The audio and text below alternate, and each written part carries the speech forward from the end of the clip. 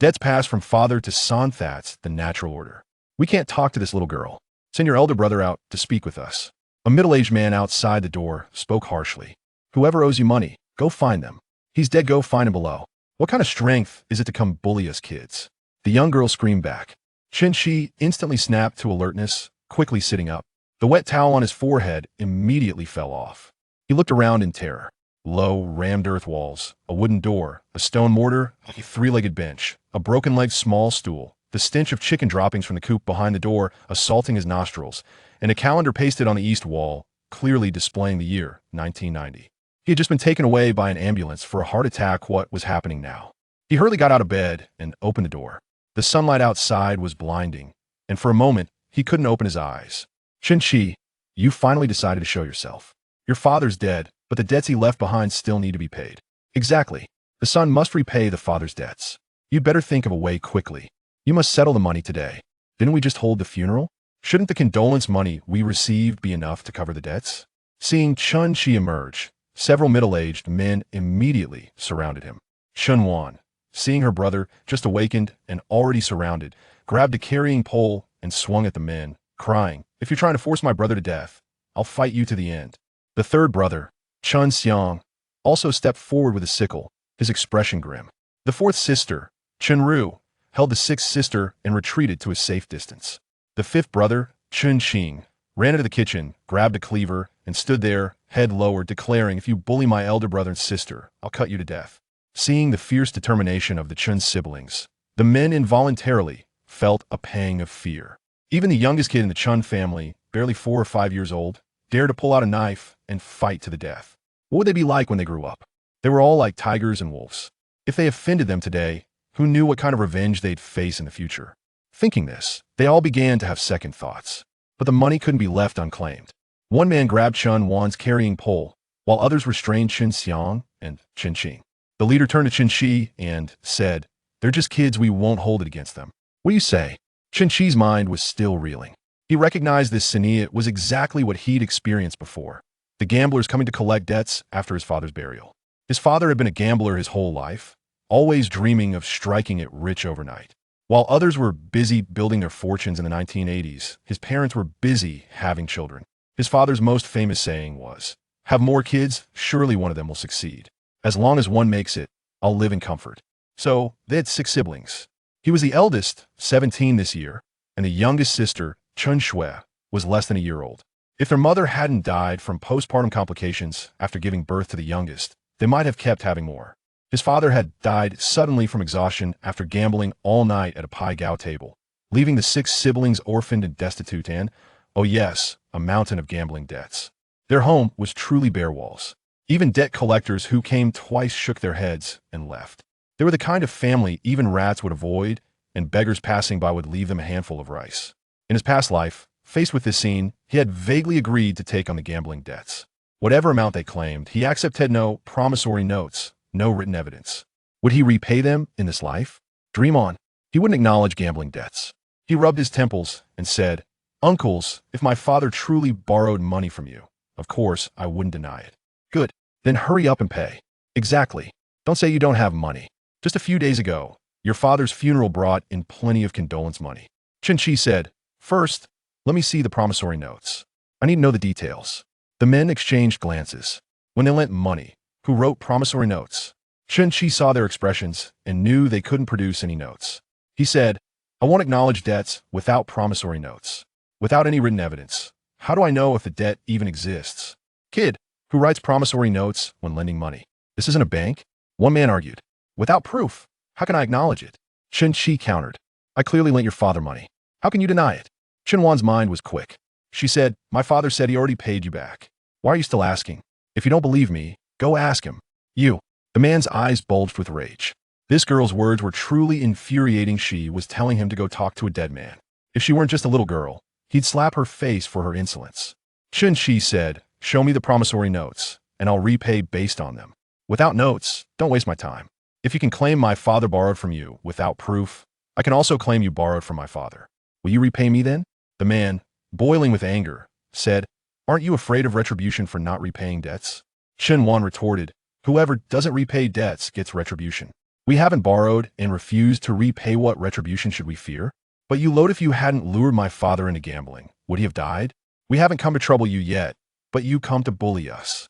Aren't you afraid my father will come to you in the night? You damn girl. The man's face turned green with rage. Why did this Chen girl have to speak so harshly? Chen Qi said, my sister's right. If you hadn't lured my father into gambling, would he have died suddenly? Everyone who was gambling with him that night bears responsibility and should compensate us. Since you uncles have come today, why don't you tell me who was there that night? I'll go to court and sue them. The men exchanged terrified glances, their hearts pounding with fear. Gambling wasn't exactly honorable, and the state cracked down hard on it. Men who gambled would even feel guilty returning home to their families, let alone face the prospect of Chen Qi reporting them. Regardless of whether the court would order compensation, if this blew up, they'd definitely face punishment. Would they be implicated? Could they end up in prison? The more they thought, the more terrified they became. One man said, I don't know about that night, but your father truly owes me 500 yuan. I know you can't pay now. I just want you to acknowledge the debt. I'll come back in 2 years. With that, he turned and left. Right? The son repays the father's debts. That's natural law. We'll come back in 2 years to collect. The others also left similar threats and followed him away. After they all left, Chen Wan dropped her carrying pole and ran to Chen Qi, crying, Elder brother, is your head feeling better? Chen Qi touched his head. Besides the pain, there was a persistent buzzing. His injury came from a fight with Shui away from the village, during which he'd hit his head on a tree and passed out. The reason? Shui Wei had defecated in the burial plot of his parents, and Chen Qi had caught him. They'd fought. Chapter 2. In this lifetime, I must not repeat the mistakes of my past. However, this is not the crux of the matter. The most significant event is that he has been reborn. Chen Qi gazed at Chen Wan, tears glimmering in his eyes, his voice hoarse as he called out, Wanner, big brother? Chen Wan looked at Chen Qi in confusion. Chen Qi suppressed the guilt and excitement in his eyes. In his previous life, their family was impoverished, and the fourth grandmother had arranged a marriage exchange for them. This arrangement, known as a marriage swap, entailed him marrying the daughter of the other party while his sister wed their son. Consequently, his brother-in-law also became his sister's husband. The matchmaker spoke sweetly, claiming that such connections would strengthen familial bonds. Yet in reality, there were underlying issues. It was difficult to find suitable brides, prompting his sister to offer herself in return for a daughter-in-law. Their family, burdened by misfortune, was bereft of parents and had many daughters, making it challenging to find families willing to establish ties. Anyone who allied themselves with them was essentially leaping into a pit of fire. The Chow family, with whom they exchanged brides, had a daughter of decent appearance, yet her demeanor was fierce, creating a living hell for him. The son of the Chow family was a hot-tempered fool, a ruffian who drove away his first wife. After marrying Chen Wan, he remained unchanged, prone to violence and drunkenness. Even during her pregnancy, he would unleash his fury upon her. It was only after the fifth brother confronted him with a knife that he finally ceased his aggression. Just as he thought of the fifth brother, the little boy rushed over. 5 years old this year, the child had evidently just been crying. Tears mixed with dust adorned his face, and he rubbed his eyes, resulting in a pair of panda-like eyes. He was oblivious to the fact that he hadn't bathed in days, exuding a foul odor that even a dog would disdain. Seeing him made Chen Qi's heart ache. In his previous life, after Chen Wan suffered more domestic violence, he could no longer endure it and sought an explanation, only to be met with a brutal assault from the father and son. Due to his status, he refrained from retaliating, ultimately leading to the fifth brother's intervention with a knife. He wielded it recklessly, warning them not to bully the innocent, asserting that even a cornered rabbit would bite. The Chow father and son sustained injuries, which prompted them to behave more submissively thereafter. However, the fifth brother faced severe consequences for his actions, serving 10 years in prison, thus obliterating his future. Chen Qi patted the fifth brother's head and then turned his gaze to the other three. Chen Xiang, the third brother, was 11 years old, still as taciturn and melancholic as he remembered, yet possessing a keen sense of cleanliness. Chen Ru, the fourth sister, was 9, a diligent little housekeeper who counted the grains of rice cooked each day, ensuring that no morsel was wasted. Whenever she cooked, Chen Qi had never truly felt satiated. The youngest, Chen Shui, had yet to celebrate her first birthday, clinging to the back of the fourth sister, timidly observing Chen Qi. Upon seeing Chen Shui, Chen Qi felt a sharp pang in his heart. This child had never been welcomed, for her mother had passed away due to postpartum complications during her birth, and the family unjustly attributed her mother's death to her. The villagers whispered that she bore a heavy fate, one that brought misfortune to her parents. This perception left her shunned by the family, with the sole exception of the fifth brother, who cherished her dearly, having lived through a lifetime. Chen Qi understood all too well that Chen Shui was the most innocent and pitiable of them all, having never experienced a single day of maternal love. She remained utterly oblivious to the events that had transpired, yet she endured the disdainful glances of her family, ultimately failing to mature, her life cut short by encephalitis. Chen Qi cradled Xiao Lu in his arms, tears welling in his eyes. He vowed that this lifetime would not mirror the last. With both parents gone, and his eldest brother as a father figure, he felt the weight of familial responsibility upon his shoulders. Take the third child and Xiao Ru to the fields to work, and let Xiao Wu and Xiao Lu accompany me, he instructed. Eldest brother, where are you headed? Chen Wan could not help but inquire. Do not concern yourself with that, Chen Qi replied. Despite her spirited nature, Chen Wan was obedient to Chen Qi's words, leading Chen Xiang and Chen Ru to the fields. Chen Qi utilized a child-carrying basket to hoist Xiao Shui onto his back. Turning to Chen Qing, he said, take a shovel and dig for earthworms. I must step out for a moment. Why dig for earthworms? Chen Qing asked, curiosity piqued. You will find out this afternoon. Chen Qi replied as he grabbed a hatchet and set off with Xiao Shui. He ventured to the back mountain to fell several bamboo stalks, returning to commence splitting the bamboo into strips. When Chen Qing returned with the earthworms and saw him working, he crouched down beside him, intrigued. Once the strips were ready, Chen Qi began to weave a basket. I can do that too, Chen Qing declared. Chen Qi handed him half of what he had started, while he began anew. Chen Wan and the others returned shortly after, with Chen Xiang appearing weary. Upon seeing them crafting, he joined in to assist. The two sisters prepared lunch. Chen Qi could not help but say, Xiao Ru, cook extra rice. Wan go pick some peppers and fry them with eggs. Add a few more eggs. And also prepare an egg custard for Xiao Lu. Eldest brother, our family is large and our resources scarce. We must conserve our food. Eggs cost 2 dimes each. We could save them to sell, Chen Ru replied. I will manage the food situation. Let us keep the eggs for now, and if there are any leftovers, we can sell them, Chen Qi asserted. Chen Ru wished to argue further, but Chen Wan interjected, get to cooking. Stop wasting time with unnecessary chatter. You are the stingiest person I have ever known. Seeing Chen Wan's ire, Chen Ru retreated, begrudgingly tending to the fire. The three brothers, along with their little sister, continued weaving baskets, while the two sisters prepared the meal. The aroma of peppers frying with eggs wafted through the air, enticing Chen Qing's little dog, who occasionally gulped in anticipation. As he wove, Chen Qi conversed with Chen Xiang. When school resumes, you must return to your studies. Do not neglect your summer assignments. Chen Xiang paused momentarily before responding with a nonchalant demeanor. I will not go. You must. Not only you, but Warner must go as well. Xiao Ru is 9 and should be attending school. Do not worry about the finances. I will find a way, Chen Qi insisted. Chen Xiang glanced at Chen Qi. His eyes filled with melancholy, yet he remained silent. Chen Qi furrowed his brow, pondering whether his younger brother was succumbing to despair. In these times, children were typically resilient. Having been raised with care and accustomed to overcoming adversity, generally, they did not succumb to depression.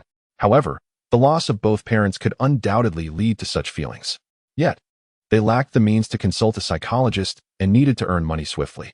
Eldest brother, it is time to eat, Chen Wan called from the doorway. Chen Qi lifted Xiao Shui, who had been playing nearby, and they made their way to the meal. He mixed a spoonful of steamed egg custard with rice to feed Xiao Shui, the little girl so thin that her bones were visible, resembling a cat being fed, as she would only take a couple of bites before refusing to eat further. Chen Qi frowned, realizing she was consuming far too little. He then offered the remaining rice to Chen Qing, who, like a little piglet, had already devoured a generous bowl of rice and was still able to consume more when mixed with the egg custard. As soon as Chen Qi lifted his bowl, Chen Qing had already finished his portion, while Chen Ru was chiding him to clean his bowl thoroughly. This boy was quite the character. One dared to speak, while the other dared to act, and indeed, he began to lick the bowl clean. Chapter 3. Earning the first bucket of gold, Chen Qi surveyed his meal, noticing the pot still contained an abundance of eggs but a scarcity of chilies. Touched by this, he set aside some chilies and distributed the remaining eggs among his sister and brother, even sharing 2 pieces with Chen Qi, who had just licked his bowl clean. "Big brother, you are the pillar of the family. You should eat more," Chen Ru remarked. Chen Qi couldn't help but chuckle. How could a 9-year-old understand what it meant to be a pillar? "I prefer chilies," he replied, settling down to eat. The chilies were so appetizing that he found himself wanting another bowl after finishing one, only to discover there was no rice left. Holding his bowl and gazing at the soaked pot, he fell silent. At just 17, he was at a crucial stage of growth. Inadequate nutrition would hinder his height. It wasn't merely about eating more, but ensuring everyone had their fill. Chen Wan playfully tapped Chen Ru on the head with her chopsticks, whispering, "Can't you add more rice?" "Big brother isn't full," Chen Ru grumbled. "With so many mouths to feed and so little grain, we must conserve our food and make it last." Chen Qi reflected on how this girl had picked up such wisdom. As he set his bowl down, Chen Ru rushed over to give him half of her rice, claiming, "I can't finish this. Just cook a bit more tonight. Don't be stingy with the rice. I'll save some room for later." He returned the rice to her, fully aware of her intentions to save some for him. Was it the little bit she set aside that he sought? No, he desired for everyone to be satisfied, and ideally, to enjoy their meals as well. After dinner, they resumed weaving cages. Chen Wan and the others came to assist. Chen Qi focused solely on the starting and finishing touches, while they handled the intricate weaving in between. As the evening grew cooler, Chen Wan led Chen Xiang and Chen Ru back to the fields. Chen Qi had crafted over 30 cages, each tapered with one end larger for easy entry but difficult exit. The smaller end was designed for placing bait. Once completed, he threaded the worms onto hooks, and darkness enveloped the surroundings. Chen Ru had prepared a large pot of thin rice porridge. However, she had only added water and no rice. Chen Qi was compelled to consume 3 bowls to satiate his hunger. After filling his stomach, he carried the cages towards the fields, where fireflies danced and frogs croaked incessantly. A gentle breeze carried a hint of coolness mingled with the rich fragrance of seedlings, creating a delightful atmosphere. Above, the Milky Way seemed to hang in the sky, as if one end were tethered to the peaks of the mountains. Chen Qi carried the cage down to the rice paddy, meticulously marking the position in his mind before taking a refreshing bath in the pond and returning home. With the thought of the loach traps occupying his mind, he awoke after a brief slumber to check on them. Upon inspection, he emptied the traps, replenished them with earthworms, and returned them to their watery abode. The catch was not limited to loaches. He also found fish, shrimp, and even snakes. Although venomous snakes were present in the area, they were rare, with the non-venomous water snake being the most common. He brought back over 20 loaches, took a short rest, and set off again. Throughout the night, he made 3 trips, and at dawn, he retrieved the traps one final time. The haul included numerous small fish and shrimp, some little crucian carp, slender fish of modest size yet plump, and large-headed yellow fish adorned with whiskers. None of the fish were substantial, with anything over a foot being considered large. Chen Qi instructed Chen Ru to prepare the fish and shrimp for lunch while he took the loaches to the market. Loaches fetched a high price in the city, but when the merchants came to collect, the price dropped to a mere 3 yuan per pound, regardless of size. After a night of hard labor, equivalent to 4 days' work, he caught a total of 15 pounds, earning 45 yuan. While the sum was not insignificant, the effort was considerable, leaving him nearly sleepless. If calculated as a daily wage, it amounted to a meager 11 yuan. With his earnings, he purchased some salt and pork, then visited the cooperative to buy milk powder in bottles. In those days, aside from fertilizers, other goods at the cooperative no longer required ration coupons. Given the prevalence of counterfeit products outside, the cooperative's offerings were significantly safer. Thus he opted for the milk powder there. After acquiring the milk powder, he visited the doctor to purchase some deworming fruit, yellow, conical, and pleasantly sweet. His younger siblings were thin and yellowing, likely harboring roundworms, and he, too, required deworming. In those times, poor hygiene was common, and it was not unusual for people to suffer from intestinal worms. Upon returning home, Chen Ru had already cleaned the fish and shrimp and was busy frying them over the fire. She was frugal with the oil, yet her skill allowed her to achieve a golden crisp on both sides. He handed her some meat and said, "Little Ru, use this for some lard to stir-fry the vegetables." Seeing the large piece of meat he brought home, Chen Ru frowned in concern and asked, "Big brother, how much did this meat cost?" "Fatty meat doesn't weigh much. This is worth 10 yuan. How much salt could that buy?" "We can survive without meat, but not without salt," Chen Qi replied. As they sat down to eat, Chen Qi noticed the slightly fishy aroma of the fish and shrimp, which dampened his appetite. Chen Ru's innate frugality was apparent. Her reluctance to use oil resulted in a more pronounced fishy flavor. However, little Wu and the others showed no disdain, eagerly digging into their bowls. It was no surprise as they rarely encountered meat. Even a simple egg was a luxury. According to Chen Ru's plan, whoever had a birthday received a boiled egg. When Chen Wan came to feed Little Six, Chen Qi said, "You go eat. I'll take care of feeding." Little Six, much like a kitten, would eat just a few bites before losing interest. Chen Qi could only advise Chen Ru to prepare a boiled egg and a pot of milk for her in the afternoon. She will learn to eat properly. Why do we still need to buy milk? Milk is so expensive. Chen Qi sighed. Here we go again. Little Ru, do not be so miserly. A hearty meal is essential for work. We do not aim to merely save on food, but rather to eat well and earn more. Do you understand? And as for little Shui, she is still under a year old and requires some milk to bolster her health. If she grows stronger, won't she fall ill less often? If she stays healthy, won't we save money? Chen Ru replied, I understand. I will cook more rice in the evening and prepare milk for little Shui in the afternoon. However, if we eat too much at night, it could lead to indigestion. Let us ensure we add rice, not just water, and from now on, we should always prepare plain rice for dinner.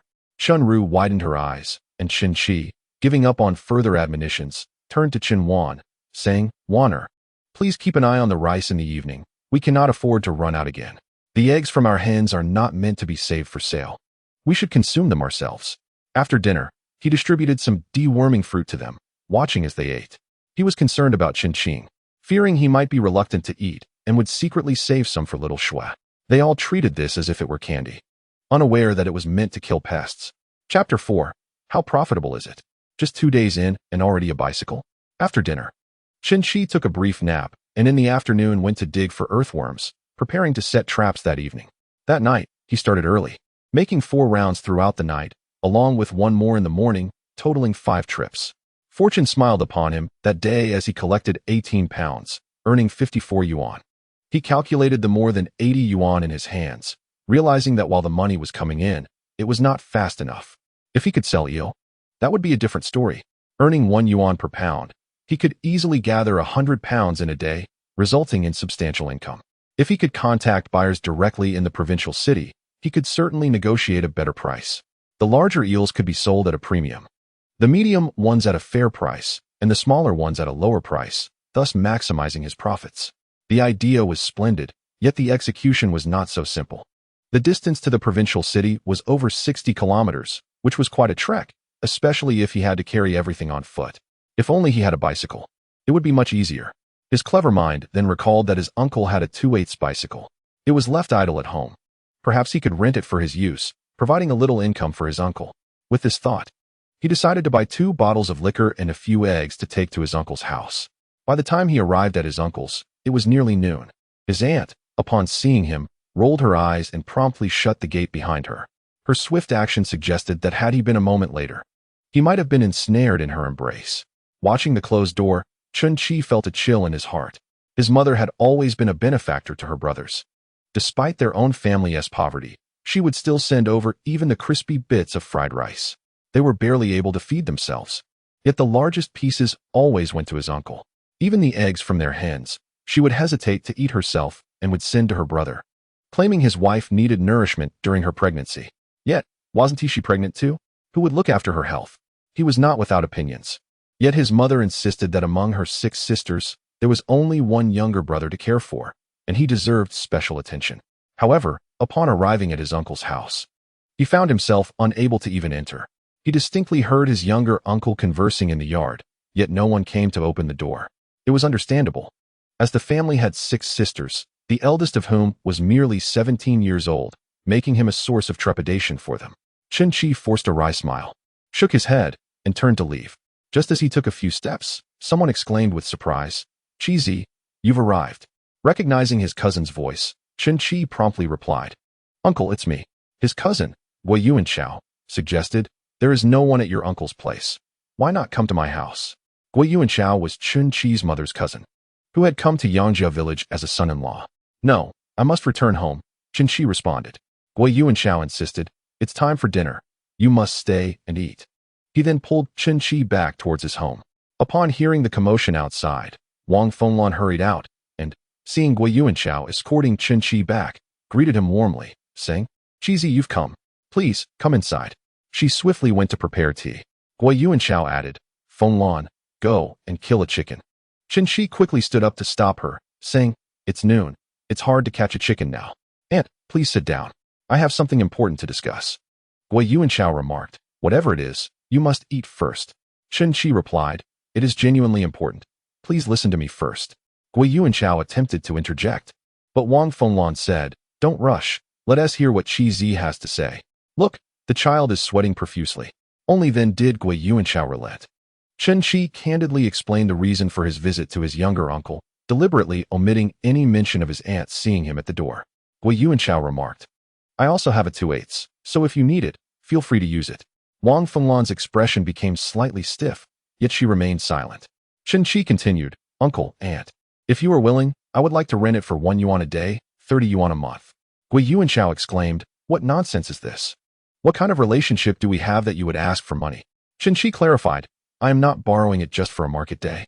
I intend to use it for making money, and it will not be just for a day or two, so it is only right that I pay." Gui Yuanchao still wanted to refuse the payment, but Wang Fenglan interjected, "If you say no money, Qizi might feel embarrassed to use it. I manage this household, so let him take it." Chen Qi's face brightened. "Very well, I will remember your kindness, uncle and aunt." Gui Yuanchao still insisted that he stay for a meal, and after leaving some gifts, he rode back home. Upon arriving, he found only Xiao Shui sitting on the ground, crying, while Chen Qi and the others were nowhere to be found. He picked Xiao Shui up, washed her face, and was about to go out to look for Chen Qi. Just then, Chen Qi returned, his face a picture of fright. Upon seeing the bicycle, his eyes lit up with excitement. He rushed to the bicycle, reached out to touch it, filled with envy. Chen Qi inquired, "Xiao Wu, where have you been? Why did you leave Xiao Shui at the door alone?" Chen Qi suddenly recalled something, his face turning sour as he said, "Elder brother, the little sister had a long worm today." Chen Qi couldn't help but laugh and asked, "What about you? Did you have one too?" "I am infested with worms. Am I destined to perish?" Chen Qi exclaimed, nearly in tears. Chen Qi swiftly reassured him, "You will not perish. Remember to wash your hands before meals and after using the restroom. Fresh fruits must also be washed before consumption. Do you understand? Otherwise, you may ingest worm eggs, leading to further infestations." Terrified, Chen Qi nodded earnestly. Chen Qi then informed him, "You should go dig for earthworms while I take Xiao Shui out for a bit." "Oh," Chen Qi responded cheerfully. As Chen Qi rode off on his bicycle with Chen Shui in tow, the villagers began to gossip. They speculated about how much profit Chen Qi and his siblings had made from selling eels, given that they had managed to purchase a bicycle in just 2 days. That very evening, some villagers came to observe how they set their eel traps. Little did they realize the hardships faced by the Chen siblings, nor did they consider leaving them any resources. Rather, they were focused on how to increase their own income. Chen Qi, of course, had no intentions of concealing his endeavors, for such a pursuit could not be hidden. Setting eel traps was no intricate skill, as long as one constructed a proper trap or purchased a ready-made one. It sufficed to dig up earthworms, bait the traps, and place them in the rice fields. Moreover, he planned to transport the eels to the provincial capital for sale, which further eliminated any reason to hide his activities. He informed the villagers that he would buy eels, offering a discount of 10 cents per pound for immediate cash, while promising a 5-cent increase for payment after 7 days. The villagers pondered who would be foolish enough to accept cash immediately, as they aimed to sell at a higher price, 5 cents above the market rate, while also fearing that Chen Qi might not pay. Aware of their thoughts, Chen Qi displayed a substantial wad of cash. Why a substantial wad? The largest denomination was 5 yuan, while the remainder consisted of smaller bills, 2 yuan, 1 yuan, and even coins of 50, 20, and 10 cents. 70 yuan was indeed a considerable sum. Chapter 5. Selling eels in the city. Why was there only a little over 70 left? Because he had purchased gifts during his visit to Yangjia village that morning. He had deliberately exchanged his money for smaller denominations to impress them. Upon seeing that Chen Qi had money and had bought a bicycle, they agreed to sell him their eels. He stated, "I need to deliver the goods to the provincial capital. I must leave by 5:30 to ensure timely delivery." He intentionally mentioned 5:30, estimating the time himself. Without a clock at home, how could he know the hour? However, others had clocks to check the time. In those days, A clock was an essential bridal dowry, just like a sewing machine, washstand, quilt, or spittoon. By claiming an early departure, he aimed to convey urgency, prompting them to collect their traps in advance. The next day, the villagers had no eels to sell him. Chen Qi set off to the provincial capital with his family's 23 pounds of eels. The distance from their home to Feiyang City was 60 kilometers, requiring over 2 hours of cycling. Thus, leaving at 5:30 would enable him to arrive around 7, without any breaks along the way. The farmer's market would be bustling with activity around 7. He meticulously divided the eels into portions, the larger ones into 7 pieces, the medium-sized ones into 6, and the smaller ones into 5. Once his stall was set up, he began to vociferously advertise his wares. At this hour, most of the patrons entering the market were elderly men and women, and upon seeing the young lad, Chen Qi, fervently selling his goods, they gathered around to witness the spectacle. Chen Qi began extolling the virtues of the eels. The Compendium of Materia Medica describes eels as beneficial for replenishing blood, enhancing energy, reducing inflammation, disinfecting, and alleviating rheumatism. Modern medicine corroborates that eel meat is rich in protein and essential lecithin. Lecithin is a vital nutrient often added to infant formula, enhancing memory in children, while also benefiting those with high blood pressure, elevated blood sugar, and gallstones by lowering lipid levels, regulating blood sugar, and dissolving stones. While one might forego pork, eel is indispensable, particularly for families with children or expectant mothers who should purchase eels to bolster their nutrition. The elderly should also consider supplementing their diets with eels, as traditional Chinese medicine advocates for the integration of food and medicine, emphasizing the manifold benefits of consuming eels. However, those suffering from spleen deficiency or dysentery should avoid them. He insisted that customers should purchase live eels. His eloquent pitch suggested that a single eel could cure a multitude of ailments. Some were drawn in by the promise of lowered blood pressure and dissolved gallstones, while others were captivated by the potential for improved memory. Regardless of efficacy, they reasoned it prudent to buy and try. Although the price was significantly higher than pork, they began to make their purchases. He had brought only 23 pounds of eels, which sold out swiftly. He weighed generously, adding an extra pound and rounding off some change, ultimately earning 129 yuan. By the time he finished selling the eels, it was just past 8 o'clock. He treated himself to 4 large meat buns and a bowl of beef soup, preparing to return home. Yet, a thought struck him. Having come this far, he couldn't return empty-handed. Thus, he decided to visit the Chenghuang Temple, a wholesale market where goods were affordably priced. Reflecting on universally needed items, he considered essentials like salt, shampoo, soap, toilet paper, and toothpaste. Ultimately, he resolved to purchase bulk toilet paper. Many women, still hesitant to use sanitary pads, predominantly relied on toilet paper, suggesting a higher demand. He inquired with the vendor, "How much for this paper?" 2 yuan per pack, the vendor replied. Chen Qi countered, "I intend to purchase for resale. Could you offer me a discount?" The vendor asked, "How many do you need?" With 180 yuan in hand, Chen Qi remarked, "I require a substantial quantity for my rural sales. If I profit, I will return for more." The vendor, Mr. Zhu, recognized Chen Qi's youthful composure and determination. Sensing his potential for greatness, wishing to foster a good relationship, he agreed, "Very well, I will sell them to you at 1.5 yuan per pack. But keep this confidential. From now on, come to me for your supplies." Chen Qi promptly expressed his gratitude, stating, "You are my benefactor. Should I achieve success in the future, I shall not forget your kindness." Upon hearing his words, Boss Zhu was filled with delight. After all, even at $1.50 per pack, he still stood to gain, albeit the extent of profit was a matter of consideration. Nevertheless, a fortuitous opportunity had indeed materialized. Chen Qi converted all $180 from his pocket into paper, totaling 120 packs.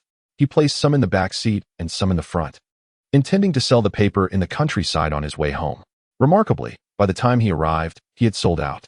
The same paper, which was sold at $2.50 at the market, he offered at $2. The discerning eyes of the public discerned the value.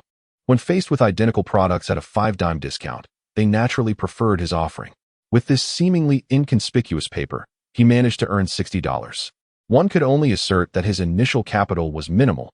Had he possessed more, he could have procured a greater quantity at once. This bicycle could easily carry 200 to 300 pounds without issue, though the bulkiness of toilet paper might limit space, yet it could accommodate 200 packs. That evening, he counted his earnings, totaling $230. He intentionally counted the money in front of his younger siblings, hoping to reassure them of his ability to support their education. Indeed, their eyes sparkled with admiration, gazing at him with reverence. Even the typically brooding and taciturn third brother displayed a hint of newfound warmth. The following day, at 4:30 in the morning, before dawn had broken, Chen Qi set out to collect yellow eels. The villagers were aware that the eels were destined for the provincial city, prompting them to gather early from the fields. Chen Xiang assisted with the bookkeeping, noting down the weights of those who opted for immediate cash, while keeping track of those who would settle their debts in 7 days. The collective effort yielded a haul of over 100 pounds of yellow eels.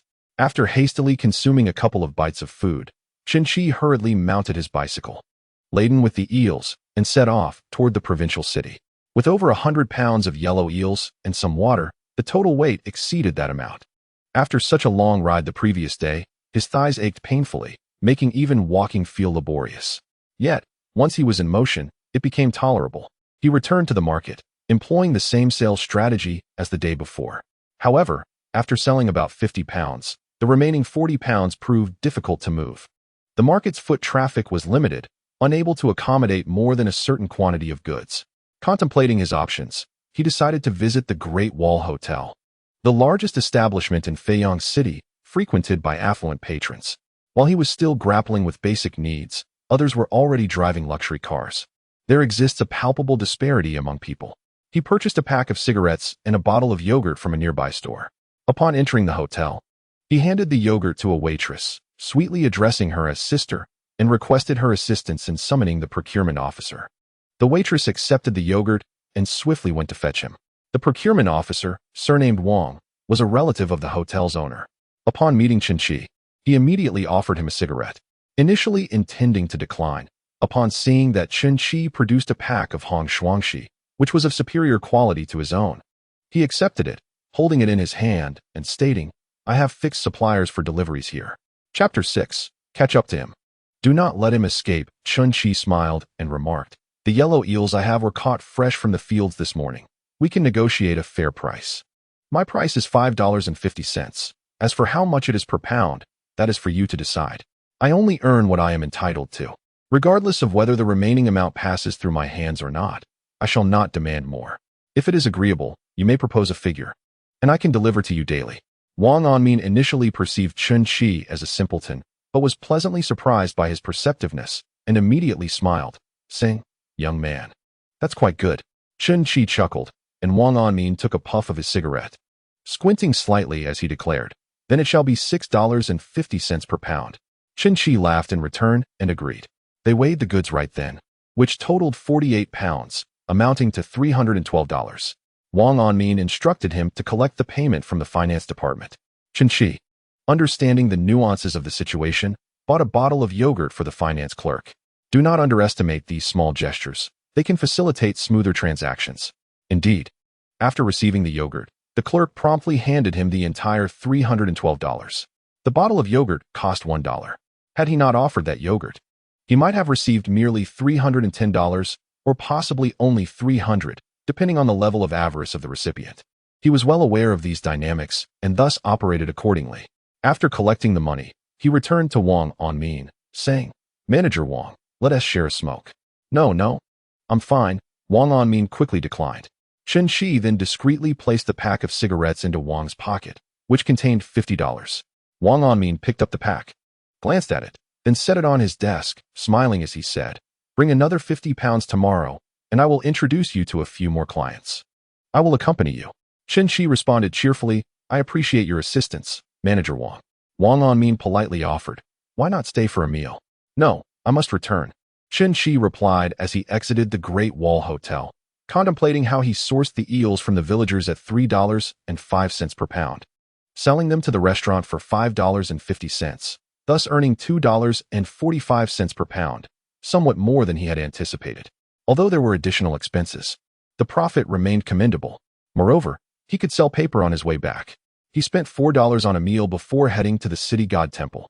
There, he found Boss Zhu, who sold paper, and this time he purchased $200 worth, selling as he walked. Today, he ventured into an additional village, returning home just as dusk approached. By the end of the evening, Chen Qi counted a total of $936, leaving Chen Wan and the others astonished.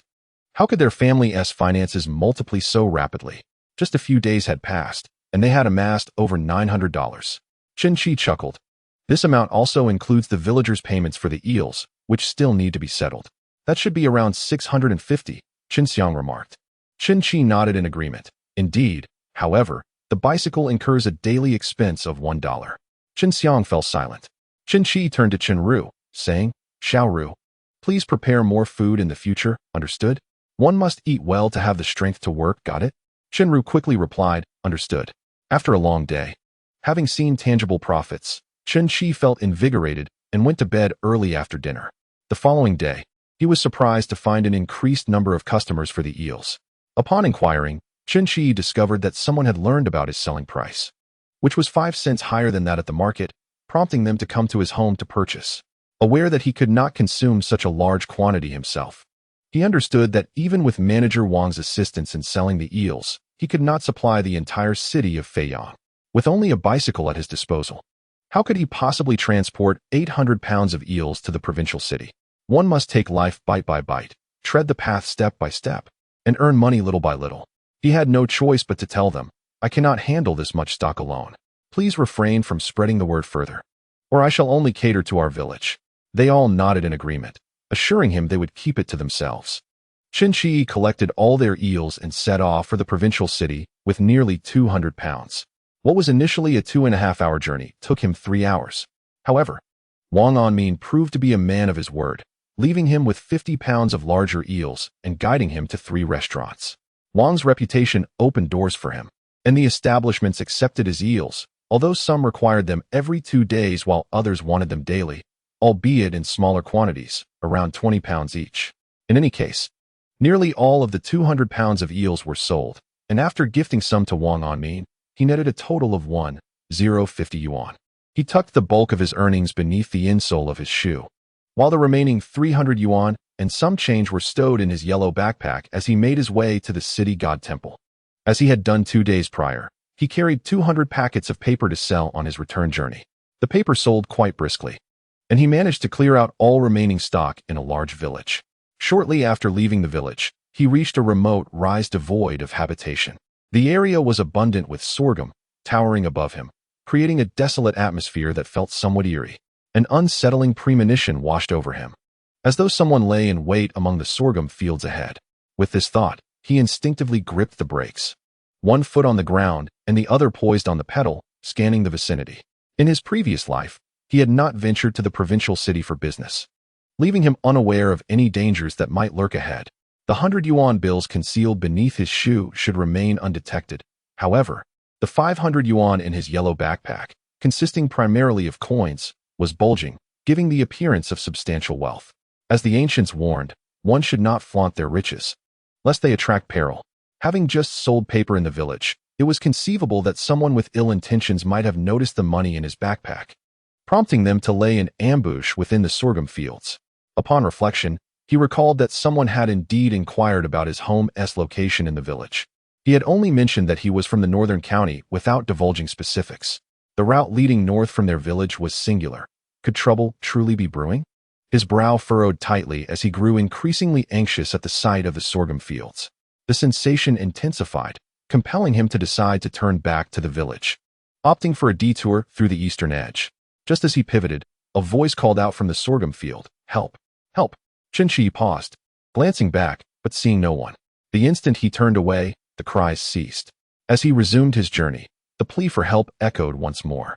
Such a blatant attempt to ensnare him left no room for Chen Qi to fall into their trap. With a loud shout, he exclaimed, "Wait, I will return with reinforcements." As he spoke, he activated his speed, propelling himself forward like a whirlwind. The 2 young men hidden among the sorghum fields, realizing he was not easily deceived, immediately pursued him. Following closely behind were 2 others, who had devised this ambush on a whim. They had planned to surround Chen Qi from both sides after luring him into their trap. However, they had not anticipated his keen vigilance. As he did not venture into the sorghum at all, the pursuers shouted, "Catch him, do not let him escape."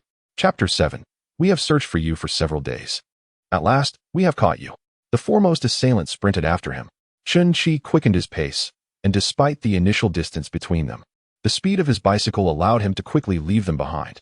Upon returning to the village, the ambushers abandoned their chase. For even their audacity did not extend to robbing someone in front of so many villagers. Yet, Chen Qi dared not linger in the village. He took a detour to the east. The world outside was chaotic, with some villages plagued by gang crimes, compelling him to remain vigilant. Fortunately, he encountered no peril, though the detour was longer. By the time he arrived home, night had already fallen. Noticing his troubled expression, Chen Wan inquired, "Elder brother, what is wrong?" "Nothing. Just count the money," Chen Qi replied, emptying his pockets for his sisters to tally. The moments spent counting money were their happiest. Chen Xiang remarked, "Let's buy a bicycle, and I will accompany you." Chen Qi responded, "No, you should help take care of the farm. Focus on your summer assignments, as school will resume soon. Wan and Xiaoru must also attend school." "I do not wish to go," Chen Wan declared. "What do you plan to do if you do not attend school?" "The family cannot support you for a lifetime. One day, you will marry. Are you not aware of our family's circumstances? Can marriage guarantee that you will never be bullied again? Does schooling offer such assurance?" Chen Wan's face flushed at the mention of marriage, whether from shyness or embarrassment. He could not tell. Attending university will broaden your horizons and provide you with more choices. What if you choose not to pursue your education? You will have no options at all. Are you not aware of our family's standing? Would decent families wish to connect with us? Reflecting on Chen Wan's past experiences, Chen Qi's emotions surged. Chen Wan fell silent. Chen Qi continued, "Our family cannot afford ignorance. Our business will grow, and if you remain illiterate, you will be of no assistance to me. Will everything fall on my shoulders?" Chen Xiang also became quiet. Chen Qing hurriedly added, "Elder brother, when I grow up, I will attend school, aim for a perfect score, and return with awards." Chen Wan shot him a glare. Chen Qi took a bite of rice and ceased speaking. Chen Wan and the others began to organize and count the money. Chen Qi overheard them say they had a total of 135, and with the money from home, they now possessed 2,071 yuan. He calculated the expenses he had incurred and was astonished to discover that Chen Wan and her companions had not spent a single penny at home. He distributed 10 yuan to each of them, allowing them to save it for whatever liquor they desired. This delighted Chen Wan and her sisters immensely. Chun Ru carefully tucked the money beneath the quilt, her smile blossoming like a flower. Though, I must say, this flower bore a hint of darkness.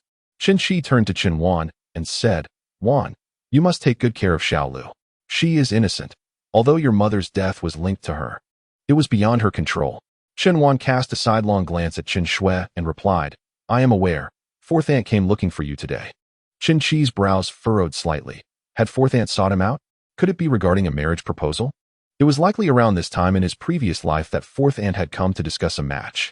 Though her intentions were good, she had unwittingly pushed Wan into a dire situation, ultimately involving Lao Wu as well. He inquired, "What did she say?" "Nothing," Chen Wan replied. Chen Qi surmised that it was indeed about the marriage proposal. What had she said back then? That families like theirs would not wish to marry off their daughters. Nor would anyone desire to wed Wan, for such a union would be a burden. The Chow family, however, did not mind.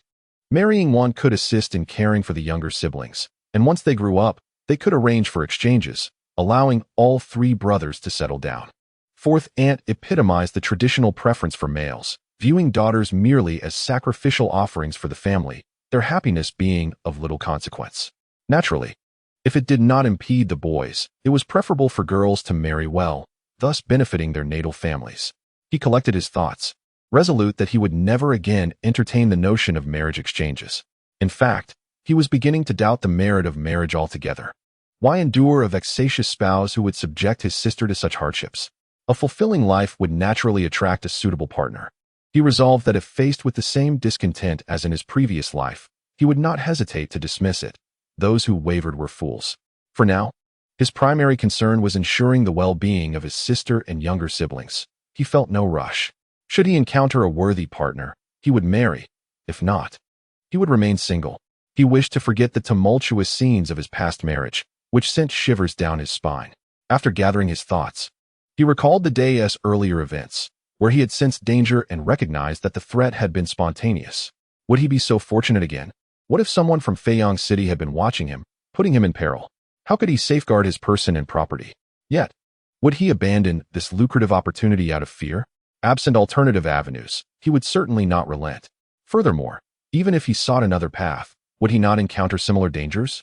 It was unwise to let fear dictate his actions. Preparedness was of utmost importance. After much contemplation, he resolved to carry a weapon for self-defense. The following day, upon arriving in Feyang City, he purchased a watermelon knife to wear at his waist and placed a steel rod on his bicycle. At the end of the day, he deposited the money earned directly into the bank. By carrying less cash on him, he diminished his risk considerably. Yet, despite this, trouble still came knocking at his door. After enjoying several peaceful days, Chen Qi was almost overwhelmed by the profits he was making, even contemplating the purchase of a motorcycle. However, he feared that great fortune might draw unwanted attention. In a previous life, someone from his village had raised fish in the early 2000s and earned over 50,000 in a year. This individual boasted to anyone who would listen about the lucrative nature of his fish pond. However, the following year, just as the fish were nearing maturity, someone poisoned the pond, and overnight, all his fish turned belly up. Human nature is exceedingly complex. When people are impoverished, others look down upon them, and when they prosper, jealousy ensues.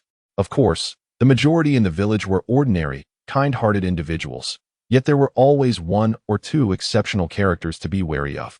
While others might not offer assistance, it is all too easy for them to sabotage one's endeavors. Thus, it is prudent to accumulate wealth discreetly, keeping one's financial successes hidden. On this particular day, after selling some eels, he was en route to the city god temple when he was cornered in a narrow alley. 3 individuals blocked his path ahead, while 3 others approached from behind. As they squeezed him into the alley, one person shouted, "That's the guy? We've been looking for you for days, and we've finally caught you." Another shouted as he rushed toward Chen Qi. Sensing the hostility in their approach, Chen Qi swiftly leaned his bicycle against the wall, drawing a steel rod in one hand and a watermelon knife in the other, advancing towards the leader of the group. Chapter 8. The reckless fear the unyielding fear the desperate. To capture a thief, one must first seize the kingpin. The assailants were clearly taken aback by Chen Qi's unexpected armament, momentarily stunned. However, the arrow was already nocked, and they had no choice but to release it. They quickly surrounded him, attempting to disarm him.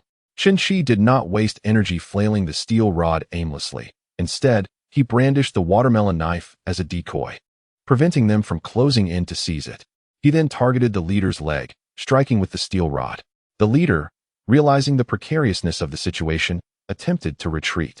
But the confined space of the alley left his comrades unable to evade in time, and the steel rod struck his thigh. He let out a cry and collapsed to the ground, clutching his leg. Simultaneously, Chen Qi fended off the 3 attackers to his left with his knife. But the one on the right, a yellow-haired ruffian, seized the opportunity and landed a punch squarely on his face. Dazed from the blow, Chen Qi nevertheless swung his knife wildly. The yellow-haired thug was unable to dodge in time, receiving a deep cut on his arm, blood immediately oozing forth. At that moment, Chen Qi's mind was devoid of thought, fixated solely on one objective. He must prevail. Thus, he wielded the steel rod mercilessly, and when he regained his senses, he saw the yellow-haired thug crumple to the ground. Only then did a sliver of rationality return, accompanied by a flicker of fear. Surely he isn't dead? In these times, conflicts among those in the underworld were often resolved through brutal means. If no lives were lost, there was little chance of police intervention. However, once a death occurred, complications ensued. Hence, the one capable of victory held dominion over the discourse. If he allowed himself to be subdued this time, he would never have the chance to rise again. Chen Qi was acutely aware of this unwritten rule, which compelled him to confront them head-on. Chen Qi felt somewhat dazed, and the others stood frozen in shock. They all wished to flee, yet their legs seemed unresponsive. These petty thugs, though prone to causing troubles, had never taken a life. Chen Qi was torn, yearning to escape, yet reluctant to leave. If that person were to perish, fleeing would be the wisest choice. In an age devoid of surveillance, escape was relatively effortless. However, once he fled, his home would be left unattended. Should Huang Mao survive, he could establish himself in Feyang City. With a resolute heart, he closed his eyes, gripped his knife, and strode to the left, declaring, "One is enough to break even, but 2 would yield profit. If you refuse to let me be at ease, I shall take you down with me." Upon hearing these fierce words, the 3 men trembled in fear, pleading for mercy. At that moment, the leader of the group regained his composure and hastily interjected, "Spare us, spare us. My brother's life is still at stake. Chen Qi halted. Turning to face him, Fong San implored, we bear no grudges from the past, nor animosity in the present. Please, cease this conflict, I concede. If there are no past grievances nor current enmities, then why do you strike me? Chen Qi spat a mouthful of bloodied saliva. Is it not because you encroached upon Zhang Shulin's business? He has long instructed us to keep an eye on you, and we have followed you for many days, waiting for this opportunity. Our intention was merely to teach you a lesson, to dissuade you from delivering eels to the Great Wall Hotel. Who could have foreseen your ferocity? Fong San, now gripped by fear, momentarily forgot his pain. He had never encountered someone so reckless. It is said that those who are bold fear the reckless, and the reckless fear those who are fearless. They valued their lives too much to truly gamble with them.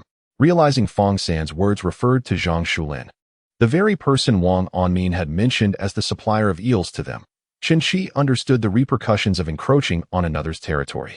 He anticipated retaliation but did not expect it to be so immediate. At this moment, Huang Mao slowly regained consciousness, momentarily unsure whether to touch his head or his arm. Chen Qi glanced at Huang Mao and instructed Fong San, return to Zhang Shulin and inform him that I shall not expand my eel business further. He should refrain from troubling me.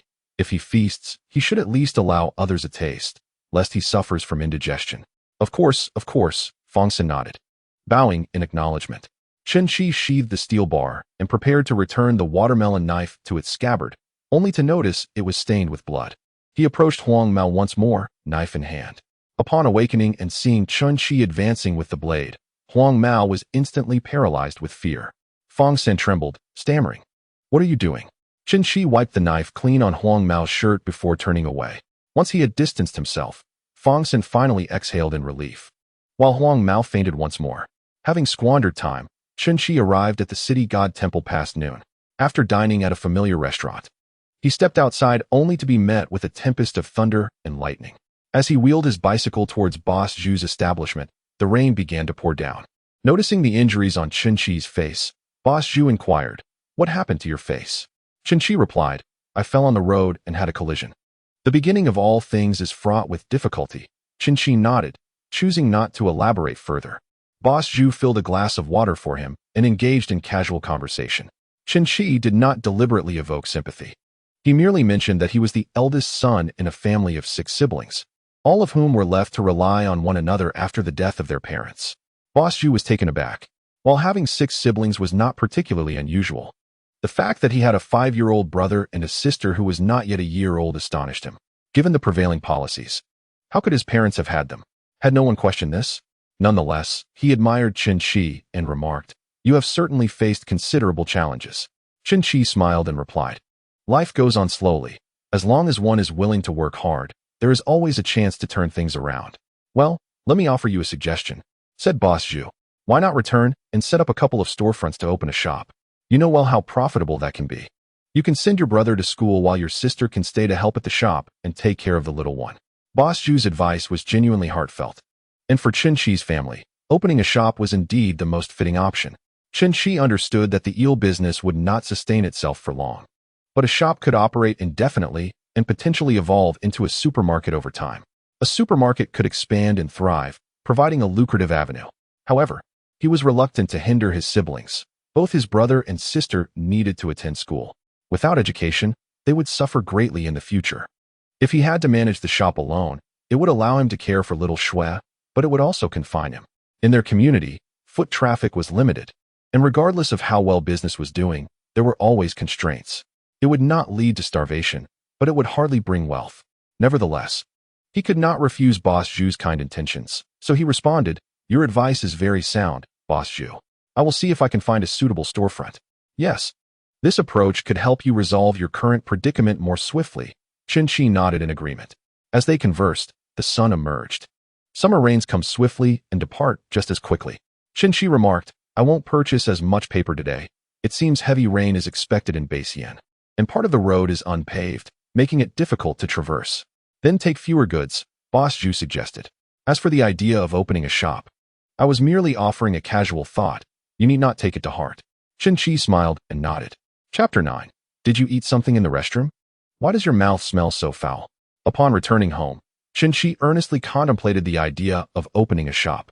Times had changed considerably from earlier years when everyone had to rely on supply and marketing cooperatives to purchase goods during an era of material scarcity, often requiring ration tickets.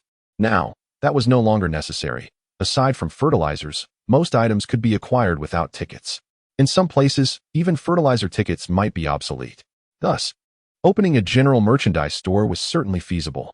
If he could find someone to help manage the shop, many problems could be resolved. Moreover, Boss Zhu was willing to supply him, so all he needed was to locate a suitable storefront. If he could not find a storefront, that too was manageable. He could emulate the local veterinarian and construct a small structure using some wooden planks over a ditch. With a bit more effort, he could even bring in bricks to improve the area by the ditch and cover it with a few floorboards to create a couple of small tile-roofed rooms.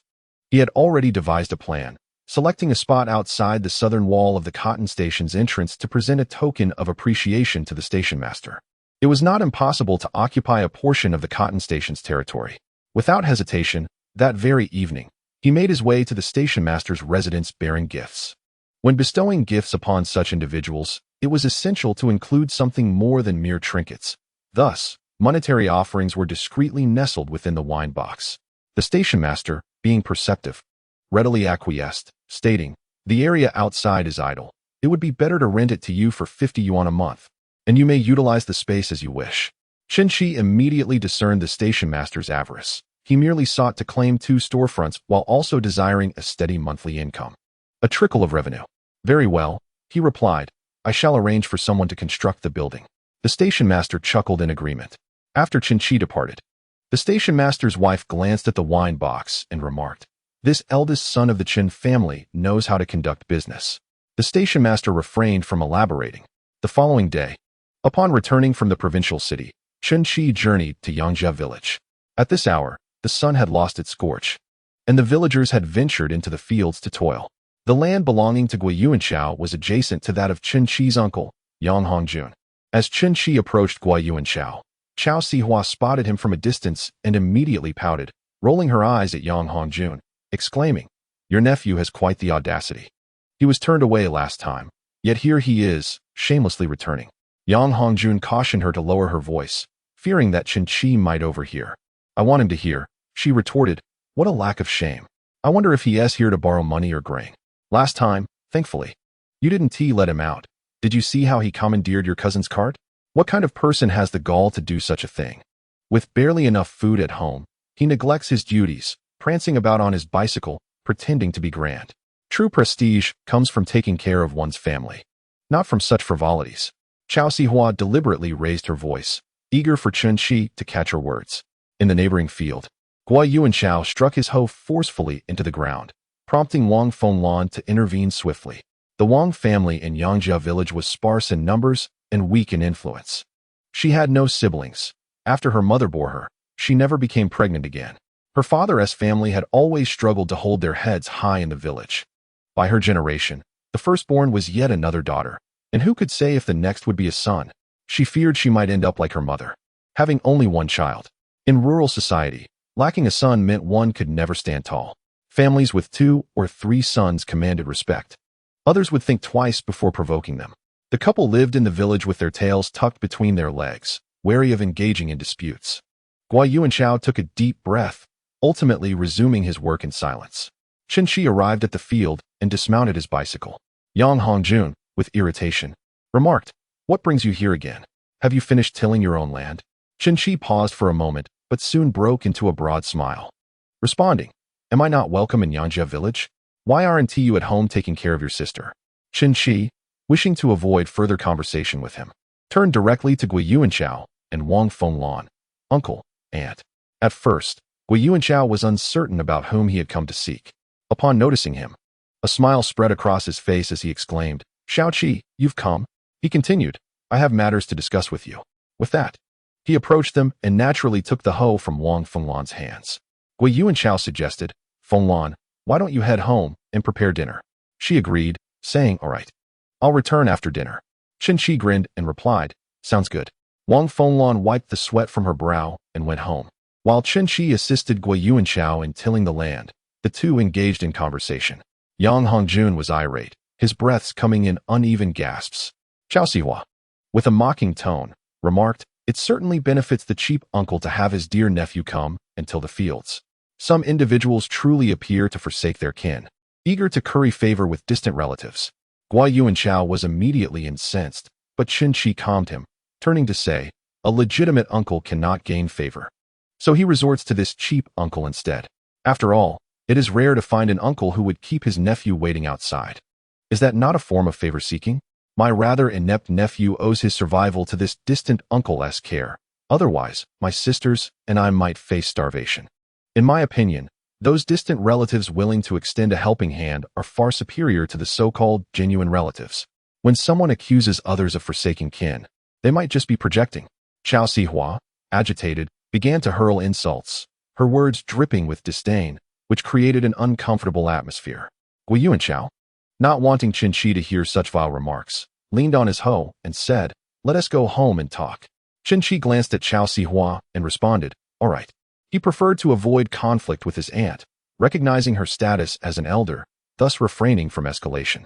As they both shouldered their hoes to return home, Xiao Sihua, feeling overlooked, intensified her vitriol.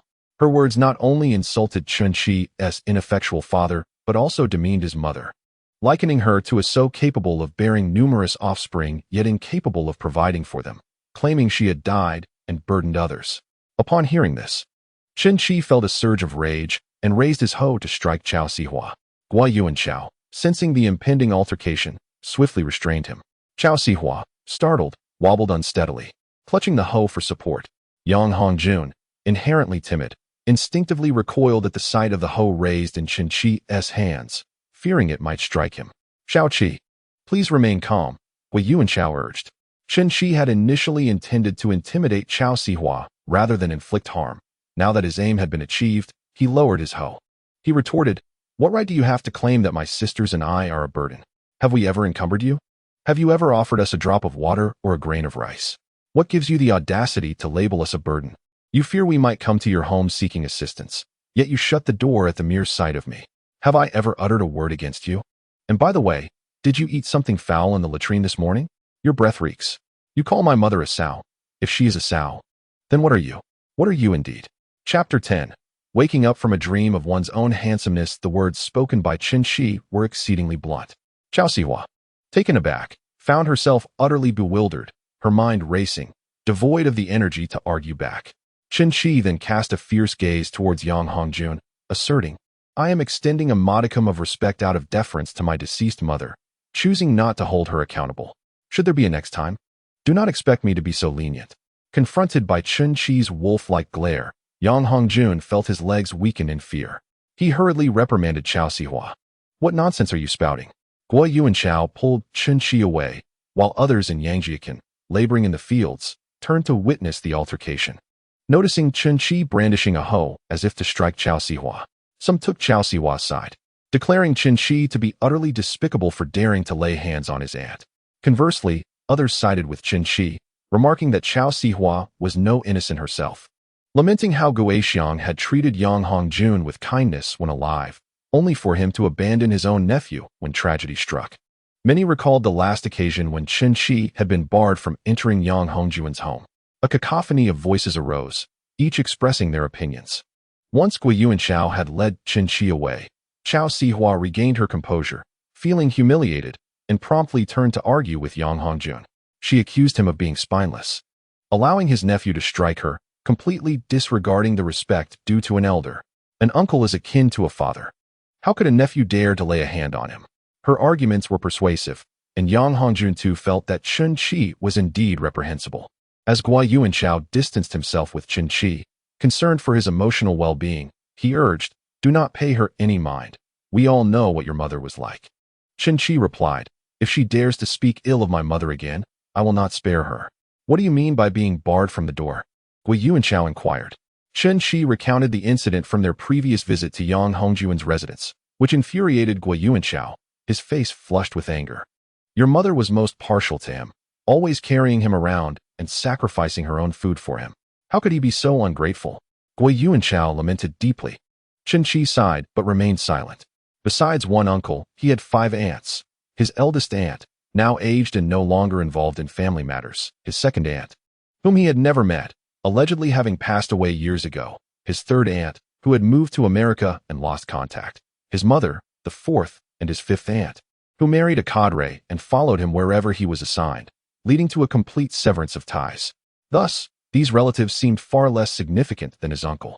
He had occasionally heard his grandmother lamenting that his mother should have wed Gui Yuanchao instead, as it would have strengthened familial bonds.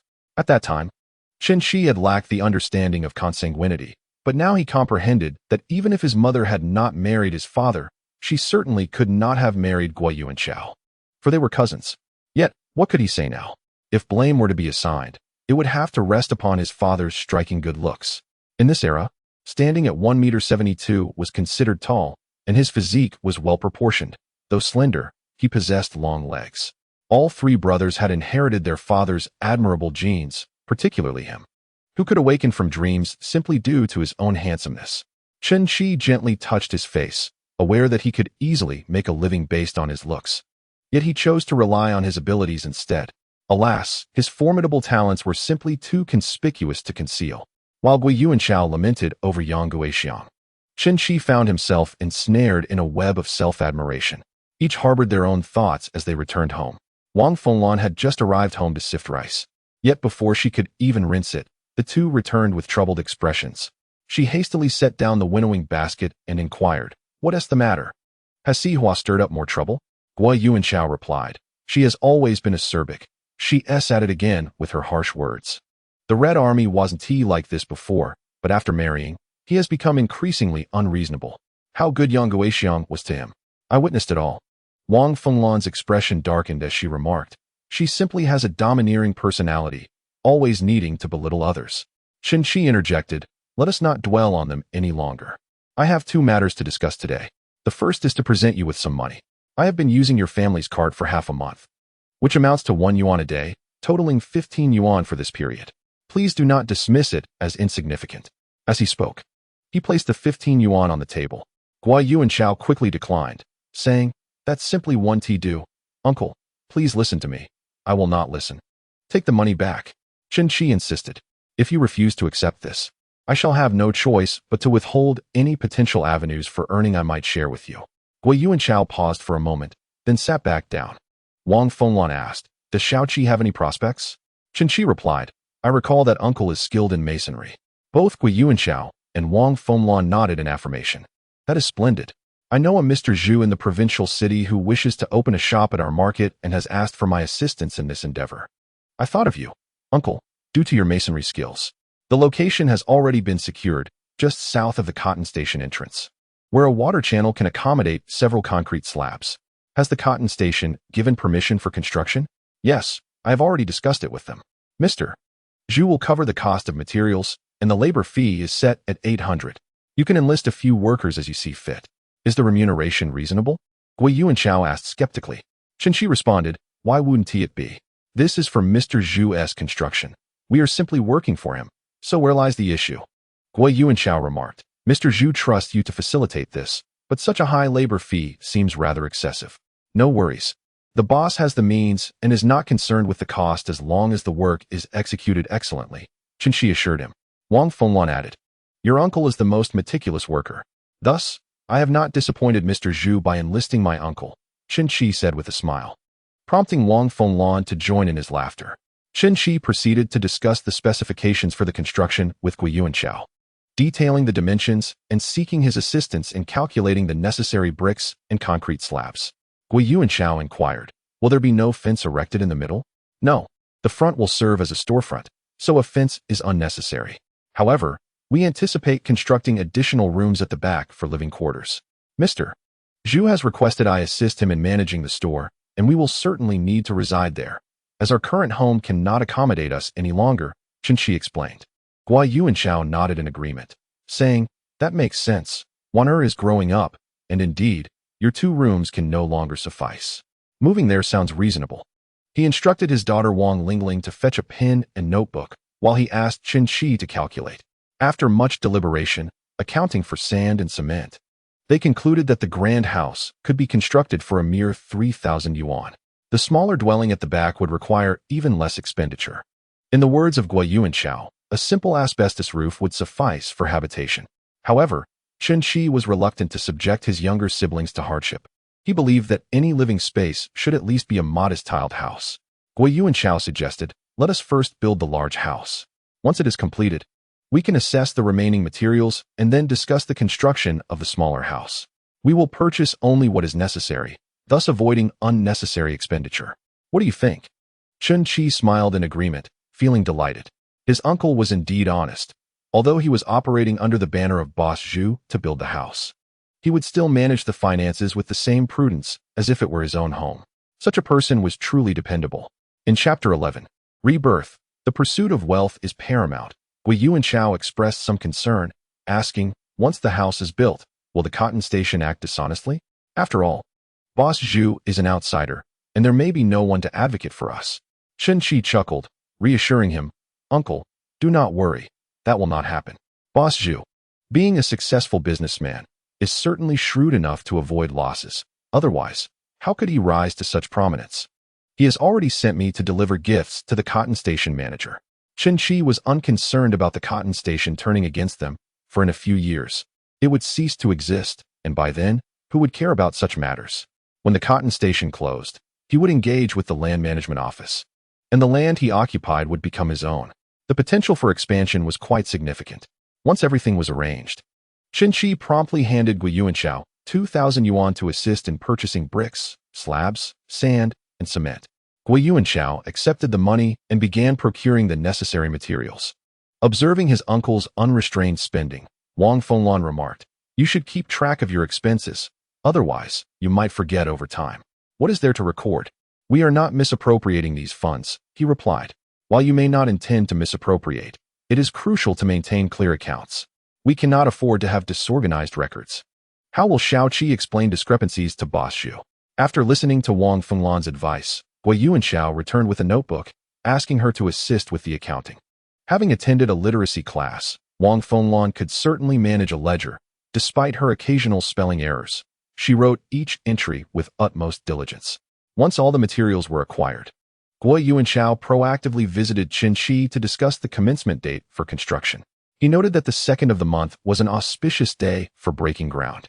Chen Qi was surprised that his uncle had procured everything in just 3 days. The speed was remarkable. He replied, you may choose the date. As long as the house is built well. Guo Yuanchao inquired, will Boss Zhu come to inspect? I will ask him if he has the time, but I suspect he is quite busy. He is in wholesale and has many customers every day, Chen Qi explained. 3,000 to 5,000 yuan for building a house is hardly significant to him. Guo Yuanchao remarked, it is always better to inquire. And I have kept a record of the items I purchased. You should take a look to have a clear understanding, so that when Boss Zhu asks you, you won't be at a loss for words. As he spoke, he handed the ledger to Chen Qi. Chen Qi was quite taken aback. He had not anticipated that his uncle and aunt had maintained such records. He casually flipped through the pages and inquired, did Auntie record this? Yes. Your aunt is concerned that her expenditures might not add up, hence she has kept track, Guo Yuanchao replied. Chen Qi suddenly chuckled, saying, Auntie is meticulous. I shall speak with Boss Zhu about it tomorrow. Very well, Guo Yuanchao said, and then he returned home. Chen Qi was filled with joy. He had been pondering who to enlist for assistance in opening a shop. The 4th aunt was indeed quite capable, though she was illiterate. As fate would have it, his aunt had come to him. She was practical and straightforward, distinguishing clearly between right and wrong. Having made up his mind, he picked up his little sister and began to play with her. Recently, Xiao Xue had been dewormed and was eating more, and with the addition of milk, her face had become quite plump. Not only Xiao Xue's face was fuller, all the sisters appeared to have gained a bit of weight, most notably the 5th brother. He was robust and energetic, looking particularly sturdy. However, Chen Qi's brow furrowed again. The siblings were dressed in tattered clothing. The 5th brother climbed about, his clothes already torn. He intended to wait for Chen Wan to return to discuss taking the 3rd brother, Xiaoru, and the others to the market for new clothes, when the 4th aunt arrived. Lin Yinji, seeing Chen Qi at home, smiled and said, Little Qi, you have returned. I have visited your home several times, but have not seen you. You seem to be quite busy. Upon seeing Lin Yinji, Chen Qi recalled what one had mentioned, suspecting she had come to discuss a match. He responded politely, I have indeed been rather busy, Auntie. Please, come inside. Lin Yinji replied, I won't trouble you to sit inside. I have a matter to discuss with you. What is it? He asked. I have found a suitable match for you. The other party is not concerned with money or property. As long as the person is not foolish or incompetent, she said with a smile. Chen Qi was not the least bit surprised. Her words echoed those from a previous life. He queried, how can it be so fortuitous? They seek nothing in return? My own uncle hastens to close the door when he sees me, fearing I might bring misfortune upon him. What family would dare to forge a connection with ours? It is the Chao family from Dayang, and as luck would have it, they have only 2 daughters, of an age similar to yours. The young lady has expressed her desire to marry you, and your wand can correspondingly be given to them in exchange, a perfect arrangement. I know the girl from the Chao family. She is quite beautiful and is very capable, maintaining a tidy household and knowing how to manage a household well. As Li Nianji spoke of Chao Shiqin, her eyes sparkled with delight. Upon hearing her mention the girl from the Chao family, Chen Qi involuntarily recalled painful memories from long ago. Although Chao Shiqin was indeed attractive, she could hardly be deemed virtuous. She was exceedingly assertive, managing everything from the airways to the sewers. At the slightest discontent, she would create a scene, threatening to ingest pesticide. Each time, she wielded the pesticide bottle to frighten others, turning herself into a subject of ridicule throughout the village. Later, after moving to the city, she ceased her demands for medication, but instead began to threaten to leap from heights. The police had visited their residence countless times. Each occasion, she resorted to the ultimate act of desperation to compel him to capitulate, leaving him utterly drained. Beyond her suicidal tendencies, she would voice her grievances, lamenting that he was less capable and affluent than others. Eventually, after he toiled diligently and acquired wealth, she continued her outbursts, complaining that he refused to dedicate time to her. She fancied herself a radiant sun, insisting that the entire universe revolve around her. The more she protested, the less inclined he became, and the more strained their domestic life grew. This discord only fueled her unrest, plunging their days into a dismal and inescapable cycle. Each day unfolded like a scene from a purgatorial nightmare. One instance stood out vividly in his memory. He had driven to fetch his boss, a woman accompanied by her assistant. Yet she seemed blind to the context, fixating on his act of assisting his boss with her bag and opening her car door, concluding that he must be unfaithful. In a dramatic display, she stormed into his workplace, brandishing a banner accusing him of infidelity. As a result, he lost his job. Returning home in despair, she continued her tirade, disregarding his attempts at explanation, insisting on climbing to the rooftop to threaten her life. He felt himself on the brink of madness, trapped in a stifling existence with no end in sight. In a moment of lost control, he grasped her hand and pulled her back into their room, contemplating violence. Yet, the raised hand ultimately did not descend. Instead, she tearfully demanded a divorce. He readily acquiesced, willingly drafting a divorce agreement, seeking nothing but liberation from the torment she had caused him. Surprisingly, she refused to proceed with the divorce, and thereafter, her disturbances ceased. Nevertheless, the shadows of their past lingered, leaving him with profound psychological scars. What purpose did a wife serve? Marrying such a woman seemed less desirable than remaining single. In this new life, his priority was to amass wealth. Chapter 12. The young girl is a seed of grass. He withdrew from his thoughts and addressed Li Nianji, fourth aunt. I have heard that her brother is older and has a difficult temperament. Li Nianji replied. He is indeed a few years older than Wanner. Just a few? He inquired. I heard he was previously married. Oh, child, if that were the case, would he seek a connection with our family? Li Nianji remarked. Wanner is a girl, and a girl's fate is like grass. Wherever it is sown, it takes root. In fertile soil, life is easier, but on the road, it is trampled upon. This is the fate of young women, she explained. Chen Qi felt speechless. Fourth aunt's bias towards sons over daughters was deeply entrenched, likely a product of her own upbringing, perpetuating such flawed beliefs. That cannot be. I cannot push my sister into a pit of fire, he asserted. What are you saying? Child, what if he treasures Wanner? If that man's ex-wife has departed, surely he would seek a worthy companion. In a few years, if Wanner bears him a son, wouldn't he the Chao family cherish her? Chen Qi recalled Chun Wan's past experiences. She had given birth to a son, but who truly cherished her? The Chao family had merely continued to mistreat her. His identity was indeed awkward. He was both a member of Wanner's family and a son-in-law of the Chao family, making it inappropriate for him to confront his brother-in-law and father-in-law. The third son had always been melancholic. his frail physique and extensive reading lending him the feeling of a scholar facing an army when confronted by the Chao father and son. Ultimately, it was the fifth brother who proved to be more resolute, demonstrating that even a rogue could be of some utility. Chen Qi collected his thoughts and declared, "No, Chao Shiwan is unworthy of our honor. Moreover, Wanner has school to attend in the autumn, and she must prepare for university." Li Nianji appeared as if she had seen a ghost, exclaiming, "Qizi, it is easy for you to say. Education requires a substantial amount of money. You have 6 siblings. Can you support them all? Providing for their food and clothing is already a considerable burden, so do not indulge in such lofty aspirations. As girls grow, they often belong to other families. Supporting the 3rd and 5th brothers in their studies is one thing, but what of Xiao Ru and Xiao Shui? The weight of such responsibility is immense. Do not set your sights too high. Your true accomplishment lies in raising your younger siblings. Child, do not dwell on such thoughts." Chen Qi understood that the 4th aunt was concerned for him, hence he bore no ill feelings towards her. "4th aunt, I speak the truth. Wanner will be a university student, and she must marry someone who treats her well, someone from a good family."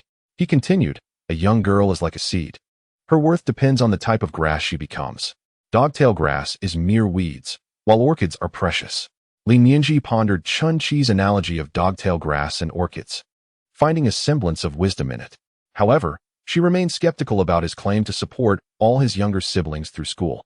Was it truly so easy to raise a university student? Her 3 daughters had only attended elementary school before ceasing their education to fully support their son's schooling. What purpose did it serve for a girl to pursue extensive studies? After all, would they not eventually be at home raising children? Chen Wan, who had been listening quietly, felt relieved upon hearing her brother's words. Fearing that the 4th aunt might persuade her brother otherwise, she approached and said, "4th aunt, my brother has promised to send us all to school. He can certainly achieve this. In due course, both I and the 4th and 5th brothers will be attending school. And if you could help us care for our little sister, it would indeed be a great assistance."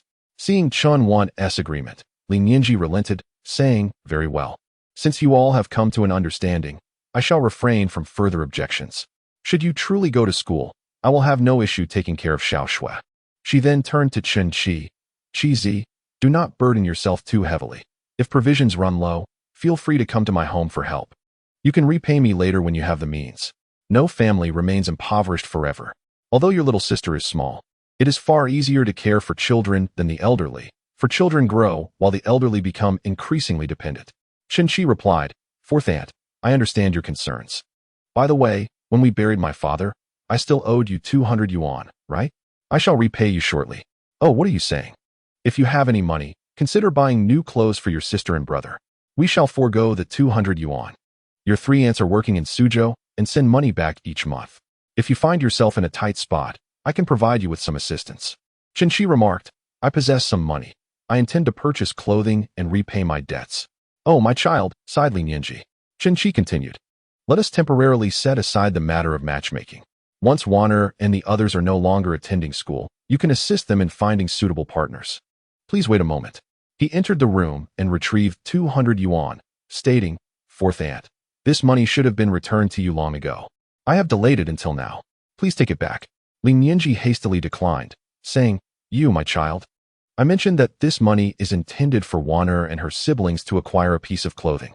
We can discuss it again when you are more financially stable. I have recently earned some money selling eels. Please take it back, as I fear I may forget once I become busy again." Chen Qi insisted. Ultimately, Li Nianji, feeling somewhat embarrassed, accepted the money, saying, "I intended merely to meddle in affairs, yet it seems I am demanding payment." Chen Qi chuckled. "4th aunt and 4th uncle have aided us. We are truly grateful." Li Nianji returned home with the money and shared the events with Chen Guiyun. Chen Guiyun, puffing on his pipe, remained silent for a considerable time. Li Nianji remarked, "This child, Qi, is merely 17 and already bears such heavy burdens. That little scoundrel, Jianhua, only knows how to gamble, causing great distress to his elder brother and sister-in-law, and has dragged the children into his misfortune. Guixiang has not been able to enjoy any blessings following him." Chen Guiyun tapped his pipe, recalling that his grandfather was also a gambler who lost a fortune and all his lands, ultimately even losing his house. His 2 concubines were also lost to gambling. Gamblers, once consumed by their vice, become indifferent to family ties. His father's generation was still burdened by gambling debts, and though his own generation fared better, who knew that the next would produce a Chen Jianhua? His thoughts drifted, while Li Nianji continued to murmur, "Fortunately, Yang Guixiang can bear children, one son and one daughter. In the future, finding suitable matches will not be difficult, as they can exchange partners. Wanner could facilitate a match for Qi, and once Goxiang and Goping grow up, along with Xiaoru and Xiaoxue, as long as 3 young men can find brides and live harmoniously, you can rest easy." Chen Guiyin replied. Qi now possesses his own ideas and is unwilling to consider partner exchanges. You should not dwell on that. He added, when you have the opportunity, please look after them. Wanner is 14 now, and without a mother, no one is there to guide her through the matters of young women. Please keep an eye on her. Li Nianji understood his concerns. At 14, Wanner would soon experience her first menstruation and, fearing no one would be there to educate her, she would be ridiculed for her naivety. I understand, she said. Chapter 13. Comrade, do you wish to purchase a car? Chen Qi instructed Chen Wan to take Chen Xiang and the others to buy new clothes. Chen Qi immediately interjected, "What about mine? What about mine?" Chen Qi assured him, "Yours will be included. All will have something." Chen Qi beamed with delight. In those times, children typically donned hand-me-downs from their elder siblings, with the eldest passing their garments to the second, and so forth. Chen Qi had never worn new clothes since his birth and envied the eldest sibling. The eldest's word was law, and the entire family adhered to the elder brother's decisions, sparing them the need to wear old garments. Chen Ru remarked, "If clothing is worn out, it can be mended, new for 3 years, old for 3 years. With some stitching and patching, it can last another 3 years. Purchasing a new garment does not cost much. At present, our financial situation has improved somewhat. However, we must exercise prudence in our expenditures. Xiaoxue still requires formula milk, and the autumn semester necessitates school expenses." Chen Qi solemnly remarked, "Indeed, I understand your concerns. I will strive harder to earn money, ensuring that you will no longer fret about finances in the future." Chen Ru interjected, "That was not my intention at all. I was merely suggesting that if we all curtail our spending, it would alleviate some burdens for you, dear brother." Why is it that her words only seem to make his burdens heavier? Seeing the young girl struggle to articulate her thoughts, Chen Qi couldn't help but chuckle. Deep down, he was indeed contemplating ways to increase his income. However, earning more would require a greater initial investment. He had considered purchasing a motorcycle, which would enable him to transport a larger quantity of paper for sale. Yet, despite the motorcycle's speed advantage, its cargo capacity paled in comparison to that of a tricycle.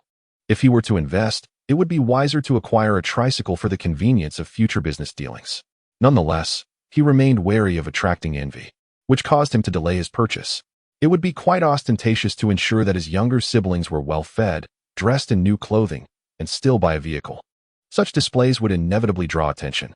To maintain a low profile, he had even resorted to using Boss Zhu's name when erecting his house.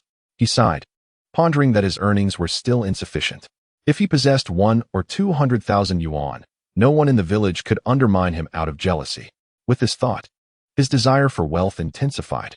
If he could elevate himself to a higher status, those beneath him would regard him with reverence and admiration, rendering their envy and discontent inconsequential. He could then act freely, without the burden of such considerations. However, for now, he must continue to proceed cautiously. Suddenly, an idea struck him. If he could leverage Boss Zhu's name for constructing a house, surely he could do the same for purchasing a vehicle? He silently applauded his own ingenuity. The following day, he resumed his deliveries of eels. Just as he completed his delivery and received payment, a young man intercepted him, saying, "Brother Chen Qi, would you do me the honor of joining me for a meal?" Chen Qi scrutinized the young man, who appeared to be in his early 20s, of modest height, with a round face and a buzz cut. He greeted Chen Qi with a warm smile, yet his eyes sparkled with a keen intelligence. "One should not accept favors without merit. We are not acquainted. How could I accept your hospitality?" Chen Qi replied, "My name is Zhang Shulin." The young man introduced himself. "You are Zhang Shulin, the one who instructed Fong San to confront me?" Zhang Shulin chuckled. "Brother Chen Qi, we are merely strangers until now." "Zhang Shulin, if you have something to discuss, please proceed directly." "I have come to propose a collaboration," he stated. Upon hearing the word collaboration, Chen Qi's guard went up. "And what precisely do you wish to collaborate on?" he queried. "Feiyang City is rather small, and you have already claimed part of my territory. The market is evidently insufficient for our needs. Therefore, I intend to transport goods to Shanghai, where prices are doubled, yielding substantial profits. And I specifically sought you for this partnership. We could share the profits on a 70-30 basis. Of course, I will purchase as many eels as you have. What do you think? Zhang Shulin proposed. Upon hearing the suggestion of a 3-7 split, Chen Qi's immediate reaction was that he might be offered a portion of the cake that was just within reach. How could that be possible? Those 3 parts would be difficult to obtain. In these perilous times, undertaking long journeys poses significant dangers. One could easily encounter highway robbers, thereby jeopardizing one's very life. Thus, inviting him to accompany him on deliveries was not an act of benevolence, but rather an arduous task, possibly even a means of revenge, especially given their past grievances. Chen Qi remarked, I would indeed like to collaborate with Boss Zhang, but I am unable to leave my family obligations. I fear I may have to decline his generous offer. Zhang Shulin responded, this business is truly lucrative. Do you not find the compensation adequate? Chen Qi replied, certainly not. As I have previously stated, I shall not expand my eel business further. Boss Zhang has shown great generosity by sharing a bit of broth with me to keep hunger at bay, and I shall remember this kindness. If there is nothing else, I shall take my leave. With that, he pushed his bicycle away. Upon seeing Chen Qi depart, Zhang Shulin said nothing.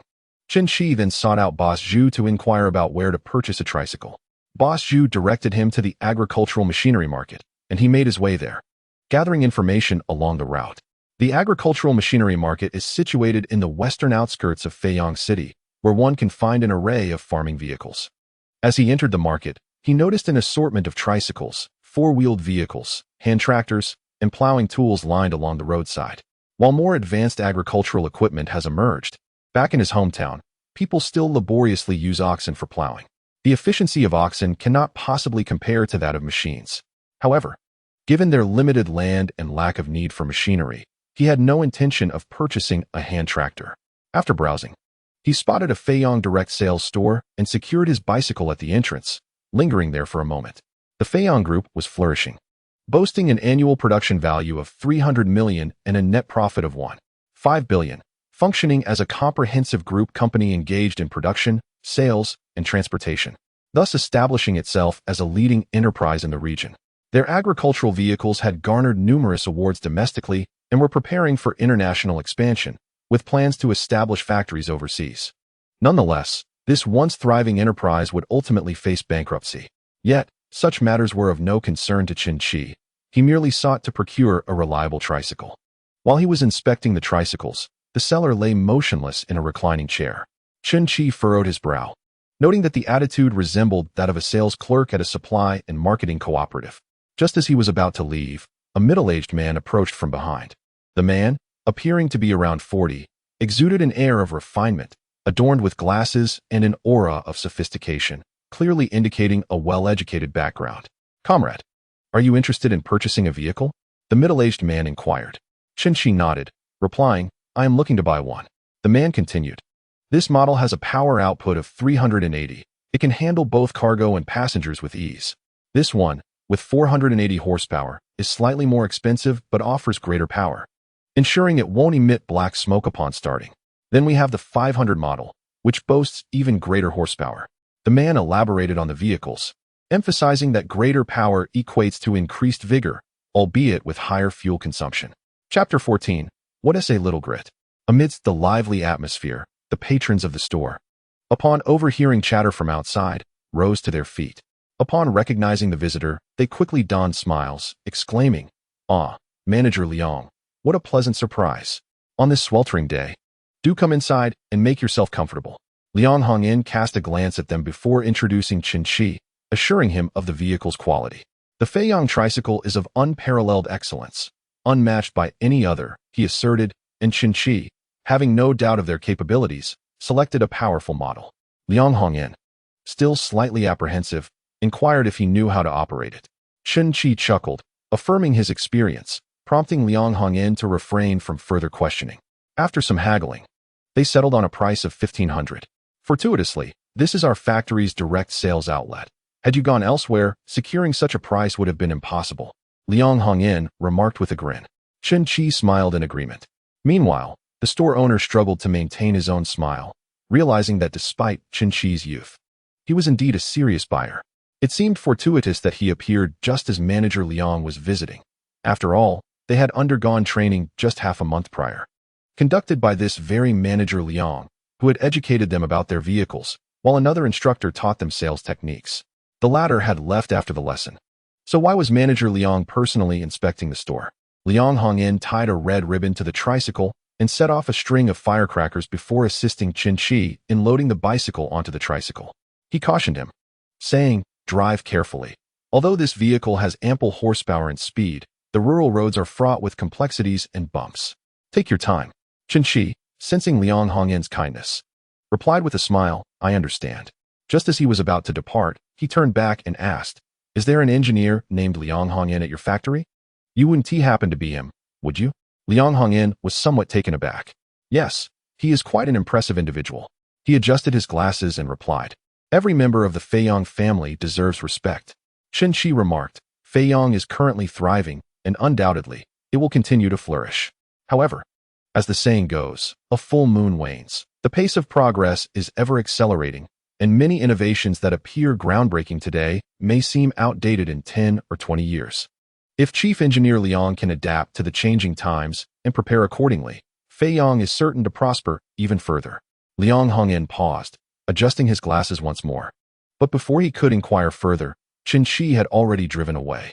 Once Chen Qi had departed, the sales staff returned to Liang Hongyan, eager to curry favor. "You underwent training just half a month ago, and yet today, such an oversight has occurred. Reflect on your performance," Liang Hongyan stated firmly. "Yes, yes." The staff member quickly nodded, bowing slightly. Liang Hongyan proceeded to inspect other direct sales outlets, having been tasked with management duties in the absence of the sales manager due to illness. To his surprise, he encountered numerous issues during his inspection. Currently, there were no rival brands competing for their market share. However, should competitors emerge, could their level of service truly stand against others? Upon returning, he convened a meeting to discuss the identified problems. After the discussion, he recalled Chen Qi's insightful words. A child hailing from a rural background articulating such thoughts left him utterly astonished. He took this matter to heart. Chen Qi, having navigated his three-wheeled vehicle to Boss Zhu's place, loaded 1,000 bundles of paper. He covered the paper with a tarpaulin and set off to sell it in the countryside. Today, he had lingered longer than anticipated, having only traversed a few villages before dusk began to settle. Of the 1,000 bundles, he had managed to sell merely 200. With unsold goods still in tow, he had to return home. Upon seeing him driving back in the three-wheeler, Chen Wan and the others were rendered speechless. They were aware that the family had come into some money, yet they had not expected their elder brother to undertake such a significant endeavor by purchasing a three-wheeler. Chen Ru felt a mix of excitement and concern. Meanwhile, Chen Qi eagerly climbed aboard, bubbling with joy, his happiness immeasurable. The village children flocked around, and at that moment, Chen Qi assumed the role of the leader. Those who were on good terms with him were allowed to climb onto the vehicle, while those he did not favor were barred from joining, leaving some children feeling frustrated and on the verge of tears, their eyes glistening with unshed emotions. Chen Qi, however, had no inclination to meddle in the squabbles of the children. He was acutely aware that a large group of people would be arriving imminently, and he needed to manage the situation with care. Indeed, as expected, some villagers spotted Chen Qi returning in the three-wheeler and began discussing it at the communal dining area. The dining area, situated beneath the grand willow tree in the village center, served as the information hub for the entire Chen family. Except for breakfast, villagers gathered here for lunch and dinner to exchange news, ranging from national affairs to trivial matters, such as the neighbor's dog attacking the chickens. Even the visit of Nixon to China became a topic of conversation. Not only did they gossip about the thickness of the dust under the pots in each household, but they also kept tabs on the latest scandals involving widow Zhang from the neighboring village and Wang San. However, with the presence of elders and children, few would dare to speak lewdly. During quieter moments, when the sisters-in-law would indulge in risque talk, the younger men would blush furiously. Some conversations were lighthearted, while others served as excellent appetizers for the meal. Those residing on the outskirts of the village would bring their bowls directly, avoiding the need to return home for a refill and thereby saving time. Typically, villagers would linger here, chatting until their bowls were empty, reluctant to depart. The rural folk were not particular. Some would sit with their shoes off, while others would plop down directly on the ground. In reality, Just beside the willow tree lay a large manure pile, yet they seemed oblivious to it, huddling together for camaraderie. At that moment, someone announced that Chen Qi had returned with a three-wheeler, prompting astonishment among the crowd. How could they remain seated in the face of such news? Aunt Lu was the first to rise, brushing off the dust from her backside, stirring her porridge with chopsticks, and licking them clean. Smacking her lips, she declared, "Let us go see where Chen Qi got that vehicle." Granny Zhao quickly turned her face away, her bowl inadvertently collecting the dust Aunt Lu had shaken off. However, she paid no mind to this. For a farmer, a bit of dust was inconsequential. What mattered was witnessing the spectacle. The two meddlesome leaders led everyone to Chen Qi's home. "Cheesy, is this your newly purchased vehicle?" Lu San Auntie queried excitedly before even arriving. Chen Qi promptly rose, chuckling, and replied, "Indeed, it is newly acquired, but it is not mine, it belongs to my boss." "What boss?" Lu San Auntie inquired. "You know I was delivering eels to the provincial city? I became acquainted with a boss Zhu." "Oh, the paper I brought back last time was from boss Zhu. He intends to open a small shop at our market and asked me to assist with deliveries. So, he specifically bought this tricycle for me to transport goods." "Is this tricycle not a stolen item?" Zhao Danyang questioned, having hastily swallowed a bite of food, her neck stretching as she asked. "The paper you transported belongs to this boss Zhu?" "Not quite. The last batch I brought back sold out. And he asked me to take another load to sell in the countryside. He mentioned that it is hard for the rural folk to earn money. So he prefers to sell at lower margins in higher quantities. The last time I brought it back by bicycle, it was just labor-intensive without any additional costs. This time, as I am using the tricycle, the fuel expenses must be factored in. Hence the price of the paper has risen to 2 yuan and 20 cents per pack." Chen Qi explained. Upon hearing the price increase, the crowd expressed a mix of regret and understanding, acknowledging the necessity of fuel for the tricycle. Though no one knew precisely how much fuel would be consumed. "What does thin profit and quick turnover mean?" Zhao Danyang asked. Lu San Auntie interjected. Thin profit and quick turnover means to earn a little while selling a lot. Isn't that why we rushed here?" Chen Qi smiled, stating, "I brought back a substantial amount of paper this time. If anyone needs some, feel free to purchase. Good products tend to find their way to our village. If we buy it all, I will send the paper to my uncle's house. If your relatives wish to buy, they can go to Yangjia village." "Why is boss Zhu's paper so inexpensive? Is the quality poor?" a young wife inquired. Chen Qi responded, "Sister Rong, boss Zhu has connections. A relative of his works at a paper factory, allowing him to sell it at a lower factory price." Upon hearing this, Sister Rong remarked, "I will check if anyone at my mother's place is interested. Please deliver it later." Chen Qi replied, "No problem. It's fine for you to help each other out. The price remains the same." "Then I will buy 2 more packs," an older woman stated. Chen Qi responded, "Auntie, you already bought 6 packs last time. It's the same to purchase again once you've used them up. In due time, boss Zhu will establish a shop at our market, making purchases more convenient and undoubtedly cheaper than elsewhere."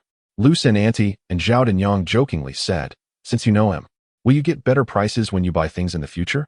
Chen Qi affirmed, "Boss Zhu will certainly offer us a better price. The prices for Qinjiang villagers will differ from those in other villages. He is merely generating buzz for his shop. These days, despite the countryside lacking telephones, information spreads remarkably fast. Not only does Qinjiang possess its own network of information, but other areas do as well, allowing news to circulate rapidly. Furthermore, he has ample time to let the news percolate." Everyone's attention was once again drawn to the tricycle, with discussions swirling around its price.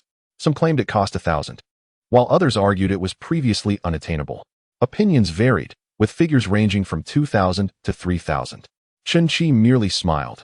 When asked, he would feign ignorance, as it was Mr. Zhu who purchased it and had even taught him to operate it for half a day. They all envied his fortune, marveling at how selling eels could lead one to encounter a prominent businessman. It seemed that Feiyang City was teeming with affluent individuals. Chen Qi's smile was sincere, as if every word he spoke was the unvarnished truth. The onlookers, filled with longing, pondered how splendid it would be if they too possessed a tricycle. Imagine the ease of harvesting rice. Yet, some were begrudgingly cynical, asserting that the terrain here was unsuitable for such vehicles. When it came time to harvest, the fields remained too muddy for a tricycle to navigate. Regardless of whether they were envious or resentful, it was clear that everyone admired Chen Qi. How could this boy be so fortunate? During his parents' time, their family had never experienced such good luck. Otherwise, they wouldn't have been in such dire straits. Had their fortunes shifted? After a lengthy discussion, some individuals found their rice bowls empty and gradually made their way home. Chen Qi could still hear complaints about dirty bowls needing soaking upon returning, a hassle for those who enjoyed the lively chatter. As the crowd dispersed, he once again rang the bell on his tricycle. "Where are you headed, brother?" Chen Qi inquired eagerly. "To Yangjia village." "I'm going too. Hop on." Chen Qi generously invited Chen Qi aboard. Chen Qi nimbly climbed up like a little monkey. "Be careful of the engine in front. Don't burn yourself. Keep your feet up," Chen Qi cautioned before driving off to deliver papers to Gui Yuanxiao's home. Gui Yuanxiao and his family had already eaten and were sitting outside enjoying the cool evening air. Like Chen's home, this place served as an information hub, with everyone engaged in lively conversation about various topics. Upon hearing the approach of a vehicle from the south, they craned their necks to look. Chen Qi parked the tricycle and immediately began distributing cigarettes. Yangjia village was his grandmother's home, where the men either referred to him as grandpa, uncle, or simply by their first names, depending on their generational standing. As he handed out cigarettes, those who had been seated, relying on their elder status, promptly rose to greet him warmly. In rural life, the act of distributing cigarettes is indeed an art. If a new son-in-law arrives at his father-in-law's village without sharing cigarettes, he risks being labeled as stingy or ill-mannered. There are nuances to this practice. One must not distribute cigarettes over individuals, as failing to offer a smoke to even one person could lead to serious offense. When a crowd gathers, it is impractical to hand them out one by one. Instead, it is customary to toss a pack and let them serve themselves. See, rural folk have their own set of social protocols. Though merely 17, Chen Qi, having grown up in the countryside, naturally adhered to these unwritten rules. As he distributed cigarettes, he made sure to include Yang Hongjun, treating him no differently than the others. Showing no signs of distinction, Yang Hongjun inquired, "Where did you procure the tricycle? What were you transporting?" Chen Qi remained silent, continuing to distribute cigarettes to others. Chao Sihua, seeking relief from the heat, recalled the day in the cotton field when Chen Qi raised his hoe threateningly towards her, stirring an anger within her. She remarked, "Could it be that someone, driven to desperation, resorted to highway robbery? That tricycle cannot possibly be stolen goods, can it? I warn you, Yang Hongjun.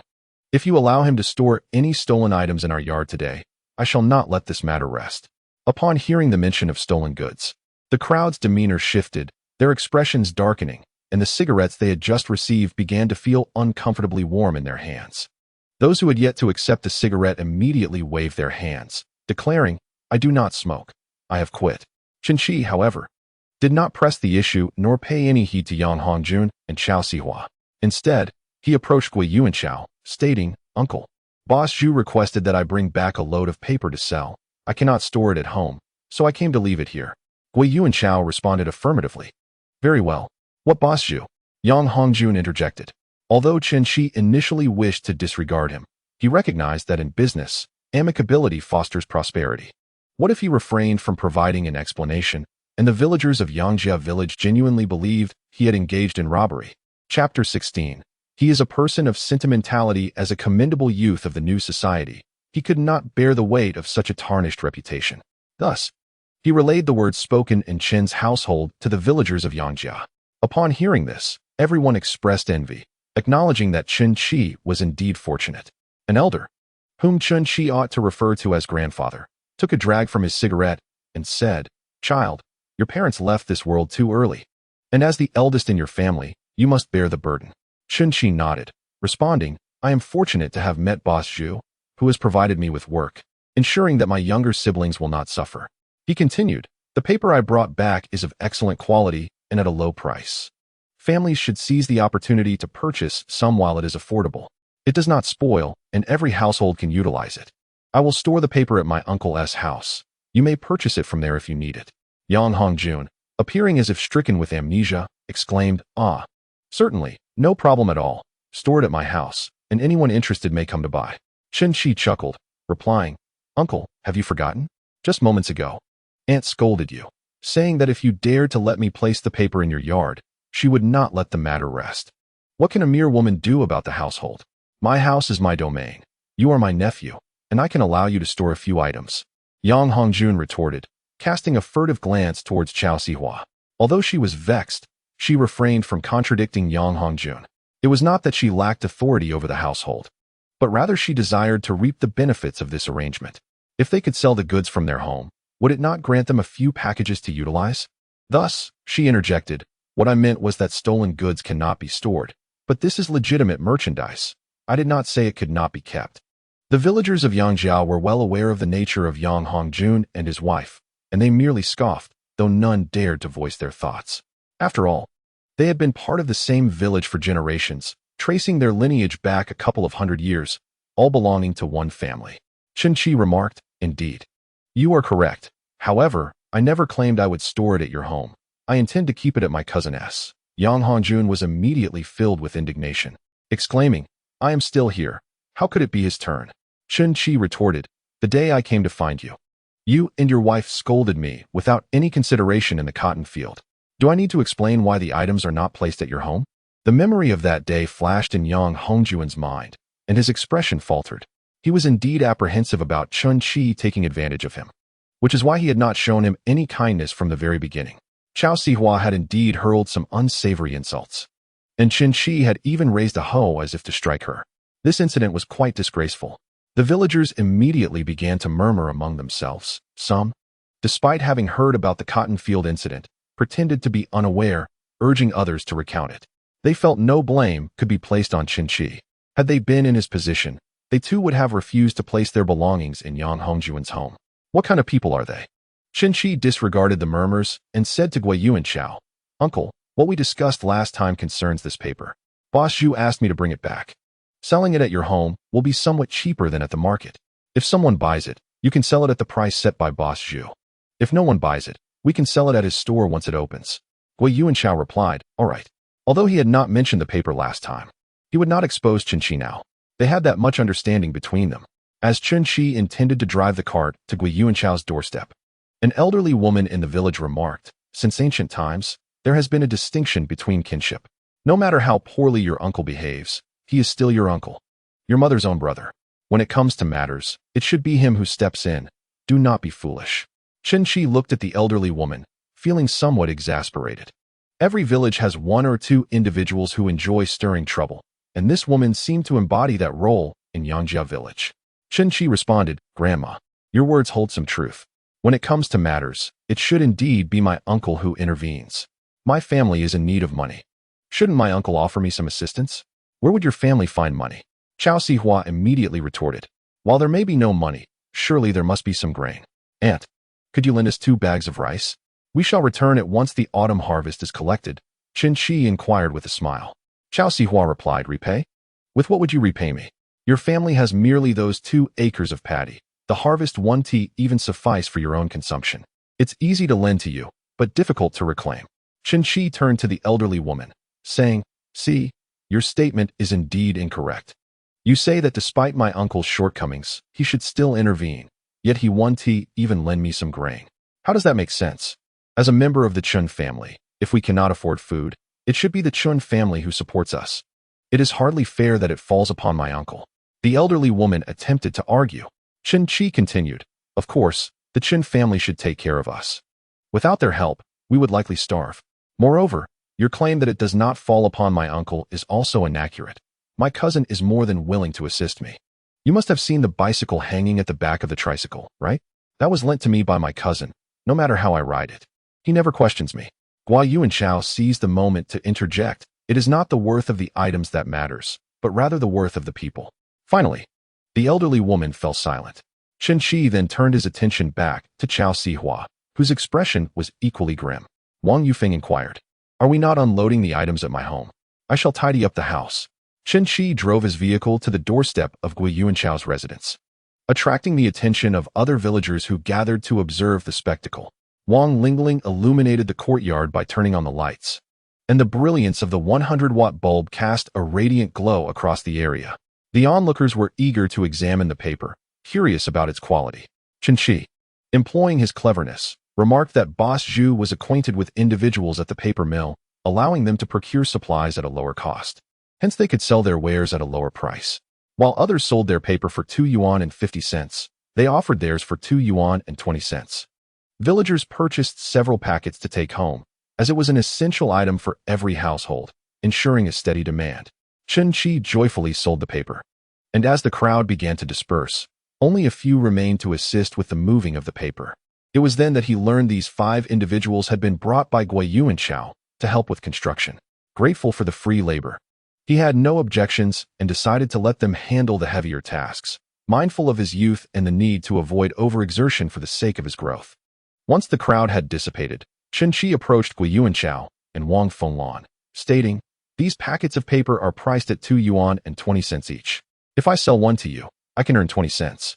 There are a total of 650 packets here, which would yield 130 yuan if sold completely." Gui Yuanchao responded, "We are merely lending a hand. We require no payment." Chen Qi's greatest frustration with his maternal uncle was his stubbornness. In this regard, he found his aunt to be far more decisive. Yet, this trait also touched him, as he valued the connections of the previous generation. Despite their familial ties being rooted in the past, he appreciated their kindness toward him in light of his mother's legacy. Were it not for his lack of authority, he might have taken in his aunt and her siblings to care for them. In Chapter 17, he adeptly navigated the psyche of the merchants, treading carefully. He remarked, "The money is from Boss Zhu. Since he provides it, we should accept it. If we do not, he may feel indebted to us." Wealthy individuals fear being beholden to others, as they are astute and wary of us leveraging their debt to compel them into actions they cannot fulfill. Thus, it is best if we work for him and receive payment, ensuring no one owes anyone anything. Wang Fenglan concurred. "What Xiao Qi says holds merit. We should accept the money. It gives the boss peace of mind, and we can derive some benefit, even if it makes our relationships feel somewhat transactional." Chen Qi assured her, "The goodwill remains. If we work diligently, Boss Zhu will undoubtedly seek our assistance again in the future." Wang Fenglan wholeheartedly agreed. Chen Qi returned their bicycle and, having acquired a tricycle, he was no longer inclined to laboriously pedal the bicycle. It was far too exhausting. While returning the bicycle, he also presented Wang Lingling with a new backpack. Upon seeing the pink, Mickey Mouse patterned backpack, her joy was palpable, and Wang Fenglan's smile grew even brighter. When Chen Qi and Chen Qing arrived home, they found Chen Shui already asleep. However, Chen Wan and the others were still awaiting his return. The bag of white rabbit cream candies he had purchased had been divided by Chen Ru into 5 equal portions, indicating a meticulous distribution, likely one candy at a time. Chen Qi inquired, "Why are you still awake?" Chen Xiang questioned, "Is the tricycle really purchased by Boss Zhu? Otherwise, do you think we are in a position to buy a tricycle when we barely have a place to stay?" Chen Qi replied, "The child may be small, but his mind is quite sharp." Chen Xiang fell silent. Chen Ru sighed with a hint of disappointment, saying, "It would be wonderful if this tricycle belonged to our family." "Then let us buy one tomorrow," Chen Qi jested. Chen Ru responded, "If only we could acquire one without spending any money." Chen Qi couldn't help but chuckle, sensing that the girl harbored potential to become a capitalist, desiring all benefits without any effort.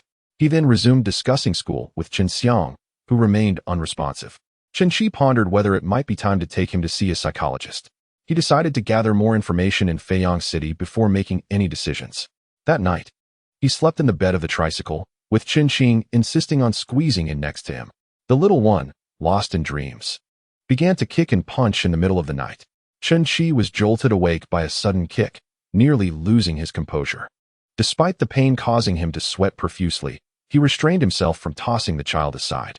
Gazing at the stars above, he silently reminded himself, "This is my little brother. This is my little brother."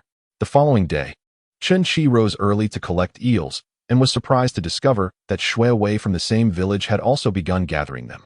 Shui's prices matched his, but he offered cash on the spot with no limits on quantity.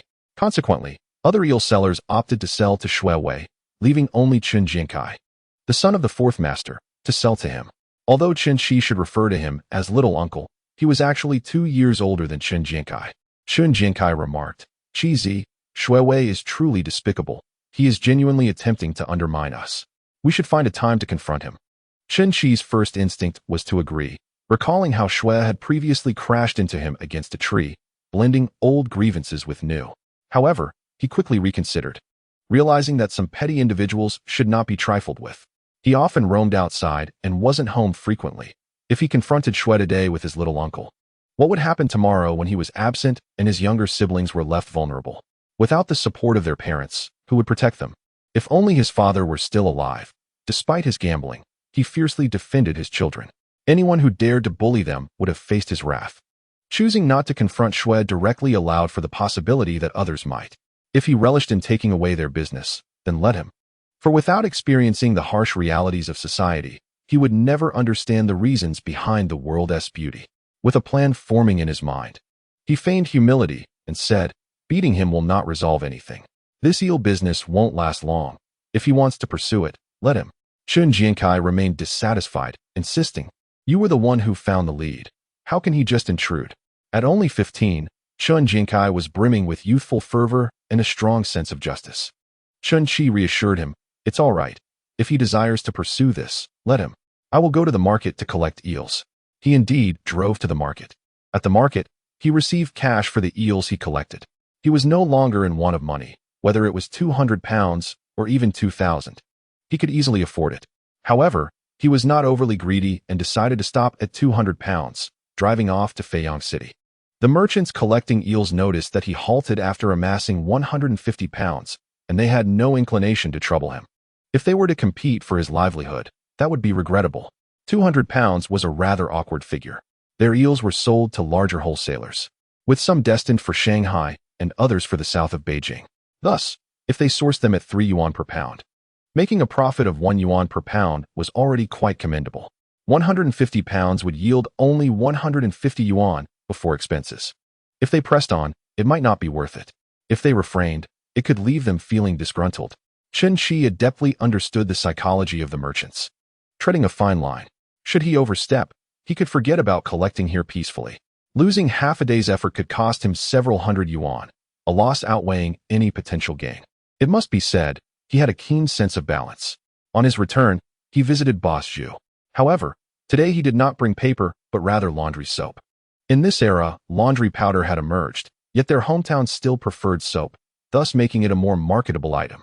Soap acquired for 50 cents could be sold for 80 cents. A pack of 5 bars would net 4 yuan. He pondered this, investing 2,000 yuan in total. If he could sell out this 1,000 yuan in an afternoon, he would earn 600, quite a lucrative endeavor. With his tricycle now in hand, his efficiency had significantly increased. Having returned early from his deliveries, he ventured into the countryside to sell soap, extending his reach.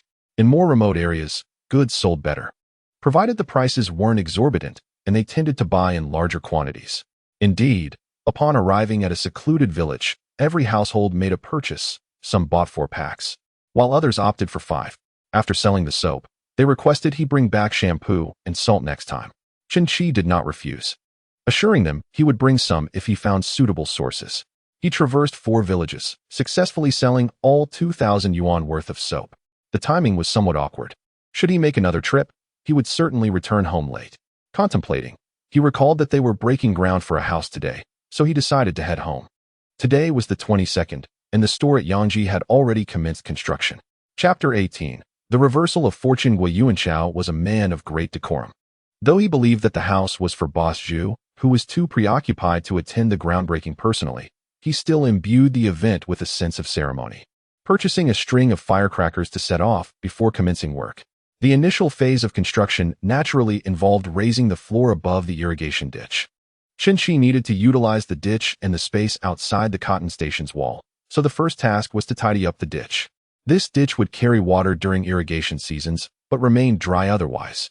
To build above it, he needed to elevate the floor sufficiently to avoid obstructing the water flow. When Chen Qi returned, Gui Yuanchao and the others had nearly completed their brickwork. Their swift actions indicated they had not wasted a moment throughout the morning.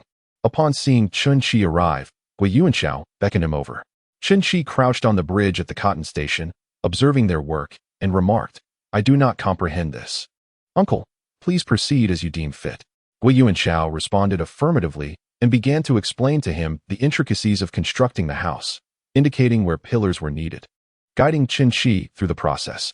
Lacking knowledge in this area, Chen Qi listened attentively to his instructions. Onlookers, intrigued by Gui Yuanchao's apparent briefing to Chen Qi, speculated whether Chen Qi was the one overseeing the construction of the house. After Chen Qi departed, they inquired about the owner of the house, to which Gui Yuanchao revealed it belonged to Boss Zhu, an acquaintance of Chen Qi, who was erecting a large commercial establishment. Their expressions transformed to one of understanding. Certainly. Anyone capable of constructing a house outside the cotton station must possess significant stature. Yet, why had such a prominent figure placed such trust in Chen Qi? Entrusting him with a project of this magnitude seemed puzzling. While Chen Qi was not particularly well known, his father was infamous in the vicinity. A gambler, he often disappeared for days, leaving their household impoverished. Despite their financial struggles, he insisted on having numerous children, and the local community found it challenging to intervene. With authority figures so resolute, no one dared to suggest sterilization for his wife, fearing his wrath. Consequently, the family's reputation in the neighborhood was far from favorable. However, in a swift turn of events, Chen Qi had garnered the trust of a significant business owner, prompting curiosity among the locals who sought to learn more. Gui Yuanchao, seizing the opportunity, extolled Chen Qi's virtues, claiming he was industrious and promising, which stirred envy among the onlookers. It was no wonder the adage claimed that children from impoverished families mature swiftly. One could not help but compare them to their own unambitious offspring, which was disheartening. As the rain fell and idleness permeated the air, some resorted to chastising their children. Skeptics voiced doubts about the viability of opening a store, believing that large business owners would never regard their impoverished locale with favor. Others, however, began to calculate the implications of Boss Zhu establishing a store in their midst. Would he require assistance in managing the business? With such unwavering trust in Chen Qi, it seemed inevitable that responsibilities would soon rest upon his shoulders. Despite his father's dubious reputation, Chen Qi was strikingly handsome. Few in the neighboring towns could rival the good looks of the Chun family's children. Chen Jianhua, in particular, had once been renowned as a local heartthrob, cherished by young maidens before his dalliance with gambling. Now, Chen Qi, even more appealing and industrious, emerged as a commendable prospect for a son-in-law. As long as a child exhibited promise, what did it matter if they were slightly impoverished? Surely, no one could remain destitute forever. Yet, with siblings to consider, some older, some younger, was it not a leap into the abyss for a girl to marry into such a family? Those contemplating Chen Qi as a potential son-in-law found their thoughts tumultuous. Little did Chen Qi realize that Gui Yuanchao's report on the construction progress had sparked such extensive contemplation among the townsfolk. He lingered here for a while before returning home, needing to check whether Chen Wan and Chen Xiang had completed their summer assignments.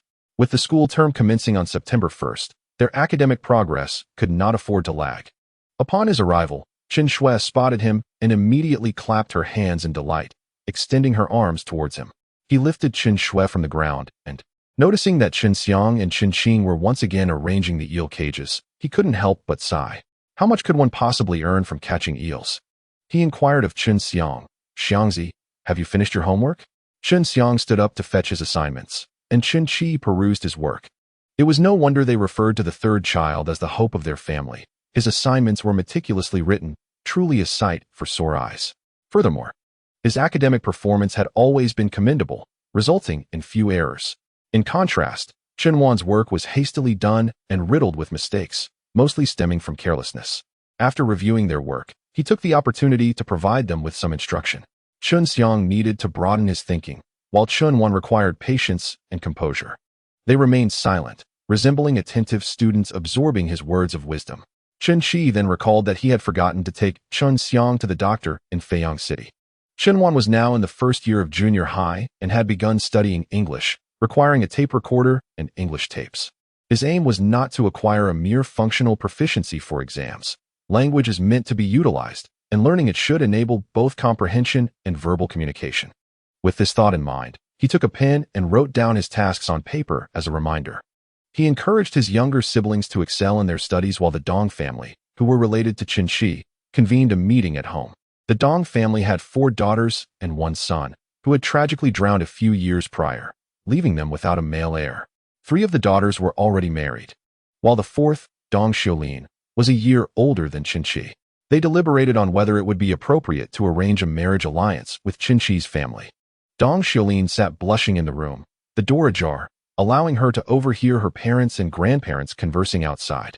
Dong Guojun remarked, "The child is a good one. I have met him, and he shows promise, but the burden of so many younger siblings is considerable." Grandpa Dong suggested, "Let him move in. He wouldn't have to manage his siblings anymore." Grandma Dong countered, "It's easier said than done. They are his blood relatives. How could he not care for them?" Dong's mother chimed in, "It's not impossible, Having many siblings isn't a problem. As long as they are fed, they will grow up fine. In fact, having more siblings may serve as a safeguard against bullying in the future. Besides, once the two younger brothers grow up, they can work to earn their own living. Eventually, they will build their own houses and find their own wives. Xiaolin and the others will only need to help oversee matters. The prospect of marrying off the daughters was even less burdensome, as girls do not require a dowry, and their in-laws might even provide a gift. Dong's mother's plans were as loud as thunder, echoing even from several miles away. The others fell silent. Madame Dong remarked, "I believe this endeavor is feasible. Chen Qi has truly made a name for himself, having acquainted himself with a prominent businessman. If this tycoon were to establish a shop on our street, would he not oversee the establishment as well? Should we forge a familial bond with them, the management of the shop would naturally fall upon Xiaolin, would it not?" Upon hearing these words, the others found her reasoning sound. For the young women of the countryside, the prospect of avoiding strenuous labor in the fields was akin to an indulgent blessing. To remain at home tending to children, washing clothes, and preparing meals was a far lighter burden compared to toiling under the sun in the fields. They reached a consensus and approached Chen Qi's fourth aunt, seeking her assistance in conveying their thoughts. Lin Yinji was taken aback to learn that Dong Guojun and his wife had also set their sights on Chen Qi. The Dong family held considerable wealth. Had they not been without a son, it would have been inconceivable for them to consider a son-in-law from outside. If Chen Qi were to join their family, he would undoubtedly enjoy a life of comfort. Yet, what would become of Go Xiang and the others if he were to pursue such fortune? After a moment of contemplation, she spoke to Grandma Dong. "Auntie, you may not realize just how diligent Qi is. He rises before dawn to catch eels to sell in Feiyang City. At just 17, he cycles such a distance daily. This hardship is not something most can endure." She lavished praise upon Chen Qi, and with each compliment, Grandma Dong's satisfaction grew. This child is indeed remarkable, akin to an adult, bearing responsibilities that many would find burdensome. Yet, he possesses the ability to ensure that his siblings are well-fed and even clad in new garments, though this weighs upon him.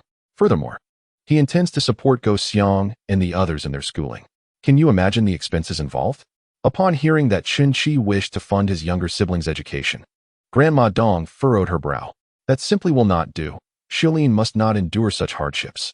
Can one truly secure a good education for a mere pittance? Has he not grasped the financial demands of education? How many individuals do we know who have managed to produce a college graduate among the throngs enrolled? Lin Yinji replied, "I share your sentiments. However, Qi Zi is resolute in his convictions, and I can only acquiesce to his wishes. Nevertheless, your granddaughter and Qi Zi appear quite compatible. If your family does not mind his lack of parents, I shall broach the subject with him." Grandma Dong pondered this. Perhaps Chen Qi's perspective would shift upon meeting her granddaughter. After all, in these surrounding villages, none could rival her granddaughter's beauty. Lin Yinji arrived at Chen Qi's home just as dusk fell. Chen Qi had just returned, having sold twice the quantity of soap compared to the previous day. He had earned over 1,000 yuan in just one afternoon. Even in his past life, he had never earned such a sum. Though exhausted, he felt elated. Upon seeing Lin Yinji, he promptly fetched a stool for her to sit upon. Lin Yinji shared the news about Dong Xiaolin, and Chen Qi was somewhat taken aback. "Isn't she my former classmate?" he mused. Dong Xiaolin was indeed stunning, having garnered considerable fame in school. Although there was no formal notion of prom kings or queens at their school, if such a concept existed, Dong Xiaolin would undoubtedly have been crowned the queen. Many young men had penned love letters to her during their school days. However, she possessed an air of arrogance, dismissing everyone around her and exhibiting a volatile temperament. He recalled an instance when a boy penned a love letter to her, only for her to publicly slap him across the face. What was his transgression? Merely expressing his affection? Was such a response warranted? Fortunately, the boy had a good nature. Otherwise, had it been him, he would have retaliated immediately. What was there to be so haughty about? Disliking someone does not justify striking them. Does belittling another's dignity elevate her status? How is it that such a proud individual failed to gain admission to high school and now finds herself in the position of seeking a marriage arrangement? Furthermore, she is to be matched with him? Before Chen Qi could voice his thoughts, another person arrived, Aunt Lu San. Upon seeing Lin Yinji, she remarked, "Ah, fourth aunt is here as well." Lin Yinji responded, "What brings you here?" Aunt Lu San, smiling, replied, "Is it not for a joyful occasion?" "What joyful occasion?" My niece from my maternal family has taken a liking to your Qi and has asked me to facilitate the proposal. Your niece? Lin Yinji expressed her surprise. Aunt Lu San continued with a grin. Indeed, my niece is quite discerning, finding no one suitable, except for Qi.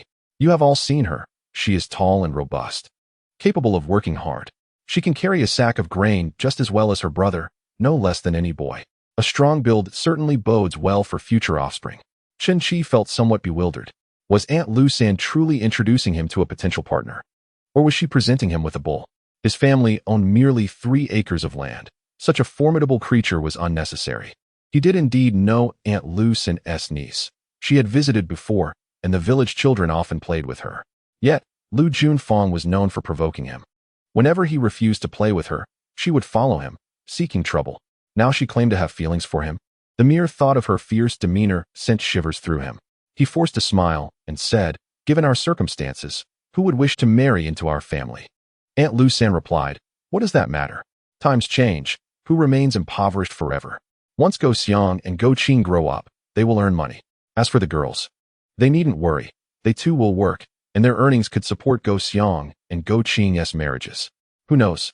They might even find a bride without requiring a dowry." Upon hearing this, Chen Qi quickly interjected, "But my Chen Xiang and the others will be attending school. If they can gain admission to university, they shall certainly pursue it. Even if they cannot, they must learn a trade. They cannot simply abandon their studies for work at this stage." However, he refrained from voicing his subsequent thoughts. Aunt Lu San, surprised that he intended to send Chen Xiang and the others to school, exclaimed, "The tuition fees for students are exorbitant. You are sending them all to school? A young girl only needs to know a few characters. What use is a lengthy education? After all, they are not from your family. Why should you support their schooling?" Chen Qi replied earnestly, "Aunt San, you too are a woman. How can you hold such a bias against girls? Wan and her companions are all my younger sisters, just like Xiangzi and Qingzi. Even if they marry in the future, they will remain my sisters." When Aunt Lu heard him say he favored sons over daughters, she felt displeased and retorted, "Do not be ungrateful. I am trying to introduce you to a match, and you accuse me of gender bias. With your stubbornness, who would be willing to marry you?" She stormed off in anger. Chen Qi asked, "What did he say? He hasn't even declined yet, and he's already offended the matchmaker?" Lin Yinji, upon hearing Chen Qi's words, also found the situation somewhat trivial. She had uttered similar sentiments the other day, yet Qi did not accuse her of gender preference. Nevertheless, she knew in her heart that Qi must have thought the same about her. However, she did not believe she had spoken wrongly. After all, isn't that what everyone says? She remarked, "You must consider the matter with the Dong family." Chen Qi replied, "I am still young. Marriage is not a topic for now.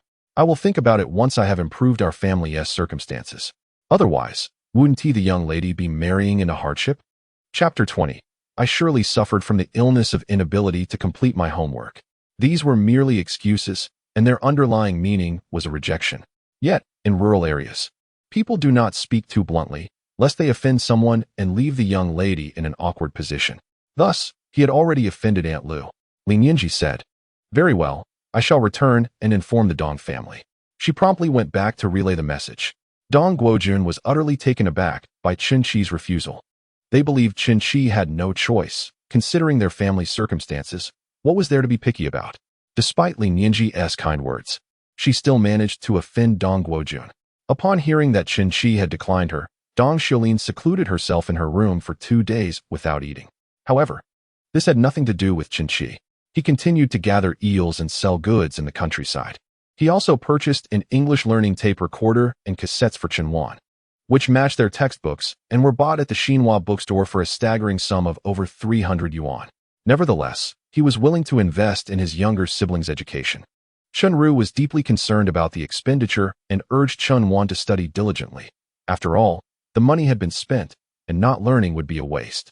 Not only was Chen Wan being pushed to study, but even Chen Xiang joined her in learning. She approached her studies with great earnestness, striving to maximize the value of the resources. Currently, Chen Qi sold goods outside, returning only after completing his sales to avoid attracting envy. Each day, he would pass by the new house. The construction had been completed, but Gui Yuanzhao advised that they should wait before laying the roof. Chen Qi was unaware of the reasoning behind this, but he trusted Gui Yuanzhao's experience and followed his guidance. While waiting, Gui Yuanzhao kept busy. leveling the ground inside the house. Their house stretches 14 meters from north to south, while its east-west span is rather narrow, measuring just over 2 meters due to encroaching on the cotton station's exterior space. The drainage ditch extends over 4 meters, and they have also occupied a portion of the road. The house itself is 8 meters wide, oriented west to east. Although the house appears quite spacious, Chen Qi's aspirations extend far beyond this modest footprint. He envisions constructing 2 additional small rooms to the south, intending to seize every opportunity for expansion. Better to have surplus than to lack when the need arises.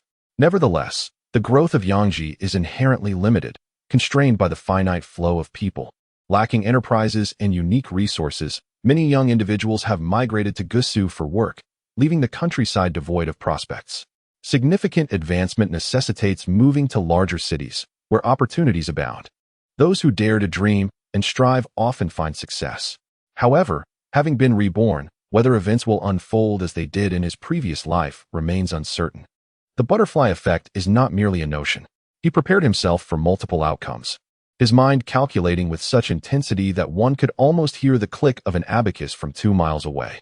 However, he had indeed offended Aunt Lu during the matchmaking incident.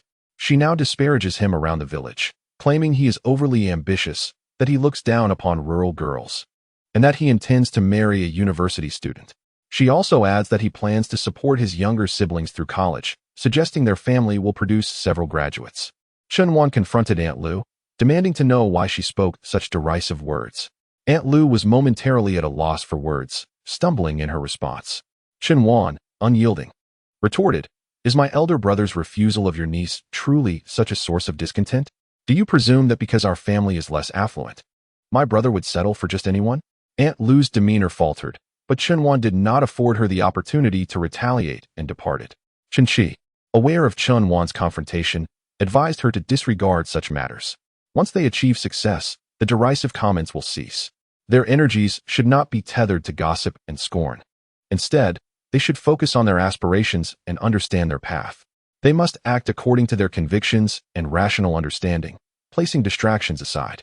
After hearing Chen Qi's counsel, Chen Wan chose to ignore Aunt Lu. Yet, Aunt Lu's incessant chatter continued. This time, she even included Chen Wan in her remarks, asserting that the young girl's temperament was too combative for marriage, destined to remain an old maid. Fearing Chen Wan's irritation, Chen Qi reassured her. Those who lead have neither time nor energy to dwell on those behind them. Only those who lag focus on the successes of others, nitpicking their flaws. Suddenly, Chen Wan felt as though she had ascended to a higher realm of understanding. She dedicated herself to her studies, undeterred by the opinions of others. Likewise, Chen Qi immersed himself in business, unwilling to pause when such lucrative opportunities beckoned. On that day, upon arriving home, Chen Jinkai approached with exuberance. Cheesy, Shuiwei has been beaten and is currently hospitalized at Feiyang People's Hospital. There was a hint of schadenfreude in his voice. Not long ago, he had contemplated striking Shuiwei himself, but Chen Qi had dissuaded him from taking action. It seemed that fate had intervened, sending a hero to exact retribution. Chen Qi was not the least bit surprised, given that Zhang Shulin had previously managed to find someone to harm him. It was only a matter of time before Shuiwei faced a similar fate. Had he been unprepared last time, he would have been incapacitated by Fong San and his associates. Shuiwei, in his eagerness to claim a share of the spoils, would have been courting trouble. When did this happen? Chen Qi inquired. He went to Feiyang City early yesterday morning, Chen Jiankai replied. Typically, he returns by 1 or 2 in the afternoon, but he didn't come back until dark. Shuiwei's mother was in tears, insisting that his father go to Feiyang City to search for him. His father, along with his uncle and cousin, went to look for him and reportedly found him in an underpass, both legs broken. Chen Jiankai spoke animatedly. Did you report it to the police? Who did it? Chen Qi asked. That is unknown, he had it coming. You should have seen how he behaved when you were receiving eels. He spread rumors about you, claiming you would surely default on payment, and spoke poorly of my brother and you. I've wanted to confront him for a long time, but he is not worth tackling alone. Chen Jiankai swallowed his pride, refraining from admitting his own limitations. Chen Qi remarked, every villain has their comeuppance. We must refrain from unlawful acts. I understand. Your fourth uncle advised me to learn from you. Since you told me not to confront him, I did not. Chen Qi chuckled. Let us not concern ourselves with him. We should focus on our own affairs. And you mustn't neglect your studies in pursuit of eels. Mentioning homework made Chen Qi feel dizzy. I must have an ailment that prevents me from doing homework. As long as I'm not tasked with it, everything is fine. But once I start, everything feels amiss. Chen Qi was indifferent to Shui Wei's plight. Yet the Shui family was spreading rumors that Chen Qi was responsible for Shui Wei's injuries. The gossip reached Chen Qi. But the Shui family had not dared to confront him, and he saw no reason to engage with them. They resembled buffoons. Why not focus on making money instead? Chapter 21. The business of crawfish is taking off the following day. Chen Qi rose early as usual, preparing to head to the market to collect eels. To his surprise, villagers approached him, looking to sell eels. Chen Qi was also there to sell eels, and felt unsettled seeing those who had previously sold to Shui Wei now turning to Chen Qi. He voiced his discontent. Don't accept their offers. Though merely 17, Chen Qi possessed a maturity beyond his years and asked, why reject business from those who come to us? These people are fickle, swaying with the wind. When Shui Wei was buying eels, they immediately flocked to him. Now that he is hospitalized, they have the audacity to come to you. Chen Qi chuckled and remarked, there are no eternal enemies, only perpetual interests. Shui Wei offered cash, and they had no qualms in selling to him. This aligned with the principles of the market. However, their lack of integrity was disheartening. Integrity is unnecessary. As long as I can profit from them, nothing else matters. They are not bound to pledge their loyalty to me. Yet, it was Chen Qi who had instructed them on how to catch the eels. Chen Qi remained unconvinced. Chen Qi continued, these matters are inconsequential.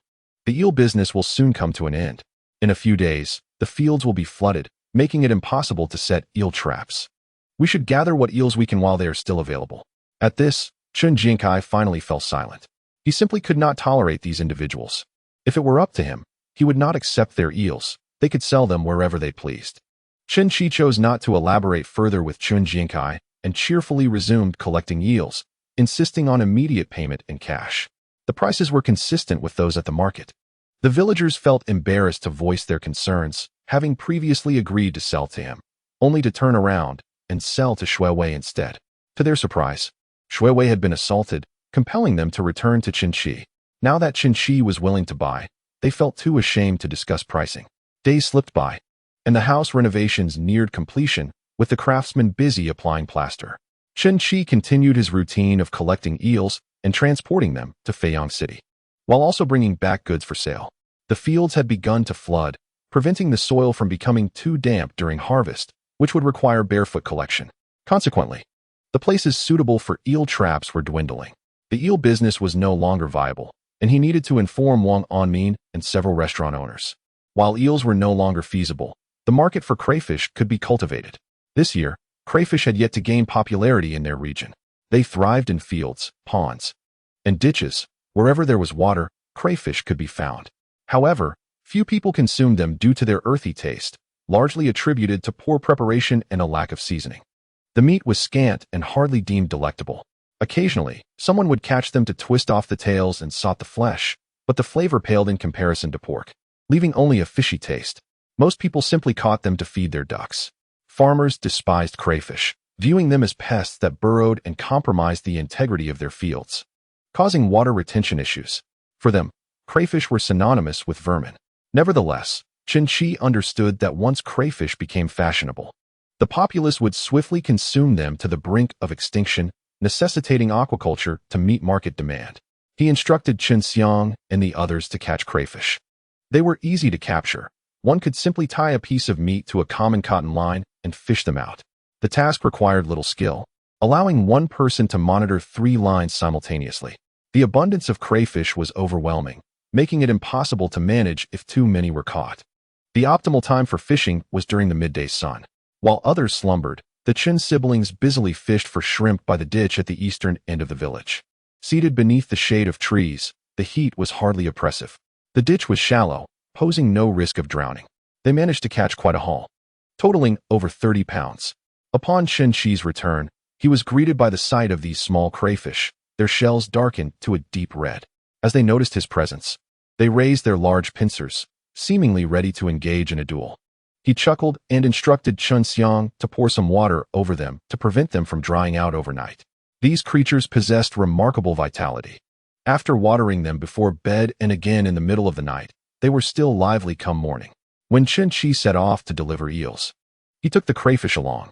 As was his custom, he first visited Wang Anmin, informing him that he would no longer be delivering eels, as there was now water in the fields, making them impossible to catch. Wang Anmin, upon hearing this, felt a twinge of regret. After all, he had profited significantly from the eels supplied by Chen Qi, receiving kickbacks not just for himself, but also for other establishments. Chen Qi's return was an opportunity he wished to seize. He inquired, "What other wild delicacies do you have?" mentioning frogs and field crickets. Chen Qi laughed, dismissing the notion. The frogs they referred to were actually a nationally protected species. Who would dare catch them? The farmers held frogs in high regard, and no one would think to capture them. He smiled and replied, "We do not have those, but we do have crayfish." Wang Anmin, being a city dweller, expressed curiosity about the crayfish and asked to see them. Chen Qi obliged, presenting the small crustaceans. Wang Anmin then summoned the head chef to assess the culinary potential of this ingredient. The chef, hailing from the countryside, frowned upon seeing the crayfish, declaring, "These are not palatable." Chen Qi chuckled, offering to share his cooking tips, insisting that there was great potential in these creatures. The chef, feeling his pride pricked by a young novice suggesting culinary advice, replied, "Oh, enough of that. I know these well. They are everywhere in the ditches back home, mostly fed to ducks. There is no market for them." Seeing the chef's reluctance, Wang Anmin offered an apologetic smile, suggesting they explore other options and to return with eels when available. Chen Qi was not insistent, saying, "Very well." After settling the account, he took the crayfish to the restaurant where he typically delivered eels, but they declined his offer. Puzzled, he wondered why such a promising business opportunity was being dismissed. He then headed to a restaurant he frequently dined at and ordered a fried rice. This establishment served generous portions of well-cooked fried rice, which Chen Qi greatly enjoyed. The owner promptly prepared his order and even brought over a bowl of tomato soup. Eagerly, Chen Qi began to eat. After a few bites, he noticed the owner seated across from him. The owner remarked, "Young man, I've been observing you for quite some time. You come here daily to procure goods. Is the merchandise truly that easy to sell?" Chen Qi replied, "What is this? Even a big boss like you wishes to delve into purchasing goods?" Chapter 22. How about we partner to open a night market? The proprietor chuckled heartily and remarked, "You truly are astute. My restaurant's business is lackluster. I am merely frequented by those who procure goods from the city god temple. We hardly open in the mornings and during lunch.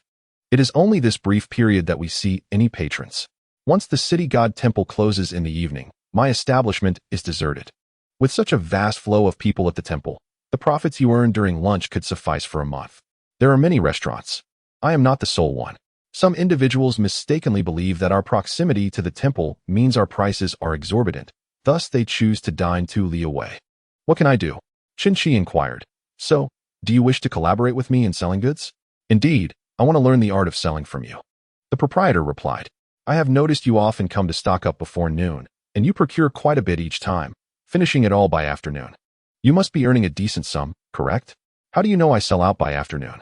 Chen Qi countered, "If you don't sell out in the afternoon, you can always restock the next day," the proprietor responded. Chen Qi was at a loss for words, realizing that the acumen of a business owner is indeed remarkable. He said, "To be candid, selling goods requires a certain finesse. It is not merely a matter of transporting products for customers to buy. You are originally in the restaurant industry, and transitioning to selling goods is akin to changing professions. You would need to start anew. It is often said that switching industries is like crossing mountains, necessitating a period of exploration. It would be more prudent to leverage your existing strengths and excel within your domain." Upon hearing Chen Qi refer to his restaurant venture as part of the culinary industry, the proprietor felt a surge of respect for his eloquence. To articulate running a restaurant in such an elevated manner is indeed commendable. He replied earnestly, "What other avenues for development do I have?" Chen Qi suggested, "Why not consider partnering to establish a night market?" "A night market?" the proprietor echoed. "Precisely, a night market.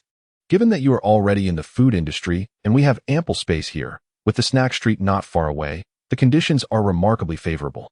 The proprietor hesitated but was also intrigued. The night market thrives in summer, but what of winter? "We shall adapt. In summer, we can highlight beer and crayfish, while in winter, we can shift to barbecuing," Chen Qi proposed. "Crayfish?" the proprietor queried. "Indeed, I can teach you how to prepare crayfish, but for barbecuing, you would need to either refine your skills or hire a barbecue chef. Should business flourish, One barbecue chef may not suffice, Chen Qi remarked.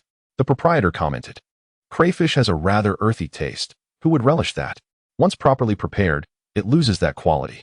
As it happens, I have some crayfish in my vehicle. Why not borrow a kitchen and let me prepare a dish for you to sample?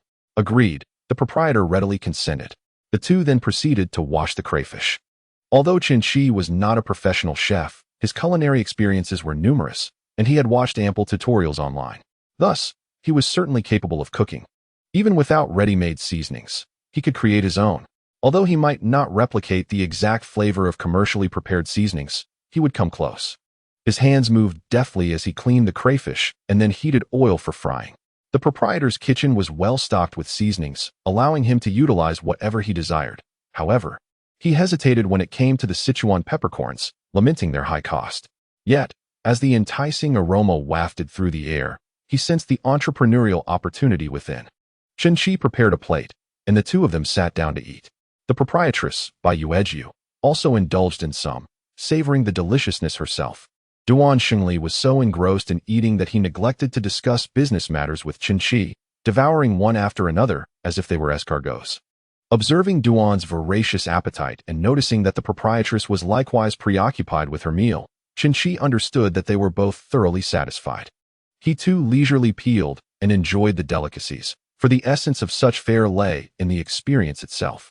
What could one expect from merely the scant meat? It was akin to the experience of drinking.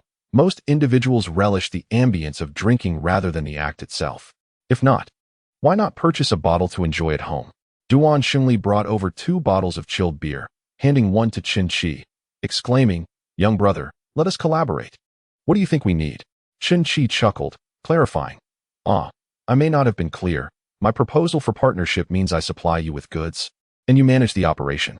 If you find yourself short-staffed, you can hire a couple more." Duan Xingli inquired, "You want to manage it?" Chen Qi replied, "I cannot oversee it. I have other matters to attend to.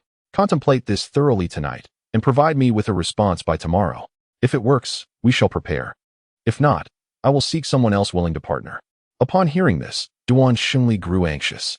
This collaboration was essential. Without it, he might inadvertently aid his competitor. He insisted, "Brother, I have stated my desire for us to collaborate."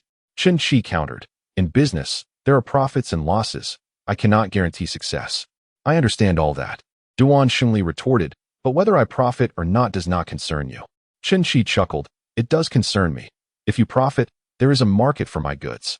If you do not, my wares will have no place to go." Duan Xingli burst into laughter at this revelation. Chen Qi encouraged him to return and deliberate, subtly suggesting he confer with the proprietress. It was essential to ensure harmony at home. Otherwise, if the couple quarreled, the enterprise would falter. He was not insistent. If this venture did not succeed, he would find others. Such matters were not of great consequence. He took the remaining crayfish home to prepare for his younger siblings. With a household full of children, he decided to make garlic butter sauce. He purchased the necessary condiments, lamenting the limited variety available nowadays. However, essential items like 13 spices, chicken essence, monosodium glutamate, and soy sauce were readily obtainable. After acquiring his supplies, he inquired of Boss Zhu regarding the psychologist he had asked about previously. The last time he inquired, Boss Zhu had been unaware of the existence of psychologists, let alone their locations.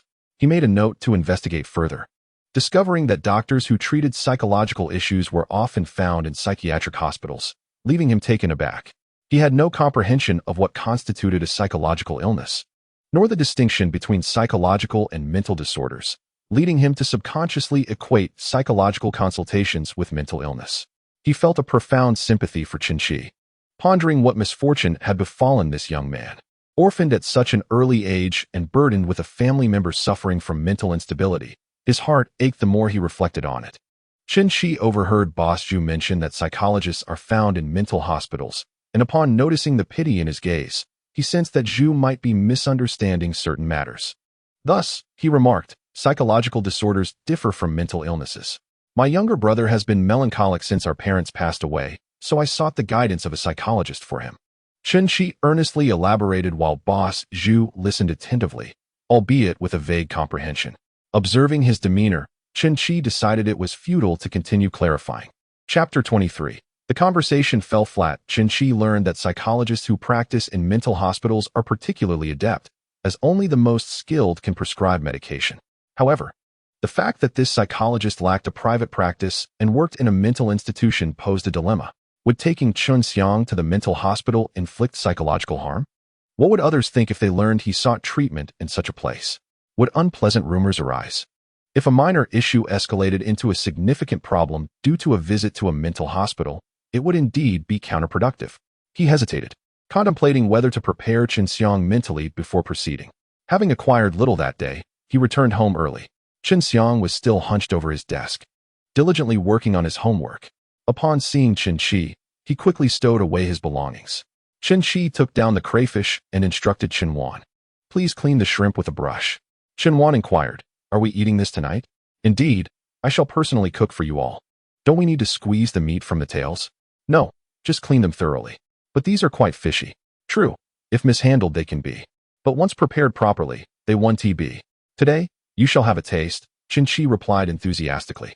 Chen Wan expressed skepticism, remarking that her elder brother was hardly a culinary expert. Did you learn from selling eels?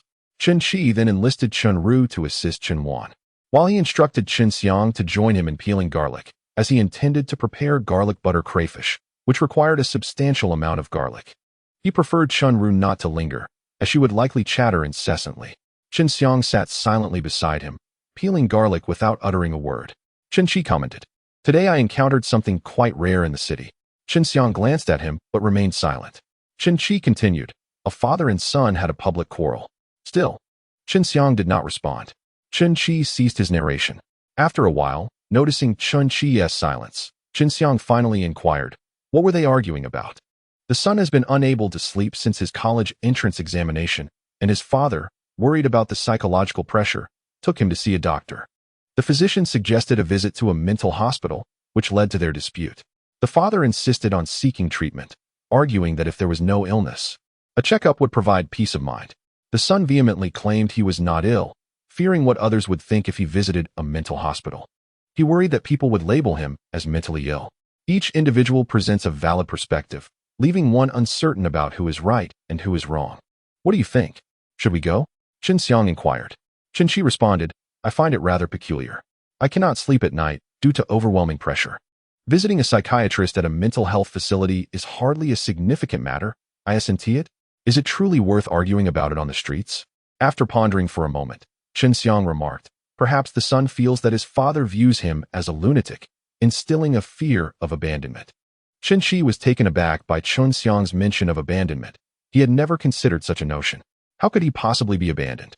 If that were the case, he wouldn't bring him to see a doctor. Why spend that money just to let things be? After spending, he would only bear the burden of blame. Chen Xiang remained silent. Chen Qi continued, since his father intends to take him to see a doctor, it is undoubtedly out of concern for his well-being. He cannot possibly wish to abandon him. Chen Xiang still did not respond, leaving Chen Qi at a loss for words. This younger brother had the uncanny ability to drain the joy from conversation, rendering it utterly dull. One could only wonder what sort of girl would be drawn to such a character. He felt a twinge of concern for his brother's future romantic prospects. However, given his handsome appearance, it seemed likely that some girl might fall for him, albeit perhaps naively. After peeling a considerable amount of garlic, Chen Ru, having finished cleaning the crayfish, returned to find Chen Qi and Chen Xiang surrounded by a mountain of garlic. She expressed her concern, saying, eldest brother, second brother, why are you peeling so much garlic? Chen Qi replied, we are preparing garlic crayfish. Is that truly necessary? Chen Ru questioned. Absolutely, you'll understand once you taste it. He assured her. He then rose to fetch the other ingredients, while Chen Ru followed closely behind, resembling a little housekeeper.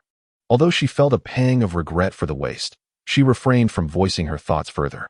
Following the previous method, Chen Qi began by frying the crayfish in oil. To prevent the little housekeeper from grumbling, he even asked Chen Wan to tend to the fire and sent the little housekeeper off to gather green beans. Once the meal was prepared, he served the crayfish in a large basin for the family to enjoy together. Chen Qi picked up a crayfish and slurped it, exclaiming, so fragrant, so delicious. Chen Wan followed suit, remarking on its delightful aroma. Chen Ru gazed at the abundant crayfish, lamenting the waste of garlic and seasonings. After all, those items represented money. Yet, the aroma was irresistible. If every meal could be as delectable as this crayfish, then a little waste seemed trivial. Chen Qi shifted a chair to accommodate Chen Shui, placing her in it while he fed her, allowing Chen Xiang to truly experience what it meant to receive love from an elder brother. Chen Xiang, astonished by the lavishness of the crayfish before him, felt an overwhelming sense of gratitude mixed with trepidation. This unusual behavior from his brother left him puzzled. As he observed Chen Qi feeding Chen Shui, he hesitated to inquire about the underlying meaning of this gesture. The entire meal was filled with a sense of apprehension. Once they had finished eating, Chen Qi felt that Chen Xiang's sense of security had been sufficiently restored. "Xiangzi," he said, "let's have a talk." Inwardly, Chen Xiang thought, the inevitable has finally arrived. He nodded in agreement and followed Chen Qi. Chen Qi led him to the vegetable garden and inquired, "Xiangzi, do you feel particularly discontented?" Chen Xiang looked at him in confusion, waiting for him to continue. Chen Qi felt a twinge of annoyance. His younger brother always maintained an unflappable demeanor, akin to a still pond, where even the smallest pebble would merely create fleeting ripples before returning to tranquility. This demeanor rendered him rather dull in Chen Qi's eyes. "I won't beat around the bush," Chen Qi said. "To be frank, I am concerned that the passing of our parents has profoundly affected you, leading to your silence. Hence, I have decided to take you to see a psychologist." Chen Xiang replied, "Psychologists work in mental hospitals." Chen Qi was momentarily taken aback. Was his brother truly only 11 years old? "Rest assured, I do not consider you mentally ill, nor do I wish to abandon you. I take after our mother in temperament." Chen Qi fell silent. He had almost forgotten what their mother looked like. Although for Chen Xiang and the others, her death seemed a matter of the previous year, for Chen Qi, it felt like a distant past life. Thus, he did not share their profound sorrow. Upon reflection, he realized that he could scarcely recall her visage, and a sense of guilt crept into his heart. Chapter 24. Why did you paint me so ugly?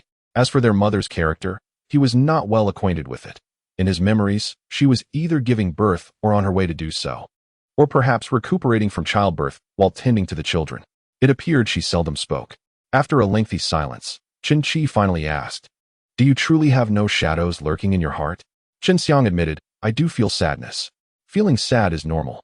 It would be abnormal to have no reaction at all to the death of our parents. You must first understand that I care for you. Among us siblings, everyone enjoys conversing, yet you are the quiet one, though you were quite the mischievous child. I fear for your well-being, which is why I scheduled an appointment with the psychologist. I will take you tomorrow." "Are you taking me to a mental hospital?" Chen Xiang asked calmly. "Yes, I intend to take you to see a psychologist. If there is nothing wrong, I will be relieved. If there is an issue, timely intervention is essential. The longer we wait, the more detrimental it becomes for your mental health." "I am not ill," Chen Xiang stated. Chen Qi replied, "Those in mental hospitals often claim they are not ill." Upon uttering these words, the atmosphere suddenly grew tense. Chen Qi regretted his choice of words. He should not have spoken so harshly. Yet at that moment, he was at a loss for what to say next. Surprisingly, Chen Xiang said, "All right, I will cooperate with you." Chen Qi let out a sigh of relief, saying, "Xiangzi, it's best if there is nothing wrong. If there is, we must address it promptly." Chen Xiang nodded in silence, simply wishing to reassure his elder brother. Currently, the household relied solely on Chen Qi's shoulders, and he could not afford to distract him further. The next day, Chen Qi took Chen Xiang to the mental hospital in Feiyang City. The hospital was filled with numerous patients undergoing treatment for various mental health issues. Some individuals mumble incoherently, oblivious to their own words, while others wear a grim expression, immediately suggesting something amiss. There are those whose eyes appear vacant, resembling marionettes. Some elderly individuals have snow-white hair, while others still bear the appearance of students. These individuals grappling with mental health issues are guided by healthcare professionals as they move about the courtyard. This group evokes a profound sense of pity. Who can fathom the tribulations they have endured to arrive at such a state? Through the window, Chen Xiang observed the scene outside, feeling a twinge of fear within him. A heavy weight settled in his heart. He was aware that he was not unwell, yet he could not shake the anxiety of potentially being afflicted. He did not wish to burden his elder brother. The number of patients seeking consultation was scarce, and soon it was their turn. Once inside, Chen Qi instructed Chen Xiang to take a seat on the stool. The doctor, a returee from overseas specializing in mental disorders, including psychological ailments, inquired about Chen Xiang's symptoms. Chen Xiang replied, "I have no symptoms." The doctor then turned to Chen Qi, who remarked, although no symptoms are evident.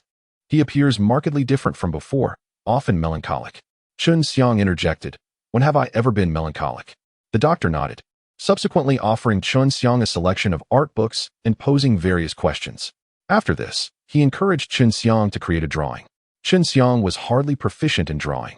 Although art was taught in school, the instructor merely guided them in sketching rudimentary objects like radishes, small houses, and large trees.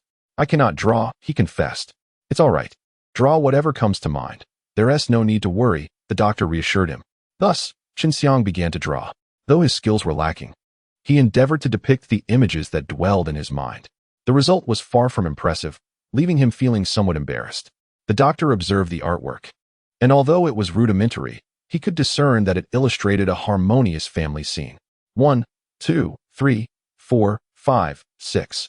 The doctor mentally counted, noting that one figure resembled an adult. Momentarily perplexed, he pointed at one of the figures in the drawing and asked, "Who is this?" "My brother," Chen Xiang replied.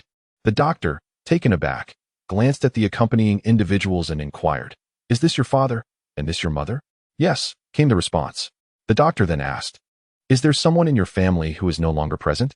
At this, Chen Xiang's heart sank, akin to an injured fawn. Chen Qi suddenly sensed the doctor possessed considerable insight. He gently patted Chen Xiang's shoulder, saying, "Do not fear, I will not abandon you. No matter how you change, I will always be here for you." After uttering this, he turned to the doctor, revealing the fact that their parents had passed away. "Oh, no wonder the elder brother appears so large in the drawing. It seems you have taken on the weight of family responsibilities," the doctor remarked. Chen Qi, glancing at the area pointed out by the doctor and then at Chen Xiang, feigned disdain and said, "Why did you portray me so unattractively?" Chen Xiang, feeling a twinge of sadness, responded, "Isn't my brother a bit out of place?" His momentary gloom was swiftly dispelled by his brother's jest. He looked at his own drawing, feeling bashful. It was not his intention to render it so poorly, but rather a reflection of his limited skill. The psychologist smiled gently and remarked, "It's not a significant issue. This is referred to as acute stress reaction or acute stress disorder. The consecutive loss of your parents has undoubtedly inflicted trauma upon your psyche. Under normal circumstances, recovery can occur within a month." "How long has this been the case for him?" Chen Qi replied, "It has been over 10 months since my mother passed away, and my father has been gone for more than a month as well." The doctor nodded and said, "It's all right. You may step outside while I have a conversation with him." Chen Qi understood that this signified the commencement of psychological intervention and turned to Chen Xiang, saying, "I will wait for you at the door." Although Chen Xiang felt some trepidation, he obediently nodded in agreement. As Chen Qi waited by the door, he experienced a mix of guilt and relief.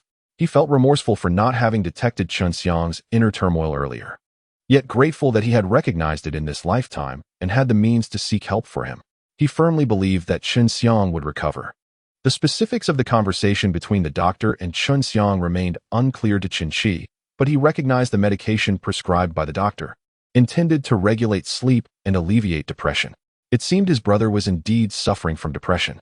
He instructed Chen Xiang to wait outside while he entered to inquire about the medication regimen. Upon meeting with the doctor, he asked how serious his brother's condition truly was. The doctor reassured him, saying, "It's not severe, it's classified as mild depression, and with pharmacological assistance, recovery will be swift. You, as the elder brother, have done well to identify the problem promptly and seek a solution. Many parents tend to shy away from medical intervention, allowing conditions to worsen over time. This ailment has yet to receive due attention domestically, while it has already been recognized in studies abroad." Chen Qi pressed further, "Is my brother truly all right?" The doctor replied, "Yes, as long as he cooperates with the treatment, he will recover soon." With that, Chen Qi felt a sense of relief wash over him. He returned to embrace Chen Xiang, saying, "Little brother, if you ever feel troubled, you must confide in me. Do you understand? You need not bear this alone. Our family is united in striving for a better life, and we cannot afford to leave anyone behind. Understood?" At that moment, Chen Xiang felt a profound sense of safety and replied, "I understand." He was indeed suffering from depression, yet he was unaware of his condition. Chapter 25. I shall not engage in labor that yields no profit. The passing of his mother had plunged him into a prolonged state of sorrow.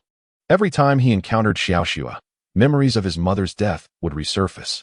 After several months of gradually adjusting his emotions, The sudden and inexplicable death of his father delivered a devastating blow to his already fragile spirit. With his mother gone, he had his father to rely on. But with his father's demise, he felt utterly alone and believed he could no longer attend school. The dual loss of his parents, compounded by his yearning for education, often left him restless at night. However, he felt compelled to conceal his suffering. He believed that his elder brother was already burdened with considerable hardship and did not wish to add to his worries. Yet, his elder brother still cared for him deeply and took him to see a doctor. He listened attentively as the doctor articulated a multitude of professional terms and learned that a significant number of individuals experience depression. This realization was not the most daunting aspect. The true peril lay in one's inability to recognize it accurately. As long as he actively participated in the treatment, recovery would follow swiftly.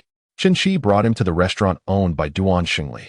Upon seeing him, Duan Shengli eagerly exclaimed, "Little brother, you have finally arrived." Chen Qi stated, "I would like a stir-fried dish of chili and pork, a stir-fried dish of chives and eggs, and 2 bowls of rice. We should dine first." "Certainly." Duan Shengli promptly went to prepare the meal. The rice was readily available, and the stir-fried chili and pork would not take long. In just 10 minutes, 2 plates of food were served. Duan Shengli, seated across from them, inquired, "Is this your younger brother?" "Yes," Chen Qi replied while eating. Chen Xiang glanced at Duan Shengli and then at Chen Qi, wisely choosing to remain silent. Seeing that Chen Qi was not inclined to speak further, Duan Shengli refrained from continuing the conversation and patiently waited aside. He felt a surge of optimism about his financial prospects, increasingly convinced that brighter days lay ahead.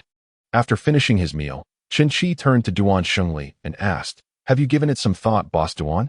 Duan Shengli had discussed the matter with Bai Yueju the previous evening, and they both believed it was worth a try. "How can we know unless we give it a shot?" Both of them were the daring type, ready to take action. Duan Shengli declared, "We have made up our minds. The night market must open." He shared his plans with Chen Qi, expressing his intention to hire a barbecue chef, explaining that procuring tables and stools was straightforward.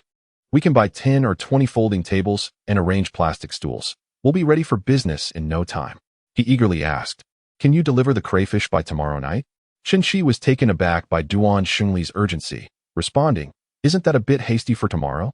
Will you be able to find a barbecue chef by then? We can't solely sell crayfish, can we?" Duan Shengli reassured him.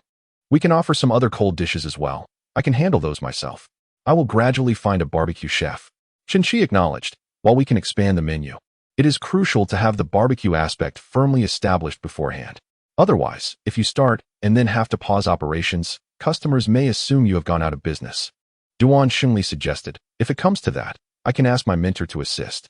"That works," Chen Qi replied, "as long as you have the right connections. However, tomorrow's crayfish won't be ready. I estimate it will arrive the day after tomorrow. I will deliver it then." "That is acceptable," Duan Shengli readily agreed. Chen Qi continued, "Since we have reached an agreement, let us formalize it with a contract." Duan Shengli was surprised by Chen Qi's insistence on such formality, feeling as though they were embarking on a grand venture, when in reality, he merely wanted to set up a night market. Chen Qi countered, "What starts as a barbecue stall may evolve into a barbecue chain in the future. Who can say?"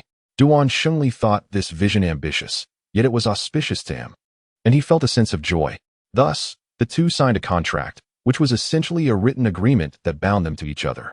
Duan Shengli was apprehensive that Chen Qi might refuse to supply him with goods, leaving him without a source.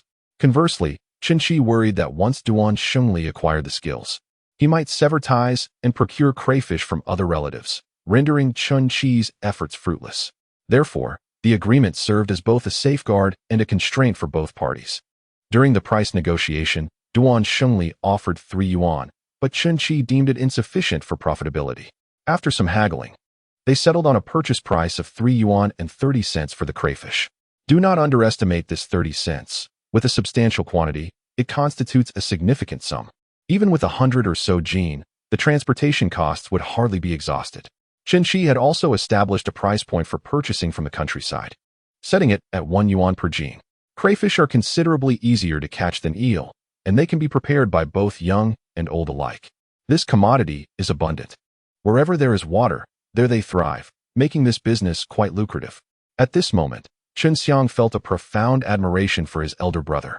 He was astounded that his brother could effortlessly negotiate a deal. He never expected that the crayfish they caught from the fields could fetch 3 yuan and 30 cents per jean. How much would the boss sell them for? Nevertheless, recalling the delectable taste of crayfish, he felt optimistic about the sales prospects, given the city's affluent population who could afford such delicacies. However, he wondered what the purchasing price would be for them. 2 yuan? 3 yuan? Observing Chen Xiang's curiosity, Chen Qi, slightly concerned that his brother might think he was being too shrewd, explained, the price of 3 yuan and 30 cents per jean is what we sell to Boss Duan. When we purchase, it will be 1 yuan per jean. Isn't that too little? Chen Xiang inquired. Not at all. Consider this. They catch the crayfish for free, incurring only labor costs. Yet, the labor costs are minimal, especially since the elderly and children hardly earn anything. However, they can catch crayfish and earn money. So they should be grateful for the opportunity one provide them to profit. When we buy, we assume the risk of any dead shrimp, as they are counted against us. Additionally, we must account for fuel costs and vehicle depreciation. If we toil without profit, I certainly won't engage in such labor. Chen Xiang nodded, finally grasping the meaning behind his brother's earlier comments regarding the meager earnings from eels. Indeed, those who have encountered considerable wealth tend to overlook trivial amounts. Chen Qi led Chen Xiang to the Chengwang Temple to procure goods, engaging in jovial conversation with Boss Zhu.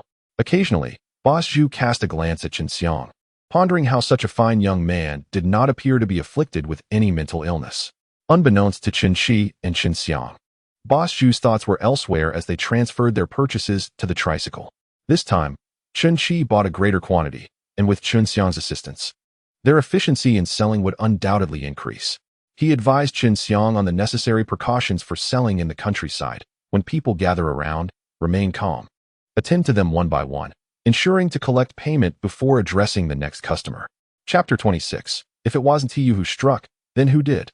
Chen Xiang nodded, feeling confident as selling laundry soap was not overly complex. However, upon arriving in the village, he quickly understood why his brother had emphasized these precautions. The crowd encircled the tricycle, with 7 or 8 individuals approaching simultaneously, and he experienced firsthand what it meant to be overwhelmed by a cacophony of voices.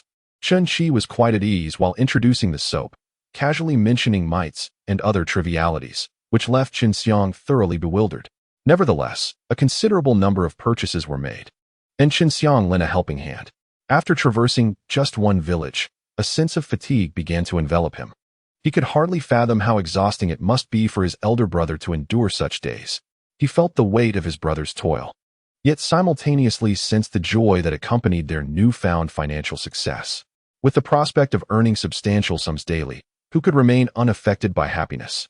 Their lives had indeed begun to take on a semblance of security. Moreover, with a lucrative business in crayfish on the horizon, life appeared even more promising. It was no wonder that Chen Xiang bore significant pressure. The boy was introspective and contemplative. Previously, Chen Qi would have them count the money daily, allowing him to keep track of their finances. However, when Chen Qi ceased this practice, Chen Xiang assumed his brother was not making any money. Yet he dared not inquire further, fearing it might burden his brother even more. Had he known his brother could earn such amounts daily, he would not have wasted time digging for earthworms or catching eels. He wished to support his brother, and in hindsight, he regretted not accompanying him to the countryside sooner to assist. He expressed these sentiments aloud. Chen Qi, unaware that his decision to deposit money at the credit union had led to misunderstandings between them, found himself in a rather absurd situation.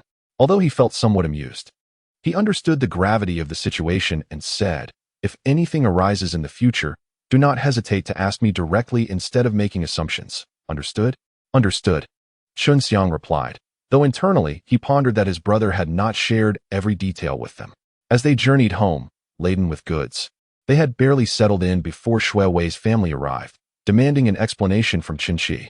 Confused, Chen Qi inquired, "What kind of explanation do you want from me? What am I supposed to clarify?" "Stop pretending. You are the one who has a grudge against our Shui Wei. Aside from you, he has not offended anyone else. If it wasn't you who struck him, then who did?" Chen Qi suddenly found a semblance of logic in Shui Wei's father's accusations. However, he was perplexed as to why he was being blamed for Zhang Shulin's troubles. He retorted, "One may eat recklessly, but words should not be flippantly spoken. You claim that I assaulted Shui Wei.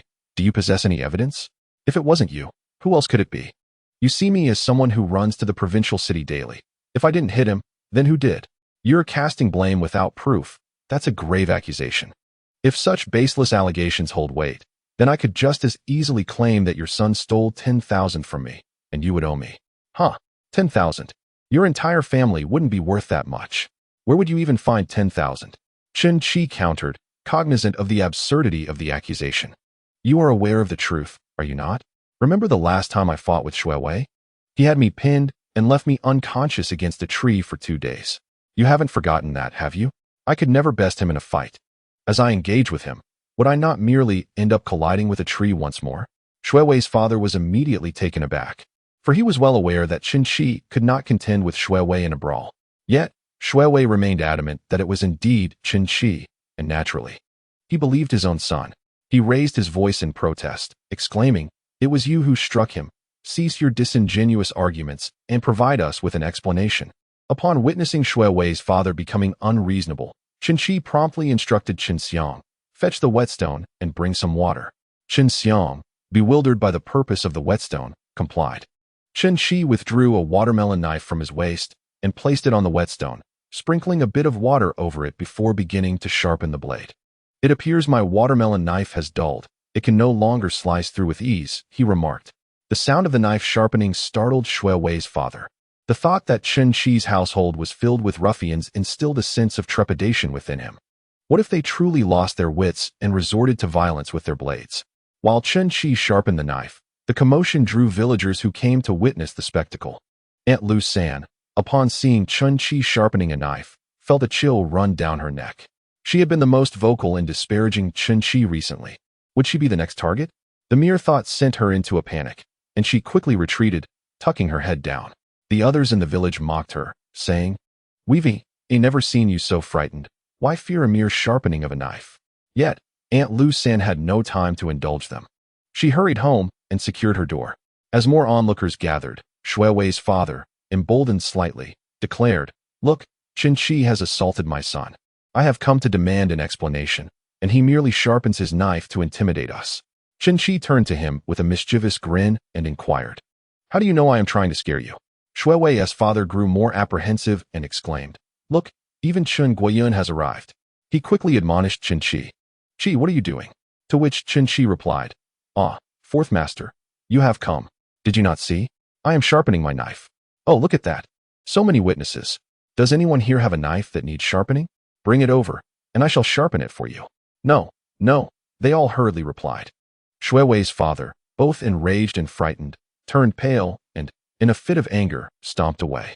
Seeing that the crowd had dispersed, Chen Qi seized the opportunity to announce, "Tomorrow, we shall begin collecting crayfish at 1 yuan per pound. If you have the time, bring some to sell." The villagers were taken aback by this news, inquiring, "Will you pay in cash?" "Indeed, cash on the spot," Chen Qi confirmed. Excitement rippled through them. Crayfish were much easier to catch than eels, and with numerous ditches and ponds in the village, they were abundant.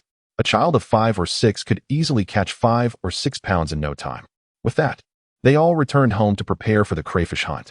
Once the crowd had dispersed, Chen Guiyun approached Chen Qi and asked, "You didn't actually harm Shui Wei, did you? How could it possibly be me? I cannot even hold my own against Shui Wei. Everyone in the village knows this. How could I dare to strike him? Moreover, I have younger siblings to care for. I hardly have the emotional bandwidth to engage with Shui Wei on such trivial matters. He might have offended someone and received a beating, now attempting to extort me. How absurd," Chen Qi remarked. He had yet to settle the score with Shui Wei. Chapter 27. I too reported their defamation upon hearing this. Chen Guiyun felt relieved and said, "As long as it wasn't you, that's what matters. Our Chen family is not small. If the Shui family seeks to bully us, they should be wary." Chen Qi reassured him, "Rest assured, should they perpetrate any wrongdoing, the state shall intervene." He refrained from mentioning that the second and third uncles no longer associated with them.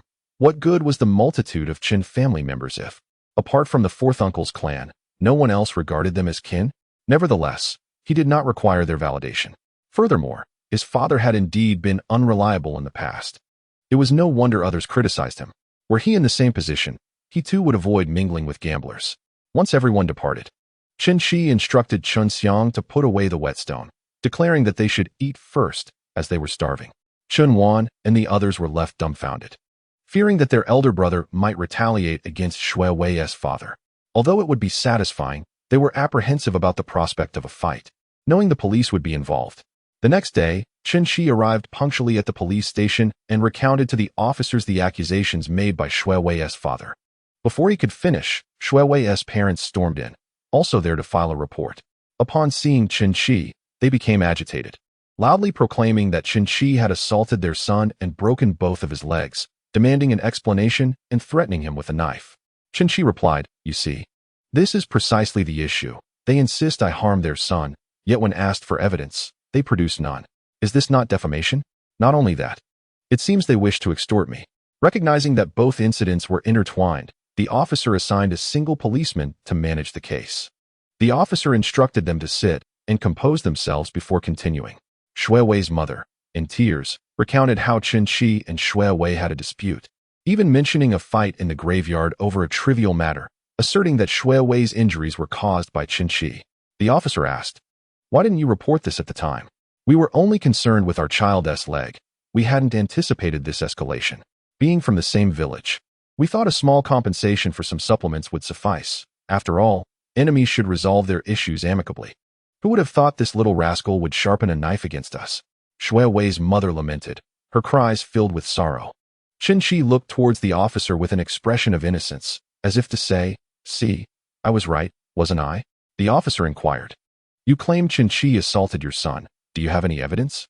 Shui Wei's father replied, "Our son has only crossed paths with him. He has no enemies elsewhere. If not Chen Qi, then who else could have done this?" Thus, it became clear that there was no evidence, correct? Shui Wei's father was bewildered, insisting that such an obvious matter should not require proof. The officer stated, "One must speak with substantiation. Without evidence, one cannot make baseless allegations and must bear legal responsibility." Did no one witness who struck him? Was there no dialogue during the altercation? Both parents shook their heads in response. The police officer stated, "Let me assist you in filing a case. We must first gather information from Shui Wei." Shui Wei's father interjected, "Shouldn't you apprehend him first? Without evidence, what grounds do you have to arrest someone?"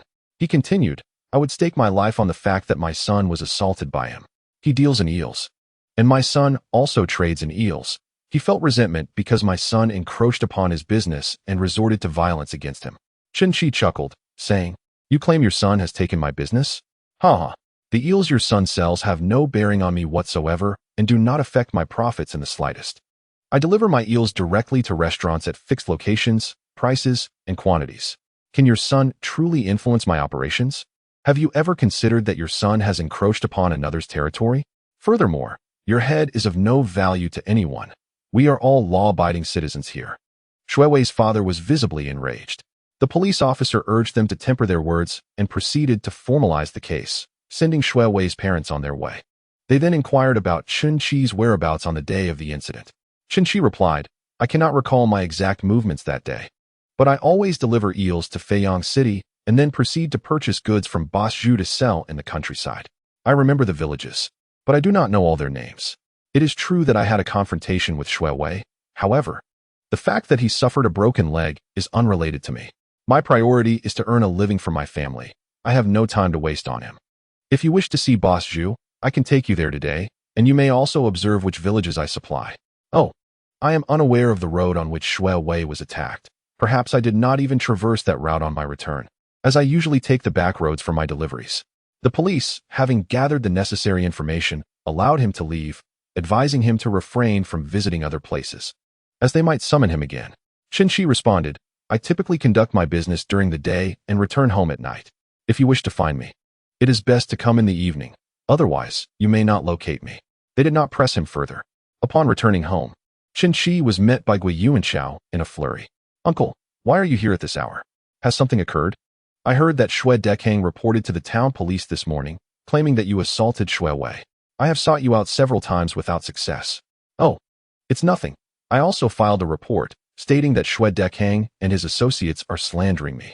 Gui Yuanchao was taken aback by Chen Qi's admission of having reported the matter himself. "Is that permissible?" Chen Qi then inquired, "Has the house renovation progressed?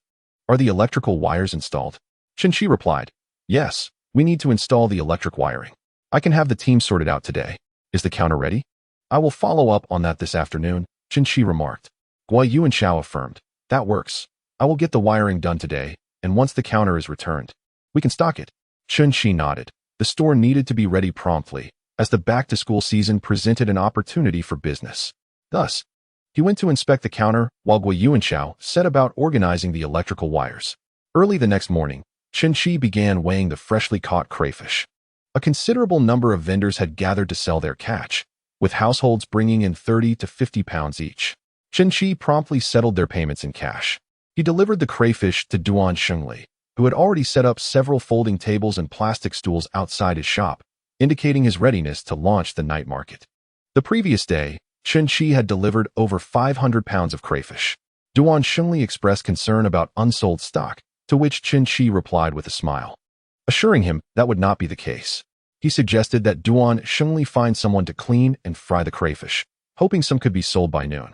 Upon hearing this, Duan Shengli called for his wife, Bai Yuejiu, to assist in cleaning the crayfish, and his sister-in-law, Bai Yujiao, also joined. The young woman worked with remarkable dexterity, her long, thick braids giving her a somewhat rustic appearance by contemporary standards. Meanwhile, Chen Qi instructed Duan Shengli on how to prepare the crayfish, particularly the garlic butter variety. Suddenly recalling the need for promotion, he inquired, "Have you advertised?" "What? Advertised?" Duan Shengli responded, puzzled. "If you don't promote, how will anyone know there is a night market here?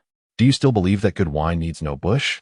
Chen Qi explained that without promotion, no one would know about the crayfish.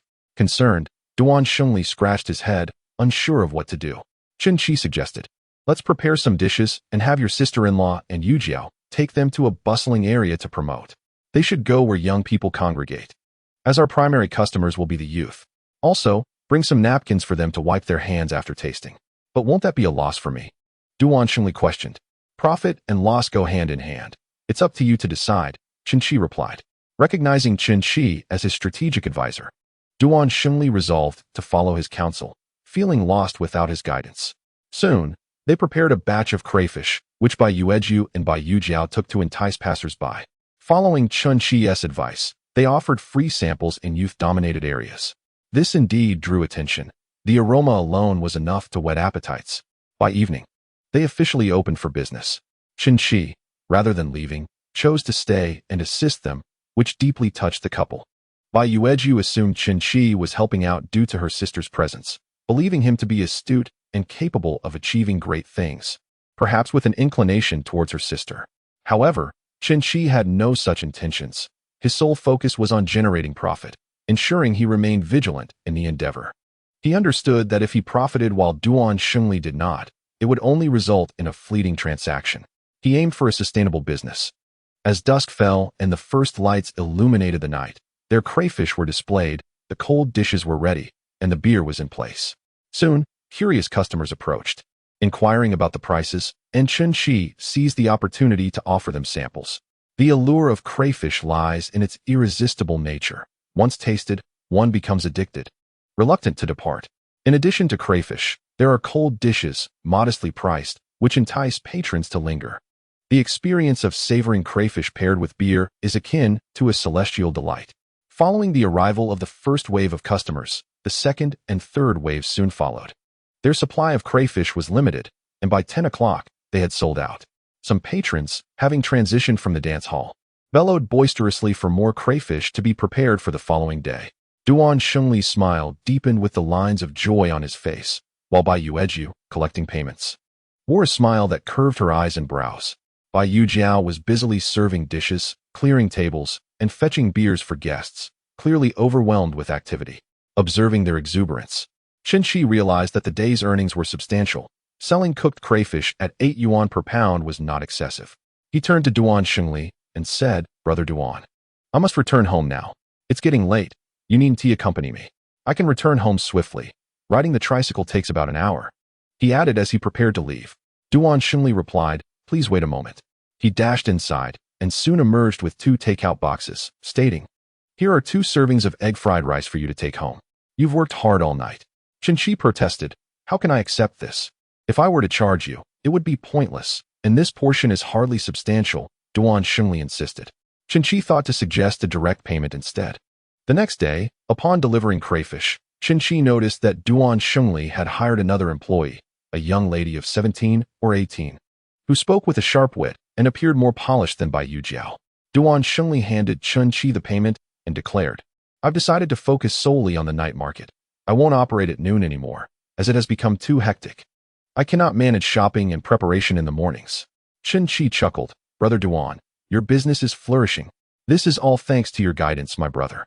I shall never forget your kindness." Chen Qi laughed. "It is better for a brother to share meat while allowing the other to enjoy soup than anything else. What a fine sentiment you express." Duan Shengli chuckled heartily. Chen Qi said, "I shan't take up more of your time. I must return quickly." Duan Shengli wished he could persuade him to stay and assist, yet he felt it inappropriate to impose on him for his own benefit. Truth be told, he felt a tinge of anxiety without Chen Qi's presence. However, he too had business to attend to and could not selfishly detain him. "I won't keep you any longer.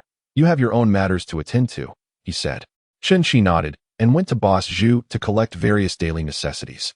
This time, he gathered a diverse array of items, though in modest quantities, as they were intended for the shop. After all, it was a worthwhile trip, and he could not return empty-handed. Besides Boss Zhu, he also needed to procure other supplies, such as beverages, salt, and students' workbooks, which required visiting different wholesale vendors. He wholesale purchased a large load of goods, covered them with waterproof tarpaulin, and headed towards Yangjia village. His own place was too small to accommodate the items, so he decided to drop them off at Gui Yuanchao's house, which had ample space. Upon arriving at Gui Yuanchao's doorstep, he noticed a crowd gathered outside. Chao Sihua was seated on a stool, brandishing a bamboo pole. With a swift motion, she struck the ground and hurled insults towards Gui Yuanchao's home. The door remained firmly shut, and no one emerged. Chao Sihua's voice grew hoarse from her relentless tirades, indicating she had been at it for quite some time. As Chen Qi drove up, the sound of his vehicle drew the attention of the onlookers. At that moment, Chao Sihua's aunt, the elderly woman who had previously defended her during Chen Qi's discussion with Yang Hongjun and others, tugged at Chao Sihua. Upon seeing Chen Qi, Chao Sihua finally rose, took her stool, and departed for home. The crowd engaged Chen Qi in conversation as he got out of his vehicle to distribute cigarettes, inquiring about the situation. The villagers explained that a chicken from their home had pecked at Chao Sihua's cotton leaves, prompting her to come over and berate them for several days. Chen Qi remarked that in rural areas, chickens roam freely across the fields, and no one's chickens are confined to their yards. Moreover, with the cotton flowering season approaching, the pecking of cotton leaves would have minimal impact. Had Wang Fenglan's chickens ventured into Chao Sihua's cotton field, surely her own chickens had not strayed into Wang Fenglan's land? Clearly, Chao Sihua was seeking trouble. It was evident that her grievances stemmed from Chen Qi's closer ties with Gui Yuanchao's family, leaving her feeling resentful and thereby instigating conflict. The villagers' analysis was reasonable, and even Chen Qi concurred with their assessment. After all, how else could one explain Chao Sihua's perplexing and bullying behavior? Was she not taking advantage of Wang Fenglan's lack of male relatives? After exchanging pleasantries with the crowd, Chen Qi approached Wang Fenglan's door, calling out, "Aunt, are you home?" "It's Chen Qi." After a couple of calls, Wang Fenglan finally responded from the yard. Shortly thereafter, the door opened, and with a forced smile, she greeted, "Qizi, you've come." Noticing her red eyes, it was evident that she had been crying while Chao Sihua was outside berating her. He said, "I brought some goods." Upon hearing that he had brought more items, Wang Fenglan appeared somewhat troubled, saying, "I can't help you sell things anymore." Chen Qi smiled broadly, replying, "There will be more opportunities in the future. We can discuss it then. I've brought these back, and this time I need to sell them in the village. They just need to be stored at your house for a few days."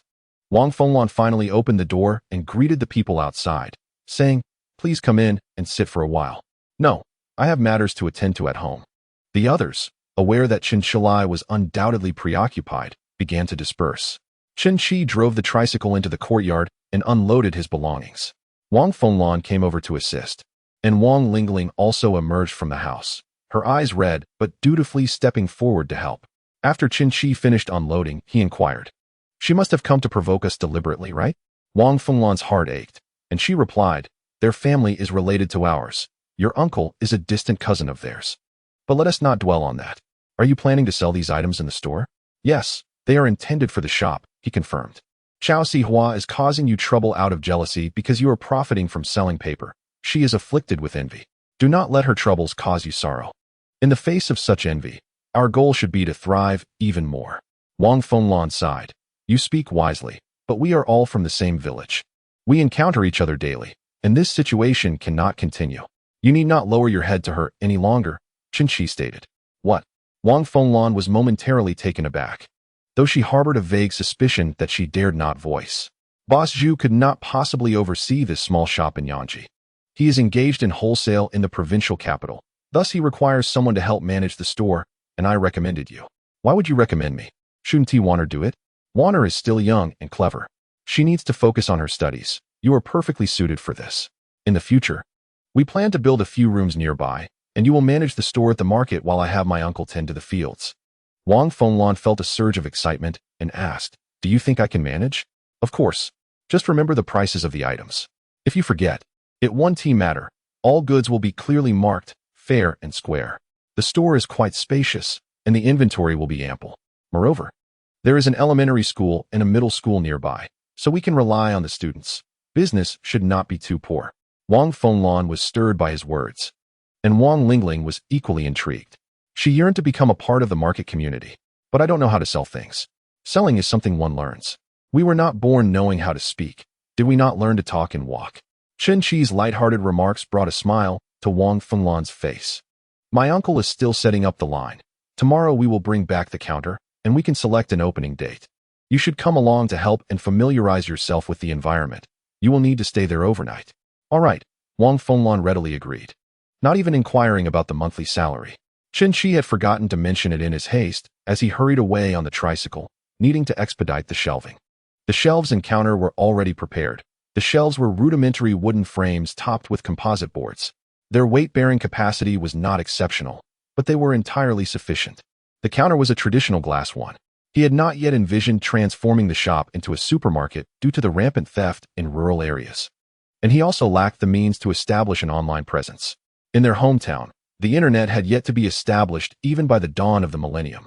It was not until around 2010 that they obtained internet cables, which were exceedingly expensive, and only 5 or 6 years later did every household finally gain access to the web. This illustrates the uneven pace of societal development.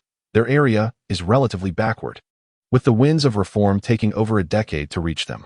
Even now, purchasing fertilizers still requires rationing tickets. However, those tickets were soon abolished. As long as there were ample goods, planning was no longer necessary. He visited the carpenter and found the counter to be just as he had ordered. They agreed to deliver the counter and shelves the following day. Upon returning home, he went to Yangji and informed Gui Yuanchao to be ready to receive the shelves, asking him to install them, as he would return early. Gui Yuanchao agreed. The next day, he rose early to collect 1,000 pounds of crayfish, not only caught by the Chen family, but also by the local children from nearby villages. He was responsible for weighing them, while Chen Xiang and Chen Wan handled the payments. The children were overjoyed to receive their earnings. All the larger bills were handed over, while they pocketed the smaller denominations. Despite this, they were quite happy to give the money to adults. Children were remarkably easy to manage in those days. Chen Qi transported the crayfish to Feiyang City, where Duan Shengli accepted them without hesitation. He had also hired new staff and excitedly informed Chen Qi that the previous night had been so crowded that many latecomers had nowhere to sit, prompting him to add more tables and chairs. Chen Qi cautioned against further expansion, advising that it was sufficient to maintain their current profits, as imitation would soon follow. Upon hearing this, Duan Shengli became somewhat more sober and asked if the recipe for the crayfish had been shared with anyone. Chen Qi reassured him that it had not, though he acknowledged that someone skilled could replicate it after a taste.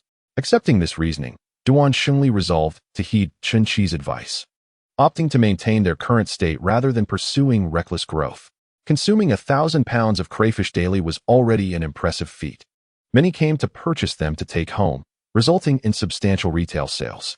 A unique business was indeed a lucrative endeavor, akin to picking up money, and he was eager to open a branch to further expand their venture. In Chapter 30, Duan Shengli's enthusiasm seemed almost excessive. Yet, Chen Qi's words managed to clear his mind, prompting him to inquire about any special offerings. Chen Qi contemplated and realized he indeed had something unique: snails. Much like crayfish, once they were caught, they were not easily released. These snails were ubiquitous wherever there was water, considered unappetizing and often overlooked in rural areas due to their unpleasant aroma. However, When prepared correctly, they could be quite delightful. Snails are an option as well, he stated. Can you prepare snails? Duan Xingli suddenly felt that if Chen Qi were to open a restaurant, there would be little room for him. Chen Qi replied affirmatively, suggesting they catch some the next day for a taste test. All right, but if we make snails, others will surely imitate us. How can we prevent that? Duan Xingli queried. Chen Qi stroked his chin and replied, if you are conducting business earnestly, others will do the same. How can one prevent that? Duan Xingli expressed, however, I do not wish to share this cake with others. I do have a commendable solution, yet should I impart this method to you, I shall require a commission. Having heeded Chen Qi's counsel, Duan Xingli had amassed a considerable fortune in merely a few days, recognizing him as a capable individual. And thus he was inclined to follow his guidance without hesitation. Agreed, no problem. What shall we do? Do not keep anything hidden. I am entirely at your disposal. He replied. Chen Qi appreciated such compliance and stated, if you intend to follow my advice, we must establish a company. Your shop's profits will not concern me, but I shall require a share from any other ventures we pursue.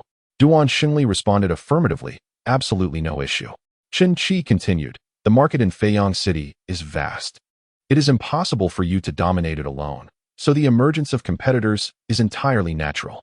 Do not consider engaging in a price war with them, as it would inflict great harm on both parties. Rather, consider forming an alliance with your competitors. Duan Xingli's intentions were laid bare. He had been contemplating lowering both the purchase price and the selling price to instigate a price war. He was taken aback by Chen Qi's insight and promptly inquired, how do we join forces? Chen Qi replied, through franchising. We shall allow them to open franchise stores, and we will provide training and supply seasoning packages. At this point, Chen Qi recalled the uniform store designs from the future, and a spark of inspiration illuminated his thoughts. Perhaps he could expand into other ventures as well. Duan Xingli, surprised by this notion, pondered how many franchise stores could actually be opened. He was somewhat skeptical.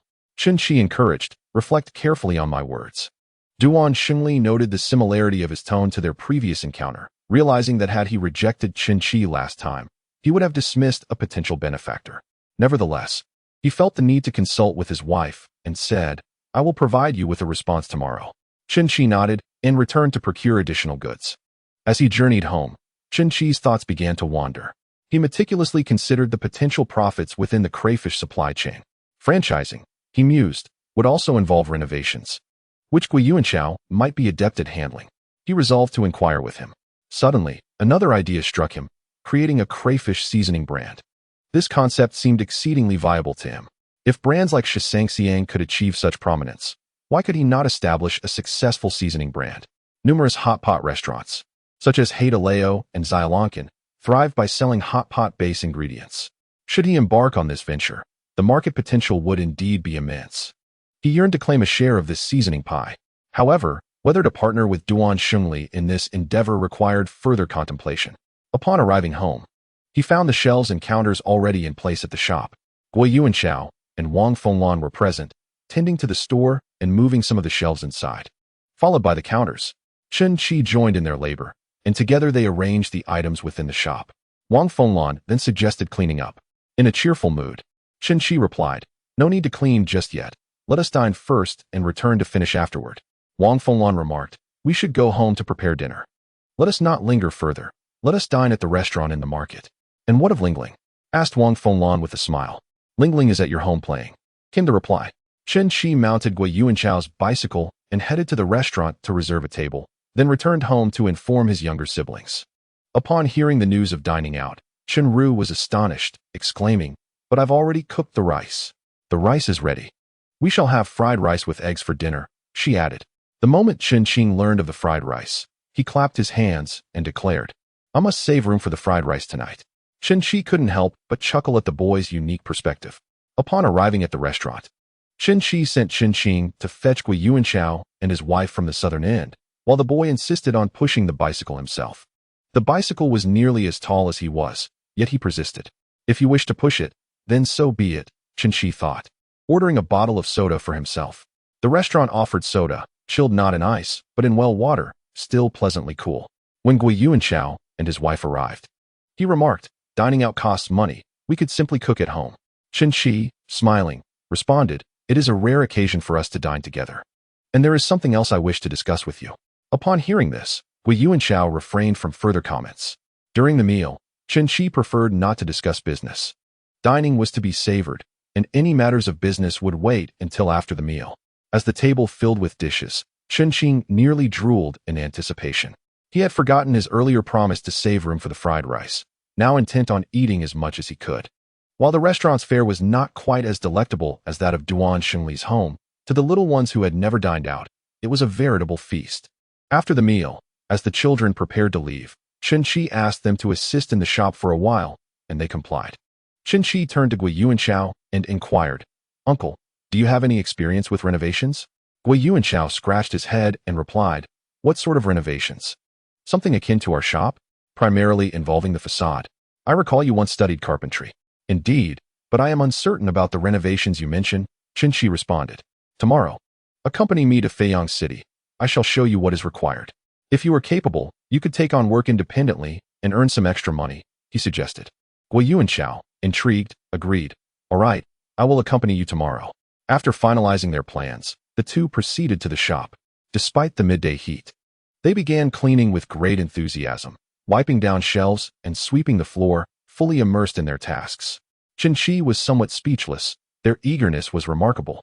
Yet, feeling compelled to keep pace with their enthusiasm, he joined in. In Chapter 31, considering the prospect of collaborating to start a company, he reflected on the shop's layout. Dividing it into sections for toiletries, general merchandise, sports equipment, grains and oils, and snacks, noting that there would be no fresh produce, as every household in the countryside grew their own vegetables and few would purchase them. Regarding meat, there exists a specialized butcher for pig slaughtering, and water is abundant in the ponds and ditches, making fish accessible without any financial burden. During regular days, people seldom purchase fish in large quantities, only doing so during festive occasions. As for chickens, nearly every household raises their own. Even in grain and oil regions, supplies are minimal and merely serve to fill gaps. Every family cultivates their own land. Who would buy food? Even teachers and those at cotton and grain stations consume commercial grains. Yet they too have family farms and primarily eat what they harvest from home. Very few are willing to spend on food unless they lack land. Particularly for teachers, they must also tend to their farms, which is why schools grant breaks during busy farming seasons, allowing teachers and students to return home and assist with labor. This might be the era when students most despise holidays, as time off means engaging in arduous farm work, which is both hot and exhausting, far less preferable than attending school. An often posed question by the elders is it more comfortable to wield a pen or to bear a hoe? Many rural children study diligently, yearning to escape such a taxing environment. However, Chen Qi has never contemplated leaving his hometown. In his past life, he once departed but grew increasingly nostalgic. Although his hometown is impoverished, he harbors no disdain for its lack of wealth. His hometown has never scorned him for his shortcomings. Thus, he has no grounds to criticize its poverty. His thoughts wandered for a moment as he surveyed the shop, noticing the central area remained vacant. He believed it should be filled with an abundance of goods. Boss Zhu, connected with individuals from the paper mill, had allowed this rumor to circulate. Thus he resolved to see it through. He intended to stockpile paper here, making it known to the surrounding villages that his paper was affordably priced, drawing customers from miles around. As for home appliances, he considered adding items like flashlights, mining lamps, desk lamps, electric rods, and radios. Electric rice cookers could also be introduced. They were already in vogue in the cities, but had yet to catch on in the countryside. During the busy farming season, when everyone toiled in the fields to exhaustion and returned home to prepare meals, the promotion of electric rice cookers could significantly alleviate their burdens. One could wash rice before heading out to work and return to a simple stir-fry for lunch. Some households might even forego cooking vegetables altogether, settling for pickled dishes instead. This is the nature of rural life. The busier the farming season, the greater the need for nutrition, yet time for meal preparation is scarce. When winter arrives and farming activities cease, they finally have the leisure to attend to their meals. In the depths of winter, having gained weight not only helps resist the cold, but also prepares them for the arduous agricultural tasks to come in the following year. With an electric rice cooker, they could save a great deal of effort. Chen Qi formulated his plans and conveyed the layout of the store to Wang Fenglan and Gui Yuanzhao. Upon hearing that the shop offered such a comprehensive range of products, they were astonished. What shop could provide such an extensive inventory? It was not a supply cooperative. After all, Naturally, the more varied the goods, the better. If someone needed a needle, they would have to come to their store. Wasn't that splendid? Chen Qi unloaded the goods from the tricycle and began to arrange them on the shelves according to his plan. Chen Qi and Chen Xiang, having followed Chen Qi's instructions, returned to inform the villagers that they would be collecting freshwater snails the next day, priced at 80 cents per pound. In a hurry to relay the news to his friends, Chen Qi was stopped by Chen Xiang, who suggested he purchase some ice pops to distribute among their companions, assigning them the task of running errands. With each ice pop costing 10 cents, Chen Xiang spent a yuan, enabling the children to spread the word in the village of their grandmother. Unbeknownst to Chen Qi, Chen Xiang had devised this plan for Chen Qi. After arranging the goods beside his bed, he set off with Guo Yuanshao to Yangjia village to retrieve the merchandise stored at his home. Guo Yuanshao brought along some daily necessities, promising to return on his bicycle if anything else was needed. Yangjia village was only a few miles from Yangji, while Chen's home was even closer, situated right next to it. That evening, Guo Yuanshao and his companions planned to stay at the shop, leaving some chickens and grain at home under the watch of a worker who had assisted him. The worker would spend the night in their yard. The following morning, Chen Qi rose early to collect crayfish, with Chen Xiang lending a hand. In addition to the crayfish, numerous villagers arrived with freshwater snails. Although the snails were less expensive than the crayfish, their abundance was overwhelming. Noticing the influx of customers, Chen Qi called upon Chen Wan to assist as well. While Chen Qi weighed the goods, Chen Xiang counted them, and Chen Wan meticulously recorded the transactions, keeping the crayfish and snails accounted for separately. However, they were unable to pay the sellers immediately. Chen Wan advised everyone to wait until all goods had been weighed before dispersing payments. The villagers patiently waited. After nearly 40 minutes, Chen Qi completed the weighing process and instructed Chen Wan and Chen Xiang to distribute the payments. Together, they managed the transactions smoothly, marking off each name as they paid. Meanwhile, Chen Qi drove towards Yangji, coincidentally encountering Guo Yuanshao, who hopped onto the tricycle to accompany him to Feiyang City. Guo Yuanshao wished to inspect the shop's renovations and meet boss Zhu, under whom he had worked, while his wife was also employed at Zhu's establishment. Having forgotten his earlier deception, Chen Qi felt no guilt as he journeyed with Guo Yuanshao. Upon arriving at Duan Xingli's place to deliver goods, Chen Qi invited him to view the storefront and its interior renovations while he assisted Duan Xingli in weighing the crayfish. Upon noticing the delivery of 200 to 300 pounds of snails, Duan Xingli remarked that the price for the snails had yet to be established, pondering that they could not possibly be more expensive than the crayfish. With a smile, Chen Qi suggested keeping a tab and determining the price based on sales performance. Duan Xingli agreed to this approach, allowing the weighing of all items, though the snails remained unaccounted for. Curiously, Duan Xingli inquired about the preparation of the snails. Chen Qi replied that they were not yet ready for consumption, as the grit had not been fully expelled. However, he offered to prepare a small batch for Duan Xingli to sample. Duan Xingli accepted, and Chen Qi set about preparing a plate of snails, deftly trimming their tails with scissors before placing them in a pot to boil. As one pot simmers, preparations commence in another area. While gathering ingredients, he remarked to Duan Xingli, "This dish is not something one could learn without investing 2,000 to 3,000 yuan." Duan Xingli nodded vigorously, responding, "Indeed, my friend. I feel fortunate to benefit from your expertise." Chen Qi chuckled, "As long as you are willing to purchase my raw materials, I shall gladly share these recipes with you. Have you given any thought to our potential partnership in establishing a company?" In Chapter 32, he mused that he should have access to suitable supplies. "I can manage, though I have no prior experience, which gives me pause," he confessed. Chen Qi encouraged him, "Take your time to explore. You will surely find your footing. Shall we begin our company now? How much will it cost?" Chen Qi replied, "I will invest 30,000. You contribute 20,000, granting me 60% ownership and you 40. Future dividends will be distributed accordingly. What do you think?" Duan Xingli, unable to fathom the significant difference in profits, focused solely on the fact that he could afford the 20,000. Thus, he readily agreed. Chen Qi continued, "You need not venture out yourself. Simply hire an experienced accountant and let them manage everything." The notion of an accountant had not crossed Duan Xingli's mind. As a restaurant owner, he couldn't even calculate his monthly net profit, as long as the money kept rolling in. "Yes, we should find an accountant," he echoed. However, Chen Qi pondered that locating a professional accountant in their area would indeed be quite challenging. Some worked in state-owned enterprises and would not deign to consider such a venture.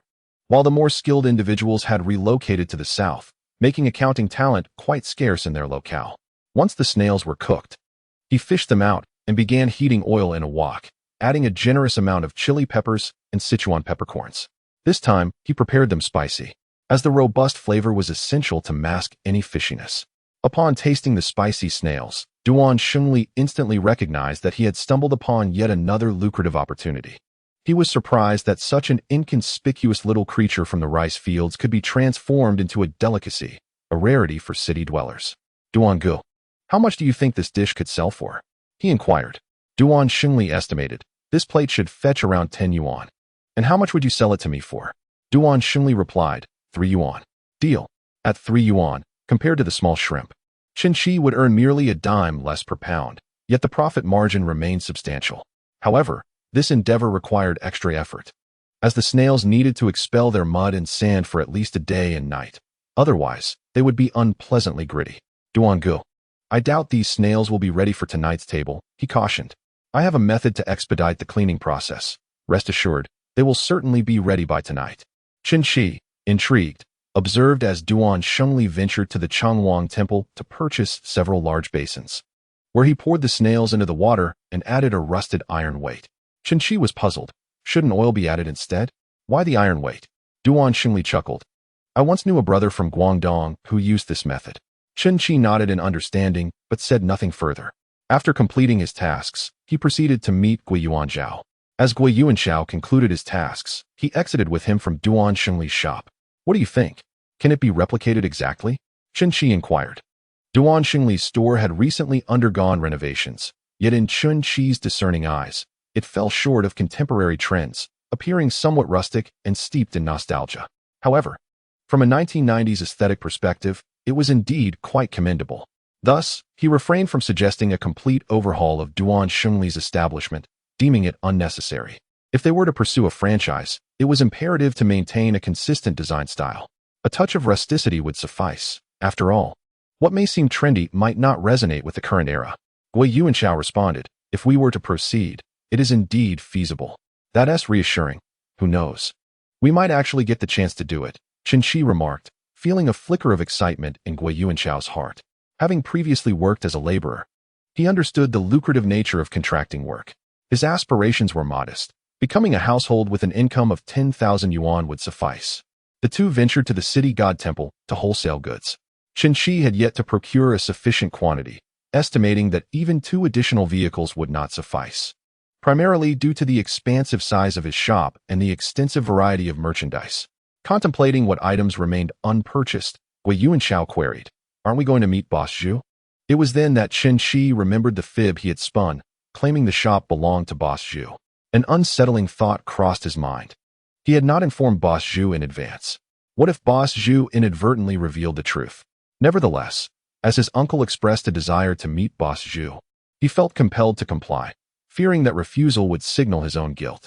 Thus, he escorted Gui Yuanzhao to Boss Zhu's establishment.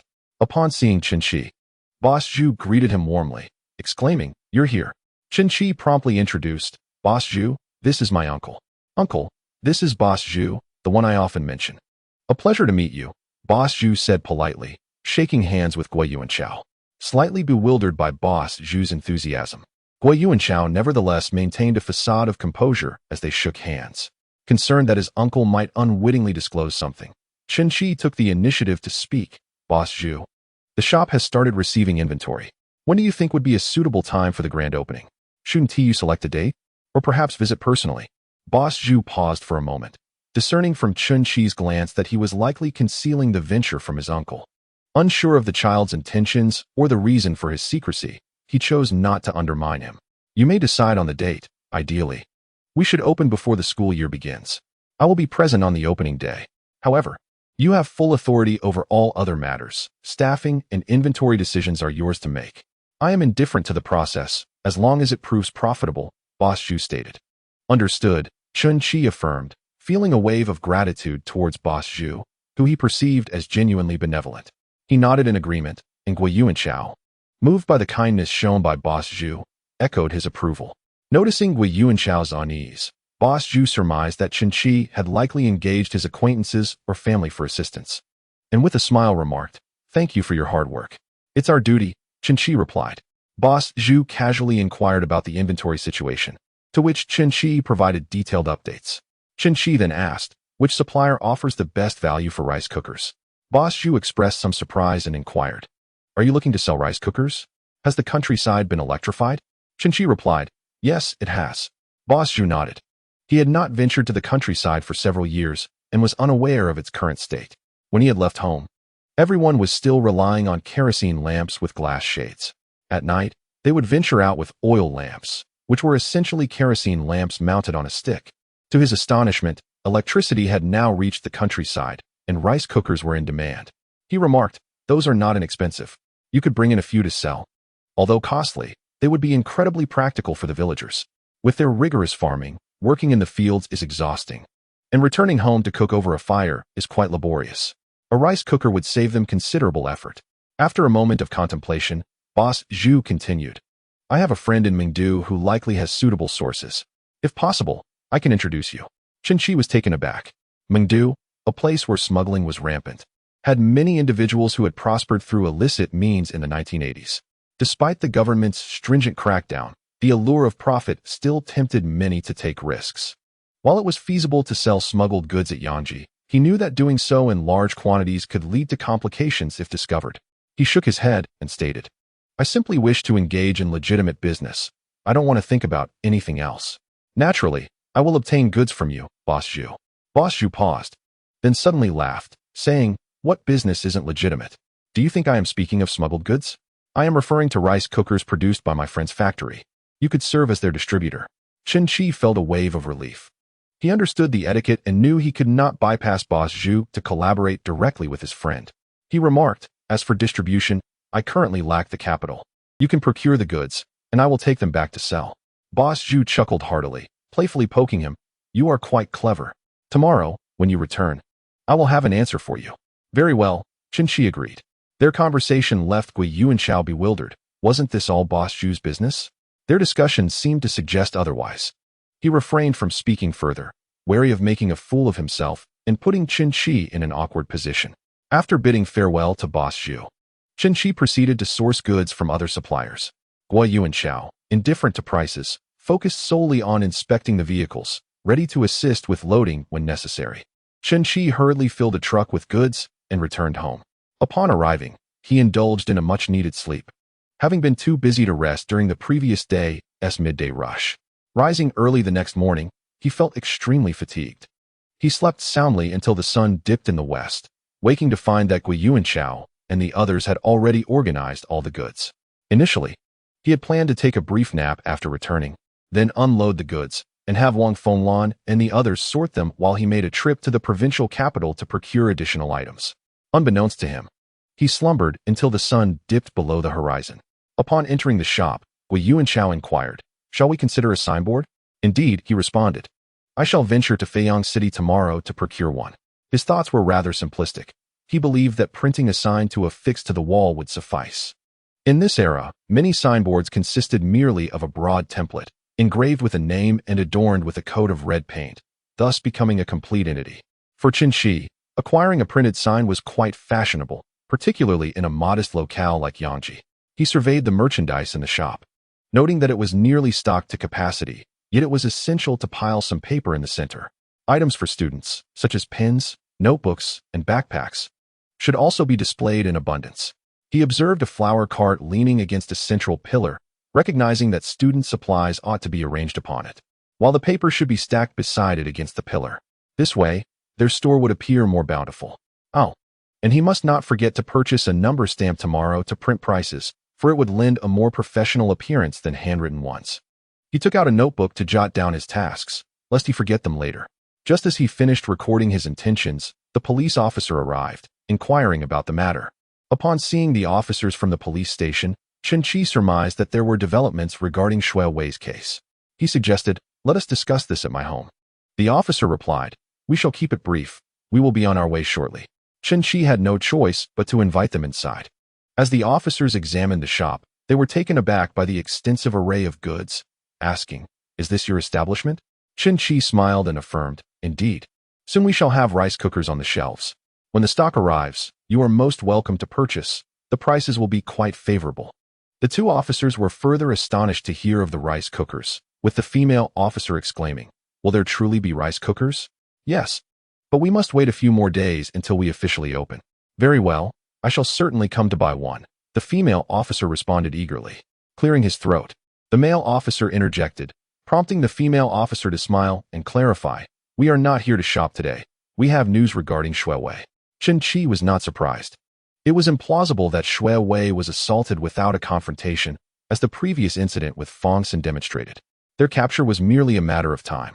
What of it? Have the assailants been apprehended? Indeed, they were caught in conjunction with the Feiyang police. And the perpetrators confessed that a certain Zhang Shulin paid them 200 yuan to deal with Shui Wei. The female officer replied with satisfaction. "That is reassuring. It will vindicate my innocence. While the investigation into Shui Wei's affair has concluded, my own troubles persist. The Shui family, without any evidence, has slandered me before public officials. I demand accountability for this defamation." The male officer remarked, "It is not a grave matter, merely a dispute among villagers, and harmony should be prioritized to avoid discord." Chen Qi retorted, "You cannot be unaware of our family's circumstances. They dare to slander me because there are no elders to support us.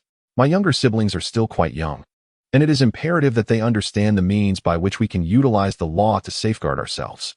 When one is bullied, it is essential to resolve the issue through legitimate channels rather than remaining ignorant of legal matters. I am resolute about this matter. They must provide us with an explanation." The male officer exchanged glances with the female officer, who remarked, "Chen Qi is not mistaken." The male officer inquired, "How do you wish to resolve this?" "They are to compensate me for defamation with 5,000, for emotional distress with 4,000, for lost wages with 1,000, totaling 10,000 yuan. And they must publicly apologize to me and write a guarantee to ensure that they never slander us again." The male officer was momentarily taken aback, astonished that Chen Qi dared to demand compensation for defamation and emotional distress, and to request such a substantial amount right off the bat. Who was behind him, advising him on this? Otherwise, how would a rural child know such things? It seems this matter with the Shui family may not resolve easily. It will undoubtedly require expenditure. The male officer said, "We are all from the same village. We see each other frequently. Must it come to this? Since we are all from the same village, do they really have the audacity not to compensate?" Chen Qi replied confidently. Without waiting for the officer to respond, he continued, "My intention is not solely monetary. My motives are sincere. On a more selfish note, I aim to set an example for my younger siblings, teaching them the importance of wielding legal tools to protect themselves. On a more noble level, my purpose is to deter such behavior, preventing a culture of casual slander that could undermine neighborhood harmony and hinder the construction of socialism. If tempers flare, it is only natural that conflicts arise between families. Such altercations can result in injuries or, worse, fatalities, and may even foster antisocial tendencies that lead to revenge against society or vendettas. The desire for this compensation serves both personal and public interests, exemplifying a multifaceted gain. In the future, when you educate the public about the law, you can present this case as an example, ensuring that everyone understands the law, that there are regulations to follow, and that law enforcement must be strict in its application. It is vital to intimidate those with malicious intent, making them aware that no place is beyond the reach of the law." Chen Qi spoke with fervor, articulating his points with reason and raising them to a higher moral plane. Who cannot engage in moral persuasion? Chapter 34, Seventh Master. Consequently, the two officers felt compelled to relay this matter to the Shui family. After their departure, the female officer remarked to her male counterpart, "This Chen Qi is quite a character. He possesses considerable knowledge and eloquence." The male officer concurred wholeheartedly. Upon arriving at Shui Wei's home, they conveyed Chen Qi's demands. Shui Wei's father nearly lost his composure, incredulous that Chen Qi would dare to ask for such a sum. "Where am I to procure 10,000 yuan? He merely spoke a few words to him. He has not suffered a loss, nor has he been harmed, yet he demands compensation. This is nothing short of extortion." The female officer replied, "You may refuse to compensate if you wish. Our role is solely to communicate. If you can reach a settlement, then do so. If not, we are powerless to intervene. Should Chen Qi choose to sue you, the court's ruling will be a matter for the judiciary." Upon hearing that he was being sued, Shui Wei's father immediately became agitated, exclaiming, "Is it merely a matter of a few words? How could it escalate to the court?" In theory, he could indeed file a lawsuit against you, and the court would accept it. Once the case enters the judicial process, everything must adhere to fairness. It would be prudent for you to reach a settlement and obtain a letter of understanding from him, thus absolving you of any further trouble. Shui Wei's father was bewildered. In the countryside, disputes were common, even fights, yet he had never witnessed anyone resorting to litigation unless it was a grave matter. Why had Chen Qi thought to report this and pursue legal action? This perplexity clouded Shui Wei's father's mind. Naturally, he refused to offer compensation. Where would he procure 10,000 yuan? Therefore, an apology seemed trivial compared to the significance of money. He contemplated the elders of the Chen family. Although his grandfather had passed, his second, third, fourth, and seventh uncles were still alive. He resolved to employ traditional methods to resolve the issue by personally inviting them to his home for a meal. Chen Qi's seventh uncle had gone to another village as a son-in-law, yet he remained an elder of the Chen family and could lend his voice to the matter. Chen Qi's second uncle and his brothers were already aware of the conflict between Chen Qi and Shui Wei's family and bore disapproving expressions. To be frank, they held no fondness for Chen Jianhua, as he had once borrowed money from them without success, resulting in years of estrangement. Except for the fourth uncle who still maintained some contact with Chen Qi's family. Despite the lack of interaction, they were displeased that the Shui family bullied the Chen family. They remained silent, anticipating the return of the seventh uncle. Indeed, Chen Guizhou quickly returned to Chen Guiyun's house, inquiring, "Fourth brother, Shui Dekong invited me for a meal. What has transpired?" Chen Guiyun relayed the situation to him. Chen Guizhou responded, "I shall go and see Qi Zi." Chen Guiyun wished to accompany him, but he insisted on going alone. Chen Guiyun could only remind him to return for dinner. Chen Qi had just returned and was somewhat surprised to see his seventh uncle. He had little recollection of him, had it not been for his mother and father's passing when the seventh uncle had come back. He would have scarcely known he had such a relative. The seventh uncle, now in his 30s, was tanned and sported a buzz cut, exuding a vigorous demeanor. Chen Qi greeted him. "Seventh uncle, you have returned." Chen Guizhou acknowledged. Chen Qi then asked Chen Wan to fetch a stool and pour water. Chen Guizhou remained silent. When the stool was brought over, he sat down with an air of authority, his hands resting on his knees. Chen Qing returned carrying Chen Shui, running and calling out, elder brother, sister." Upon seeing Chen Guizhou, his voice abruptly halted, and he stood frozen in place. Little Shui perched on his back, her fingers in her mouth, gazed curiously at Chen Guizhou. Chen Qi introduced, "This is seventh uncle." Chen Qing cautiously called out, "Seventh uncle." Chen Guizhou gestured for him to approach, saying, "Come here." Chen Qing walked over, more respectful than before. Chen Guizhou lifted Chen Shui down, allowing her to stand on his lap, remarking, "Little Six has gained quite a bit of weight." Chen Qi remarked, "Well, my appetite has grown a bit. Previously, it was akin to feeding a cat daily." As he spoke, he brought Chen Shui over and handed her to Chen Qing, saying, "Go inform your elder sister that she should prepare 2 dishes for dinner. Master Qi intends to dine at home tonight." Chen Guizhou replied, "No, I merely came to inquire about the situation." Chen Qi found this somewhat unexpected. Why would Master Qi come to him for information? What exactly is going on with Shui Wei's family? Chen Qi inquired, "Did Shui Wei's father come to see you?" Chen Guizhou, taken aback by Chen Qi's astuteness, nodded and said, "He did not elaborate, only mentioned wanting to invite me for a meal. Naturally, I had to clarify matters. Your fourth uncle mentioned something to me, and I suspected it was related to you." Chen Qi beamed brightly, recounting the events between him and Shui Wei, which naturally included the incident involving Shui Wei striking his younger brother. During their last altercation in the cemetery, it was indeed Shui Wei who instigated the conflict. While Chen Qing could be quite mischievous, Shui Wei, being a young man of 18 or 19, hitting a 5-year-old child was simply a reflection of the absence of adult supervision in their household. Children without guardians are like blades of grass. Anyone can step on them at will. Moreover, he recounted his own experience of being assaulted, followed by Shui Wei's retribution, the defamation from the Shui family regarding his actions, his subsequent police report, and his demand for compensation. Upon hearing about the police report and the request for compensation, Chen Guizhou regarded Chen Qi with newfound respect, affirming, "You acted quite rightly. Shui Dekong personally invited me for dinner, and I know that one does not receive gifts from the heavens without reason. Hence my early return to ascertain the situation. Your fourth uncle mentioned it briefly, and I deemed it prudent to verify with you directly." Chen Qi responded. It appears their family has no intention of negotiating with me. Rather, they wish to involve you in resolving this matter. Do they think that by involving you, I will relent? The matter of Shui Wei striking my brother, as well as the incident of him crashing into me against a tree, remain unresolved. Initially, I lacked the time and energy to address this, but now that they have come to me, I will settle both the new and old grievances at once. Chen Guizhou remarked, in that case, I cannot accept their invitation. Chen Qi countered, why should you not partake in the meal? You should go and enjoy it. After all, they haven't specified their intentions. Just act as if you are unaware.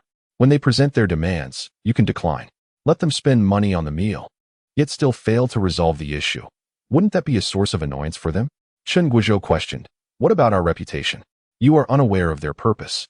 They did not inform you in advance. Can you be blamed for that? If all else fails, you could feign coming to my home as an emissary. If I refuse, then so be it, Chen Qi responded. Chen Guizhou gazed at him for a moment and said, Qi, if your thoughts were devoted to righteous endeavors, you would undoubtedly achieve great success in due time. Chen Qi smiled and replied, I have siblings to support. Thus, my thoughts are certainly focused on the right path. Chen Guizhou nodded silently. Chen Qi then inquired, Master Qi, do you also cultivate crops like us? Chapter 35. An encounter with an acquaintance. Chen Guizhou acknowledged with a sound. And Chen Qi continued, you appear to have undergone military training. I assumed you were a veteran. Chen Guizhou smiled lightly, clearly not wishing to delve into that topic. He sat with Chen Qi for a while before returning to Chen Guiyun's home for dinner. He relayed Chen Qi's words to Chen Guiyun. The brothers of the Chen family had no intention of dining at Shui Wei's home, but upon hearing Chen Qi's remark about causing trouble for the Shui family, they resolved to go and brought along their children and grandchildren. The sons of the second and third uncles were working away, but their grandchildren, being home, could indeed join the revelry. The next day, they arrived at Shui Wei's residence, accompanied by the village chief, who had a closer relationship with the Shui family. The Chen family were the original inhabitants of Chenjian, descended from large landowners, while the Shui family had become in-laws through marriage to a daughter of a wealthy family, with their descendants now residing in Chenjian. Furthermore, the ties between the village chief and the Shui family were even stronger. Shui Wei's father believed the village chief would surely support him. Despite the numerous brothers in the Chen family, the second and third uncles had long ceased communication with the eldest, giving him a measure of confidence. The Shui family had prepared an extensive feast, with an abundance of chicken, duck, fish, and meat, adhering to the standards for entertaining distinguished guests. The younger generation of the Chen family also accompanied them. As is customary in rural areas, no matter where one dines, children are brought along in hopes they might enjoy a good meal. Members of the Shui family came over to entertain their guests, initiating the gathering with food and drink. After several rounds of toasts, the conversation finally turned to the matter at hand. Chen Guizhou remarked, Qi did not grow up before me. He may not heed my words. The second and third uncles chimed in, expressing, we have already severed ties with his family. It would be inappropriate to visit them. Before Chen Guiyun could speak, Chen Guizhou suggested, let the village chief handle this matter, as he oversees village affairs. All eyes turned to the village chief. Recently, the village chief's family had been selling crayfish and snails to Chen Qi, earning a tidy profit. When they were able to catch eels, they sold them to Chen Qi as well, but later, they began selling them to Shui Wei, who unfortunately proved to be incompetent and suffered a beating that left him with 2 broken legs. Consequently, the children of his household resumed selling eels to Chen Qi. Perceiving him as a promising ally, even if unspoken, their loyalty tilted in his favor. Nonetheless, out of a sense of obligation, the village chief acquiesced, stating, I will speak to Chen Qi tomorrow. After all, we are all neighbors. Is it necessary to escalate this to the courts? Will they still be able to associate with Chenjian afterward? Hearing this, Shui Wei's father felt a weight lift from his chest and urged them to drink. However, he was secretly irritated with the Chen brothers, each more cunning than the last. That matter would be discussed later. Chen Qi was aware of the banquet at the Shui family's, but did not dwell on it. He had pressing matters to attend to and could not afford to focus on the Shui family. In this world, there are always individuals who harbor unfounded animosity towards you. Thus, one should not concern themselves with such detractors, but rather cherish those who extend goodwill. There are indeed many who are kind-hearted towards him, such as his fourth uncle, his maternal uncle and aunt, and also Boss Zhu. So, which of these individuals is not more endearing than the Shui family? He routinely delivers goods to Boss Du, who refrains from mentioning the matter regarding Du Xingli, and Chen Qi likewise remains silent. If he chooses not to profit from this opportunity, he can simply seek another source of income. When compared to Zhu Boss, Du Xingli still falls significantly short. Chen Qi understands that such matters cannot be forced. Each person has their own aspirations. If his future collaborators resemble Boss Du, requiring constant urging to make progress, would he not exhaust himself? He prefers those who are proactive and enthusiastic. Upon arriving at Zhu Boss's place, Zhu greeted him with a cheerful smile, stating, "I have placed an order for 100 rice cookers with you, but we currently lack sufficient stock. I have temporarily allocated 10 units from other orders for you, and they will be arriving by train shortly. Once the train arrives, we can go together to collect the goods." Chen Qi was taken aback by the swiftness of the arrangement. However, the overnight journey from Feiyang City to Dream Capital would indeed suffice. He expressed his gratitude, saying, "Thank you so much." Zhu Boss, still smiling, responded, "It is merely a small favor. Once you achieve success, you can return the favor." Chen Qi replied with a grin, "I actually have a business venture in mind and am seeking a partner." "What kind of business?" Zhu Boss inquired. Chen Qi proceeded to share his conversation with Du Xingli. Zhu Boss remarked, "The business of the Du family is indeed thriving. I did not realize it was you who was behind the scenes orchestrating it all. I was hoping to meet the mastermind, but it seems I overlooked someone of great significance." Chen Qi, feeling somewhat embarrassed by Zhu Boss's words, said, "Your idea is quite intriguing. I am very interested. Perhaps you could elaborate further?" Zhu Boss's eyes sparkled with enthusiasm. Chen Qi detailed the plan to establish a storefront and subsequently seek franchise opportunities. Zhu Boss responded, "I fear it may be too late now." "It is not too late. While we currently lack crayfish, we can certainly focus on barbecues during the winter. If we execute the barbecue successfully, we can resume with crayfish next year," Chen Qi suggested. Zhu Boss nodded in agreement, stating, "Then let us proceed. I will first scout for a storefront, and we can apply for a company during the renovation phase." "How does that sound?"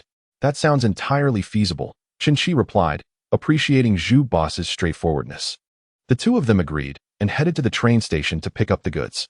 Upon their arrival, they fortuitously encountered Liang Hongyan, who was carrying a briefcase, presumably preparing for a business trip. He was seated under a tree outside the station, waiting for his transport. From a distance, he spotted someone riding a lively tricycle and, upon closer inspection, realized it was Chen Qi. Delighted to see a familiar face, he immediately stood up and waved to Chen Qi. Recognizing Liang Hongyan, Chen Qi turned to Zhu Boss and said, "I have come across an acquaintance. Allow me to greet him." Zhu Boss nodded in acknowledgement, and Chen Qi maneuvered the tricycle closer to Liang Hongyan. "Engineer Liang," Chen Qi called out, turning off the engine. "How is the tricycle performing?" Liang Hongyan inquired, inspecting the vehicle. "Of course, the quality of Feiyang is unparalleled. Nothing surpasses it," Chen Qi praised wholeheartedly. Liang Hongyan's face radiated joy. "And who might this be?" Zhu Boss, recognizing Liang Hongyan as a person of significance, was eager to make his acquaintance. "Having more friends makes the journey easier, does it not?" Chen Qi promptly introduced, saying, "Chief Engineer Liang, this is Boss Zhu, who runs a wholesale business at the Changwang Temple. He is a very genuine and kind-hearted person. Boss Zhu, this is Mr. Liang Hongyan, the chief engineer of Feiyang. It is a pleasure to meet you," Liang Hongyan said, extending his hand to shake with Boss Zhu. With a slight bow, Boss Zhu reciprocated the handshake, displaying a demeanor of utmost respect. To hold the position of chief engineer in a state-owned enterprise undoubtedly indicates a person of higher education and considerable technical expertise. Otherwise, how could one ascend to such a role? Chapter 36. Hoisting the tiger skin to pull the flag. Although Boss Zhu hailed from a wealthy family, his formal education was limited, which instilled in him a profound respect for learned individuals. "What brings you here?" Chen Qi inquired. "We're here to collect goods." "Is Chief Engineer Liang going on a business trip?" "Yes, I am off to Jingnan for a work assignment." Chen Qi responded. "Then let us head to the platform. We wouldn't want to delay you." "Very well, let us meet again soon. There are some matters I would like to consult with you," Liang Hongyan replied sincerely. It had been over a month since he last saw Chen Qi, and he was eager to discuss with him his views on the future of Feiyang. The previous conversation had been rather vague, leaving him curious about its underlying significance. It would be better to clarify matters face to face, correcting any misconceptions and reinforcing any insights. Upon observing Liang Hongyan's respectful manner towards Chen Qi, Boss Zhu was taken aback. Who exactly was Chen Qi? Some had suggested he was the child of a wealthy family, yet he seemed to live in modest circumstances. Others claimed he came from a less fortunate background, but his intellect and insight did not align with that notion. Even the chief engineer of Feiyang treated him with utmost deference. Clearly, Boss Zhu had underestimated him in the past. Chen Qi smiled, saying, "That is splendid.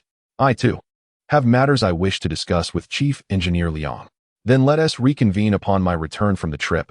I expect to be back around the 24th. Perfect timing. My family's store opens on the 25th. If you are free, do join us. It will be at the entrance of the Yangji Cotton Station in Yangdian Town, Shouyang County. Just take a bus to Yangdian Town and get off at Yangji," Chen Qi explained. "Certainly, barring any unforeseen circumstances, I shall attend," Liang Hongyan affirmed. After bidding farewell to Boss Zhu, Liang Hongyan proceeded to collect the goods. Upon receiving the shipment, Chen Qi could not resist the urge to open one box. Inside was a basic rice cooker, suitable for cooking rice as well as steaming cakes. This was already quite satisfactory. He took the rice cooker home and gathered some student supplies, informing Boss Zhu, "The rice cooker has arrived. We will open on August 25th. Do come and join us if you have time." Initially, Boss Zhu had no intention of attending, but after meeting Liang Hongyan, he reconsidered. It is essential to maintain certain relationships early on, otherwise, one may find them unattainable in the future. A person who commands the respect of a chief engineer from a state-run factory must possess remarkable abilities. With a smile, he replied, "Of course, I must be there." Chen Qi added, "I'll return tomorrow to pick up some paper." "Why do you need so much?" "For opening discounts, it's prudent to have a well-stocked supply," Chen Qi explained. He had witnessed the fervor of customers during supermarket openings, particularly the enthusiasm of the elderly. Everyone flocked to seek bargains, and the cashiers were overwhelmed amidst the throngs of people.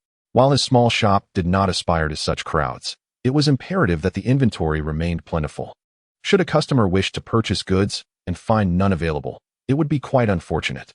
He loaded his items and returned to enlist the help of Gui Yuanchao and others to unload, while he himself made a trip to the police station in Yangdian Town. Gui Yuanchao, somewhat apprehensive, initially presumed it was a lingering issue with the Shui family, unaware that Chen Qi was actually visiting the female officer. Previously, she had mentioned her intention to buy a rice cooker when he opened his business, so he felt it necessary to extend a personal invitation. Upon returning home, he freshened up with some water and applied a new fragrance, Lucian flower water, whose delightful aroma was invigorating, soothing, and refreshing, an excellent new product that had just hit the market in the city, though still unavailable in rural areas. After ensuring he smelled pleasant, he rode his bicycle to the police station. Upon arrival, despite having sweated, he remained free of any unpleasant odor. When Yao Hongxia saw Chen Qi, she was somewhat surprised and caught a whiff of the Lucian flower water, inquiring, "Chen Qi, what have you applied? You smell wonderful." Chen Qi smiled and replied, "This is a new product from Shanghai Jawa, called Lucian flower water, specifically designed to relieve heat rash and invigorate the mind. What do you think? Smells quite nice, doesn't it?" "Indeed, can it really alleviate heat rashes?" she asked. "Absolutely. Do you have any for sale? I would like to buy a bottle." "Yes, I came here for that very reason. Our shop opens on the 25th, and the rice cooker you wanted has arrived. If you wish to purchase it, I will reserve one for you." "Yes, please. My parents are busy farming, and managing meals for just the two of them can be quite challenging. Cooking too much leads to waste, while cooking too little can result in burnt food. Previously, they would always prepare more than needed for leftovers. With the rice cooker, that hassle can be avoided," Yao Hongxia replied eagerly. "Exactly. A rice cooker is perfect for a household of one or two," Chen Qi affirmed. As they conversed, the station chief entered, having overheard their discussion about the practicality of rice cookers. He interjected, "Curious, is it really that convenient?" "Indeed it is." Yao Hongxia eagerly shared the benefits with the chief. "Then please reserve one for me as well. I will join in the festivities on the 25th, the station chief remarked. Chen Qi felt a surge of joy and responded, "That is splendid. You all must come. We can have a simple meal together at Yangji. No need to trouble yourselves." The chief replied, not outright declining the invitation. This was a fortuitous turn of events for Chen Qi. If the chief attended, it would lend him considerable influence. Upon returning from the police station, he pondered and ultimately decided to visit the cotton station chief, inviting him to the opening ceremony and mentioning that the station chief would also be in attendance. Hearing that Director Zhou would also be present, Station Master Ma felt compelled to attend. Initially, Chen Qi had invited him merely as a courtesy, and his presence was not essential. However, with the station director now attending, it became imperative for him to go. Upon returning home, Chen Qi wasted no time. Since he had invited such prominent figures, the opening ceremony could not be a lackluster affair. It required genuine effort and consideration. Thus, he began to strategize, deciding to engage a song and dance troupe for entertainment. Although he personally preferred traditional opera, the contemporary inclination leaned towards a more liberated and fashionable exhibition, making song and dance the more suitable choice.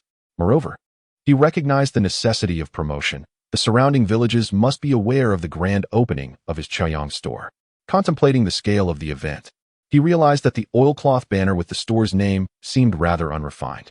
The following day, he traveled to Feiyang City to purchase 2 large loudspeakers and arrange for a new sign. The store would now be called Chaoyang Huimin Shopping Plaza, which exuded a far grander aura. Through Boss Zhu, he secured the services of the dance troupe to perform at the entrance of his store. Upon his return, he recorded announcements on the loudspeakers, instructing Chen Xiang and Chen Qi to promote in the various villages. The days of relying solely on the allure of fine products were over. Marketing had become essential. The promotional slogan was straightforward: grand opening of Chaoyang Huimin Shopping Plaza with grand discounts. Chen Xiang, accompanied by Chen Qi, traversed the villages with the loudspeakers, announcing the grand opening on August 25th, where all items would be discounted by 15%. Even school supplies would be available at reduced prices. Many villagers recognized Chen Xiang, as he was known for collecting crayfish and snails for Chen Qi daily, prompting inquiries about the event. Chen Xiang soon discovered that many locals were unfamiliar with the concept of discounts, so he explained that a product priced at 1 yuan would be sold for just 0.85 yuan, noting that the owner was currently sacrificing profit for publicity.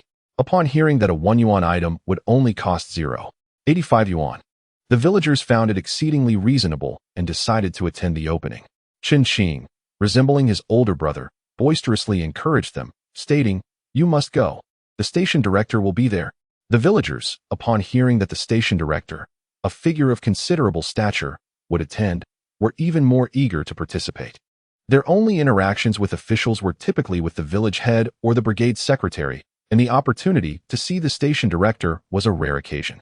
Coincidentally, many children were preparing to return to school, some for the first time, and they were keen to see if backpacks and other supplies were affordably priced. If so, it would be an excellent opportunity to save money. Hence, excitement grew as the villagers looked forward to August 25th, eagerly anticipating their visit to Yangji. With the summer's agricultural tasks winding down, with cotton already flourishing and the need for weeding diminished, the timing was fortuitous. The rice is yet to reach full maturity and cannot be harvested. Aside from the daily task of picking green beans, there are no other agricultural duties at present. The green beans must be harvested early in the morning while the dew is still present. Otherwise, they may burst upon handling, resulting in a regrettable loss. In the evening, he conducted training sessions with Gui Yuanshao, Wang Fenglan, Chen Wan, Chen Xiang, Chen Ru, and Wang Lingling. During the training, Chen Jinkai arrived with 7th Master and expressed his desire to join. Chen Qi welcomed him into the training, believing that an additional participant would be beneficial. He advised everyone to approach others without fear, to be poised and gracious, and to maintain a pleasant demeanor, ensuring that people feel at ease. He posed a rhetorical question: when shopping at the supply and marketing cooperative, if one must spend their own money, can their mood remain good while being subjected to the cashier's demeanor? Would they return to such a place? All products are clearly marked with prices. When someone inquires about a price, one must pay close attention to the label, as it reflects the actual price. A discount of 15 means multiplying by 0.85. If one cannot calculate, they should use a calculator. He also instructed them on how to use a calculator, emphasizing that accuracy is paramount, regardless of any embarrassment. If a customer arrives with a child, a piece of orange candy can be offered. For students purchasing school supplies, if their total exceeds 5 yuan, they may receive an eraser or a pencil sharpener as a gift. He encouraged them to practice in the store, pretending to be a customer inquiring about prices, allowing each one to take a turn. Initially, they were somewhat hesitant, but with practice, they became more comfortable. He meticulously checked all product price tags to ensure each item was correctly labeled, and after collecting payment, he would stamp the price tag with a payment received mark. Everyone remembered their tasks. Chen Xiang devised a simple strategy. One person would specifically monitor the flower cart, which contained only a few items, to memorize the discounted prices. Chen Qi deemed this approach acceptable. Chen Qi was also assigned a task. He was to stand at the entrance to prevent theft. Seventh Master volunteered to assist, promising to ensure that no thief would escape their watchful eyes. Chen Qi had no reason to decline this offer.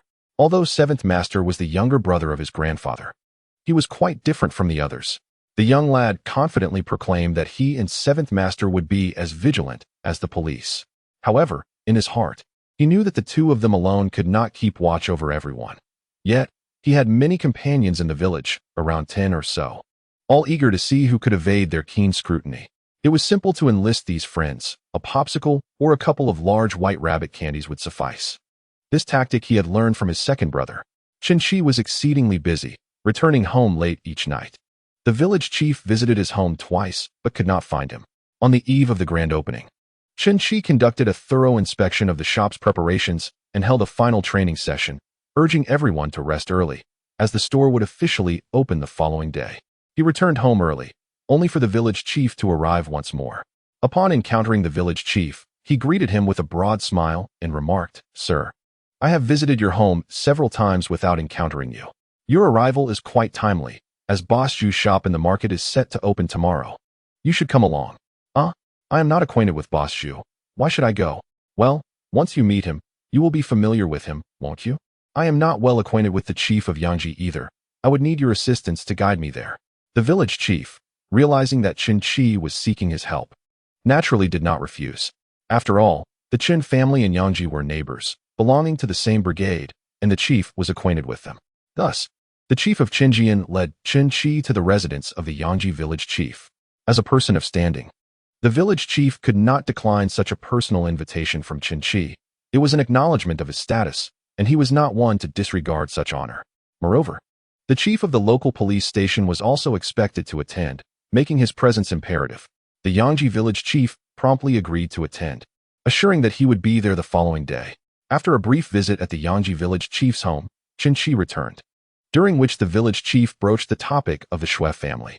"Seeing you so occupied, I hesitate to bring this up, but Xue Dekong has approached me several times, and I find it difficult to refuse."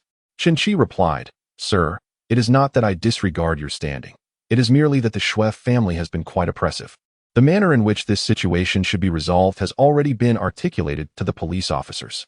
Just because they have displaced you does not mean the matter is settled." The village chief chuckled and said, "Compensation is undoubtedly required. Consider this. If the police station identifies the assailant who harmed Xue Wei, do you think the Xue family would let me off the hook? Would they not demand compensation? They would likely extract a piece of flesh from me, wouldn't they? I am simply returning the favor in kind. Had they not intended to extort me from the outset, I would never have sought this money. Their path has led them to this point, so they cannot blame me." Chapter 38. Was Xue Wei not unjustly beaten? The village chief harbored his own interests. He sought to profit from Chen Qi. Additionally, with Chen Qi's connections to influential figures and even the police chief, he was even less inclined to offend him. Thus, his words leaned in favor of Chen Qi, yet he felt obliged to speak on behalf of the Xue family, stating, "To be frank, their family cannot possibly produce 10,000 yuan." Chen Qi countered, "Currently, they may not have it, but once the compensation from Feiyang arrives, they will be able to manage it." "What compensation? Surely you are aware?" Chen Qi continued, "The Xue family is currently negotiating for 30,000 yuan from Feiyang. Have they not informed you?" The village chief felt a sense of being deceived, as the Xue family had indeed not mentioned this matter. Can they actually secure it? Whether they could or not was uncertain. However, they were indeed requesting such a sum. Furthermore, the Xue family was relatively well off. Both of Xue Wei's sisters worked in Suzhou and sent money home monthly. Their expenditures were minimal, aside from some expenses incurred during Xue Wei's recent hospitalization, which totaled about 1,000 yuan. Thus, 10,000 yuan would pose little challenge for the Xue family. "Given your presence, let us settle the matter regarding Feiyang. The compensation amount owed to them should be directly transferred to me." Upon hearing these words, the village chief felt that Chen Qi's demands were somewhat excessive. Xue Wei had suffered a broken leg, yet the Xue family merely exchanged a few words with him, and now they were expected to receive equal compensation? Was Xue Wei to endure the beating in vain? Although he harbored these thoughts, he refrained from voicing them. After all, Why provoke Chen Qi? He promptly visited the Shui family to relay Chen Qi's message to Shui Wei's father. Shui Wei's father was infuriated, his eyes blazing with anger. Indeed, there were individuals from Feiyang City seeking reconciliation with their family, and they were currently embroiled in a dispute over monetary matters. If they refused to forgive, the other party would face imprisonment, a fate that would bring no advantage to the Shui family. Thus, he pondered how to extract more benefits, and demanding a larger sum seemed the most prudent course of action. However, they had requested 30,000, and the other party had yet to acquiesce. Negotiations had already reduced the amount to 10,000, and if he were to agree, the matter could be settled. How had Chen Qi become aware of this? How dare he demand 10,000 from them, claiming that whatever the compensation they received, they should pay him the same? Was his son to suffer the beating without consequence? The uncertainty of whether his son would walk with a limp in the future loomed large. What audacity did Chen Qi possess? He proclaimed, "This is impossible. You must be dreaming. Go inform him that if he seeks revenge, he is welcome to come." His insistence on directing the village chief only exacerbated the chief's discomfort. Had he not merely dined at their home? Was one meal to obligate them for a lifetime of servitude? Suppressing his discontent, the village chief remarked, "Chen Qi is a resolute character, not easily manipulated. You should devise a strategy swiftly. It is certainly unacceptable for him to wield a knife against you, and I will not permit such behavior. What can I possibly do? That scoundrel is so malicious. He deserves a fitting end." Shui Wei's father began to curse Chen Qi.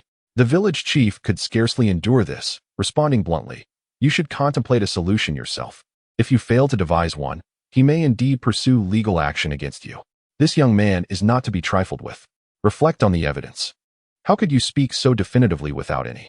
Had you not made such bold assertions, we might not find ourselves in this predicament. In my opinion, you have brought this upon yourself." The village chief's words were far from courteous. Shui Wei's father, still seething with anger, retorted, "How could I have anticipated it was not his doing? Aside from him, we have offended no one. Who would strike Shui Wei without cause?" He continued, "You should manage this, perhaps consider alternative approaches. If you truly refuse to compensate, prepare yourself for a lawsuit. Do not blame me for failing to warn you. The current Chen Qi is not the same as before. He is well acquainted with influential figures and maintains close ties with the police. Consider that." With that, the village chief departed. At the mention of a lawsuit, Shui Wei's father grew increasingly distressed, and the village chief's assertion of Chen Qi's connections with the police filled him with dread. He felt that the officials were protecting one another. The police chief must certainly be acquainted with the court personnel. If he were to pursue legal action, could he truly prevail? What if the court ruled against him, imposing a greater financial burden? After a moment of panic, he noticed the village chief was already leaving and hurriedly said, "Uncle, perhaps you could speak with him on my behalf? I can offer 5,000 yuan, depending on his willingness." The village chief replied, "I doubt he would be amenable. He has already stated that you must compensate him exactly what the people from Feiyang have compensated you. No more, no less. How about I accompany you to speak with him directly? It would be more appropriate for you to communicate face to face rather than relying on me to convey messages, as nuances could be lost in translation." Shui Wei's father found this approach reasonable, so he followed the village chief to Chen Qi's home. Chen Qi was taken aback to see the village chief arrive so swiftly with Shui Wei's father. Although he had a contentious relationship with the Shui family, he remained courteous, offering them seats and pouring tea. The village chief interjected, "I am here to facilitate your communication. It would be more suitable for you to converse directly. After all, we are from the same village and will encounter each other frequently. It is prudent to maintain cordial relations for the sake of our children and future interactions. As the saying goes, one should leave a thread for future encounters." Chen Qi smiled and remarked, "You are correct, elder. As villagers, we ought to assist one another rather than exploit our strengths to intimidate others. I am more than willing to support my fellow villagers, but I will not tolerate any deliberate bullying of us orphans." Shui Wei's father chuckled, "We are all from the same village. Who would intentionally bully another? It's merely children squabbling, which is quite normal. However, your words seem rather detached from the reality of the situation. Everyone in Chenjian is aware of the previous incident between Shui Wei and me. He forcibly slammed my head against a tree and threatened to kill me. Did Shui Wei not mention this to you? I was fortunate to survive, having lost consciousness for 2 days. Has anyone from the Shui family come to apologize? Has anyone offered to check if I suffered any brain damage? If the roles were reversed and Shui Wei had been the one injured, Would you still dismiss it as mere childhood altercations? This left Shuiwei's father at a loss for words. He would have been furious had anyone harmed his son. Chapter 39. Has the soft approach failed, prompting threats? Chen Qi continued, I have yet to seek retribution against your family regarding that incident. Initially, I believed it prudent to endure the situation, thinking that patience would lead to tranquility and that providing for my siblings was my foremost concern. However, when Shuiwei deliberately tried to undermine my business, was that a mere coincidence? I remained unconcerned, as the marketplace is open to all, those with the ability may thrive. The government actively encourages economic development, and everyone contributes to the nation's growth. Moreover, his actions did not affect me. If I could not source eels in the village, I simply procured them from the market without any detriment to my business, nor did I raise any grievances with you. However, how could you behave in such a manner? You have unjustly placed the blame for his beating upon me, a transgression I cannot tolerate. What kind of nonsense is this? Enduring a moment's tranquility only to retreat further. Your family has escalated matters, demanding a pound of flesh from me. Fortunately, the local authorities uncovered the truth. Otherwise, would you not have extorted me to oblivion? Do you not take advantage of our family's lack of adult support to bully us at will? Did you not throw weeds into our fields? Chen Qi deliberately exaggerated his plight.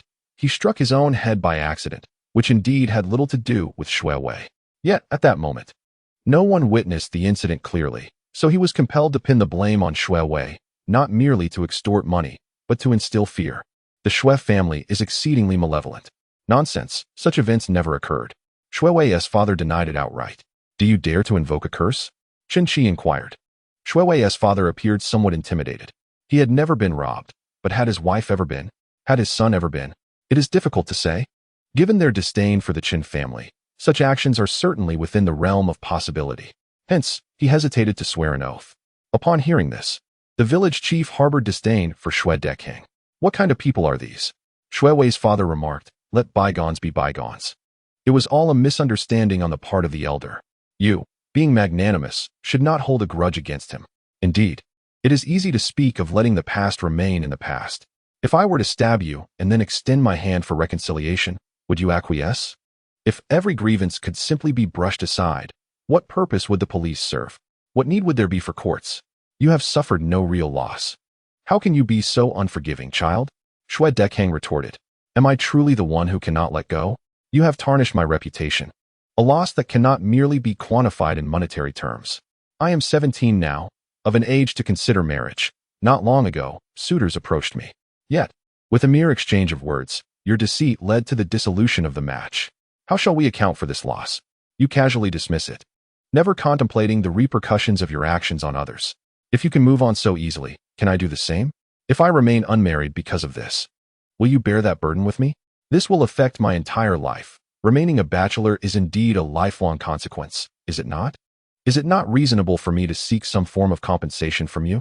Besides, I do not seek anything beyond your means. Whatever you receive from Feiyang, simply match that for me. Shui Dekang found himself at a loss for words, caught off guard by Chen Qi's rapid-fire assertions, yet he felt compelled to respond.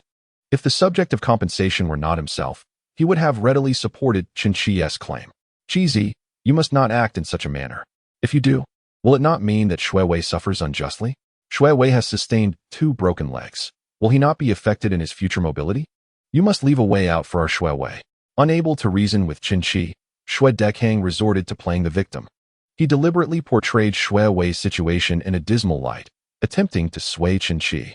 Chen Qi retorted, the fact that Shuiwei is being beaten has nothing to do with me. But the damage to my reputation and the mental anguish I have suffered is a direct consequence of your actions. Therefore, do not conflate these 2 matters. Shui Dekang, losing his patience, found himself in a conundrum as an elder pleading with a mere child who had not yet matured. The more he implored, the more Chen Qi remained obstinate, determined to extort the money. One can only imagine if the roles were reversed. It would not be a mere exchange of pleasantries that could resolve the matter. Even if he were to kneel and beg for mercy, Shui Dekang would not let him off the hook. Hence, what courtesy was left to be afforded to such a person? Such a petty individual is devoid of any sense of decency. Truth be told, their family is even less admirable than Aunt Lu San, who, despite her sharp tongue and penchant for gossip, is not truly malevolent. In a previous life, She had shown compassion towards their sisters by offering them steamed buns. Chen Qi had even partaken of the crispy rice she provided. While the offerings were not lavish, Chen Qi remembered them well. Nonetheless, he resolved to instill a sense of fear in Aunt Lu San. He could tolerate her slandering him for rejecting her marriage proposal, but he was particularly sensitive to the disparaging remarks made about Chen Wan. He needed her to understand that spreading malicious gossip is a transgression punishable by compensation. The villagers might overlook other grievances, but when it comes to monetary reparations, that strikes at the heart of the matter. The Shui family must be made to pay. In their previous life, Chen Qi and his siblings suffered greatly at the hands of the Shui family. Verbal assaults were merely the tip of the iceberg. Their actions were beyond what any reasonable person could conceive. The lands of both families were adjacent, and whatever Chen Qi and his siblings cultivated, Shui Wei would pilfer. What sort of person would stoop to such depths? Normally, one would feel pity for their plight, yet this family seemed entirely ignorant of the concept of compassion. They seemed intent on oppressing them, fearing that the sisters might thrive. The origins of this enmity eluded Chen Qi, but it was evident that the discord existed long before, during the lifetimes of their parents. However, even his father, a formidable character, never engaged with the Shui family. Reflecting on both this life and the previous one, Chen Qi pondered the grievances between their families and chose to remain silent in response to Shui Dechang's words. Shui Dekang warned, "Chen Qi, by extorting us, are you not concerned about your reputation? Will your brother never marry, and your sister never find a husband?" Chen Qi let out a cold laugh, sensing that they had resorted to threats out of desperation. What did he have to fear? He had no intention of marrying in this lifetime, and his siblings were destined to attend university elsewhere. In the event that one fails to gain admission to university, acquiring a skill to thrive in the city becomes essential. The uncertainties are vast, and thus, such matters hold no sway over him. Therefore, this is not remotely a source of distress for him. He is utterly indifferent. Chapter 40, Can a business endure without a certain background? He stated, "If you are merely here regarding compensation, I have articulated my position clearly. You may proceed as you see fit. If you wish to settle privately, then follow my terms. If not, we shall meet in court. My boss's store opens tomorrow, and I have other matters to attend to. Unless there is anything else, I will not detain you further."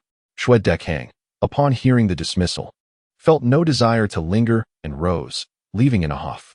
The village chief remained behind, advising Chen Qi, "Then do take care and rest early."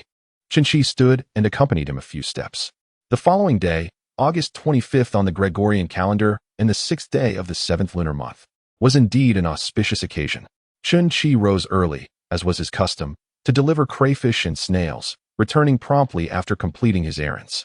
He casually sipped some thin rice porridge before heading to the store. Boss Zhu had already arrived, having come with the troop that was setting up a stage to the south of the store, adjusting the sound equipment. As Chen Qi approached, Boss Zhu greeted him with a beaming smile, saying, "Chen Qi, you're back." Chen Qi replied, "Yes, you're here quite early.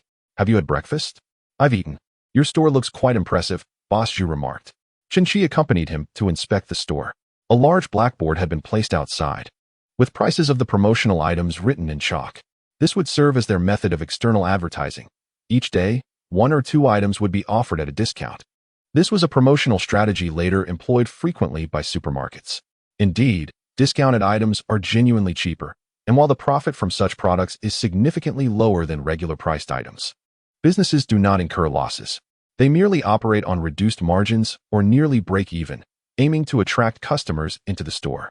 Provided that the store's arrangement and the merchandise are satisfactory, once customers enter and behold the array of enticing products, they cannot help but purchase more. Some items may even be unplanned purchases. As long as they are buying, the store stands to benefit. Now, as the back-to-school season approaches, the supermarket's promotions would undoubtedly focus on student supplies: notebooks, pens, backpacks, pencil cases, umbrellas, and rubber shoes. Although the unit price of these items is low, their profit margins are substantial. For instance, a notebook may retail for merely 20 cents, yet the gross profit margin can soar to 45%. If sales volume is sufficient, the profits can be considerable. Is there any aspect that could be improved? Please offer your suggestions, Boss Zhu, Chen Qi inquired. Though he uttered these words, his inner thoughts diverged. He believed his promotional strategy was sound. In his previous life, supermarkets operated similarly, and had it been ineffective, they would have long since altered their approach. Boss Zhu responded, "You are doing remarkably well, and your ideas are quite innovative." Upon his arrival, he took a leisurely stroll around the store, and the shopping ambience was undeniably pleasant, instilling a sense of comfort from the moment one entered. The array of products was both abundant and meticulously arranged, rendering a visually delightful experience. The wooden displays were overflowing with items, imparting an impression of affordability. Every product bore a price tag, transparent and fair, ensuring that both adults and children were subject to the same pricing, which benefited both customers and sales staff alike.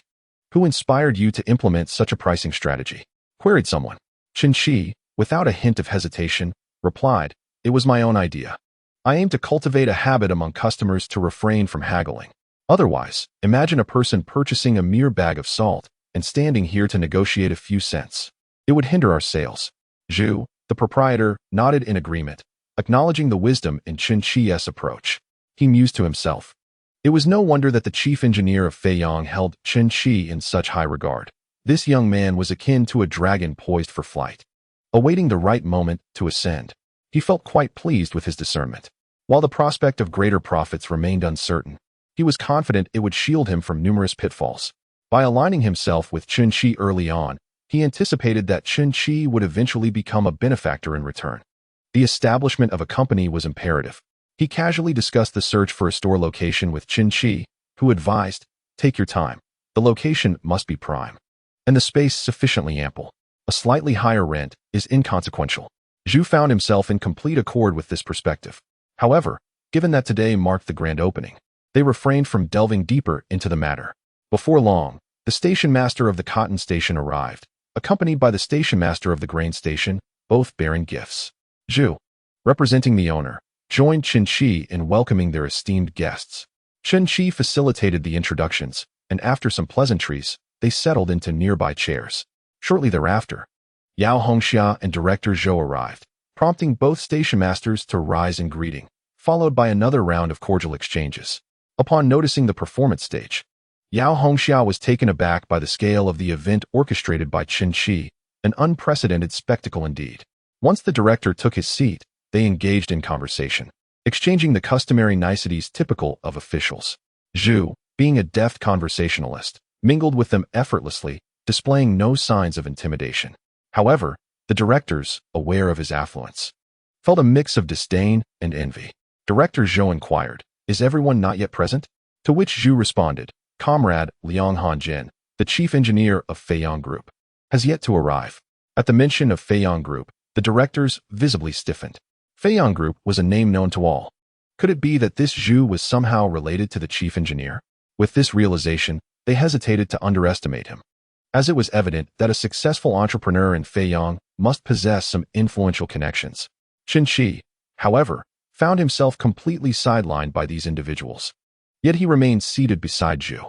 He observed their expressions, choosing to remain silent. There is little to be said for the Feiyang Group. The heights they have reached now seem utterly unattainable. Even the ordinary workers within their ranks earn wages that surpass those of many others. Their benefits are commendable. Education for their children is free, medical care for themselves and their families incurs no costs, and housing is also provided without charge, an enviable situation indeed. Before long, Liang Hongyan arrived, not by private car, but rather in one from his workplace. In this era, arriving in a small automobile inevitably attracts attention. Liang Hongyan's descent from the vehicle also drew a crowd of onlookers, including local residents and children. Upon spotting Liang Hongyan, Chen Qi promptly rose to greet him. "Oh, you must be Chief Engineer Liang. What a pleasure to meet you," exclaimed the grain station director, his voice carrying loudly as he approached Liang Hongyan for a handshake. Liang Hongyan graciously reciprocated, yet his gaze shifted towards Chen Qi. Chen Qi introduced the attendees. "This is our grain station director from Yangji, the cotton station director, the police station chief, and Mr. Liang, the chief engineer of Feiyang Group." With poise, Chen Qi facilitated their introductions, leading to a round of cordial exchanges. Liang Hongyan felt a sense of astonishment. He had not anticipated being so well received in his hometown, able to forge connections even with individuals of considerable standing. If this young man were to pursue a career within the system, his future would be boundless. Upon his arrival, Liang Hongyan was promptly invited to the principal's seat. Despite his repeated refusals, he noticed Chen Qi seated next to Boss Zhu, leaving him somewhat perplexed. The presence of the two village heads was hardly felt, as they found little opportunity to interject. For them, today's gathering felt akin to a congregation of deities, entirely beyond their concern. Fortunately, they had arrived early, hoping to lend a hand and assist in hosting guests, yet their involvement remained minimal. However, Chen Qi did not neglect their presence. When the ribbon-cutting ceremony commenced, he ensured the village heads stood nearby, with Liang Hongyin positioned at the center. Photographers from the studio diligently captured the moment, and naturally, the cutting of the ribbon could not go unrecorded. As Liang Hongyin held the ribbon and it was severed, firecrackers and fireworks erupted, while Guo Yuanchao began tossing candies to the gathered crowd. Cheers erupted from the spectators, with the children eagerly scrambling for the treats. Previously, during the beam-raising ceremony, they had tossed flower-shaped steamed buns and candies, and the children had eagerly participated. The generous distribution had elevated the esteem of the host in the eyes of the little ones.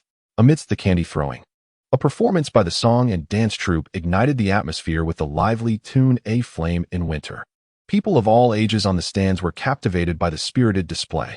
Meanwhile, Chen Qi had invited everyone to the Yangji restaurant, reserving 3 tables, one for Liang Hongyin and his party, another for the esteemed 4th and 7th lords, and the last for his own family alongside Guo Yuanchao's. Chen Qi enlisted Boss Zhu to tend to the guests while he attended to matters at the restaurant, to which Boss Zhu readily agreed. Liang Hongyin felt a twinge of regret at the missed opportunity for a private conversation with Chen Qi. However, he had matters to attend to and could not afford to dawdle. Furthermore, the 3 directors were exceedingly enthusiastic, leaving him little room to focus on other concerns. Wang Fenglan and her colleagues had undergone training in advance, yet upon witnessing a surge of customers flooding into the store, they found themselves somewhat flustered. Chen Qi, accompanied by his companions, commenced their tasks with great fervor.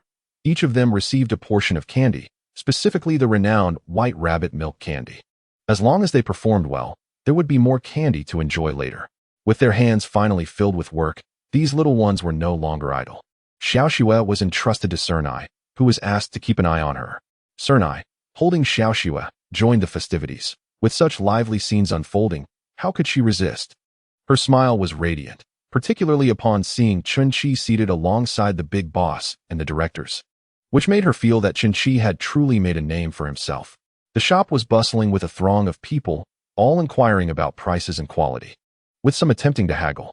Wang Fenglan and her colleagues maintained a unified stance, stating that prices were set by the owner and were non-negotiable, although discounts were applicable today. When Chen Qi arrived, many were already purchasing items. He called out loudly, "Leave 1 electric rice cooker each for Officer Yao and Director Zhou. This appliance can cook rice on its own when plugged in. Just rinse the rice before heading to the fields, and by the time you return, the rice will be ready and warm, requiring only a stir-fry to complete the meal. Each person should get one, so be sure they don't sell out." His proclamation was intentional. He had not previously inquired about the rice cookers, yet his announcement piqued everyone's curiosity. Chen Qi approached the rice cookers and elaborated on their convenience. Noting their scarcity, 10 units had been procured through connections from the export goods, and the manufacturer would need to expedite production, meaning it would be a while before a second batch arrived. Upon hearing this, customers were reassured of the quality, knowing it was an export item. However, many only had 20 or 30 yuan, insufficient to purchase a rice cooker. Some remarked, "Reserve one for me. I will come back this afternoon." Chen Qi replied, "No problem. There are still 7 left, and once they're gone, they're gone. Save one for me too," called a familiar voice. Turning around, Chen Qi was surprised to find it was Dong Xiulin. Since being rejected by Chen Qi, she had harbored a simmering resentment. Why was she deemed unworthy of him? What gave him the right to refuse her? Knowing that Chaoyang was opening today, she had risen early, meticulously preparing herself for the occasion. Witnessing Chen Qi in jovial conversation with the big boss, she finally comprehended that he was no longer the Chen Qi she once knew. Yet, her discontent lingered. She had always been pampered and had never experienced such disregard before. Thus, when Chen Qi promoted the rice cookers, without a second thought, she demanded one be reserved for her. The Dong family was affluent. Purchasing a single rice cooker, or even 10, posed no challenge. Chen Qi smiled and responded, "Ah, an old classmate. No problem, I will certainly reserve one for you." As Dong Xiulin caught sight of Chen Qi smiling at her, a faint blush graced her cheeks. accompanied by a burgeoning sense of superiority. Chen Qi remained the same approachable individual, not at all distant or unattainable. Now, as a buyer, she naturally held the upper hand over him, the seller. She raised her chin and declared, "I shall return with the money." "Certainly, no problem," Chen Qi replied with a beaming smile. Upon her return, Dong Shilin promptly handed over the money while receiving the rice cooker in exchange. Chen Qi took the opportunity to remind her of the safety precautions for usage. Although electrical safety was common knowledge, and Dong Shilin had indeed received an education, there lingered a possibility that her studies may have been somewhat muddled in her mind. Thus, he reiterated his warnings, ensuring she grasped their importance. Dong Shilin, finding his incessant chatter somewhat tiresome, had hoped for a moment of private conversation with him. Observing her bashful demeanor, Chen Qi felt a twinge of annoyance. "I am discussing matters of life and death here. What is there to be bashful about?" he thought. Were it not for the potential risks involved, he would have little inclination to indulge such vanity. He continued to stress the importance of electrical safety, questioning her as if she were a student being tested to see if she retained the information. Dong Shilin playfully glared at him, retorting, "I've been educated, you know? I thought you might have mixed your studies with your meals." Recognizing Dong Shilin's affluent background, Chen Qi suggested, "I have more splendid items here. Would you care to take a look? I believe you simply must acquire one." "What item?" Her sense of superiority flared once more. Chen Qi promptly led her to the six-god floral water.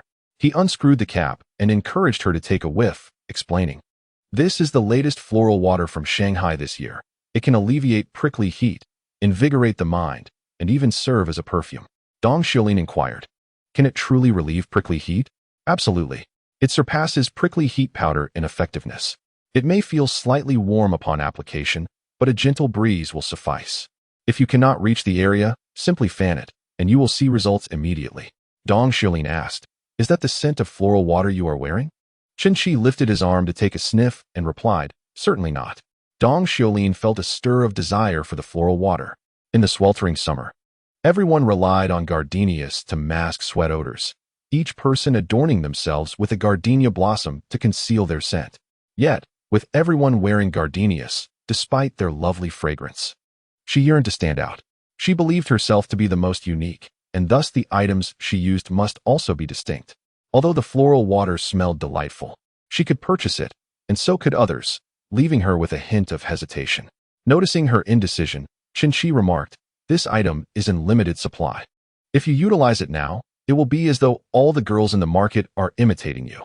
Should you fall behind, you would merely be following others, trailing in their wake. Just like buying clothes. When you wear something appealing, others will surely follow suit, but you will have been the pioneer." Dong Shilin, reflecting on his words, found them convincing. "Very well, I shall purchase a bottle. If it proves ineffective, I shall hold you accountable." Chen Qi chuckled softly, while Dong Shilin's face flushed with embarrassment. After bidding farewell to Dong Shilin, others approached him to inquire about the rice cookers. Chen Qi patiently provided them with information and repeatedly emphasized the importance of electrical safety. Though only 10 rice cookers were available this time, a substantial supply was on the horizon. In the future, rice cookers would undoubtedly become a staple in every household. The market remained largely untapped. Contemplating this, Chen Qi felt a surge of excitement within him. While the profit margins on these appliances were not as high as those on pens and notebooks, their selling price was considerably elevated. Selling just one could yield as much profit as selling a multitude of notebooks. Why wouldn't he promote electrical appliances? Beyond appliances, paper and backpacks were also selling briskly, prompting Chen Wan to join in the effort. The flower cart was another focal point of concern for Chen Qi and his companions. As the goods were displayed in piles rather than behind a counter, customers would pick one item after another, making it easy for someone to slip away unnoticed with a few items. An elderly woman lingered there for quite some time, and amidst the bustling crowd. When Wang Fenglan and Chen Wan were distracted, she seized a handful of items and tucked them into her clothing, securing them under her arm. Her loose, old-fashioned cotton garments made it difficult to detect any concealed items. Moreover, she was no stranger to such acts, having committed them before, thus she was quite adept at it. She believed that in the throng of people, no one would notice her actions. Little did she know, Chen Qi had keen eyes and intercepted her as she attempted to leave, stating, "Grandma, you need to pay for those items at the counter."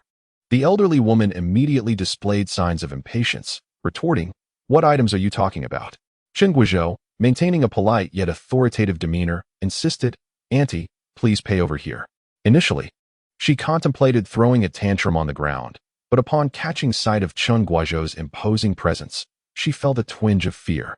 She was aware that police had been present that day, and she thought they had left. How could there still be one here?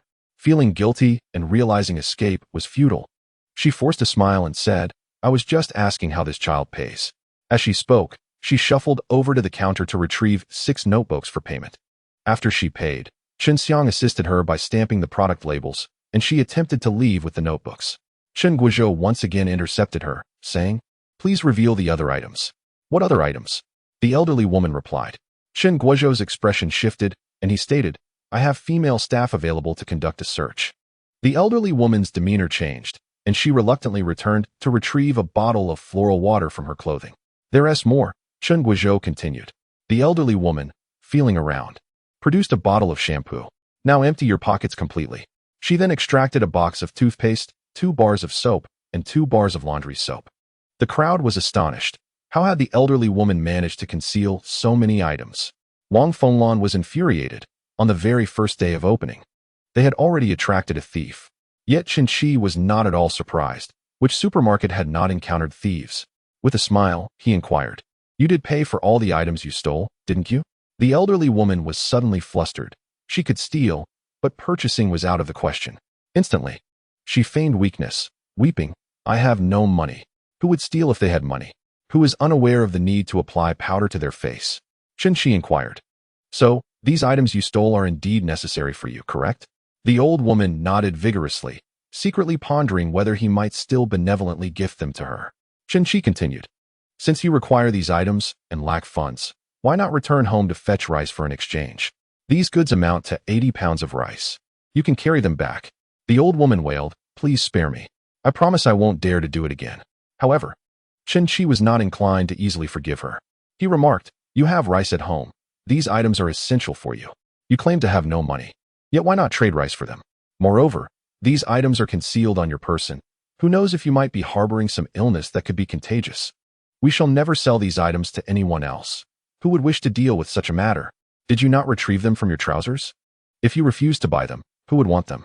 The crowd chimed in. Who would want something pulled from her trousers? Indeed, let her return to fetch rice. We do not want her mixing with our clean goods. Who would not feel repulsed? The elderly woman, cornered by the crowd's remarks, finally conceded, "Very well. I shall return home to fetch rice." Yet, her true intention was to return home and never come back. Chen Qi interjected, "I will accompany you, given your age. You may struggle to carry it. I will follow you to help load the rice." The old woman was deeply pained, wishing for a way to avoid spending money. Yet resistance only meant being taken to the police station, which was unacceptable. Chen Qi mounted his bicycle and followed her. Only then did the patrons in the shop feel at ease shopping, reassured that at least the establishment would not sell them anything repugnant. Chao Sihua also accompanied the villagers from Yangjia village to seek bargains. Upon entering the store, she spotted Wang Fenglan purchasing items, her eyebrows meticulously drawn, lips painted red, and her face appearing flawlessly pale, instantly igniting her ire. Why was Wang Fenglan here? She suddenly recalled Chen Qi's previous delivery of goods to Yangjia village, claiming they were from Boss Zhu and sold them at Gui Yuanchao's home. Little did she expect that such a large store owned by Boss Zhu would allow Wang Fenglan to sell here. Jealousy burned in her eyes. Chapter 43. Chief Engineer Liang became somewhat familiar with Chen Qi. If she had not quarreled with Chen Qi, shouldn't this task have rightfully fallen to her? How on earth did it land in Wang Fenglan's lap? Yang Hongjun was Chen Qi's uncle. What was Gui Yuanchao? Merely a distant relative. Yet he acted as if he were of great importance. How could this distant aunt seize such an opportunity? Shouldn't the benefits go to her, the legitimate aunt? Consumed with jealousy, she wished to expel Wang Fenglan on the spot. However, her courage did not match her greed and selfishness.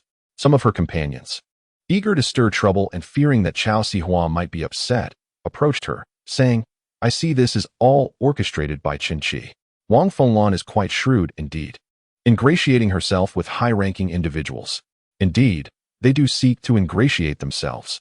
However, their efforts are not without merit, as evidenced by Wang Fenglian and Gui Yuanchao, who now partake in the bounty of commercial grain. They remain oblivious to the distinction between the supply and marketing cooperative and private stores. To them, the absence of farming equates to a life of consuming commercial grain. It is my belief that this task should rightly fall upon you. For you are Chen Qijing's authentic aunt. Naturally, one should consider their own uncle and aunt when their nephew is bestowed with benefits. Where does the role of a distant uncle come into play? The more they spoke, the more Chao Sihua perceived Wang Fenglian's audacity in occupying an inappropriate position. At that moment, she dared not voice her grievances against Chen Qi, for he was a source of potential advantage and a figure not to be trifled with. Conversely, Wang Fenglian was an individual whose interests conflicted with hers and could easily be dismissed. Wang Fenglian felt an unsettling chill and turned to find it was Chao Sihua, which instantly made her anxious. Chao Sihua was known for her fiery temperament. Should she cause a scene here, it would bring disgrace to Boss Zhu. To create a disturbance on the opening day would surely be inauspicious. Trembling with anxiety and sensing the predatory glare from Chao Sihua, she felt utterly flustered. Chen Qi had just returned with 80 pounds of rice, and, before he could even quench his thirst, he observed the escalating tension between Chao Sihua and Wang Fenglian. While he felt a twinge of discontent towards Chao Sihua, he had no intention of evicting her. In business, every entrant is a customer. If she chose to shop here, it would only benefit them financially. He would not foolishly drive away a patron. Thus, he greeted her with a warm smile, saying, "Ah, aunt, what brings you here? Is there something your household is lacking? I believe the little cousin is about to start school. Perhaps you are in need of pens and notebooks? Today as prices are quite reasonable." Upon hearing Chen Qi's words, Chao Sihua felt an overwhelming displeasure, knowing her son was to begin school. How could she not bring something along? Yet, she astutely remained silent, for she had just overheard that the station chief and provincial officials were present. She could not afford to create a ruckus here. Otherwise, there would be dire consequences. She forced a smile and retorted, "Do you take me for someone who revels in taking advantage? I am not like certain individuals who seize every opportunity, whether it belongs to them or not." With a pointed remark aimed at Wang Fenglian, she turned and exited. Faced with Wang Fenglian, she found it impossible to maintain her composure. What was Wang Fenglian? A mere widow? What right did she have to claim such advantages? Chen Qi approached Wang Fenglian and said, "Aunt, do not concern yourself with her. With individuals like that, we can only strive to prosper, allowing her to stew in her envy until her vision fails her." Wang Fenglian, initially apprehensive, found amusement in Chen Qi's words and promptly replied, "Rest assured, we shall certainly thrive." As the bustling activity continued until nearly 11, when it was time to return home to prepare meals, the crowd gradually dispersed. Nevertheless, many children remained full of enthusiasm. The performers had taken a break. The music still playing, yet they were heading to the restaurant to dine. With the pace of work slowing down, Chen Qi decided to send fourth uncle and seventh uncle to eat first. Chen Guiyun was taken aback to discover that Chen Qi had arranged a meal, exclaiming, "I have brought nothing. How can I possibly dine?" Chen Qi replied, "Boss Zhu has made the arrangements. You need only proceed over there." Though Chen Guiyun felt a hint of disinterest, Chen Guozhou exhibited no such sentiment, obediently following Chen Qi's directives. Chen Qing stealthily approached, inquiring, "Elder brother, Go Lei and the others have yet to eat." Chen Qi glanced at the group of young ones, smiling brightly, and instructed, "Take them with you to dine with seventh master. Uncle, you should accompany them as well. After your meal, you may return to the shop, and we will take our turn." Chen Jinkai found this agreeable and followed Chen Guozhou and the others to the restaurant, where Four Nai embraced little Shui and also joined them. The restaurant had made ample preparations. As soon as they arrived, the dishes began to flow. The young ones devoured everything in sight, indiscriminately filling their stomachs. Chen Qing thought to himself that since it was Boss Zhu footing the bill, he ought to fill his belly accordingly. This little simpleton guzzled one bottle of soda after another, and the other children did the same, relishing the cool, sweet beverage. Consequently, their little bellies bulged, yet they had consumed little of substance. Chen Qi made his way to Liang Hongyan and the others, who had nearly finished their meal and were engaged in networking and socializing. Liang Hongyan, however, was disinclined to indulge in their overt friendliness, suspecting that they had ulterior motives, such as seeking employment at Feiyang. His authority was limited to this, yet he had no desire to exploit it for personal gain. In a corporate environment where each position was filled, any arbitrary insertion could lead to chaos, and he wondered if these individuals intended to become parasites, merely consuming resources. Just as he wrestled with this dilemma, Chen Qi approached him. Upon seeing Chen Qi, he felt a wave of relief and remarked, "Are you done with your tasks?" Chen Qi replied, "My apologies, I owe myself a drink." He poured a glass of beer and downed it. Liang Hongyan stated, I am about ready to leave as well. I have a meeting this afternoon. Chen Qi offered, allow me to escort you. Liang Hongyan rose, and Chen Qi accompanied him outside. You have been quite busy this time. We haven't had a chance to converse properly.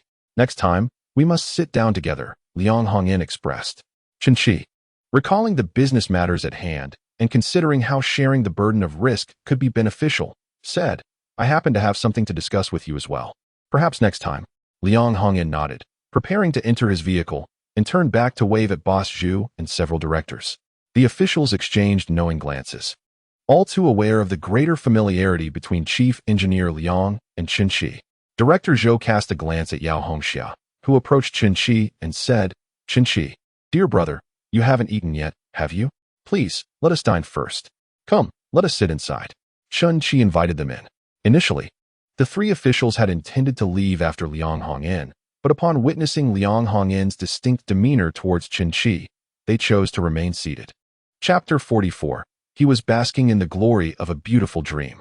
Yao Hongxiao inquired, Are you quite familiar with Chief Engineer Liang? It is quite satisfactory. I have reserved the rice cooker you requested for you. You can simply collect it when you come by. After finishing their meal, they all took their leave. Yin Hongxia and Director Zhou arrived at the store, each purchasing a rice cooker. Naturally, Chen Qi could not charge them as much as he would others. However, he was reluctant to disrupt the pricing structure, so he included a complimentary bottle of floral water with each purchase. Upon seeing that the director had bought a rice cooker, the two station masters each followed suit, and Chen Qi graciously offered them floral water as well. They departed with evident satisfaction.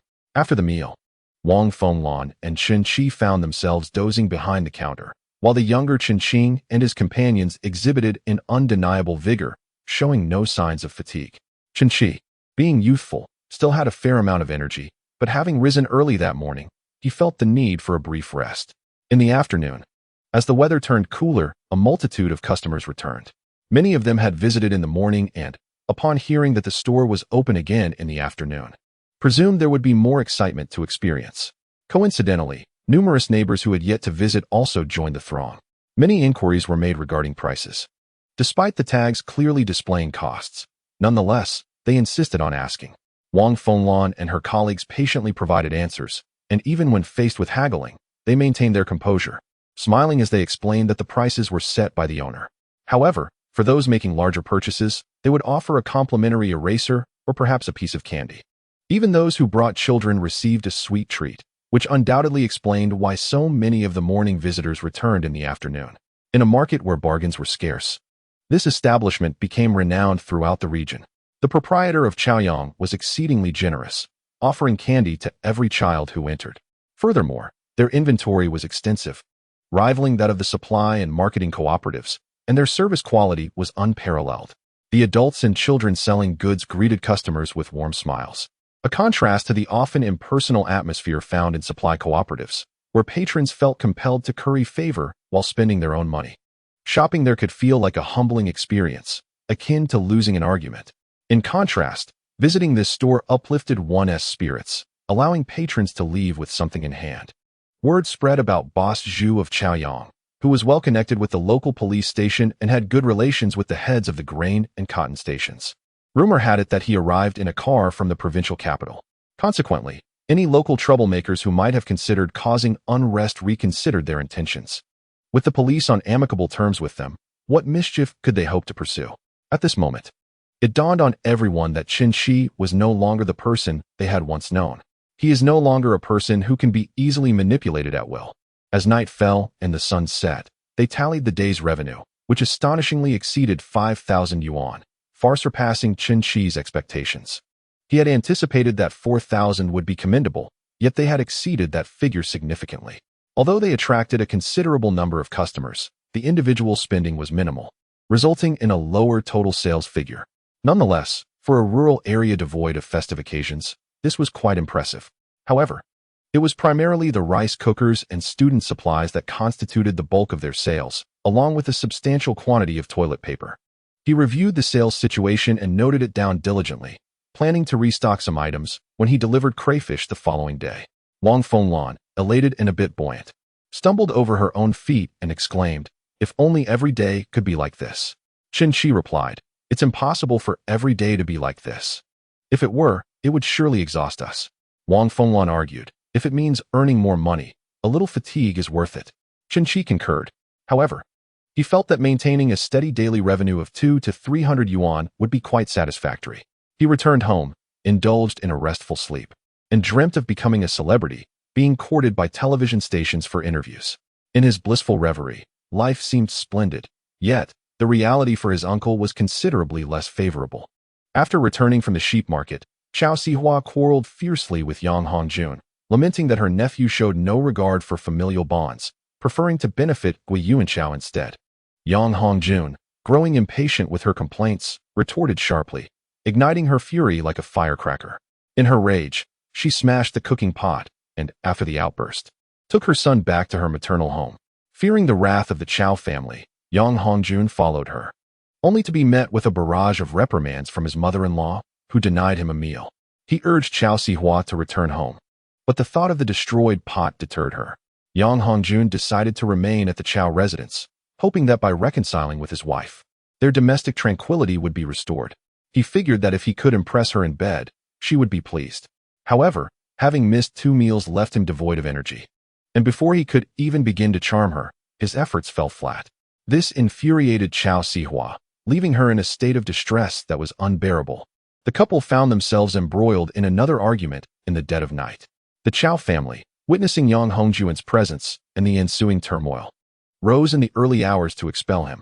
Ultimately, it was his mother-in-law who intervened, advising him to return home and speak kindly to his nephew, hoping to soothe the situation and allow Sihua to return to work. Yang Hongjun reluctantly acquiesced, barely managing to stay. That night, he tossed and turned, unable to find any peace for sleep. He felt compelled to speak sweetly to Chao Sihua, suggesting she take charge, saying, "Chen Qi is an ungrateful wretch, one I've nurtured without any acknowledgement. I once cradled him in my arms as a child, yet he doesn't regard me as his uncle. Would he even listen to me?" Yang Hongjun could not help but reflect on how he had ever supported Chen Qi and his kin. Had he not lent them assistance in the past, perhaps their relationship would not have deteriorated to such a degree.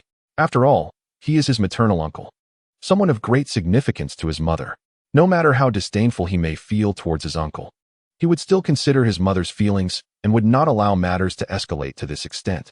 Upon noticing that Yang Hongjun had finally relented, Chao Sihua, recognizing the gravity of the situation, decided not to hold a grudge against him and said, "He is, after all, your uncle, and your mother is his sister. Tomorrow evening, take some items to Chen Qi's home and speak kindly to them in an effort to mend relations. For the time being, refrain from mentioning the issue of driving away Gui Yuanchao and the others. Once the relationship is repaired, we can discuss that matter." Chapter 45. Uncle, why are you here? What if he ignores me? You are his uncle, a senior relative.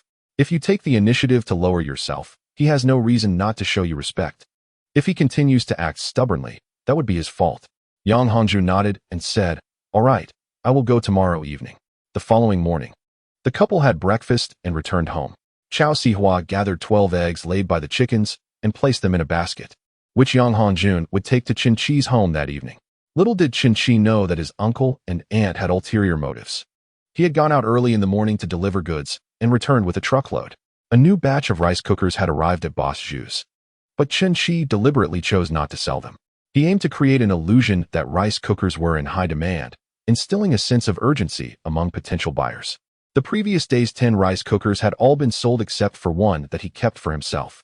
6 were sold in the morning and 4 in the afternoon. With each sale, he meticulously advised customers on electrical safety. Several individuals inquired about rice cookers in the afternoon, and Chen Qi informed them that they were sold out. He explained that the items were for export, and the 10 he had were procured through Boss Zhu's connections. He could not specify when the next shipment would arrive, but he assured them that the supply was extremely limited. He encouraged everyone to visit frequently, lest they miss out on the next batch. Some villagers asked Chen Qi to reserve goods for them, given their shared community ties. He felt uncomfortable discussing deposits and assured them that he would post updates on the blackboard outside when new stock arrived. The first to arrive would be the first to receive, while those who came late would have to wait for the next shipment. There would certainly be more goods in the future, but whether they would arrive before or after the autumn harvest was another matter entirely. Everyone desired rice cookers. hoping to utilize them during the autumn harvest. After the harvest, there would be little need for them, making the purchase seem unnecessary. However, Chen Qi intentionally kept everyone on edge, leading them to believe that acquiring such items was a challenge. Nevertheless, he bore no psychological burden. Chen Wan and the others were restocking, affixing prices to the merchandise before placing them on the shelves. Although there were still many customers today, the foot traffic was not as substantial as the previous day. It seemed that their initial marketing efforts had been effective, as those who intended to shop had already done so. In the realm of Chaoyang, the number of villages, the households within them, and the children therein are all known to Chen Qi. His activities are scheduled to culminate on the 1st of September, coinciding with the opening of schools, which is expected to generate a modest influx of attendees. The school in Yangji is relatively sizable, with over 40 students in each elementary class and 4 classes per grade, spanning 5 grades in total. In 1990, the elementary school in Chen Qi's hometown adhered to a 5-year system, lacking both preschool and kindergarten facilities. It was not until 2009, following the retirement of the principal of Yangji Elementary, that the first kindergarten was established, with a second one emerging in 2014. Nevertheless, the scale of their institution remains considerable, with approximately 700 to 800 students in the elementary section and even more in the middle school, where classes also comprise over 40 students, totaling 8 classes per grade. The student body of Yangji constitutes the primary consumer demographic for Chaoyang. Typically, local villagers prefer to shop in the town, where a more diverse selection of goods is available. Thus, Chaoyang faces a promising opportunity to compete for clientele against the various shops in town. As dusk approached, Chen Ru returned home to prepare dinner and, from a distance, spotted Yang Hongjun standing at their doorstep, a basket in hand. Initially unrecognizable to her, it was only upon closer proximity that she realized who he was. Upon seeing Chen Ru's return, Yang Hongjun immediately donned a self-satisfied smile and inquired, "Little Ru, you're back? Where's your brother? Still busy at the store?" Chen Ru, wary and cautious, replied, "Uncle, what brings you here?" Yang Hongjun explained, "Your mother has left, and I thought I would check on you and your sisters. This is a gift of eggs from your aunt." Chen Ru responded, "I'll go fetch my older brother," and dashed away, feeling unsettled by this uncle. Her discomfort stemmed from memories of her mother sending him fried rice crusts whenever they cooked, even when there was not enough to share among the siblings. Why should he, an adult, come to take their limited provisions? Their younger cousin was also insufferable, being only a few days younger than her brother, yet every time he visited, he would engage in fights with the family dog, resulting in her brother receiving reprimands from their mother, despite the fault lying elsewhere. The disdain for her uncle's family was palpable. While her aunt would feign kindness in front of her mother, she would glare at them the moment her back was turned. Chen Ru fervently wished for her mother to avoid visiting her uncle's home and hoped even more that his family would not come to theirs. With these thoughts racing through her mind, she sprinted down the street. Yang Hongjun, under the impression that Chen Ru was going to fetch Chen Qi, was surprised to learn that upon reaching her destination, Chen Qi not only refused to return, but also instructed Chen Ru to stay. He purchased 2 bundles of noodles from the store and asked Chen Ru to use Wang Fenglan's pot to cook them. Wang Fenglan and her family of 3 joined in the meal. With bowls in short supply, they resorted to using plates, and the pot of plain noodle soup was enthusiastically devoured by all. After finishing their meal, they calculated the day's earnings from the store, and once the accounts were settled, Chen Qi and his companions finally returned home. As dusk fell, Yang Hongjun noticed that the chickens had returned home through the doorway. Yet Chen Qi and his companions had not yet arrived. Contemplating a visit to the market, he hesitated, feeling reluctant to face Gui Yuanchao and the others, and ultimately decided to return home. Upon his arrival, he was met with a scolding from Chao Sihua. Fearing another reprimand, Yang Hongjun remained silent, refraining from offering any explanations. After enduring her tirade, he was finally allowed to leave with the promise of returning the next day. The following day, Yang Hongjun returned only to find that Chen Qi and the others were still absent. He visited 3 times without any success in locating them. Eventually, he could no longer resist and ventured directly into the shop. Upon seeing Yang Hongjun, Chen Qi greeted him with a warm smile, exclaiming, "Ah, uncle has come. Are you here to purchase something? I can offer you a discount. I might even consider gifting you a rubber item." Gui Yuanchao also acknowledged him, saying, "Cousin, you have arrived." Yang Hongjun nodded, feeling somewhat awkward. He forced a smile at Chen Qi, saying, "It's nothing much. I just haven't seen you for several days and thought I would drop by." Chen Qi replied, How could you not have seen us? On the 25th. When we opened the shop, your aunt came and saw us. Were you not there? I was not there, Yang Hongjun lied. Having indeed witnessed the beautiful dancers of the song and dance troupe, their legs bare as they performed, leaving his own trousers soiled. However, he could not bring himself to contradict his own words, opting instead to maintain his falsehood. Well, you seem unconcerned about how we are faring. Perhaps fearing we might borrow grain from you? Chen Qi remarked. No worries, our family no longer requires loans, be it money or grain. My sisters and I can now afford to eat and dress warmly without troubling your household. What are you saying? Chen Qi continued. Your aunt asked me to bring you some eggs. Chen Qi, smiling, responded, so it's truly a gift from my aunt? Since it is from her, I shall graciously accept. He took the basket and handed it to Wang Fenglan, instructing, Aunt, please boil these eggs and see if there are enough for each person to have one. Sure, she replied. After counting, she said, 12 eggs, should I boil them all? Yes, boil them all. Let the younger ones have a couple each. Wang Fenglan said as she departed to prepare the eggs. Yang Hongjuan's face flushed, unsure if it was from anger or embarrassment. After receiving the eggs, Chen Qi advised, Uncle, if there's nothing else, you may return home. There is nothing here you can assist with. In his heart, Yang Hongjun believed he had fulfilled his purpose by delivering the eggs, and with them handed over, he felt he could return home with a satisfactory explanation for Chao Sihua. Upon recounting the events to her, however, Chao Sihua became infuriated, berating Yang Hongjun for allowing himself to be humiliated by his nephew. How could you, a beggar, be insulted by your own kin? You bring eggs to your nephew, and he dares to complain they are insufficient? Yang Hongjun, cradling his face in distress, feared he might be struck. Once Chao Sihua's temper had cooled, he finally spoke. He mentioned that they now have food and drink. Go back tomorrow and demand that he send Wang Fenglan away so that I may sell my goods, Chao Sihua declared. Yang Hongjun inquired, are you still carrying eggs? Still carrying? Is your head made of stone? Do you not recall how your nephew humiliated you? Chao Sihua retorted. Yang Hongjun remained silent. The following day, the two set off together. The store was bustling with customers, and Chao Sihua accompanied Yang Hongjun. Upon returning from a delivery, Chen Qigong spotted the two squatting outside the store, immediately realizing they had come to see him. As he halted his tricycle, Yang Hongjun and Chao Sihua stood up. With a smile that deepened the lines on her face, Chao Sihua exclaimed, Cheesy, you're back? Oh, uncle and aunt have arrived. I just happened to need your uncle's assistance with something. Chen Qigong responded eagerly. Aunt, uncle, I was just looking for you. Chao Sihua smiled and replied, well, it's only right for your uncle to help you. What do you need? Just say the word, and he will surely assist. Chen Qigong continued. I have a lawsuit to fight against the Shui family from our neighborhood, and I need my uncle to represent me in court. The smiles on Chao Sihua and Yang Hongjuan's faces stiffened. Yang Hongjun asked, what lawsuit? Chen Qigong explained. The Shui family's son had both his legs broken, and they claim I hired someone to do it. Could I ever commit such an act?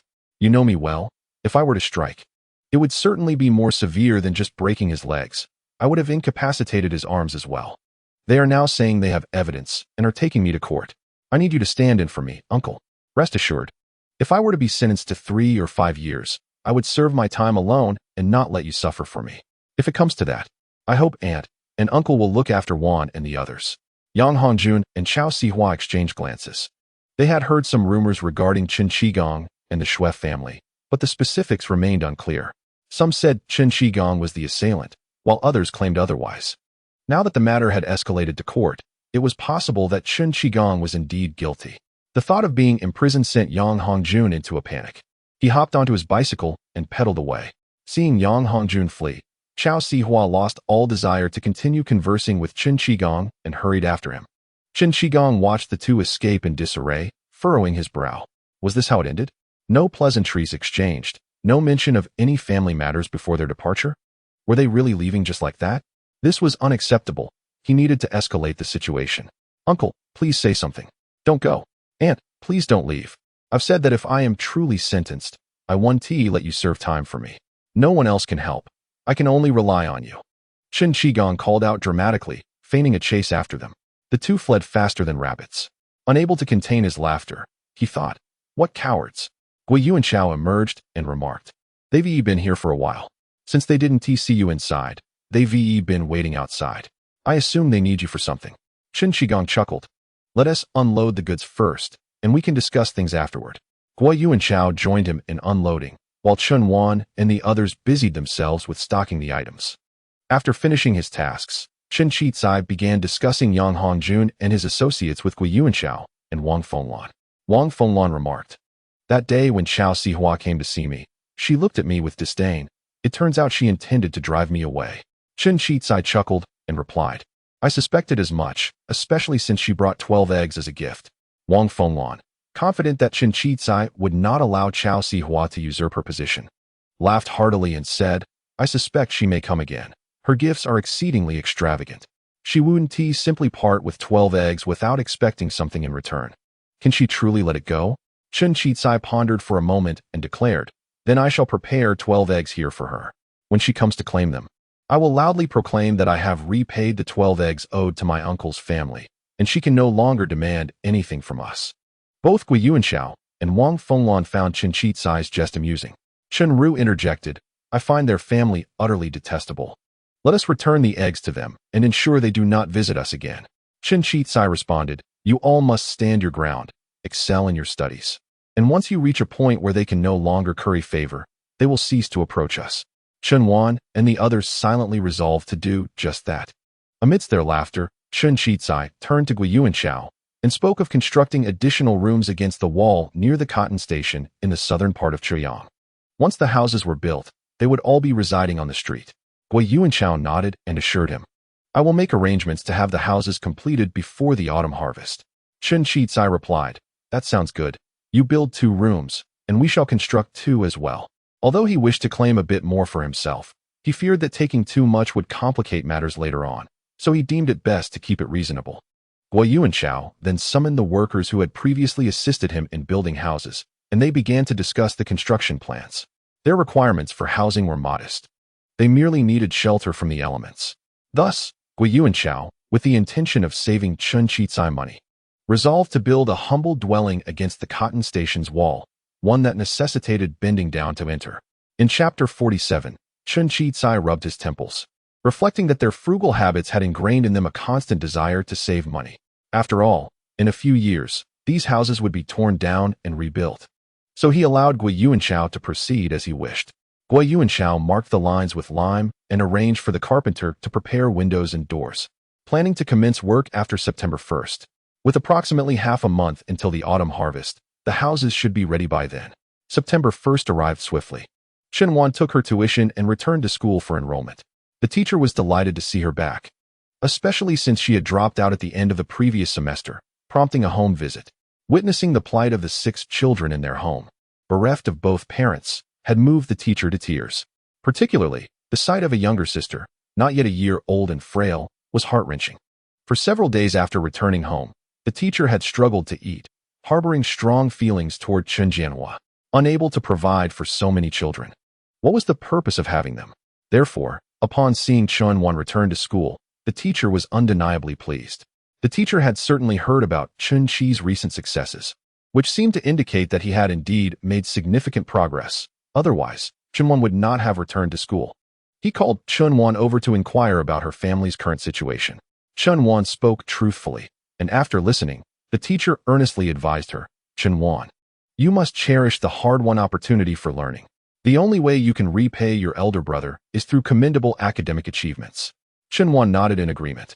Chen Xiang also received special attention from the teacher. He had been responding well to his medication and was no longer suffering from sleepless nights as he had before. Both of them were secondary school students, while Chun Ru was to report to elementary school. Chen Qi accompanied her to the school. With 3 members of the family leaving at once, the house felt much quieter. Chen Qi observed Chen Qing playing on the ground with Chen Shui and felt a twinge of discomfort. This boy had spoiled little Shui, as he often sat on the floor. Regrettably, there was no kindergarten available. If there had been, he could have sent Chen Qing there, allowing him to enjoy a leisurely couple of years at home. In 2 or 3 years, he would be 8 years old and ready for school, at which point little Shui would also be 4, providing him with greater peace of mind. Guo Yu and Chao had begun constructing houses, aside from financing. Chen Qi had no other involvement. However, Guo Yu and Chao indicated that they did not require wages, just food for the workers. Chen Qi insisted that he should calculate their wages, emphasizing that it did not matter how much they earned in a day, as long as there was something. Although it was customary for families in their community to hire help for house construction while only providing meals without wages, Wei Yu and Xiao might eventually take on contracting work. So it was better for them to adapt in advance. Upon hearing Chen Qi's reasoning, Wei Yu and Xiao agreed, although he expressed his disbelief, saying, "You are financing the construction for us. How can this be acceptable?" Chen Qi replied, "The funds are provided by Boss Zhu, and I will settle accounts with him later. You need not concern yourself with that. Just ensure you account for the costs of materials and labor, including your own wages. Otherwise, when you contract jobs for others, you will earn as much as the other workers, and what effort would that entail?" Wei Yu and Xiao found Chen Qi's perspective reasonable and ceased further objections. With this matter settled, Chen Qi intended to discuss the partnership for opening a shop with Boss Zhu. Boss Zhu had already identified a suitable storefront, coincidentally located not far from Duan Xingli's establishment, approximately 5 or 6 shops away. This particular shop had previously sold clothing and was quite spacious. Selling clothes at the entrance of the Chengwang Temple was not particularly profitable, as numerous vendors within the temple offered various styles at lower prices, many sourcing their goods wholesale from outside the region. Thus, the original owners struggled to maintain their business and sought someone to take over, wishing to dispose of the shop and its inventory without incurring losses. Boss Zhu was confident he could take over the shop, yet he was not interested in the existing clothing, and negotiations had yet to be finalized. On that day, Boss Zhu arranged to meet Chen Qi to inspect the shop. Boss Zhu certainly had an eye for promising locations, and Chen Qi was immediately captivated. "Why not acquire it directly? Is there some difficulty?" Chen Qi inquired. "They wish to offload all their inventory," Boss Zhu replied. Chen Qi furrowed his brow. "Inventory, you say? Let us take a look." The two entered the establishment.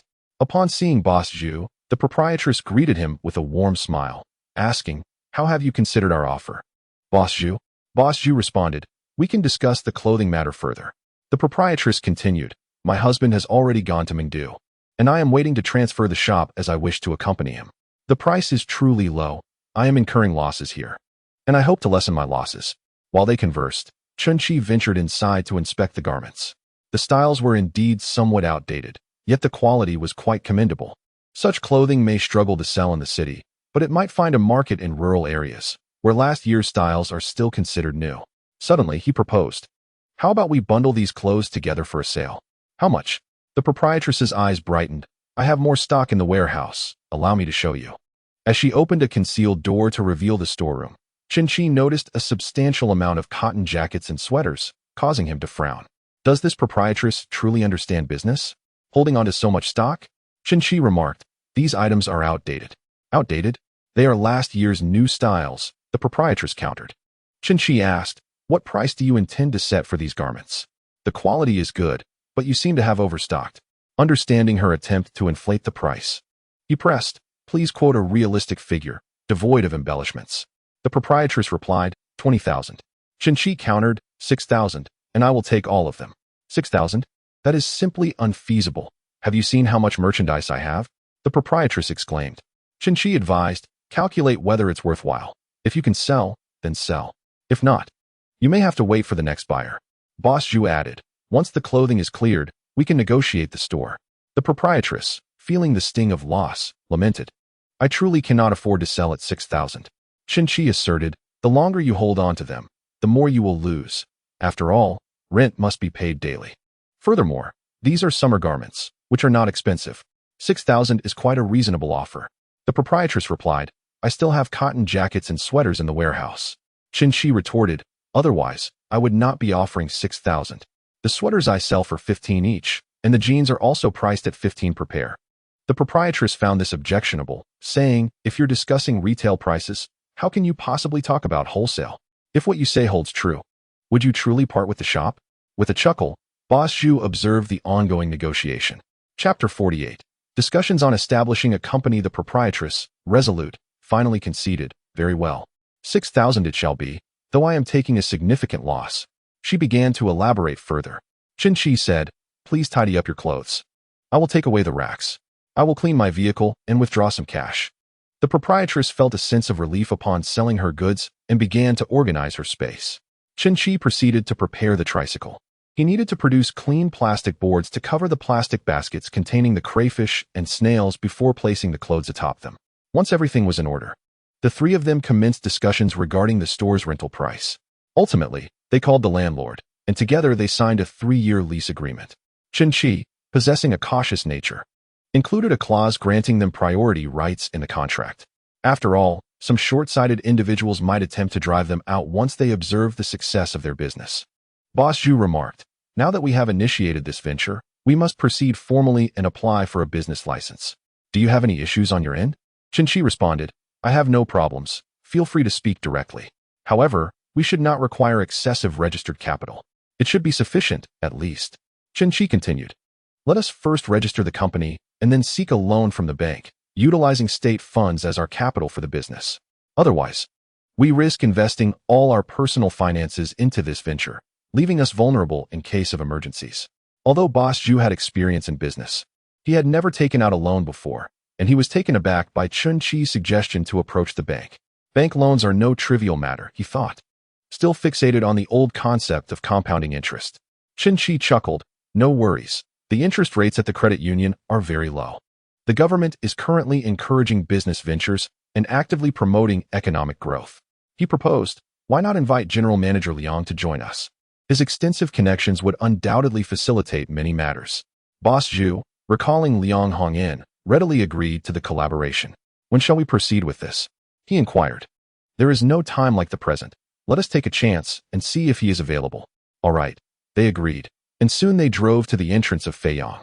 Chen Qi discreetly handed a pack of cigarettes to the security guard, inquiring whether Liang Hongyan was present.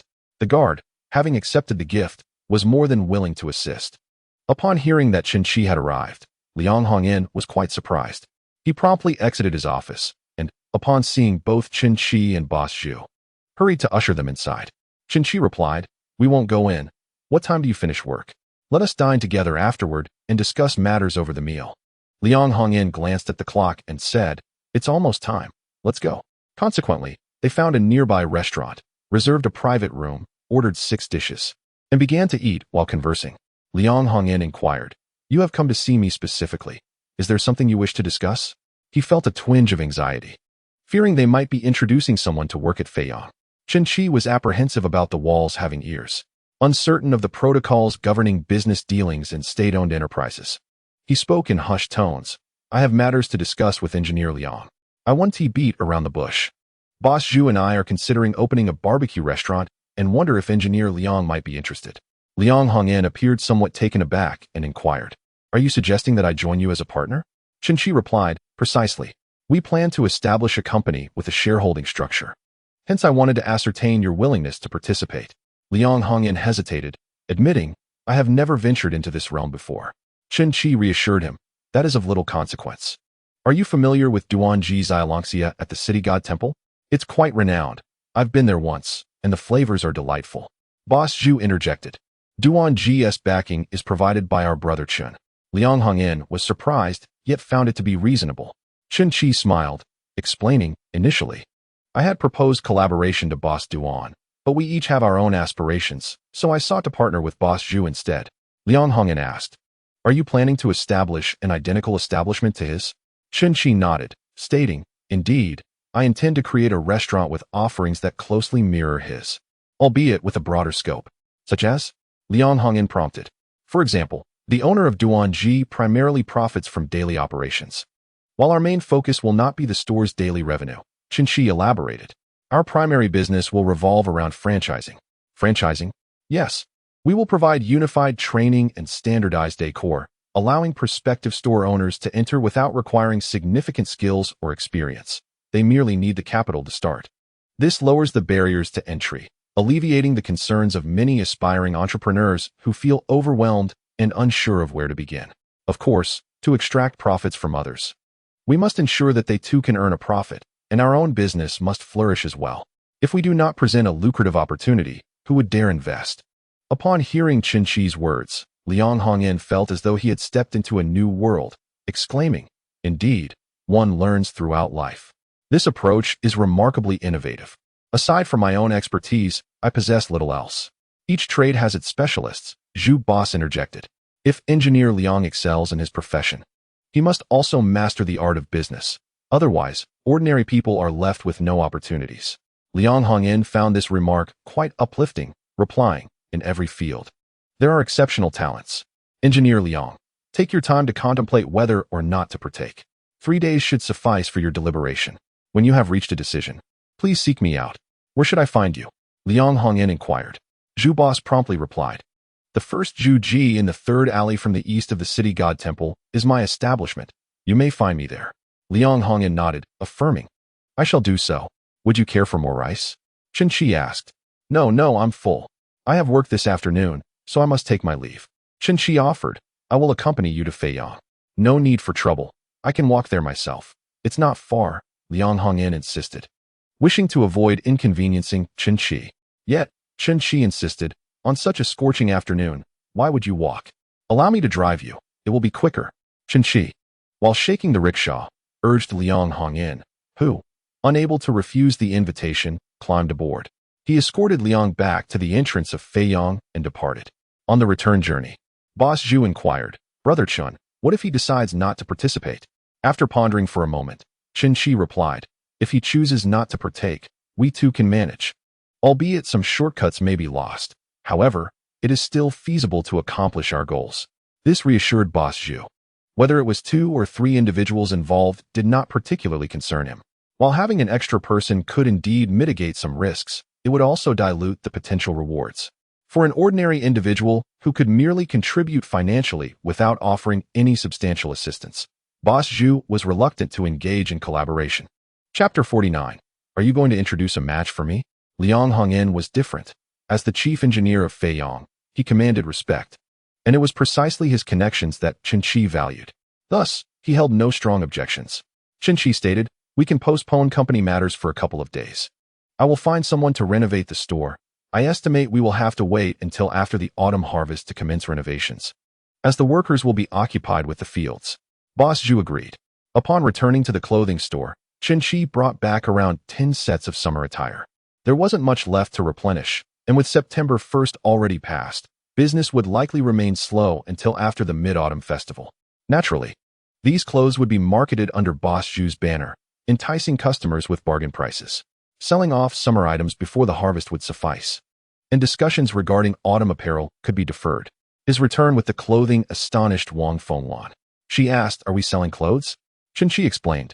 These are surplus items sourced by Boss Zhu from the clothing factory. Place them in the store, sell what you can, and whatever remains, so be it. Wang Fenglan nodded in agreement. Chen Qi then set up a rack for the clothes and, once stable, began to organize them, using an electric iron to press the garments. He elevated their appearance from mundane to refined. With appropriate styling, these outfits would undoubtedly attract buyers. Chen Qi possessed a forward-thinking aesthetic. The coordination of clothing involved not only color compatibility, but also an appreciation for fabric and style. Ultimately, trends are cyclical.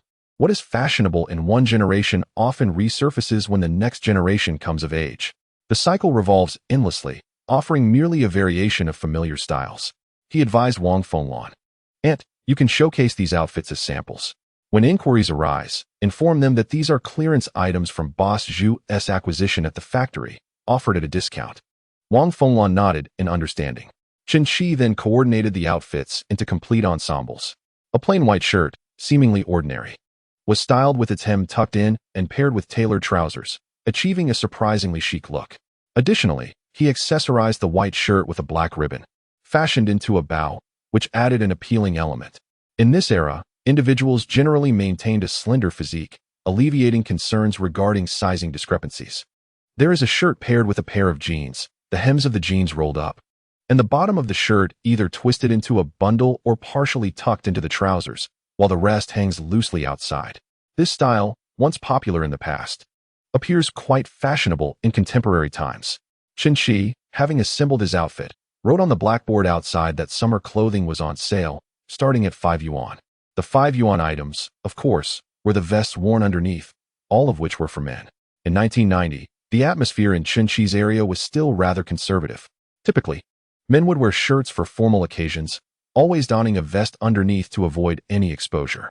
Other coordinated outfits were priced at 15 yuan for a single piece and 25 for a complete set.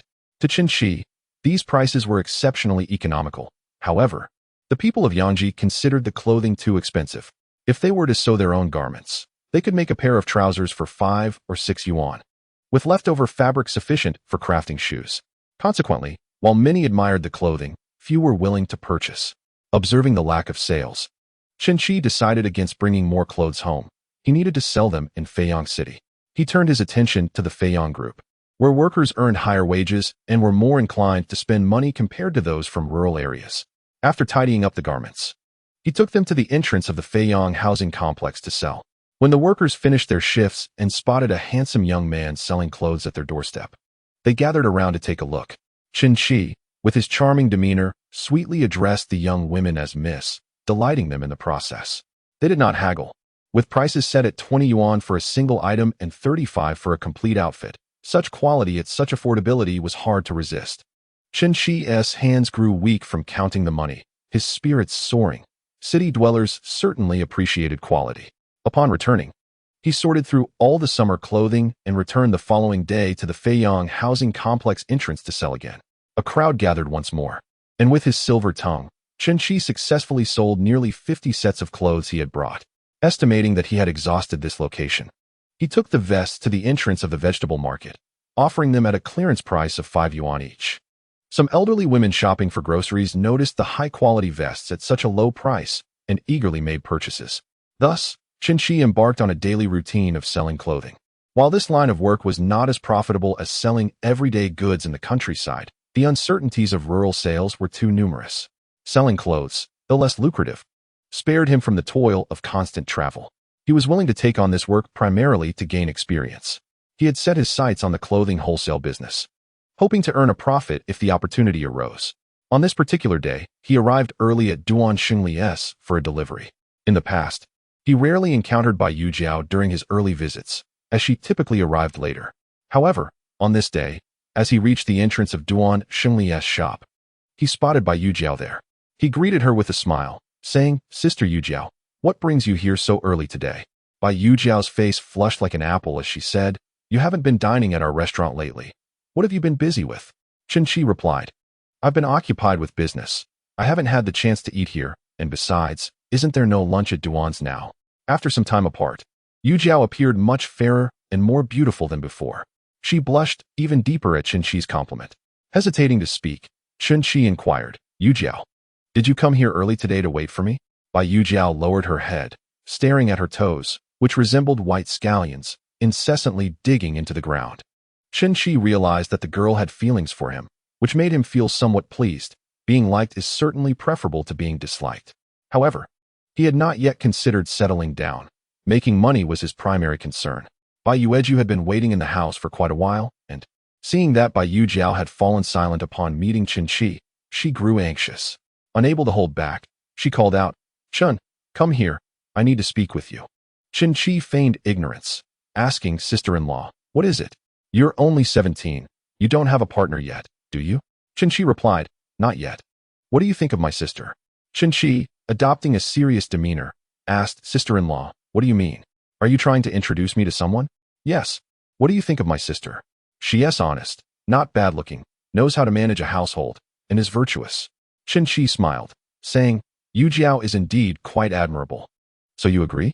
Bai Yueju asked excitedly. Chapter 50. This woman's background is not ordinary. I haven't finished speaking yet. Sister-in-law, you are rather careless. You hardly understand my family's situation but are eager to introduce your sister to me. You truly risk putting her in a difficult position. What do you mean by that? After all this time, don't you think I know you well enough? You may know me, but you are unaware of my family's circumstances. My parents are no longer here, and I have 2 younger brothers and 3 younger sisters. The eldest is only 15 and the youngest is not yet a year old. Currently, 3 of them are in school, and 2 more will need to attend in a couple of years. Do you think your sister would enjoy a prosperous life with me? The burdens are far heavier than those of an ordinary household." Upon hearing this, Bai Yueju was taken aback. She had not anticipated Chen Qi's dire situation. She had only perceived him as handsome and capable, but his family's circumstances were a significant hindrance. She certainly could not push her sister into such a perilous situation. In a family like his, one misstep could lead to a lifetime of struggle. As the eldest brother often assumes a paternal role and the eldest sister-in-law a maternal one, entering such a household would mean taking on maternal worries. How could that be acceptable? Other families might have lighter burdens, but with hard work, they could recover in 3 to 5 years. However, Chen Qi's family was different, with 2 younger brothers and 3 younger sisters, the youngest still an infant. How could that possibly work? While she had many thoughts swirling in her mind, she merely said, "Brother, please do not speak in such a manner. You will surely meet someone suitable in the future." Chen Qi, observing her practicality, chose not to argue. He understood by Yueju's perspective. After all, if he were in her shoes, he would also be reluctant to let his sister marry into such a family. Thus, he bore her no ill will. It is a common sentiment among people. A young girl marries a man not merely to alleviate poverty, but for the sake of sustenance and companionship. "Let's weigh it," Chen Qi remarked. Bai Yueju proceeded to weigh the goods and calculate the payment. As Chen Qi departed in his vehicle, Bai Yujiao anxiously expressed, "Sister, Chen Qi is indeed quite decent, yet his family situation is concerning. If he were an orphan or had a brother or sister, it would be more manageable. But with 5 younger siblings, the youngest not yet a week old, marrying him means you must assist in raising them. You will bear the burden of their future homes and partners. How many individuals go through life without such worries? And what if you have children of your own in the future? Trust me, I will surely help you find someone from the city." Bai Yujiao's countenance visibly fell. Chen Qi turned to seek out Boss Zhu. Today marked the day he was to meet with Liang Hongyan. Whether their endeavor would succeed or not would be determined. Upon arriving at Boss Zhu's location, he found that Boss Zhu was also awaiting a response from Liang Hongyan. They waited until after 8 o'clock, when Liang Hongyan finally arrived. Boss Zhu invited him in for tea, to which Liang Hongyan replied, "I shall not beat around the bush.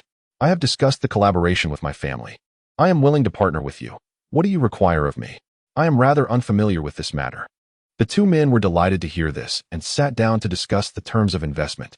After considerable discussion, Chen Qi secured 40% of the shares, Boss Zhu 35%, and Liang Hongyan 25%. The actual control of the company rested firmly in Chen Qi's hands. Naturally, Chen Qi was reluctant to cede control, for it was essential to maintain his influence. Otherwise, should their ambitions grow, they might make unwise decisions, rendering his opposition futile. He also feared they might seek to consolidate power, wishing to dilute his shares through additional investments. Thus, control must remain firmly within his grasp. Boss Zhu understood that without Chen Qi's financial backing, he would struggle to prosper. Liang Hongyan, possessing self-awareness, recognized that his greatest assets were his identity and social standing. He would need to consult Chen Qi for strategies, while the practical concerns would fall to Boss Zhu, who would step in when his connections were required. The initial capital needed was modest. Chen Qi would contribute 20,000, Boss Zhu 17,500, with Liang Hongyan covering the remainder. Chen Qi proposed, "We need to find a reliable accountant to manage these matters on our behalf. We are all quite busy and cannot attend to these details ourselves. Moreover, entrusting professional tasks to experts will yield greater efficiency. What do you think?" Liang Hongyan replied, "Indeed, that makes sense. I know someone reliable whom I can recommend. She is quite trustworthy. However, can we allocate some shares to her?" Chen Qi responded, "Let us meet her first." Liang Hongyan promptly instructed his driver to fetch the accountant. Shortly thereafter, a young woman arrived. The woman appeared to be in her 30s, adorned with spectacles, her hair styled in a high ponytail, clad in a white shirt and black trousers, complemented by a pair of elegant black high-heeled sandals. Unlike the typical girl, she wore a silver necklace around her neck. Upon seeing her, Chen Qi instantly recognized that she hailed from an affluent background. In this day and age, how many wear gold and silver? Most individuals, even if they possess wealth, would hesitate to flaunt such adornments, fearing the attention of would-be robbers. This peculiarity left Chen Qi quite perplexed. As the woman entered, she addressed Liang Hongyan, saying, "Mr. Liang." Liang Hongyan responded, "Allow me to introduce you. This is Mi Qiuwan, and this is Boss Zhu, along with Boss Chen." The woman greeted Boss Zhu and Chen Qi with a firm handshake, exuding confidence. Liang Hongyan invited everyone to take a seat and engage in conversation. He then addressed Mi Qiuwan, stating, "We are preparing to establish a company, but are in need of an accountant. I wonder if you might be interested?" Mi Qiuwan glanced at Liang Hongyan, then at Boss Zhu and Chen Qi, inquiring, what exactly would the role entail? Chen Qi interjected, explaining, "From the inception of the company to its ongoing operations, you would oversee everything, and naturally, we can offer you a share of the equity." Mi Qiuwan proceeded to inquire in detail about the nature of the business and its primary operations. upon learning that their main focus would be on attracting franchise investments. Her eyes sparkled with enthusiasm. She posed further detailed questions regarding the supply of raw materials and training specifics, prompting Chen Qi to commend her expertise. Without hesitation, Mi Qiuwan agreed to join them. Liang Hongyan had little to contest. The proposal to allocate a portion of shares to Mi Qiuwan was his own initiative, and it would naturally come from his share. He remarked, "Let us allocate some of mine to her." Boss Zhu, perceptive as ever, recognized Mi Qiuwan's capabilities immediately. Previously, he had been the one managing all company affairs, but with her presence, he felt somewhat dispensable. Chen Qi sought his collaboration as a gesture of gratitude for past support.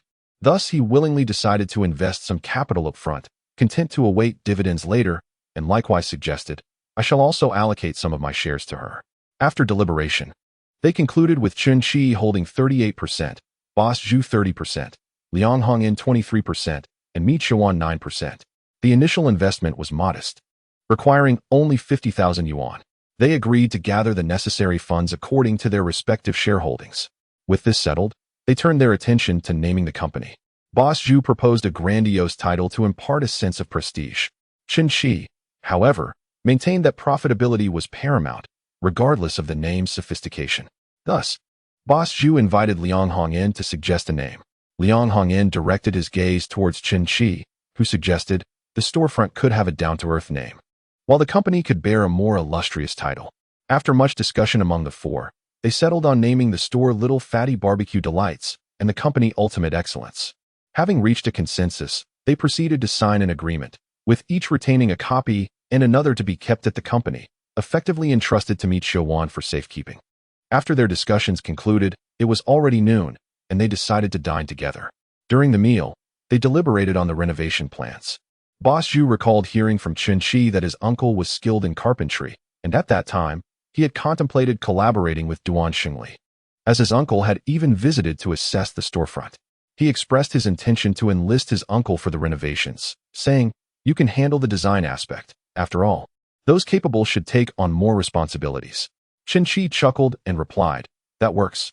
I happen to have acquaintances in this field as well." Once everything was agreed upon, they returned to their respective tasks. Although the design could have been entrusted to Liang Hongyan to find someone for the job, Chen Qi felt that personally overseeing the project was more fitting. Despite his lack of formal design knowledge, he had witnessed enough to form a vision. The design for the chef, a rotund figure adorned with a tall chef's hat wielding a spatula, emerged in his mind, envisioning a delightful half-circle shape that exuded charm. As for the store's renovation, he had already formulated some ideas. The storefront should be expansive, with vibrant colors that captivate the eye and remain memorable. The large glass windows facing the street must be preserved, allowing passers-by to glimpse the bustling interior filled with patrons. He had already mapped out the placement of the kitchen and raw materials. The entrance needed to be spacious enough to accommodate outdoor tables during summer, where diners could relish crawfish and sip beer in a leisurely atmosphere. The establishment need not be overly extravagant, but should evoke a sense of comfort and cleanliness. A robust ventilation system was essential to prevent cross-contamination of aromas. He had envisioned the placement of the exhaust vents clearly in his mind. Private booths were a necessity, as some customers would inevitably prefer solitude. After wrapping up his work, Chen Qi returned home as night fell. Upon arriving at Chaoyang, he noticed the shelter had been erected. As Guo Yuanchao emerged with a bowl in hand, he quickly informed Chen Qi, "The shelter is complete, and the interior has been laid with bricks. It just needs a few days to dry before we can move in." Chen Qi surveyed the small structures, which appeared somewhat haphazard, yet compared to his own old house, they were significantly superior. His old residence was low, constructed of earthen walls, providing warmth in winter and coolness in summer. But it was also plagued by an abundance of mosquitoes and rodents. During summer nights, sleeping on the ground posed the risk of water snakes slithering in through mouse holes. Although this new tiled house might seem rudimentary, it assuredly offered protection against such intrusions. Additionally, residing here made access to water more convenient. There was a well at the cotton station, allowing them to draw water directly into the courtyard. Previously, fetching water in the village had required a long trek. More importantly, the water from the cotton station's well was delectable. It had been drilled to a certain depth, where progress halted, and explosives were used to break up the rocks below, allowing sweet water to seep forth. "You all work swiftly," Chen Qi remarked. Guo Yuanchao smiled and remarked, The project is small. Everyone is eager to get started. As preparations for the autumn harvest are underway, Chen Qi responded, Boss Zhu's store is set for renovation. Do you think we can manage it before the autumn harvest? Gui Yuanchao's muscles tensed slightly as he inquired, is the workload substantial? Tomorrow, I will take you to inspect it, Chen Qi replied. Agreed. The next day, Chen Qi accompanied Gui Yuanchao to view the shop, articulating the desired outcome. Although Gui Yuanchao was somewhat old-fashioned, he possessed considerable intelligence. Upon hearing Chen Qi's thoughts, he immediately grasped the necessary actions. His experience with ventilation systems further enhanced his capability. Previously, during his time in Mingdao, he had engaged in the assembly of ventilation systems for factories, utilizing pre-made components, thus alleviating the need for individual fabrication. As for Chen Qi's suggestions regarding ceiling installations, wall painting, and signage, they posed no challenge. Illuminated letters could easily be procured from an advertising firm, making his tasks fundamentally straightforward. He diligently measured dimensions and jotted them down, then inquired of Boss Zhu, are you planning to cover both labor and materials, or will you procure the materials yourselves? Boss Zhu chuckled, we will cover both. Please estimate the cost. Gui Yuanchao glanced at Chen Qi, momentarily unsure of how to quote a price. Chen Qi advised, Uncle, calculate the costs at home, and then discuss it with Boss Zhu. Very well, Gui Yuanchao agreed, returning home to begin his calculations. He needed to inquire about the pricing for the ventilation system as well. Eventually, he approached Boss Zhu with a total estimate of 6,000, stating that the manufacturer would charge for the ventilation system as needed. Boss Zhu had no objections and entrusted all responsibilities to Gui Yuanchao. Chen Qi was intent on encouraging Gui Yuanchao to pursue renovation work, recognizing his inherent skill. If he continued to toil in the fields, that talent would remain unrecognized. Thus, he resolved to have a conversation with him. Uncle, Chen Qi asked, have you ever considered specializing in renovations? Gui Yuanchao replied, it is certainly a possibility. When I worked with the contractor in Mingdao, he was quite profitable. Intrigued, Chen Qi inquired, so why did you return from Mingdao? Gui Yuanchao sighed, your aunt was home alone with Lingling, and I was concerned. Chen Qi responded, now you need not travel far. Are you willing to take it up? Of course. Who wouldn't he want to earn some money? Gui Yuanchao replied. However, despite my skills, I struggled to secure work. Chen Qi considered Gui Yuanchao's previously rigid nature and recognized that it was indeed normal to face challenges in obtaining jobs. Boss Zhu's store presents an opportunity. Treat this renovation as a showcase. Execute the work meticulously. If you perform well, others in need will surely take notice. Moreover, as Boss Zhu's business flourishes, he will likely open numerous branches, all requiring renovations. If your work is exemplary, opportunities will abound in the future. Chapter 52. There remains some money to be made. The home and store renovation industry is set to thrive over the next 2 decades, brimming with opportunities. Gui Yuanchao affirmed, it is imperative that we execute this project well. We must deliver excellence for Boss Zhu. In the future, it is essential to capture photographs before and after each project. Once you establish your own store, you will be able to showcase a comparison between the pre-renovation and post-renovation images. When customers enter your establishment and observe these transformation examples, their trust in your work will undoubtedly increase. These images will serve as your living advertisements. Gui Yuanchao found great wisdom in this advice and remarked, previous foremen have not practiced this. However, the client has someone to document the process. Chen Qi laughed heartily, responding, that is because the foreman is subcontracting work from other companies. If you undertake the work directly, there is no need for intermediaries. Gui Yuanchao felt even more elated upon hearing this. Working through intermediaries would only diminish earnings, a concept he understood but struggled to articulate. With the autumn harvest merely 6 or 7 days away, he was reluctant to remain idle and began contemplating the procurement of materials. Chen Qi, still in high spirits, pointed out, you and Boss Zhu have only reached a verbal agreement. No contract has been signed. It is crucial to formalize the contract, specifying the payment terms, how much the client will pay you before work begins, midway through the project, and upon completion. Otherwise, would you be spending your own money on materials? Gui Yuanchao paused, admitting, I have been rather foolish. When they met with Boss Zhu, he greeted them warmly, stating, Mr. Gua is a person of integrity. For him, the absence of a contract was inconsequential, as long as Chen Qi was present, ensuring no deception would occur. Yet, he discerned that Chen Qi was intent on mentoring Gui Yuanchao. Although it seemed somewhat amusing, It was indeed true. He wished to seek guidance from Chen Qi as well, but thought better of appearing too greedy, recognizing the proverb that warns against insatiability. Thus, he resolved to follow Chen Qi's lead and seize the opportunities presented. They swiftly drafted a contract, and both parties affixed their signatures. The funds from their little venture were securely held by Boss Zhu, with Mi Chuan managing the accounts. Consequently, he handed the money to Guo Yuanchao, requesting a receipt as proof of payment. With the funds in hand, Guo Yuanchao commenced the procurement of materials and contacted the manufacturer of the ventilation system to take measurements, also arranging for the customization of tables and chairs. He ensured that the necessary items were ordered and prepared to dismantle what needed to be taken down and construct what required building. While the work progressed, he planned to return home to oversee the harvest from his fields, as they were not far from the city. An early start in the morning and a later return in the evening would suffice, since this was a project with both labor and materials provided. Completing it sooner would allow them to receive their payment earlier. The longer they delayed, the longer they would be held up. Chen Qi, of course, was not displeased. The sooner they completed the renovations, the earlier they could open for business and begin to reap profits. The market for crayfish and river snails was dwindling, with the recent harvest yielding fewer and fewer. Duan Shengli inquired, "Brother, why are there so few crayfish lately? We can hardly sell enough." Chen Qi chuckled, replying, "Brother Duan, the crayfish in the fields have diminished. We are unable to harvest more. This simply cannot be tolerated. Are you not jeopardizing my livelihood?" Duan Shengli exclaimed. Chen Qi replied, "It is not my intention to withhold goods from you. Who wouldn't wish to profit? However, the wild game in the fields has indeed diminished lately, and with the students returning to school, fewer individuals are pursuing these catches, leading to a scarcity of supplies. Seasonal items are just that. Once the season passes, they are gone." Duan Shengli countered, "But how is it that others have stock? There's a newly opened crayfish restaurant on Haiqian Street, and their supply is abundant." Chen Qi furrowed his brow and said, "The quantity will certainly dwindle." Boss Duan, feeling anxious, declared, "If you cannot provide me with goods, I shall seek another supplier."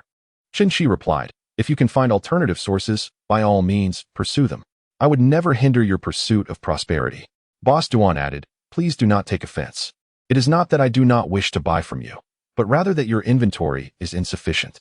Of course, should you have stock available, I am more than willing to purchase." Chen Qi responded, "What reason do I have to be upset? If I cannot supply, I cannot prevent others from doing so.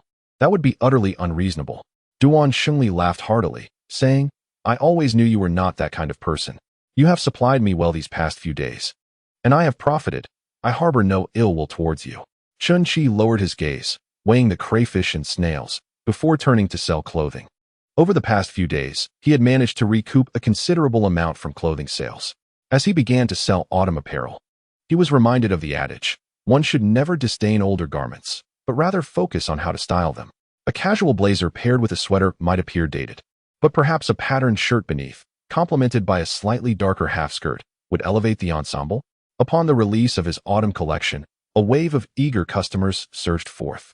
The young women and wives in the lively residential area had come to recognize Chen Qi, as his outfits were undeniably fashionable. In a single day, he coordinated 50 to 60 outfits, nearly all sold. He had recouped his initial investment, with a plethora of garments remaining. Each piece sold beyond that meant profit, and he remained quite pleased. However, these garments were finite, and for the time being, he lacked the bandwidth to delve into wholesale fashion. First, he needed to stabilize his current venture. Yet, there remained opportunities for profit, particularly with the upcoming Mid-Autumn Festival and the sale of mooncakes. He could not naively purchase mooncakes for resale. He needed to facilitate group orders. Upon returning home, he began to use a loudspeaker to advertise mooncakes in various villages, promoting a scheme where a payment of 1 yuan would entitle the buyer to 2 yuan's worth later. The mooncakes were ordered directly from Boss Zhu's factory, ensuring favorable pricing, and with the initial payment of 1 yuan, customers would receive a ticket redeemable for 2. They could then present the ticket at Chaoyang to collect their mooncakes. These factory-ordered mooncakes not only guaranteed quality but also freshness, alleviating concerns of contamination. Everyone has heard that by paying just 1 yuan now, it can be used as 2 yuan in the future. Is there really such a good deal? Someone inquired. Will you not honor this? How could that be? I am in Chaoyang, and the shop in Chaoyang will not disappear. Is it worth running away for your 1 yuan? How much did the owner spend on building the shop? It is impossible for him to cheat you out of that 1 yuan. Wouldn't that be akin to picking up sesame seeds while losing watermelons? Chen Qi remarked. Chapter 53. In this way, he has also played a round of futures. Upon hearing this, everyone found it reasonable. Another person asked, if I pay 1 yuan to use as 2, can I pay 2 yuan to use as 4? Of course not. Otherwise, the owner would face ruin. After all, mooncakes are indispensable in every household. Which family does not visit relatives on the 15th of August? Who does not eat mooncakes on that day? Now, if I pay 1 yuan, I can use it as 2 when I come to pick up mooncakes. Isn't that taking advantage? Furthermore, if you decide not to buy later, I can refund your money, so you will not suffer any loss. The reason I collect 1 yuan is simply to gauge how many people are interested, allowing the factory to prepare accordingly, Chen Qi said with a smile. His explanation resonated with everyone. Which household does not buy mooncakes on the 15th of August? Who does not buy a few extra pounds to take to their maternal home? Unmarried young men often need to buy even more. Besides mooncakes, they must also bring a large rooster, a few bottles of fine liquor, and several bags of candy. These gifts may not be considered extravagant, but they can be burdensome for those with limited means. They all eagerly paid their money, influenced by a sense of conformity. When everyone else is paying, who would be the odd one out? After all, if it turns out to be a waste, it is only 1 yuan. And they did not mind. In truth, while they claimed not to care, they were still concerned. To say they did not care is merely a facade of generosity. However, amidst the crowd, there were always a few astute individuals who contributed a little more, allowing different people to enter and purchase mooncakes. With so many people, how could the sales clerks in Chaoyang remember everyone clearly? As long as one possesses the ticket, that 1 yuan can indeed be used as 2. Chen Qi had already anticipated this counter-strategy. The principle remains unchanged. Buyers in Nanjing are not as shrewd as sellers.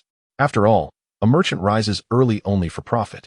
He exerted great effort to organize this, simply to extract money from everyone, albeit willingly, resulting in mutual benefits. Chen Qi printed a large number of tickets.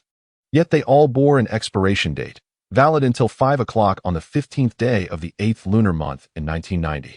He gazed at his tickets with immense satisfaction.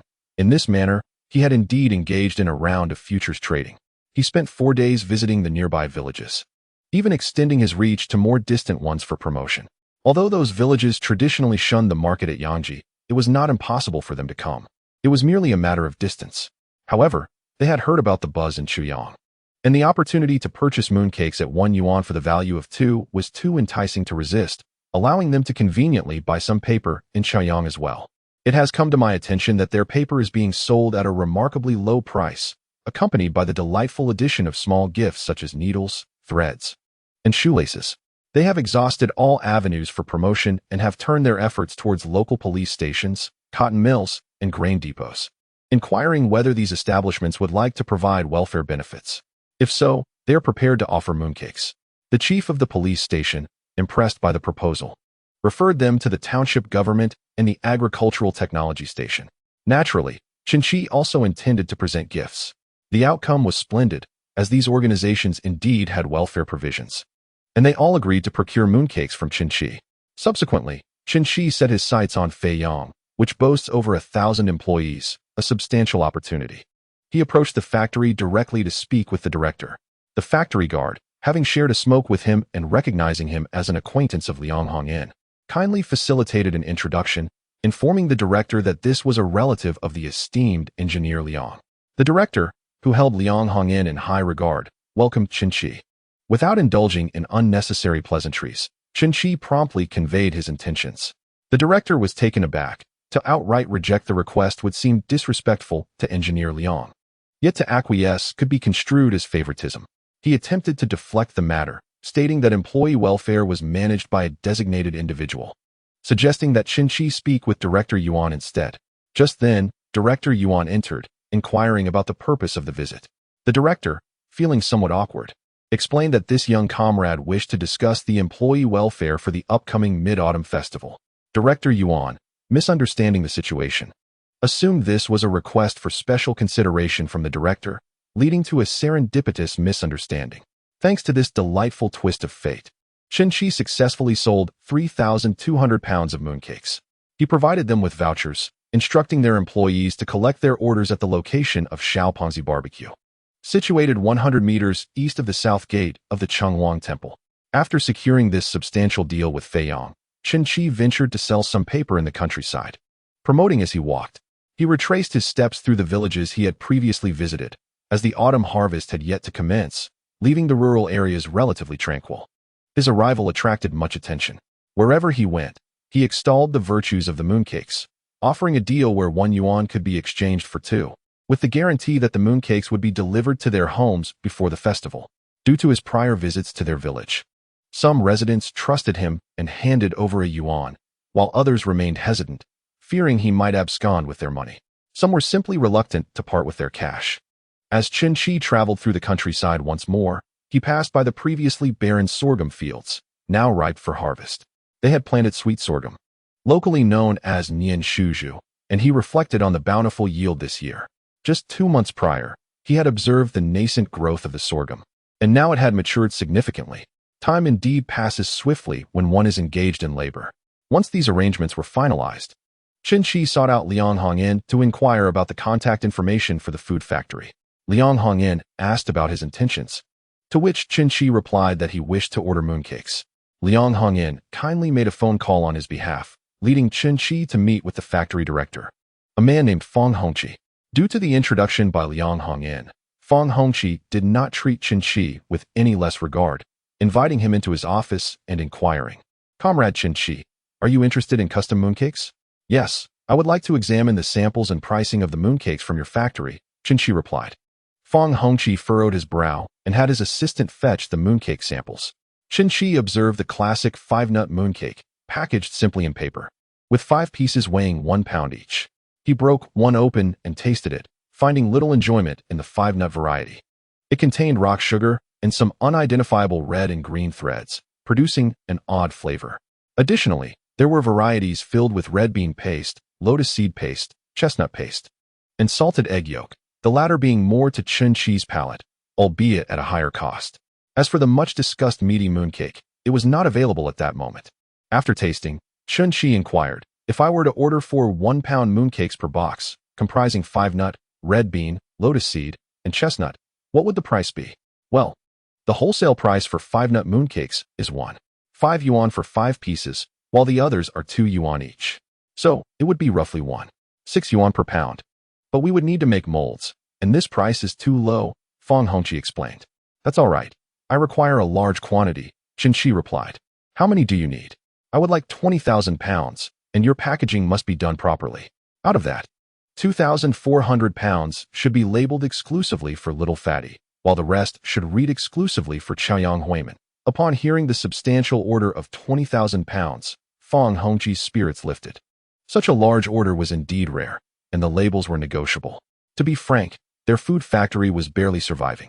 Previously, production was organized by higher authorities, with goods dispatched to various supply and marketing cooperatives. However, in recent years, these cooperatives have undergone transformation, placing the burden of profit and loss onto the factories, which added pressure. Canned goods and biscuits were not selling, and he was often borrowing money to pay employees' wages. It was no wonder he personally received a young man. Unexpectedly, this young man brought him joy with a substantial order exceeding 30,000 yuan. He promptly honored Chen Qi as a distinguished guest, and they signed a contract with Chen Qi providing a deposit. Fang Hongqi then began to arrange production. Having settled the mooncake matter, Chen Qi considered the situation regarding rice cookers, which was nearing resolution, as inquiries about their availability had been pouring in daily. With the harvest season approaching, it was time to cease the suspense. Chen Qi ordered 100 rice cookers and announced on an outdoor chalkboard that they had arrived, available on a first-come, first-served basis. Soon, Chaoyang experienced another surge in sales. Much like a special promotion, customers visiting Chaoyang were unlikely to purchase only rice cookers. They would inevitably buy other items as well.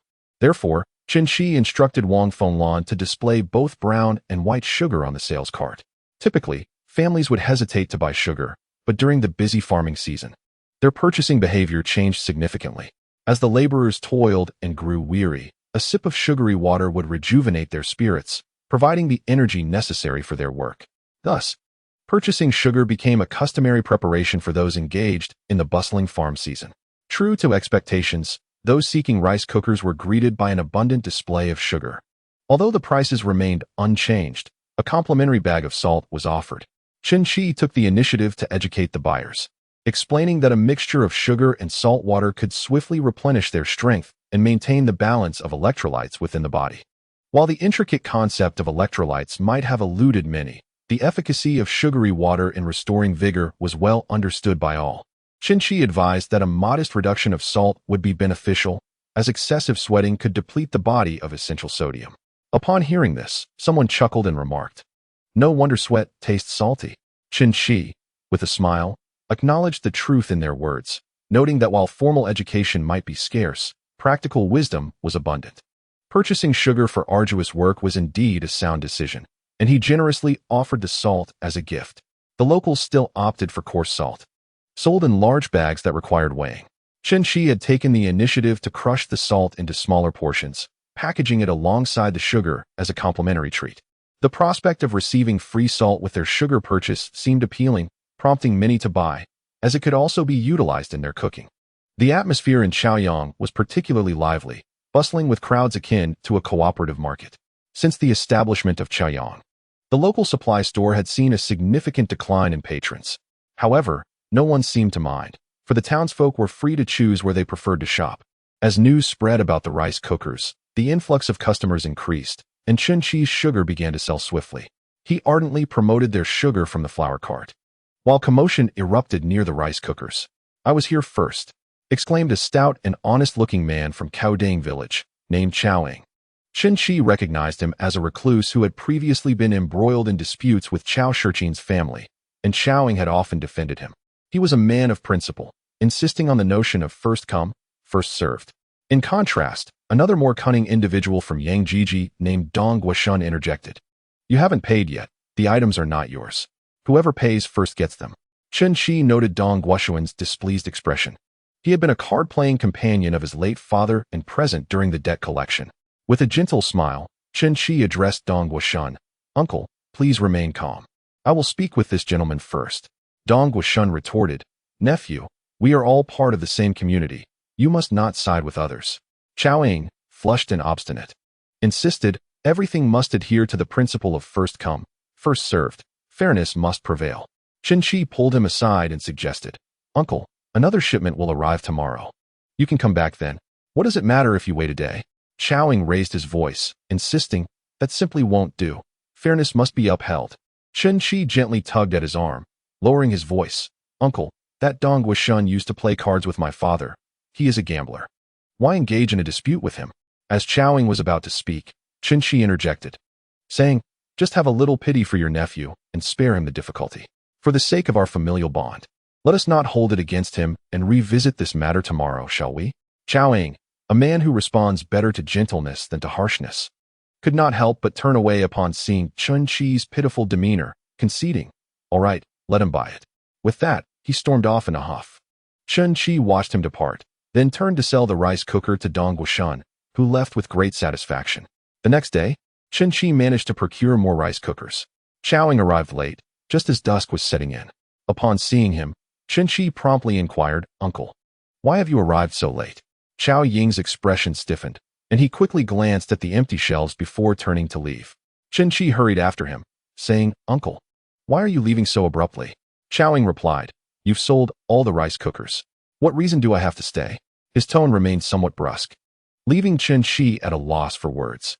This was likely the primary reason for his bachelorhood. Though his appearance was not lacking, his manner of speaking rarely conveyed kindness. Chen Qi reassured him, "I have set aside a rice cooker for you." Surprised, Chaoying asked, "Really?" "Indeed," Chen Qi confirmed, pulling him back into the store and asking Wang Fenglian to retrieve the rice cooker. Wang Fenglian greeted him with a smile, saying, "You truly are quite the impatient one.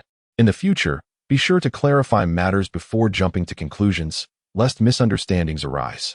Chaoying felt somewhat awkward, unsure of where to place his hands. He fidgeted with his clothing and bounced his leg, attempting to feign nonchalance, but Chen Qi recognized these as signs of his underlying tension. Every seemingly carefree gesture betrayed his inner anxiety. What was he so anxious about? Chen Qi handed him the rice cooker and also offered him a packet of candy, saying, "Consider this a token of gratitude for your assistance yesterday." This gesture left Chaoying feeling somewhat embarrassed as he replied, "That won't do. I cannot accept this candy. Chapter 55. What is the purpose of earning money?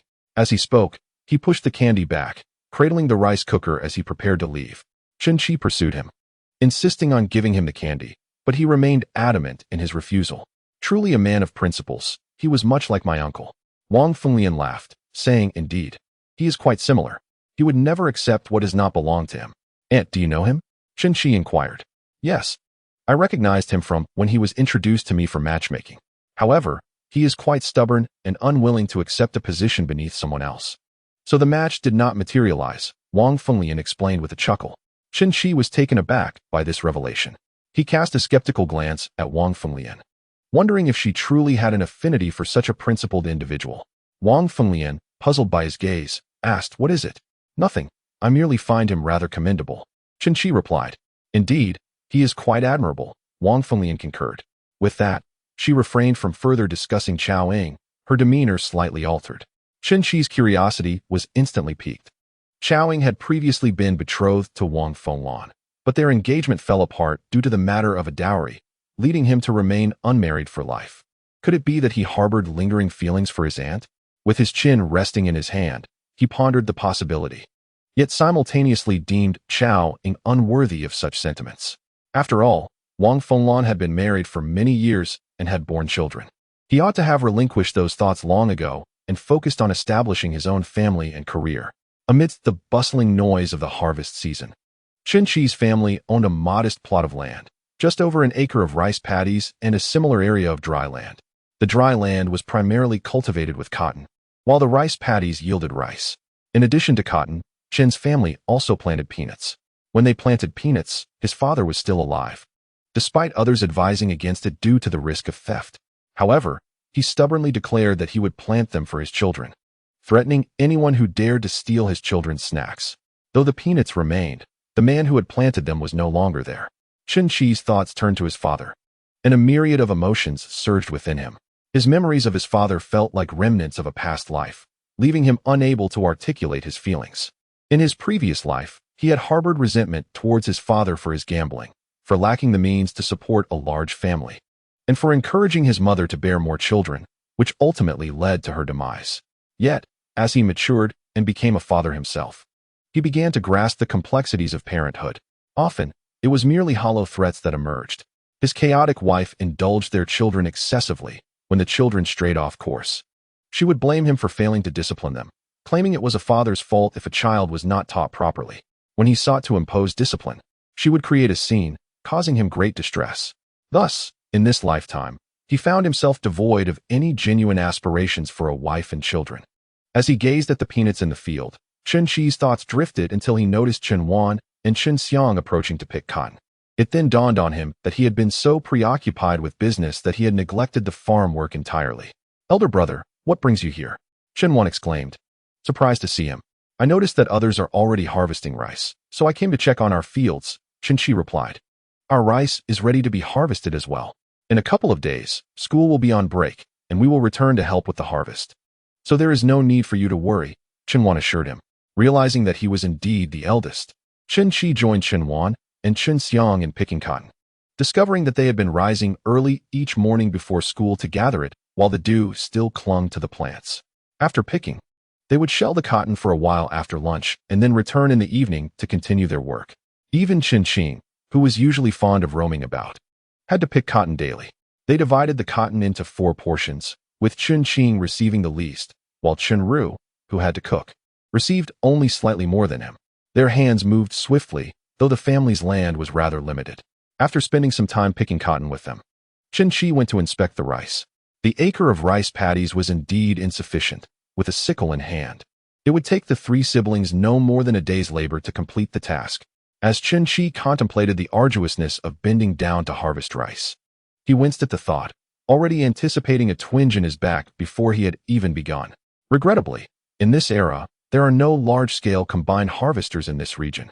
In hilly areas like theirs, the operation of such machines is rather cumbersome, unlike the flat plains of the north where harvesters can swiftly complete their tasks. In the past, due to the challenging terrain, harvesting was exceedingly difficult and time-consuming, leading to high costs once combined harvesters became popular. Presently, The most pressing issue is the absolute absence of harvesters, regardless of the expenditure involved. What options remain? Surely, one cannot resort to wielding a sickle as in days gone by. He felt incapable of carrying out the task himself, and his younger siblings, too, should not be subjected to such arduous labor. They ought to enjoy their carefree days in school.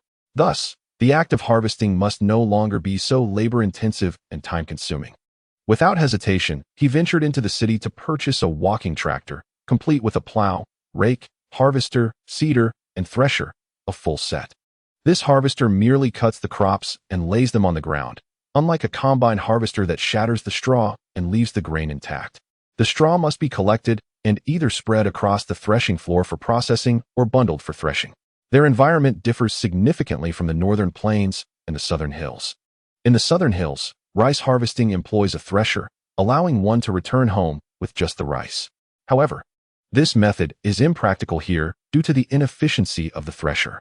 Nonetheless, the thresher he acquired, powered by diesel, is quite robust and effective, albeit noisy. This entire set of agricultural tools cost over 3,000 yuan, yet Chen Qi felt no remorse. After all, earning money serves a purpose to enhance the quality of life. Why should he feel regret? Upon returning to the village with his new equipment, the villagers were utterly astonished, filled with envy. Once again, they gathered at his home, bowls in hand, eager to witness the spectacle. Aunt Lucien had evidently forgotten previous matters, joining the crowd with her bowl, engaging in light-hearted banter, perhaps seeking to endear herself. As they examined his walking tractor, envy mingled with thoughts of Chen Qi being extravagant, with only a small plot of land. Was it truly worthwhile to acquire such an extensive array of tools? Chen Guiyun and Li Nianji also arrived, momentarily speechless at Chen Qi's purchases. Li Nianji remarked, "Qizi, this is..." Chen Qi understood the implication behind her words and responded with a smile. "My family has just over an acre of land, so harvesting rice will be a swift endeavor. Once completed, if anyone needs assistance, it will cost 15 yuan per acre." Upon hearing this, the villagers' sentiments grew complicated. Previously, when Chen Qi had facilitated their earning, they felt little concern. However, now that he intended to charge for his services, they sensed they were being taken advantage of by him. In truth, charging 15 yuan per acre is already quite reasonable, had they not all belonged to the same village. Why would he bother to earn such hard-earned money? The handheld rice harvester requires manual operation, demanding that one follow the machine closely, which can be quite exhausting. No one expressed any particular opinion, and naturally, Chen Qi did not press the matter. After all, he had no expectations of making a profit from this endeavor. One might wonder why he invested in such a device despite not anticipating monetary gain. The truth is, after recently earning a modest sum, his perspective had shifted. Previously, he envisioned accumulating wealth to support his younger siblings through their education, hoping they would eventually establish their own families. However, his aspirations had evolved. Now he dreamt of achieving financial independence. What lay beyond that freedom? Was it to explore distant landscapes? No, he yearned to remain in the countryside, cultivating vegetables and raising chickens, subsisting on the grains he grew himself. Thus, he had recalibrated his goals and was diligently working towards them. Soon, everyone dispersed, as they needed to rise early the next day to harvest cotton and later return to the fields for rice cutting, which was indeed labor-intensive. Chen Qi retired for the night early. At the break of dawn the following day, he loaded the harvester and, after a meal, drove it into the fields to commence harvesting. The villagers, armed with sickles, were intrigued to see Chen Qi genuinely operating the harvester in the fields. They paused to observe, eager to understand how he managed the machine's workings. Once Chen Qi adjusted the equipment, he set to work. As the harvester advanced, the rice fell neatly in rows. In just over 20 minutes, he completed the task across more than an acre, leaving onlookers in astonishment. While they were accustomed to bundling the rice and erecting it in the fields to dry before transporting it back, Chen Qi preferred to forego bundling, instead using a fork to load the rice directly onto his vehicle for drying at the threshing ground conveniently located at his doorstep. Though modest in size, it sufficed for his needs. By midday, he had transported all the rice, and in the afternoon, he went to assist Guiyuan Chao. Guiyuan Chao had a larger plot of land, while Wang Fenglan remained in Chaoyang to tend the shop, leaving him to manage the household chores alone. Chen Qi's arrival was a surprise and a delight to him. His eyes sparkled with interest at the sight of the harvester. Chen Qi offered, "Uncle, would you like to give it a try?" Is it easy to operate? Quite manageable, Gui Yuanchao replied. Chen Qi explained how to control the throttle, engage the clutch and brake, and maneuver the machine. Gui Yuanchao learned swiftly and took to it with enthusiasm, cautioning not to move too quickly. While he harvested the rice, Chen Qi followed behind to bundle it. Due to the abundance of their land and the limited space of the threshing ground, they could not transport all the harvested rice at once and had to leave some to dry in the fields. Before long, they finished with one plot and prepared to move to the next, only to find that accessing the next field required passing through someone else's property, thus delaying their progress.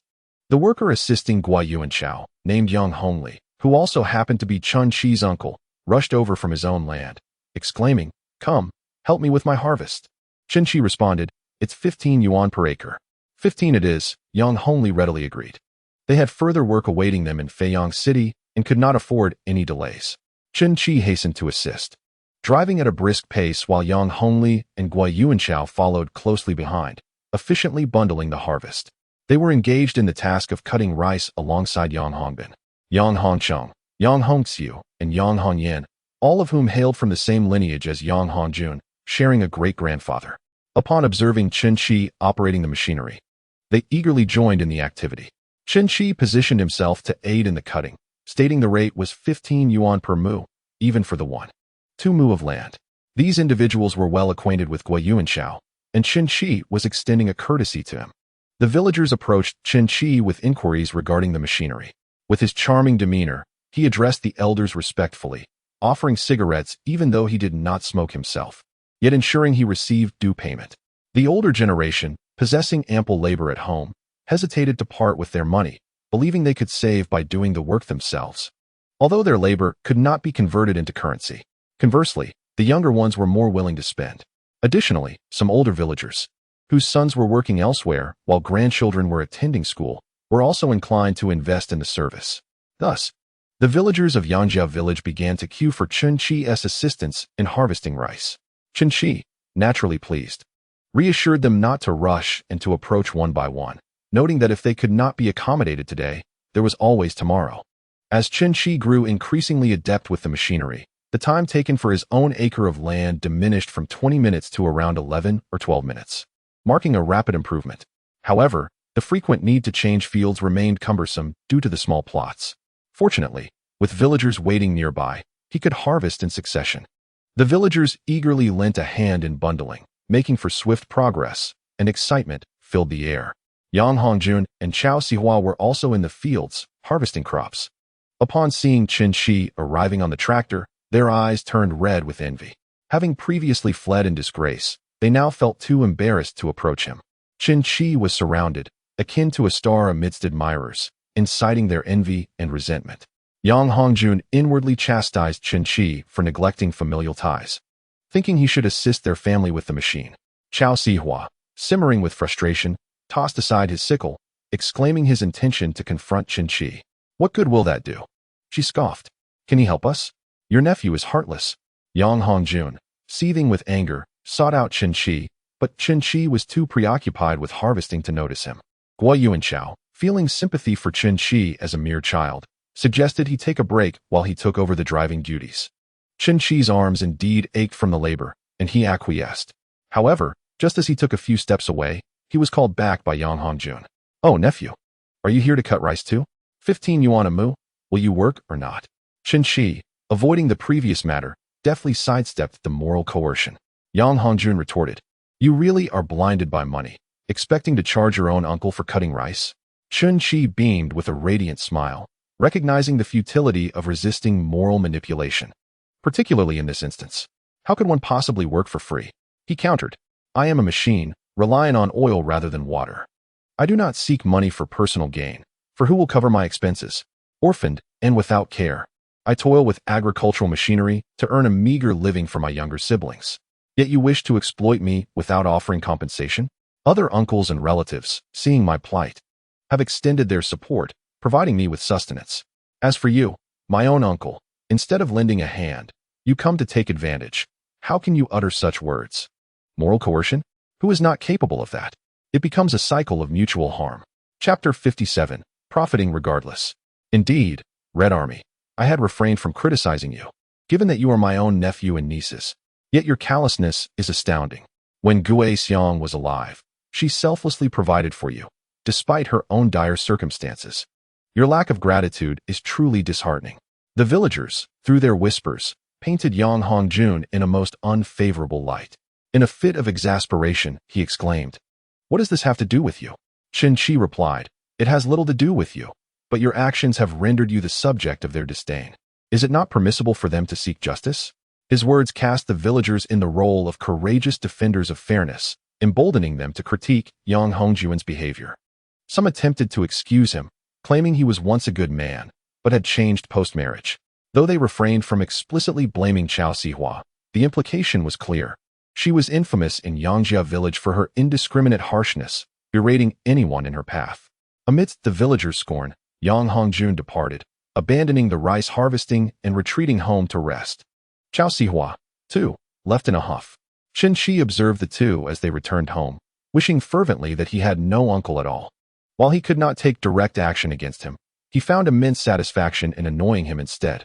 Throughout the day, Chen Qi busied himself in Yangjia village. Hastily consumed his meal and collapsed into sleep. The following days were spent harvesting rice in Yangjia village, and once that was complete, requests came from neighboring villages. Where was there not an opportunity to earn?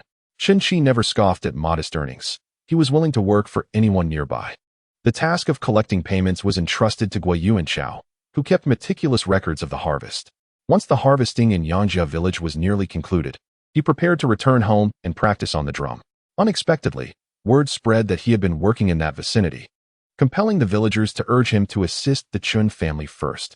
Chen Qi, of course, did not decline. Earning was paramount. By the time he arrived at Guoyu and Chao's fields, the rice had already been harvested, and he now assisted Chen Qi. After a long day of labor, his arms ached. As Chen Qi made his way to the fields, he found himself adjacent to Shuiwei's land. Shuiwei's parents, consumed by jealousy, could only watch with red-rimmed eyes, too intimidated to confront him. Both individuals hunched over, immersed in their tasks, striving to minimize their presence, believing that if they remained silent and stooped, Chen Qi would overlook them. However, Chen Qi did notice them, which reminded him of an unfinished matter. Fortunately, he had encountered them recently. Otherwise, he might have completely forgotten about it amidst his busy schedule. He mused that he had inadvertently overlooked it, and now he realized it was this issue that had slipped his mind. He decided to address it once he was less occupied, for it was imperative to resolve this matter. Otherwise, it would be too lenient towards them. He was determined to confront the Shui family, seeking retribution not only for this life, but also for the grievances from the previous generation, where they had wronged his orphaned kin. Was it not said that a gentleman's vengeance is never late? No, a gentleman seeks vengeance from dawn till dusk. First, he would earn money, and then attend to other matters. The rice harvest at the Chun family's fields had commenced for 2 or 3 days. Thus the returns from his harvesting machine were not as lucrative as those from Yangjia village. Nevertheless, over the past 10 days, he had managed to recoup the cost of his vehicle, and after deducting fuel expenses, he had made a modest profit of around 2,000 yuan. Additionally, he had acquired a set of farming tools, which could fetch around 2,000 yuan if sold. Therefore, upon reflection, he had achieved quite a bit in these past days. Indeed, the first to brave the unknown often reaps greater rewards. After harvesting the rice, he prepared to collect the first batch of mooncakes. He intended to deliver the mooncakes to individual buyers first, thereby concluding this task, allowing the distribution to coincide with operations at Xiapangzi's side. Once the rice was harvested, the urgency diminished. After the autumn harvest and before the planting season, delivering mooncakes was perfectly timed. One could not possibly wait until after the 15th of August to distribute them, could they? He ventured to the food factory to collect the mooncakes and set off to deliver them to various villages. Upon seeing him return with mooncakes, the villagers eagerly rushed to purchase them, some even wishing to sample a taste. Chen Qi declined their requests, stating that the quantity was limited. If he allowed tasting, there would not be enough left, but he assured them of the quality, as these were ordered from the food factory. Those who had prepaid presented their tickets to buy mooncakes, and Chen Qi honored his word, allowing them to use 1 ticket as 2 yuan. Those without tickets were charged the full price. However, there were individuals who brought 2 tickets, pretending to buy for others. Chen Qi saw through their ruse, but remained silent. After all, one could only use a ticket for every 5 yuan spent. Those attempting to use 2 tickets believed they were gaining an advantage, yet in reality, they would end up spending more. Of course, those purchasing over 10 yuan at once still found a benefit with 2 tickets. Chen Qi, in any case, had much to gain from the situation. He devoted 2 days to delivering the mooncakes throughout the village before collecting the goods from Feiyang, transporting them to Xiapangzi. Given that Feiyang's mooncakes were time-sensitive, how could Chen Qi possibly let such a splendid opportunity slip by? He enlisted the help of Chen Wan, Chen Xiang, and Gui Yuanxiao, assigning Gui Yuanxiao and Chen Xiang to deliver mooncakes to Feiyang's employees, while he and Chen Wan took charge of selling clothes. While selling clothes, they also took the opportunity to promote the fact that the chubby fellow would soon be venturing into barbecue, with renovations underway and a hopeful opening before the year's end. Consequently, the employees of Feiyang became acquainted with the chubby fellow. In recent days, Chen Qi not only cleared the inventory, but also distributed all the mooncakes from Feiyang. What remained were the mooncakes from Chaoyang. This was easily managed. He simply transported the mooncakes back and posted a notice in the outdoor bulletin board announcing their availability for collection. Upon seeing it, word spread quickly, and people flocked to claim their mooncakes, nearly flattening the threshold of Chaoyang. Naturally, those who arrived at Chaoyang did not limit themselves to purchasing mooncakes. They also procured other necessary items. Particularly for those who traveled from afar, they came in groups to buy everything they needed. Some parents, who doted on their children, opened the mooncakes upon returning home, found them delectable, and promptly returned to purchase more. Chen Qi was certainly not one to neglect the business at hand. He meticulously kept track of the tickets he received and distributed. If anyone arrived without a ticket, he would still refund them a yuan. At that moment, as there were no tickets presented for mooncake purchases, Chen Qi sold them all. Remarkably, 30,000 pounds of mooncakes were sold out before the 15th day of the 8th month. Observing the influx of repeat customers and knowing that everyone enjoyed the product, Chen Qi contacted the manufacturer to expedite the production of an additional 5,000 pounds. Fang Hongqi's eyes sparkled with joy. How could he not be pleased? The materials and molds were readily available, making the production of such items quite manageable. Chen Qi resumed his sales journey, retracing his previous successful route. As he anticipated, many returned to repurchase. The mooncakes produced by this factory were indeed exceptional, as Chen Qi had personally sampled them. There were also those who, for various reasons, had not made a purchase. Chen Qi remained true to his word, honoring the tickets rather than the individuals, and refunded their money. The mooncakes from Chaoyang sold the quickest, with many arriving upon hearing the news. Fortunately, Chen Qi had ample stock to fulfill the subsequent orders. Otherwise, he would have truly faced shortages. As the mooncakes neared depletion, he instructed Wang Fenglan to set aside 50 pounds. Wang Fenglan retorted, "How can we finish 20 pounds? Chen Qi chuckled, "When you visit my great-aunt, take some along for them to try." "That won't he do? We can buy gifts ourselves," Wang Fenglan quickly replied. "Why purchase when we have some readily available?" Chen Qi insisted, handing her 4 pounds to take as a gift, while keeping 2 pounds for themselves. He also needed to present gifts to various officials, including the station chief and the village head, each receiving 2 packages. While they may be minor officials, maintaining good relations with them would facilitate future dealings, as navigating bureaucratic challenges could be quite arduous. Additionally, he intended to send 2 pounds each to the 4th and 7th elders, allowing them to enjoy a taste as well. The remaining 10 packages were genuinely reserved for their own consumption. This mid-autumn mooncake sale proved immensely profitable, with Chen Qi netting over 22,000 yuan. Although the endeavor was labor-intensive, it was well worth the effort. Once the mooncake matters were settled, they celebrated the Mid-Autumn Festival at home. The Mid-Autumn Festival is particularly atmospheric, with the moon shining large and round in the sky, resembling a golden disk. Chen Qi and her siblings settled on small stools in the back of a tricycle. Gazing up at the celestial orb, Chen Xiang's eyes glistened with tears. Chen Qi understood that he was reminiscing about something sorrowful. To uplift the mood, she suggested, "Shall we play a riddle game?" "Sure." Chen Wan responded enthusiastically, while Chen Ru's eyes sparkled with interest. Clearing his throat, Chen Qi posed the riddle. Xiaoming's mother has 5 children. The first is named De Mao, the second Air Mao, the third San Mao, the fourth Si Mao. What is the name of the 5th? "I know. The 5th is called Wu Mao." Chen Qi eagerly raised his hand to answer. Chen Wan and Chen Ru nodded in agreement, finding no fault in his response. Chen Xiang glanced at them and inquired, "And whose mother is that?" "Xiaoming's mother." Chen Qi answered, oblivious to any misunderstanding. Chen Wan caught on, while Chen Ru was still processing it. Chen Xiang remarked, "You two can't be that dense, can you?" Chen Qi and Chen Ru remained silent, while Chen Qi chuckled softly, patiently elucidating the answer before presenting another riddle. There are 3 birds on a tree. 2 fly away, and 4 return. A hunter then shoots 1. How many are left? 4. Chen Wan calculated carefully, convinced of her answer. Chen Xiang regarded her as if she were foolish and chose not to comment. Chen Qi also counted on his fingers for a while, concluding that Chen Ru's calculations were accurate, stating, 321145514, it's 4. Surprised, Chen Qi asked, "Qing, have you learned arithmetic?" "I learned it from Erjia," he replied.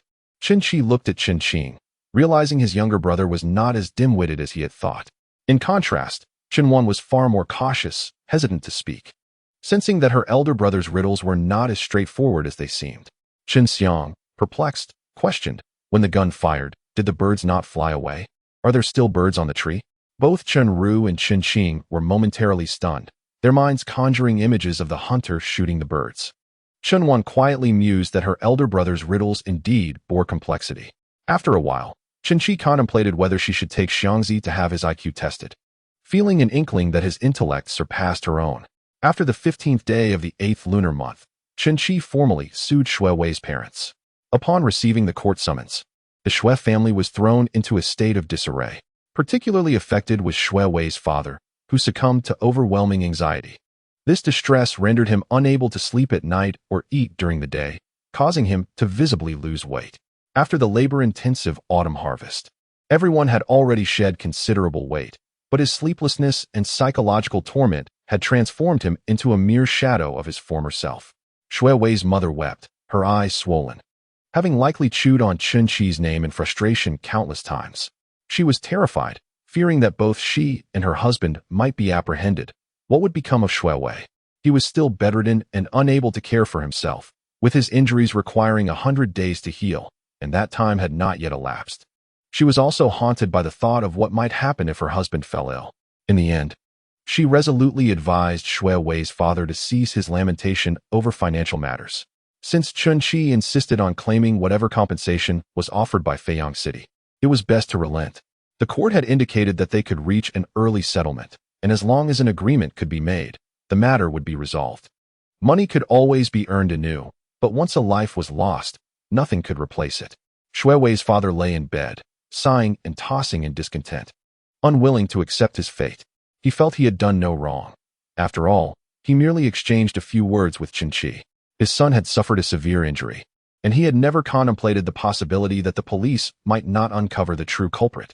People often go to great lengths to conceal their own faults while magnifying the mistakes of others. Thus, he requested the village chief to intervene once more. When the village chief arrived at Chen Qi's home, he conveyed the sentiments of the Shui family. Chen Qi replied, stating that the matter had already entered judicial proceedings and could no longer be resolved privately. If they truly wished to settle, it would have to be done in court, where they would likely incur additional litigation costs. He had no intention of relentlessly pursuing them, and if they could reach a settlement, they could return to their previous state of affairs. Upon hearing this from the village chief, Shui Wei's father fell deeper into despair. Initially hoping to evade some financial responsibility, he now faced the prospect of having to expend even more money. Was he, in effect, paying for his son to be assaulted? Nevertheless, to avoid incarceration, he acquiesced.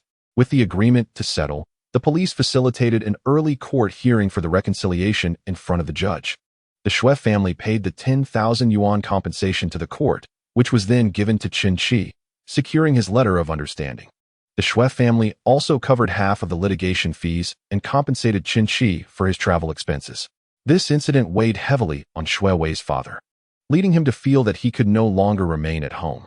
After the autumn harvest, with no land to cultivate, he journeyed to Suzhou to visit his 2 daughters. The Shui family aided in plowing the fields for Shui Wei's family, utilizing Chen Qi's machinery. With little to occupy his time, Chen Qi plowed his own land and then assisted Gui Yuanchao with his, earning a modest profit from the endeavor. However, plowing did not carry the same urgency as harvesting, which needed to be completed promptly under favorable weather conditions. Plowing could be done gradually and at leisure. Chapter 59. Clearly, there is a story to tell. Many families also tended to cattle, using the animals to plow their fields, albeit at a slower pace. After all, they had little else to do. Guiyu and Xiao could hardly afford to waste a single day. While Chen Qi was entangled in disputes with the Shui family, he took the opportunity to work in the city. Early in the morning, a group of them cycled over 100 miles to Feiyang City, returning home under the cover of darkness. Thankfully, they were young and accustomed to physical labor. Otherwise, the journey alone would have been exhausting. Guiyu and Xiao felt a sense of urgency, as Chen Qi planned to commence operations on the 16th day of the lunar calendar, and he needed to expedite the work schedule. It was unacceptable to finish on the 15th, just a day before the opening. Observing Guiyu and Xiao's anxiety, Chen Qi reassured him, emphasizing that it was not worth exhausting himself over a day or two. Guiyu and Xiao understood that Chen Qi was concerned for him. With a grin, he replied, "I am aware, I am managing it." Although he spoke thus, his heart was determined not to hinder others and to proceed without delay. Once the crops were sown, everyone relaxed. Chen Qi could take a trip to Feiyang City to see how the recruitment of employees was faring with Boss Zhu. Indeed, Boss Zhu was diligent and had not idled.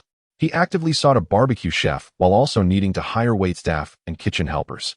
After all, barbecuing required daily tasks such as washing vegetables and skewering, all of which necessitated assistance. However, he had yet to find a suitable candidate. Many aspiring apprentices had come forward, yet none with experience had appeared. On this day, Chen Qi arrived just as another candidate came for an interview, a young man around 23 or 24 named Zhao Yang.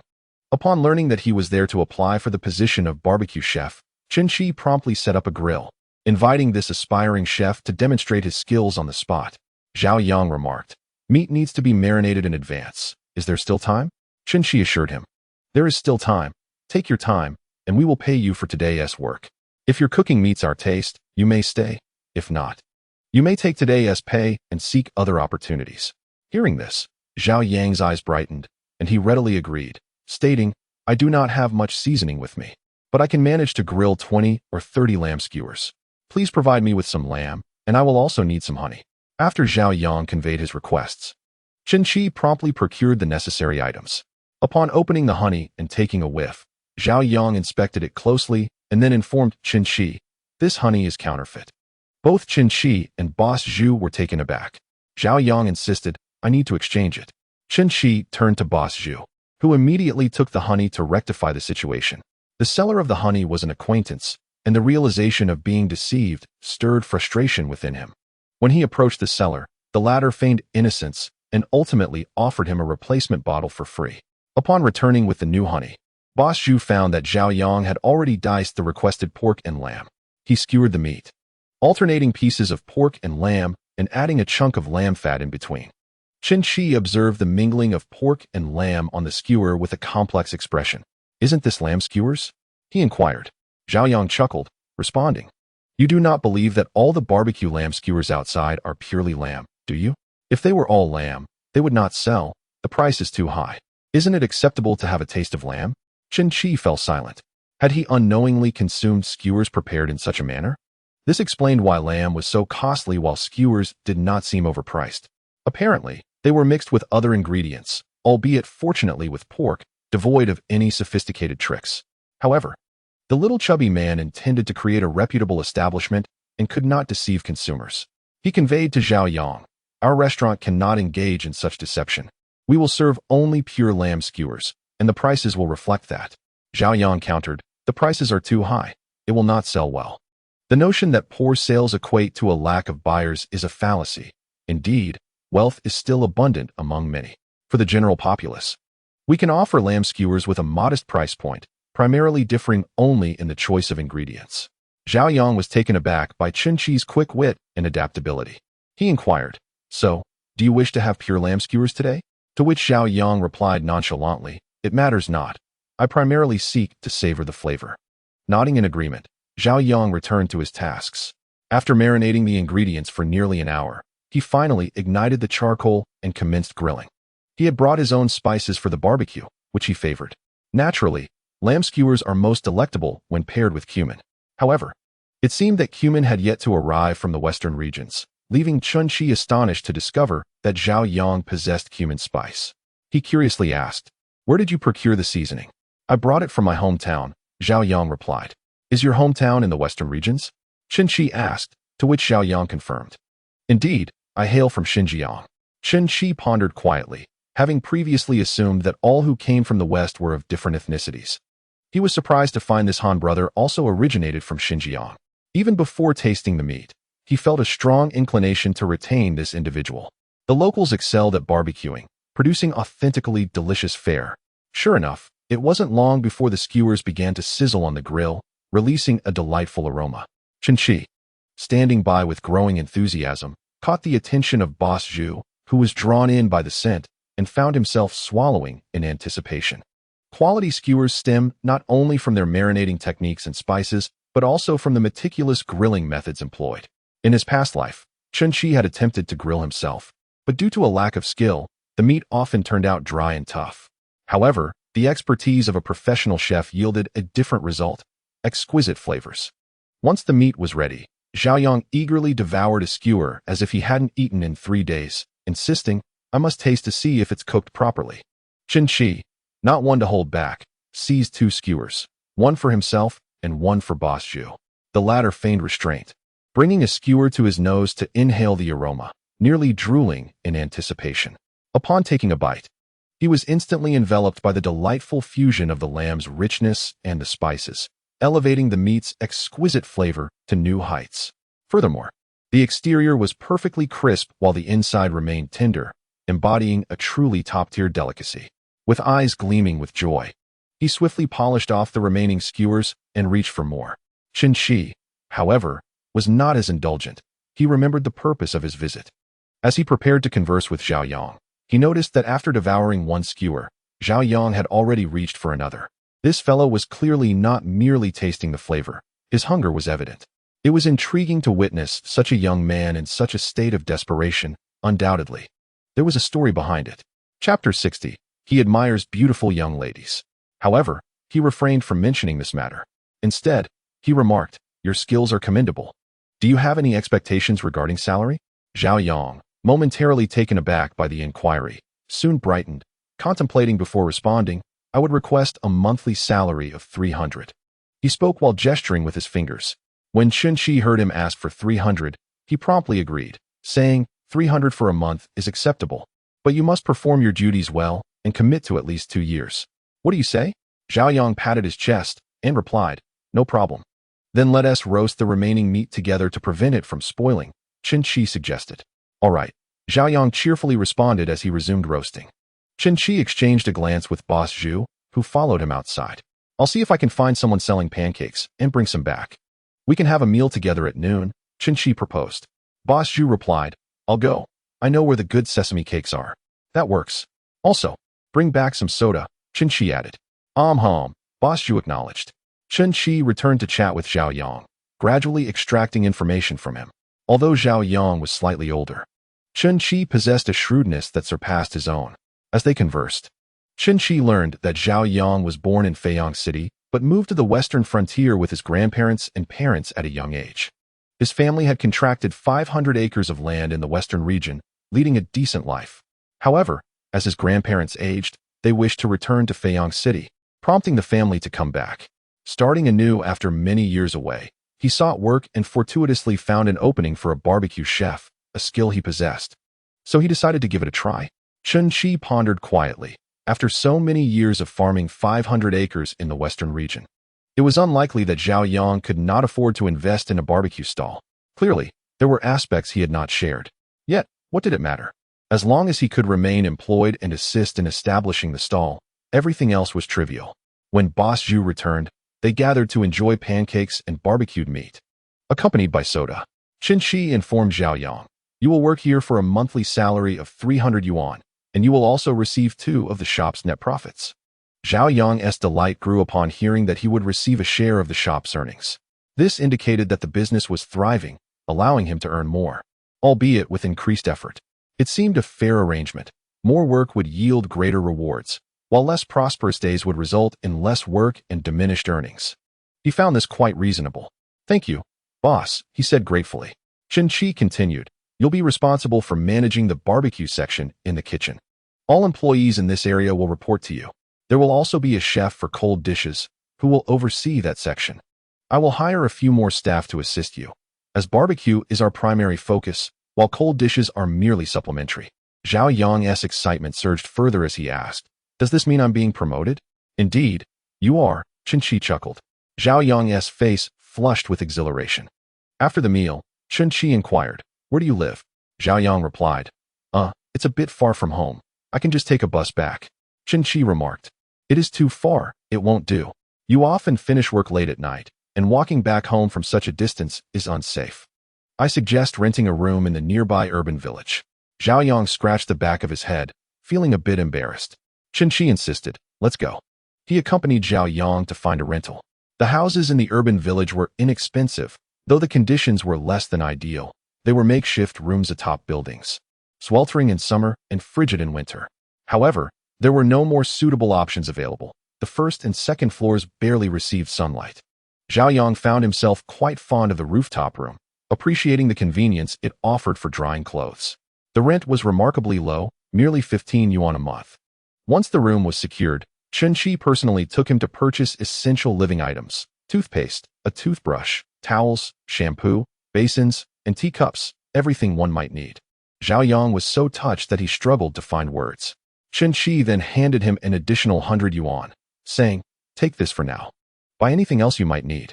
Rest today, and tomorrow, help out at the shop. We are currently renovating and need to hire staff. You will be responsible for assisting with the recruitment. Overcome with excitement, Zhao Yang grasped Chen Qi's hand and exclaimed, you are like a brother to me. Chen Qi, somewhat speechless, replied, I am not older than you. Brotherhood transcends age. It is about capability. You are my brother, my true brother. Suddenly, Chen Qi realized how amusing this young man was. He encouraged Zhao Yang to rest well, as he had work to attend to. Zhao Yang raised his right hand, gesturing affirmatively, and declared, I will not disappoint my boss, and will fulfill your instructions. Chen Qi quickened his pace. The barbecue chef was confirmed, and through a recommendation from an acquaintance, Boss Zhu found a cold dish chef. Compared to barbecue chefs, cold dish chefs were easier to locate. Next, they needed to recruit kitchen assistants and front-of-house staff. These positions required minimal skill, making recruitment relatively straightforward. The following day, Zhao Yang arrived at the shop, eager to interview alongside Boss Zhu. He had hopes of meeting several attractive young women, not out of any ulterior motive, but simply because he enjoyed the company of lovely ladies. Boss Zhu chuckled, saying, you need boys to assist you. Zhao Yang inquired, why is that? Young girls are meticulous and quick, plus they are pleasing to the eye. Boss Zhu laughed heartily, resembling the Buddha, and explained, we expect a daily clientele of at least 800. Are you certain you can manage all the barbecue by yourself? Upon hearing the anticipated number of customers, Zhao Yang swiftly changed his mind and replied, then please hire a few more male workers, but they must be good-looking and visually appealing. All right, as Chen said, you can choose those you find appealing. Zhao Yang was very pleased. Boss Zhu was discerning in his judgment. He scrutinized potential employees meticulously. With fewer job opportunities available and many seeking work, he was quite selective. For the service staff, he sought young women who were presentable and efficient. The younger, the better. Chen Qi would also provide uniform training to ensure that their appearance and demeanor were impeccable. Zhao Yang selected 3 assistants, believing that this number would suffice. When Chen Qi arrived, they convened to discuss the matter. Chapter 61. The pitiful mother and daughter. Chen Qi presented them with a calculation. Their tables could accommodate 6 individuals each, with the exterior allowing for 30 tables, the interior for 15. And 3 private rooms, one small room seating 12 to 14 individuals, and a larger one seating 20. This configuration suggested that, at full capacity, they could host approximately 300 guests. With each table averaging 2 hours of dining time, they could potentially serve 4 waves of customers, which amounted to a maximum of 1,200 guests in a single day. However, it was unlikely that every table would be filled to its 6-person capacity, necessitating table reservations, which meant that accommodating 300 guests was merely an ideal scenario. They might realistically only serve 200, given their limited resources. The only feasible solution was to shorten the dining duration, placing heightened demands on the barbecue chefs.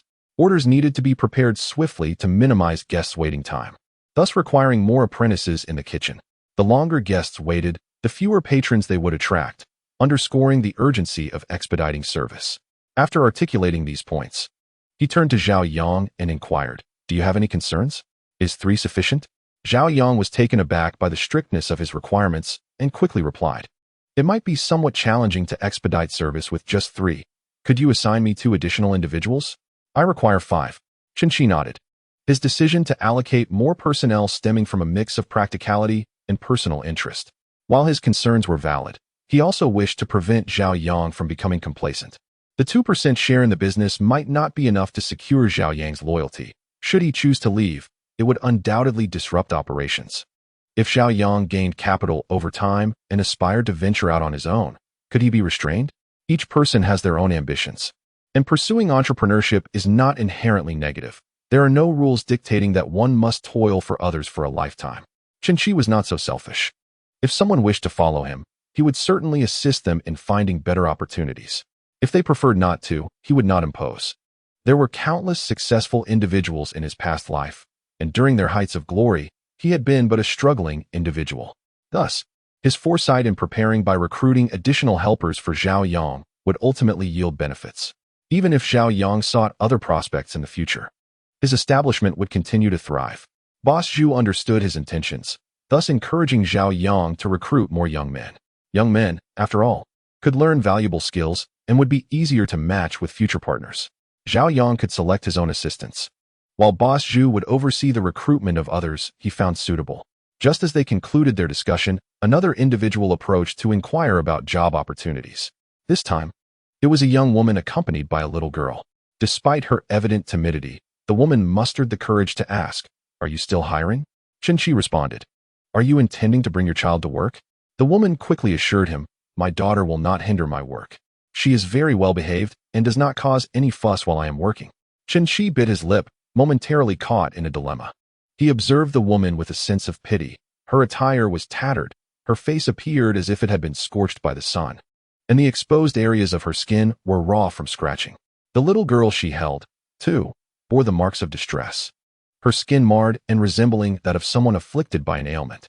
A tumult of thoughts surged within him. One voice cautioned that he was a businessman, not a philanthropist, and such skin conditions could indicate a disease. How could he risk employing them? What if it spread to others? Another voice reminded him of his own hardships and questioned how he could turn a blind eye to another's suffering. In times of hardship, people often need a helping hand. If he did not extend his, could his conscience rest easy? He pondered whether to take them to a hospital or to a women's federation when Mi Qiuwan approached. Upon seeing the woman and her child, she immediately inquired, "What has happened?" The woman replied, "I seek work. My child's father has passed, and her grandmother claims I brought misfortune upon him, casting us out." As she spoke, she hastily wiped her eyes. The little girl, perceptive and sensitive, noticed her mother's tear-streaked face and began to pout, on the verge of tears herself. Mi Qiuwan asked, "Do you have no family to turn to?" The woman recounted, "I stayed with my family for a week, but my sister-in-law and brother quarreled incessantly. They left me with the bitter words that my presence was a curse to them, so I returned home. My mother advised me not to burden my brother any longer, and my heart felt heavy." Her voice trembled with deep-seated grievances. Chen Qi sighed inwardly. Mi Qiuwan turned to Chen Qi and asked, "Do you need help?" He replied, "Then you may stay and help with the vegetables and dishes." Upon hearing this, the woman fell to her knees before Chen Qi, bowing her head in gratitude, and did the same to Mi Qiuwan. Mi Qiuwan quickly assisted her to her feet, exclaiming, "What are you doing?" The woman explained, "I intended to take my child to the river, but upon seeing you were hiring, I dared to seek my fortune here. You are truly our saviors. I will repay your kindness with hard work." Mi Qiuwan urged her to rise, insisting, "Do not frighten the child." Chen Qi lifted the little girl, who, at 2 or 3 years old, turned her face towards her mother, pouting and looking profoundly distressed. Without inquiring about their living situation, Chen Qi took them to the urban village, renting a room for them and ensuring their comfort. Dai Chun Mei expressed her heartfelt gratitude to Chen Qi and Mi Qiuwan. As soon as they departed, she took her child to the bridge under the city moat, bringing their clothing and bedding to their new home. It turned out that she had been wandering in Feiyang City for 7 or 8 days without finding work, spending her nights in the open. The welts on their skin were all the result of mosquito bites. Chen Qi was unaware that these marks were from mosquitoes, believing that a simple scratch would suffice for his own family. However, some individuals have skin that reacts differently. For them, a mosquito bite leads to incessant itching, often resulting in broken skin. He spoke to Mi Wan, saying, "Sister Mi, does she have some ailment? Is it appropriate for her to be in the shop?" Mi Wan glanced at him and replied, "Can't you tell? It's just a mosquito bite." What? This time, it was Chen Qi's turn to be at a loss. Mi Wan offered no further explanation, and Chen Qi chose not to inquire further. Since it was merely a mosquito bite, it would surely heal in time when the mosquitoes disappeared. Chen Qi continued, "Once all the waitstaff are in place, you can conduct their training." Mi Wan was taken aback and asked, "You want me to train them?"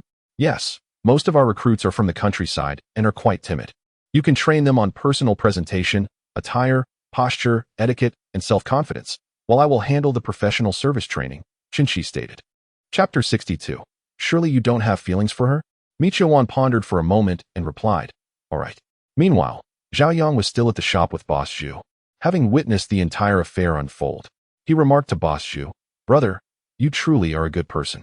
Boss Zhu responded, "He is a capable individual who will accomplish great things in the future. Associating with him will lead to prosperity." "Who is that woman?" Zhao Yang inquired. "She is another boss of our little chubby one, surnamed Mi, named Mi Wan. She is quite a prominent figure," Boss Zhu said mysteriously, leaving Zhao Yang intrigued.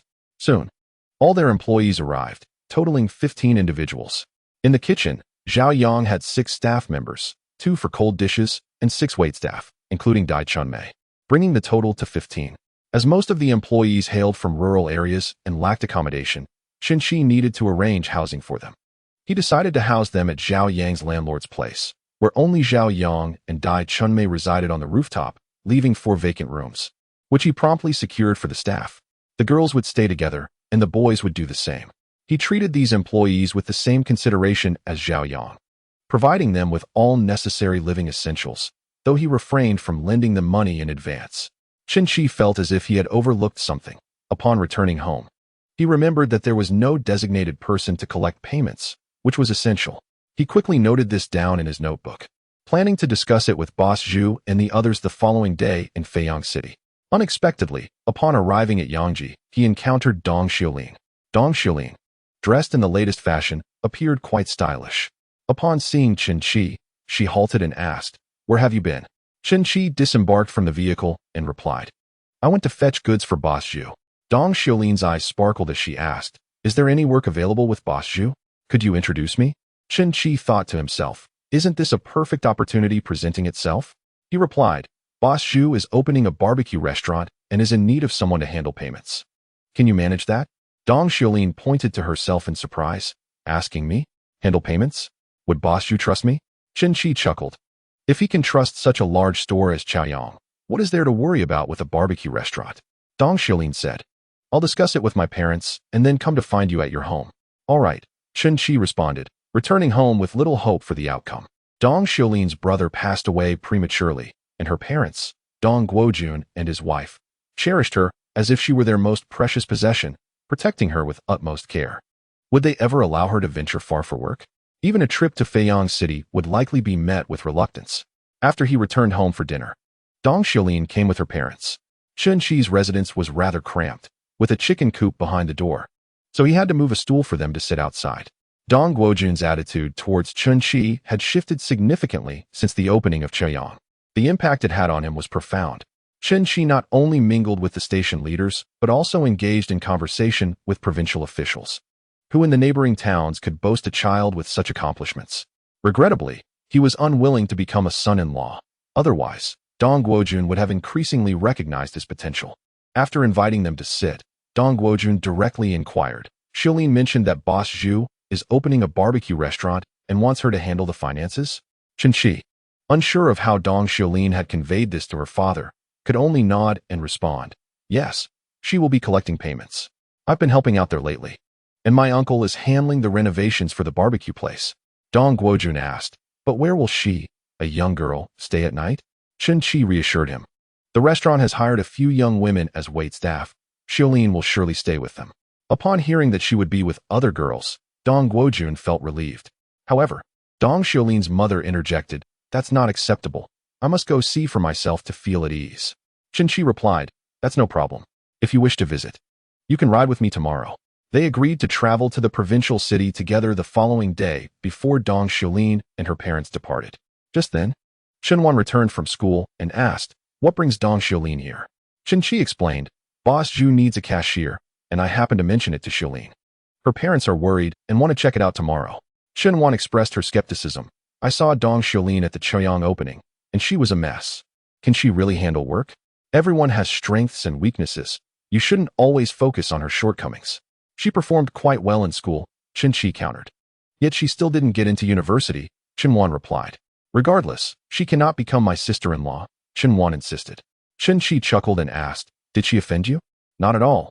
I just dislike her attitude," she replied. "You don't genuinely fancy her, do you?"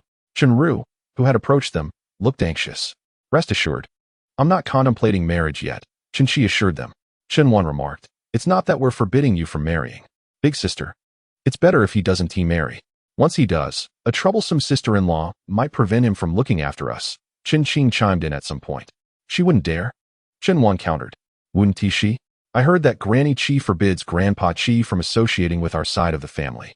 I overheard fourth master discussing it with third master the other day," Chen Qing recounted. Chen Qi inquired, "What else did you hear?" "They mentioned divorce.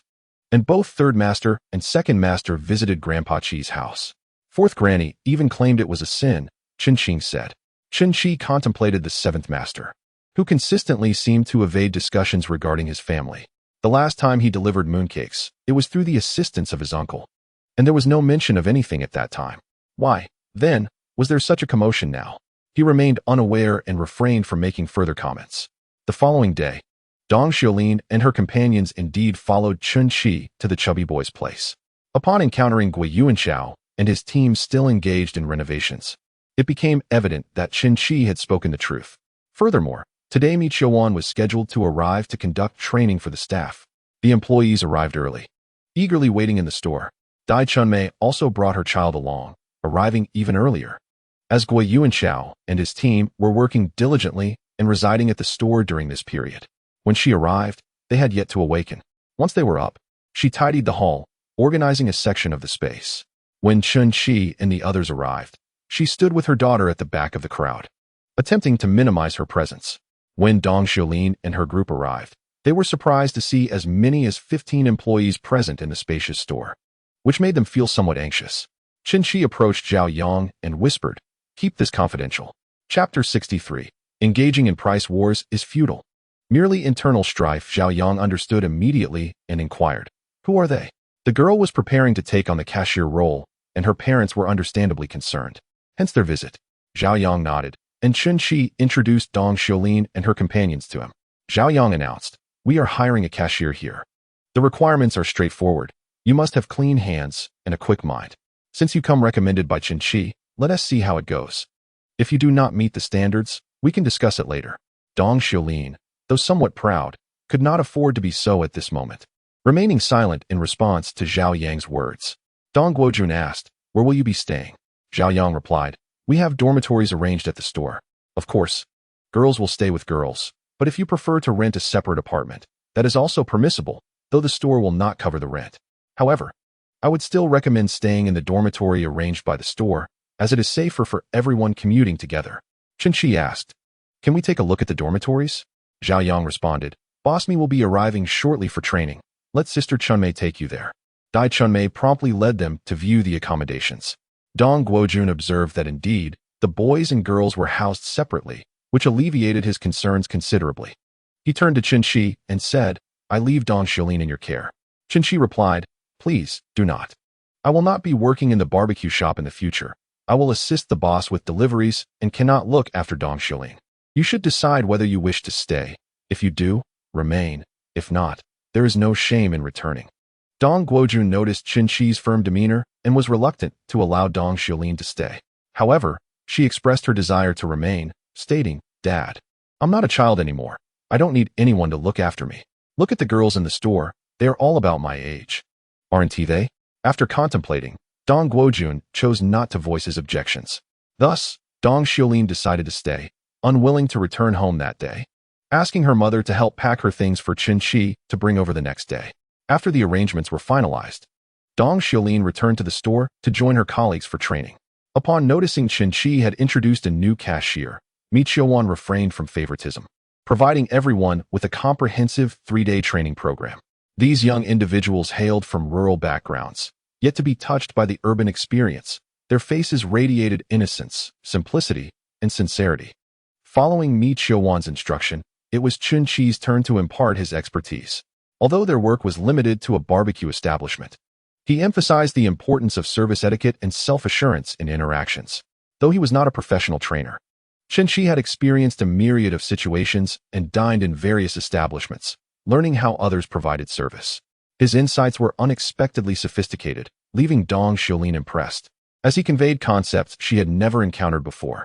Indeed, those who ventured out into the world were markedly different from the sheltered individuals at home. The trainees were astonished to discover that even serving plates in a restaurant came with numerous intricacies. Specific phrases were designated for communication, such as directly inquiring whether patrons preferred beer or liquor. When customers hesitated, they were encouraged to promote the more expensive dishes, asserting that these were the signature offerings that must be tasted. This attention to detail only amplified their excitement, as it signified a professional environment. The more formal the setting, the higher their potential wages. Having emerged from rural backgrounds, they were accustomed to hard work, mentally preparing for the arduous labor akin to harvesting rice. Enduring hardship was hardly a concern for them. During training, Chen Qi contemplated marketing strategies. He emphasized the necessity of effective advertising, enlisting Zhao Yang and Chef Rong to create an array of delectable dishes, capturing photographs for promotional materials. He meticulously reviewed the layout of the advertisements. While they may have appeared somewhat rustic, they were perfectly suited to the present era. The aesthetic was secondary to the objective, attracting patrons. With the staff adequately trained, it was time for them to gain practical experience. Zhao Yang took them out to distribute flyers at various intersections and residential complexes, ensuring that every household received an advertisement. Initially, some, particularly Dong Xiulin, felt hesitant to engage in such activities, her pride making it difficult to lower her guard. Yet, witnessing her peers' enthusiasm stirred a competitive spirit within her. If others could succeed, so could she. Human nature is often paradoxical. The flyers announced the grand opening on the 16th day of the 9th lunar month, with a 3-day inaugural event. Rather than offering discounts or price reductions, they promoted a complimentary serving of grilled buns for every 20 units spent. Membership incentives were available as well. A minimum recharge of 50 yuan would yield an additional 5 yuan, and 100 yuan would provide 10 yuan extra. The more one recharged, the greater the bonus. Engaging in price wars seemed futile, merely fostering internal strife. His goal was not to vanquish his competitor, Duan Shengli, but to cultivate customer loyalty. Regarding the store's activities, everyone is well aware. Thus, when customers inquire, they can respond fluently. However, in an effort to enhance the store's profitability, he considers investing more thought into the procurement of raw materials. The cumin spice is entrusted to Zhao Yang, as it is undoubtedly far cheaper than sourcing from middlemen. But what about other suppliers? He requires a substantial quantity of leeks, eggplants, potatoes, and green beans, which he certainly cannot procure from vegetable vendors. No matter how much discount they offer, they are ultimately in business for profit. Initially, he aims to keep costs low, and once the business stabilizes, he will contemplate finding suppliers. Therefore, he envisions sourcing directly from farmers, allowing them to benefit while he maintains control over expenses. The allure of barbecuing lies in the fact that virtually anything can be grilled, hence he desires a variety of options. With winter approaching, many vegetables will be scarce, prompting him to visit nearby greenhouse vegetable production bases. In this day and age, greenhouse cultivation technology has become quite advanced, and rural areas surrounding cities certainly host large-scale planting bases that supply the vegetable baskets of the urban populace, and the Vegetable Basket Initiative has been quite successful. He drives through the countryside and indeed discovers a greenhouse vegetable planting base. Some cultivate green beans, others grow cucumbers, hot peppers, leeks, and garlic sprouts, showcasing a diverse array of produce. He does not set any appointments, preferring to visit when he intends to purchase. In addition to vegetables, he also wishes to grill various mushrooms. The thought of mushrooms leads him to consider cultivating them for self-supply. Although his family lacks the means, and no one has the time, his fourth aunt idly remains at home. Rather than leaving her idle, he decides to find her some work. Chapter 64. Are you really justified in poaching others' ideas? He shares his thoughts with Lin Yinji, who responds enthusiastically upon hearing about mushroom cultivation, saying, I am willing to try. There's space at home for it. but I lack the knowledge. What shall we do? Chen Qi reassures her, it's not complicated. We merely need to acquire the mushroom spawn and manage the temperature and humidity properly. The rest requires minimal technical expertise. But where do we obtain the spawn? She queries. You needn't worry about that. Just gather all the rice husks at home, and I will procure the spawn for you later. She promptly collects all the rice husks, while Chen Qi buys a substantial amount of mushrooms, chopping them into a paste and mixing it with warm water. Then combining it with the rice husks along with some fertilizer, packing it into plastic bags to be placed in a pre-prepared pigsty. Chen Qi instructs her to monitor the thermometer and hygrometer. As they engage in mushroom cultivation, other villagers come to observe, and upon seeing that Chen Qi has encouraged Li Nianji's family to grow mushrooms, they express interest in joining in. Seeing their enthusiasm, Chen Qi allows them to clear spaces for cultivation as well. The spawn can be diversified, given that their little chubby friend cannot consume all the produce. They can also consider wholesale. If wholesale fails to sell, they can transform it into dried mushrooms, which tend to sell quite well during the festive season. Regardless of the circumstances, is it not true that one can earn a modest profit through various endeavors? Consequently, the majority of the Chen family members set about tidying up their pigsties. Some households continued to raise pigs in their pigsties, while also preparing another room specifically for cultivating mushrooms. As for heating, it was rather simple to construct a heating channel. Every household had ample firewood, which would not run out, alleviating any concerns. While he engaged in these activities, the individuals associated with the plump fellow were actively distributing flyers, effectively promoting their efforts. The entire city was aware of their campaign. Duan Xingli soon learned that the clothing store adjacent to his own was closing down to make way for a barbecue establishment. Holding the promotional flyer from the plump fellow, he was immediately struck with anxiety upon seeing the mouth-watering images of delectable dishes. Would the clientele he had painstakingly attracted be poached by them? Thus, he made a special trip to gather intelligence on the competition. Boss Zhu and Chen Qi had both evaded him, leaving Zhao Yang to handle the situation. Zhao Yang, maintaining his composure, informed him that they would not be opening until September 16th, and that upon their grand opening, they would be offering complimentary grilled leeks. Observing the disarray in the store, Boss Zhu inquired, "Who is your boss?" Zhao Yang replied, "Our boss's surname is Me. Would you like to meet him?" Duan Xingli responded, No, I was merely inquiring. Are you the one in charge of this establishment?" Zhao Yang affirmed, "I am the barbecue chef here." Suddenly, Duan Xingli recalled that Chen Qi had once mentioned a partnership in opening a barbecue shop and spoke of some franchise arrangement, which he had not fully comprehended and had not taken seriously. Chen Qi had not brought it up again, leading him to wonder if the mastermind behind this establishment could possibly be Chen Qi. He steadied himself and asked, "Is Chen Qi not here?" Zhao Yang hesitated for a moment, then realized that Duan Xingli was probing him. It seemed that he was unaware that Chen Qi was indeed the owner of this shop. Zhao Yang replied, "Are you referring to the one who handles supplies? Do you need to speak with him?" Duan Xingli said, "Ah yes. I am an old friend of his. When he comes next, please have him visit me at my shop." Zhao Yang agreed, "Sure." Duan Xingli further inquired, "How much do they pay you each month?" Zhao Yang felt a twinge of displeasure. The audacity of Duan Xingli was rather lacking in tact. Was it appropriate for him to be asking such questions? "That seems unrelated to you," he retorted. "While it may not be a significant matter, it does concern you. As I am the owner of Duanji, should you choose to join me, I assure you that your salary will exceed what you earn here." "You can clearly observe the success of my business," Duan Xingli asserted. Zhao Yang replied, "I appreciate your kind offer, but Boss Mi is a relative of mine. It would not be appropriate for me to go to your establishment. If there is nothing else, I must take my leave." Observing Zhao Yang's displeasure, Duan Xingli scowled and turned to exit. What a nuisance. How dare he take such liberties?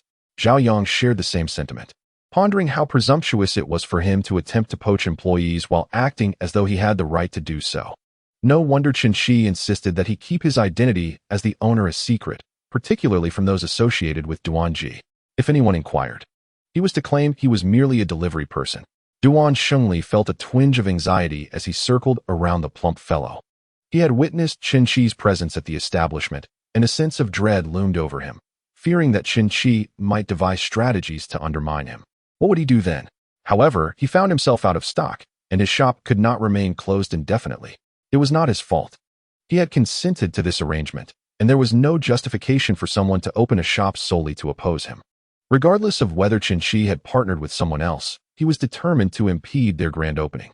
He contemplated poaching their chef, but was taken aback to discover that the chef was, in fact, related to Boss Me. Undermining their operations was out of the question. And there was no need to entice the waitstaff away, as recruitment was relatively easy. The only viable course of action was to adjust their promotional activities in response to the impending opening. He meticulously examined the promotional flyer for the Plump Fellows establishment. Bai Yueji remarked that the prices listed were rather steep. Duan Xingli concurred, stating that they were indeed not inexpensive. Then let us organize our own promotion during their opening. He suggested. Their prices are high, while ours will be more accessible, and our flavors are equally delightful. Are we not capable of competing with them? Duan Xingli asserted. You are correct.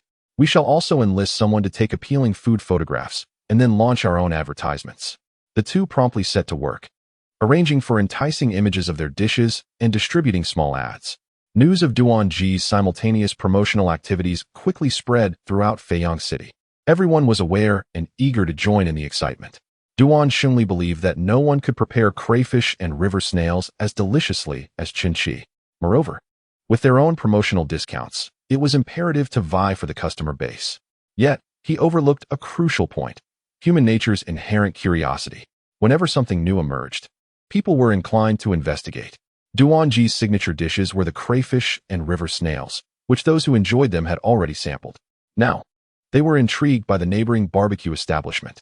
Though many barbecue options existed in Feiyang City, they were predominantly street vendors, making this the first to open a proper restaurant. The images of the diverse dishes looked promising, and the membership recharge offered monetary incentives. What a bargain! Anticipation filled the air. Currently, few establishments offered membership programs, and the strength of such programs lay in their ability to retain customers. Chapter 65. Capturing the hearts of young patrons.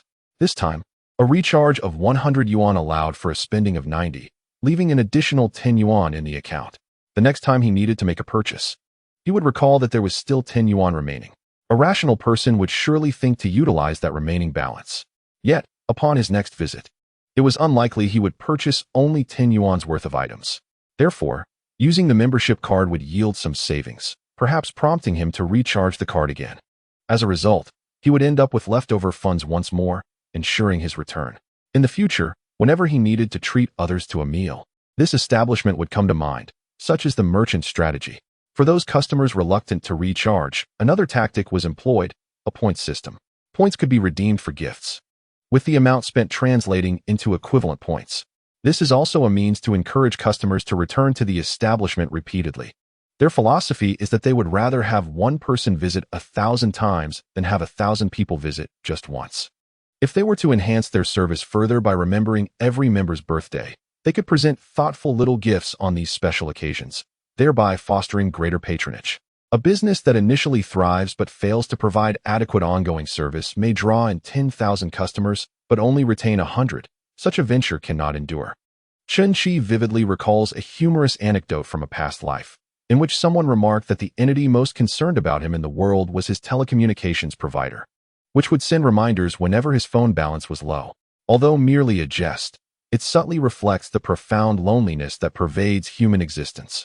We find ourselves ensnared in an expansive web, yet remain disconnected, each an isolated individual. There is little understanding, nor knowledge of how to express one's sentiments.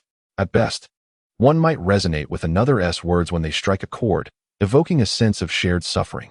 Yet the true visage of those who empathize with one's plight remains unknown, as they may be entirely oblivious to one's existence. Life resembles the stars in the sky or the grains of sand by the sea. Hence, the feeling of being remembered is truly delightful. He entrusted this task to Dong Xiulin. Initially, Dong Xiulin believed her role was merely to collect payments, assuming that as long as no errors were made, all would be well. To her surprise, she was also required to maintain a record of the member list, which was quite beyond her capacity to remember. Chen Qi suggested, we could record birthdays based on the identification cards, creating a dedicated ledger that divides the 12 months and further categorizes them by 10-day intervals. This would make it easier to recall. Before they knew it, the day of the grand opening had arrived. Boss Zhu had invited a performance troupe, complete with drums and gongs, to celebrate. As they marched along, beating their instruments, a large banner proclaiming congratulations to the grand opening of Little Fatty's Barbecue was held aloft. A stage for the performance was erected at the corner of the entrance, adorned with numerous flower arrangements sent by guests. Many attendees were unfamiliar to Chen Qi. He presumed they were friends of Liang Hanjin and welcomed all into the establishment. The kitchen was fully prepared, having begun preparations the previous day. However, they still hung 2 freshly slaughtered sheep in the street-facing area. Zhao Yang waited for the drummers to return, drawing a crowd eager to witness the spectacle. Only then did he begin to expertly skin the sheep. The onlookers were captivated, convinced that little fatty truly excelled in lamb dishes, especially seeing the sheep being processed right at the entrance. With deft hands, Zhao Yang skillfully removed the fleece, extracted the entrails, cleaned, and portioned the meat with remarkable finesse. As he cut the lamb ribs for marination, someone ignited the charcoal, preparing to grill the ribs. The enticing aroma wafted far and wide, enticing even the dogs from several streets away, who drooled as they observed from a distance, occasionally wandering closer in hopes of a falling bone. Throughout the day, the establishment welcomed guests but remained closed for business until the evening. Many people are eager to come in the evening to savor the delightful aroma. If they miss out today, they might find it difficult to sleep tonight. Some who come for breakfast are drawn in by the enticing scent, only to find their own meals suddenly less appealing. After hosting guests at noon, more visitors arrived in the afternoon before dusk. Chen Qi and his team had not yet opened for business, yet customers were already at the door. What could be done? With guests arriving, they naturally had to be welcomed. The servers approached with menus to take orders. For each table, an order slip was made in triplicate, 1 for the server, 1 for the kitchen, and 1 for the guests. In the kitchen, those grilling vegetables focused solely on that task, while others prepared lamb skewers, each with large trays behind them to hold the freshly cooked items. As servers delivered dishes according to the orders, lamb skewers were a must-try. The prices differed between the lamb-flavored and pure lamb options, prompting inquiries from guests about the distinctions. The servers provided honest explanations. Those who confidently chose the pure lamb option did not require further persuasion, but if any hesitation arose, they would recommend the lamb-flavored variety, which offered a similar texture and taste at a more economical price. Pure lamb was reserved for those who abstained from pork, thus preserving their dignity. Furthermore, recommendations for beverages were executed with finesse. Adults were naturally guided towards beer and liquor, while children were offered yogurt or soda, with a preference for the latter. When the crowd was sparse, both servers and kitchen staff remained composed, but as more guests arrived, they became busier. Fortunately, they were well trained, managing to remain orderly amidst the hustle. Minor mishaps, such as serving the wrong dish, were promptly rectified.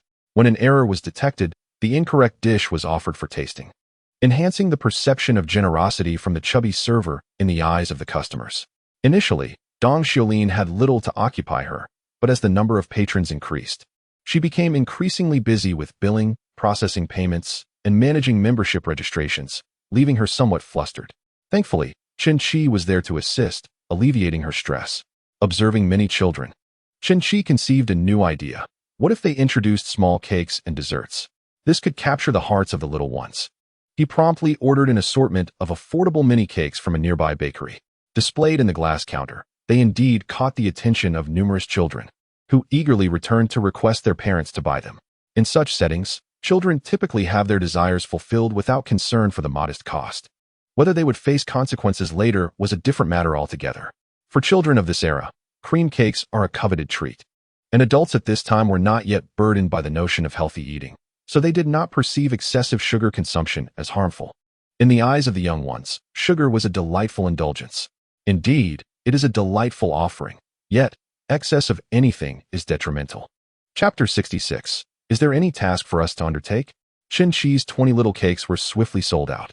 Contemplating ordering more, he hesitated, realizing it was too late and that patrons with children would likely be fewer, so he decided against it.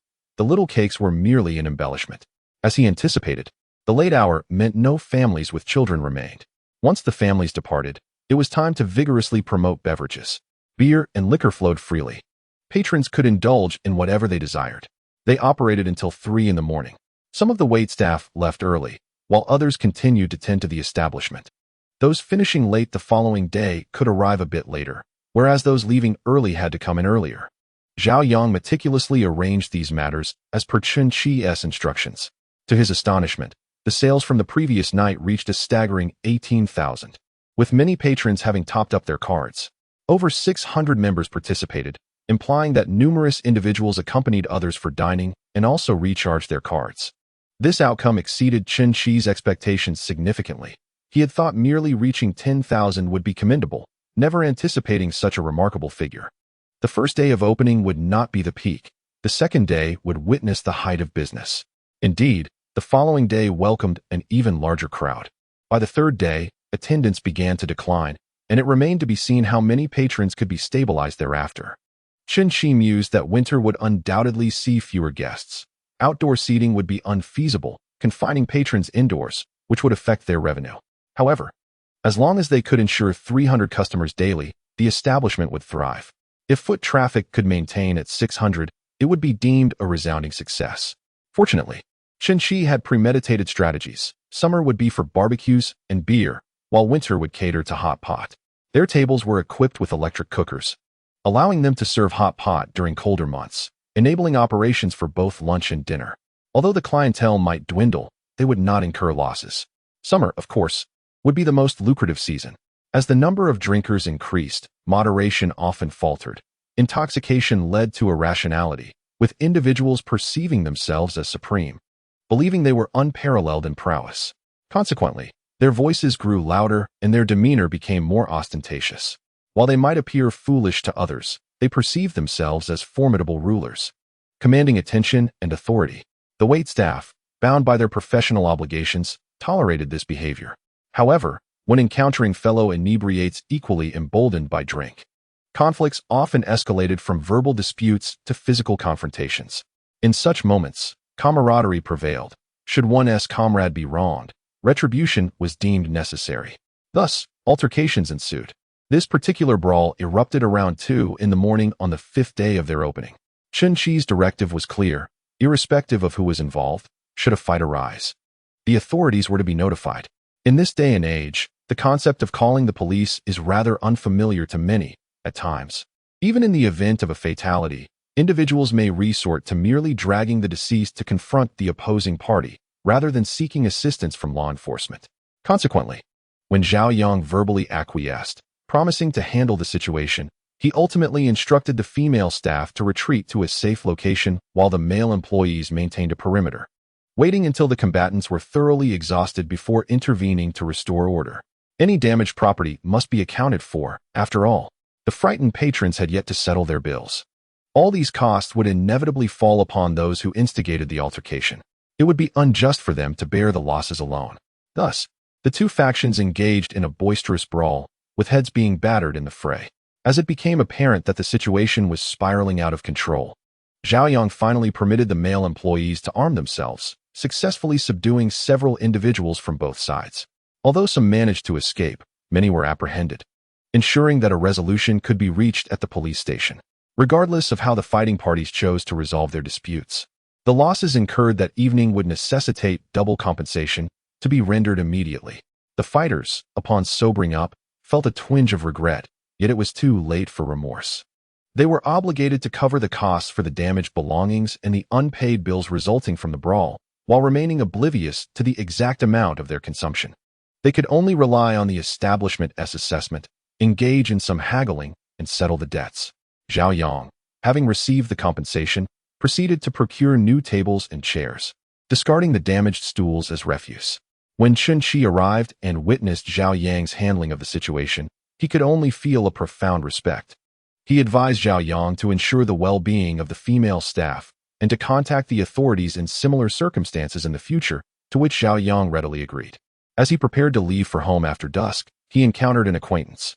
It turned out to be Fong San, accompanied by his entourage, numbering 7 or 8 in total.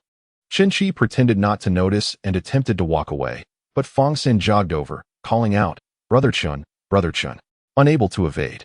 Chen Qi turned to acknowledge him, saying, "Oh, it's you. What brings you here?" Fong San, somewhat surprised, replied, "I came to enjoy a meal. I heard about this new restaurant and brought some friends to try it out. Why not join us for a drink?" Chen Qi, observing that Fong San and his companions appeared less than reputable, expressed concern about potential disturbances and stated, "This establishment belongs to me. Since we are acquaintances, I can offer you a 20% discount." Fong San's eyes widened in astonishment as he inquired, "You own this place?" Chen Qi nodded affirmatively. Fong San promptly raised his thumb in admiration, exclaiming, "Brother Chen, you truly possess talent, running such a substantial establishment." Chen Qi smiled, replying, "I hope to count on your support in the future, Brother Fong." Fong San awkwardly chuckled, for his intention to provide support differed significantly from Chen Qi's understanding of the term. "Find a place to sit, or there won't be any seats left." Chen Qi remarked, "I have matters to attend to, so I must return home first." Fong San promptly ensured his companions were seated before pulling Chen Qi aside. "Brother Chen, I have something to discuss with you." "What is it? Is there any work available under your command for us?" Chen Qi replied, "I have no specific targets in mind, nor will I employ illegal methods to deal with anyone." "Brother, you misunderstand me. That is not my intention. Didn't I get into trouble last time and lose 10,000 yuan? That scoundrel Zhang Shulin ran away, and his family refuses to provide any funds. I find myself in a tight spot and seek some work." Chen Qi countered, "Was the 10,000 yuan from you?" "Of course it was. My brothers follow me. I cannot expect them to bear that cost. As the elder brother, it is my duty to cover such expenses." Chapter 67. Why he associates with such people. Chen Qi remarked, "You are quite loyal. That is essential. How can one navigate the underworld without loyalty? Yet, loyalty can lead to troublesome situations. I often wonder what kind of parents could raise such a fool. Why not seek employment in Mingdu? The wages there are higher, and even a mediocre job would surpass what one can find in Feiyang City. I am accustomed to wandering outside. I cannot tolerate the constraints of factory life. Moreover, I have a criminal record, making it difficult for anyone to employ me," Fong San explained. "Brother, rest assured, if you can secure us some work, I will certainly give it my all and never slack off. Otherwise, that would be unethical." Chen Qi replied, "However, every job comes with its constraints. Without some regulation, how can one work? I simply cannot stand the factory. It feels like being in a detention center. Even the food lacks flavor. If you need me to help serve dishes or gather chairs here, I would not hesitate." Chen Qi scrutinized Fong San again, hoping to unearth further virtues within him. Indeed, loyalty could be considered a virtue, albeit somewhat naive. He stroked his chin while observing Fong San, who seemed a bit anxious. Ultimately, Chen Qi recognized that although Fong San was a small-time thug, he had a certain flair in his attire. Despite the somewhat ostentatious shirt, he managed to look quite trendy. His appearance was not without merit. He had a rebellious charm that could not be denied. Perhaps he could try selling clothes? If girls can sell men's clothing, why can't men sell women's attire? He had previously done quite well in that area. Regardless of the outcome, success or failure held little consequence. As long as he managed to take care of Chaoyang and Xiao Pongzi, the cash cow would remain plentiful. Thus, he inquired, "Would you be interested in selling clothes?" "Sell clothes? Absolutely. I can be quite persuasive," Fong San boasted eagerly. Chen Qi asked, "Can you remain in the clothing store every day?" "Yes, I can manage that," Fong San assured. Chen Qi responded, "On second thought, what if you only put in effort sporadically? I would be shooting myself in the foot. Please, brother. I have so many companions who rely on me. If I fail to make something of myself, I would not deserve to be their leader. I will do it. I am determined." Chen Qi expressed, "All right, I shall ponder this matter and seek a store." He contemplated the prospect of establishing a boutique dedicated to apparel, convinced that the fashion industry would remain lucrative for the next 2 decades. By the time the physical economy experiences a considerable decline, he would have long attained financial independence. Furthermore, he could adapt to market changes and be among the pioneers in this venture. What is there to fear in terms of profitability? However, he realized that careful consideration was essential when it came to hiring. Upon hearing Chen Qi's thoughts, Fong San was exhilarated and declared, "Leave the search for a shop to me. No one knows Feiyang City better than I do. I am well aware of every alley and their depths." Chen Qi retorted, "Isn't that knowledge derived from your earlier escapades and thievery? Enough of that. Go have your meal. I truly must take my leave, lest I arrive home after dark." Chen Qi insisted. With that, Fong San cheerfully departed for his meal. Chen Qi glanced back at him, noting his animated discussions about business with a group of ruffians. He rubbed his temples, still uncertain about Fong San's reliability. If he proved unfit, Chen Qi found himself without alternatives. After much contemplation, he decided to let things unfold naturally. Should the right opportunity present itself, he would seize it. If not, he would not force the issue or invest excessive effort. However, he had not anticipated that Fong San would take this endeavor to heart, treating it as a significant enterprise. He meticulously organized his subordinates into groups, assigning them specific areas to scout for available stores, emphasizing that they must not resort to coercion in their dealings.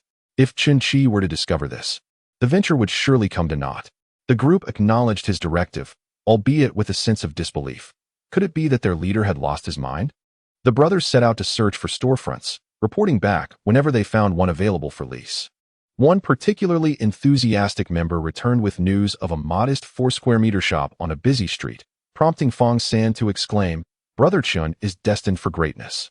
If the little chubby fellow can manage such a large venture, our clothing store must not be diminutive. We must at least match his scale."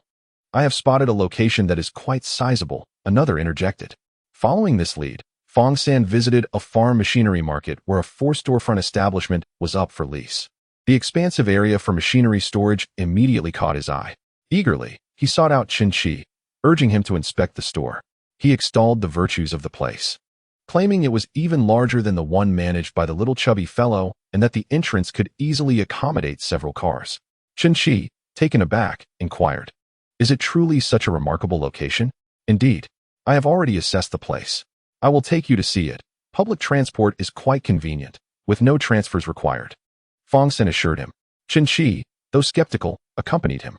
However, as the bus journey progressed, it veered into increasingly remote areas, leading Chen Qi to suspect that they were heading to a rather secluded location. To his astonishment, Fong San disembarked at the farm machinery market. The agricultural machinery market is filled with vendors selling farming equipment. It was here that Chen Qi purchased his tricycle, as well as his hand tractor and harvester. He hesitantly inquired, "Are you certain this is the place?" "Indeed not," replied Fong San. "The storefront is located inside, but perhaps due to poor business, this shop has been put up for rent." He continued, "If we renovate the store, I am confident that business will flourish."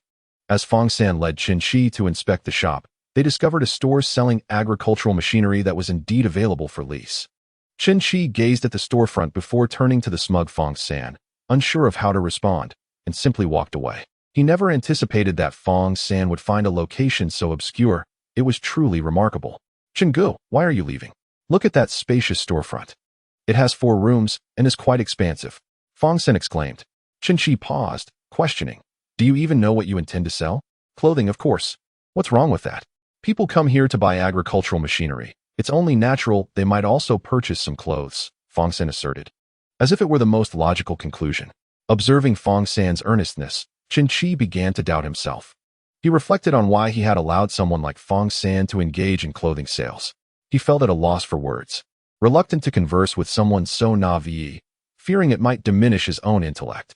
In Chapter 68, Profiting from Selling Clothes in Winter, Fong San, sensing Chen Qi's displeasure, realized he had erred, though he remained oblivious to the nature of his mistake and followed Chen Qi in silence.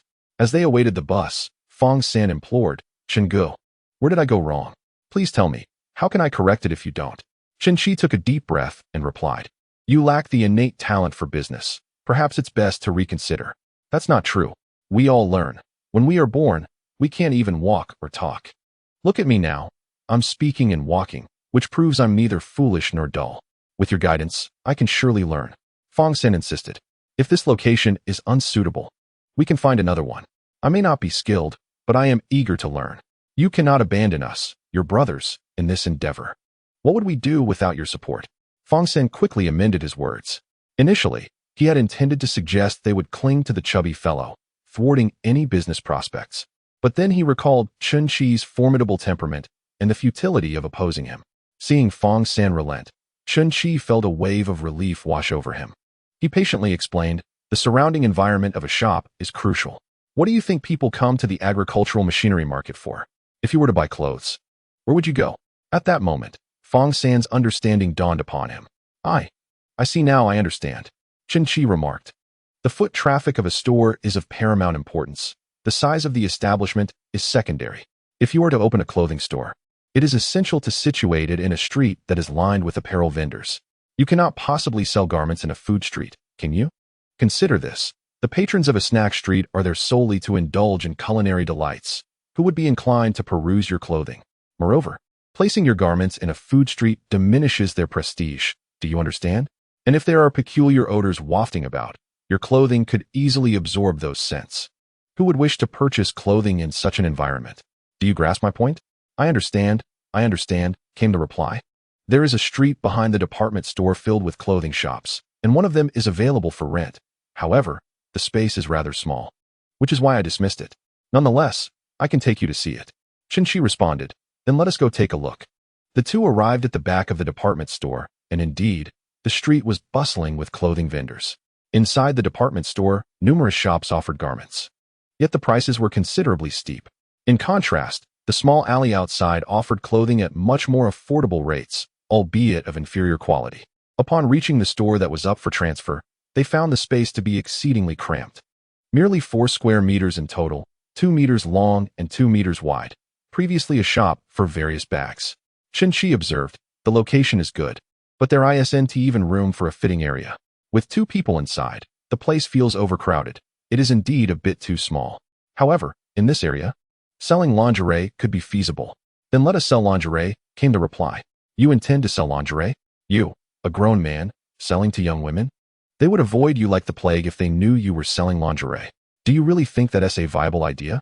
Chen Qi was almost tempted to pry open this fellow's mind to comprehend his thought process. In this day and age, young women are exceedingly shy. Would they really come to him for lingerie? It was a miracle he wasn't labeled a rogue. Fong Sin scratched his head and said, why are there so many considerations? If that one tea work and this one tea work, what are we to do? Do you think making money is as simple as bending down to pick it up? It takes time and mental effort. If starting a shop were that easy, everyone would be in business. Fong San, growing anxious, exclaimed, so what shall we do? Are we to abandon our business if we cannot find a suitable store? Chen Qi replied, I do have a clever idea, though I am unsure if you are willing to pursue it. What idea? Setting up a stall. A stall? Yes, indeed. Setting up a stall allows you to be flexible.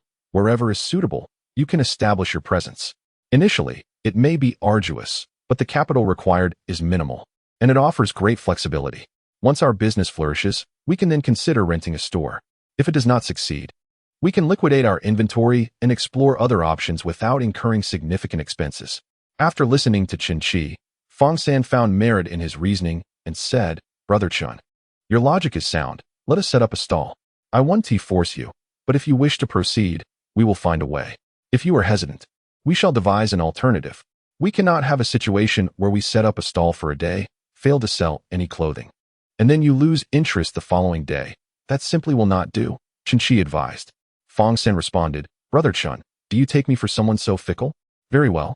Let us visit Mingdu together soon and procure some goods, Chen Qi contemplated. Autumn had already arrived, signaling the time for winter apparel to be introduced. Among all garments, winter clothing proved to be the most lucrative, while summer wear, though more affordable and frequently purchased, was not acquired by every individual annually. Winter, on the other hand, presented a different scenario. During the festive season, it was customary for people of all ages and genders to acquire a new outfit to celebrate the new year. In the past, one would seek a tailor to craft garments, often a jacket to wear over a cotton-padded coat, suitable for spring and autumn. Recently, the trend had shifted towards purchasing cotton-padded coats, which could be easily laundered and dried. Previously, the cotton-padded coats, while warm, required disassembly for cleaning, which was cumbersome compared to the convenience of ready-made silk-padded coats. Thus, winter clothing emerged as the most profitable, with high demand from both adults and children, leading to substantial sales. If managed wisely, selling winter apparel could yield considerable profits. Chen Qi believed that venturing into the clothing business was a promising path. Many merchants underestimated the financial capabilities of rural inhabitants, dismissing their modest means, yet he recognized that farmers bore burdens during significant crises that cities could not shoulder. From the movement of educated youth to the countryside, to the familiar initiatives of household appliances reaching rural areas, and later, the advent of automobiles in villages. Were these crises not resolved by the farmers? Therefore, this land was fertile, capable of producing not only agricultural bounty, but also wealth. In addition to winter garments, there was also the prospect of selling New Year's goods, promising another substantial profit. His previous venture selling mooncakes had already yielded a modest gain, and the variety of New Year's goods far surpassed that of mooncakes. He mused contentedly. Although it might be a tad premature for New Year's goods, focusing on clothing first seemed prudent. Upon returning home, Chen Qi seized the opportunity during these quiet days to relocate.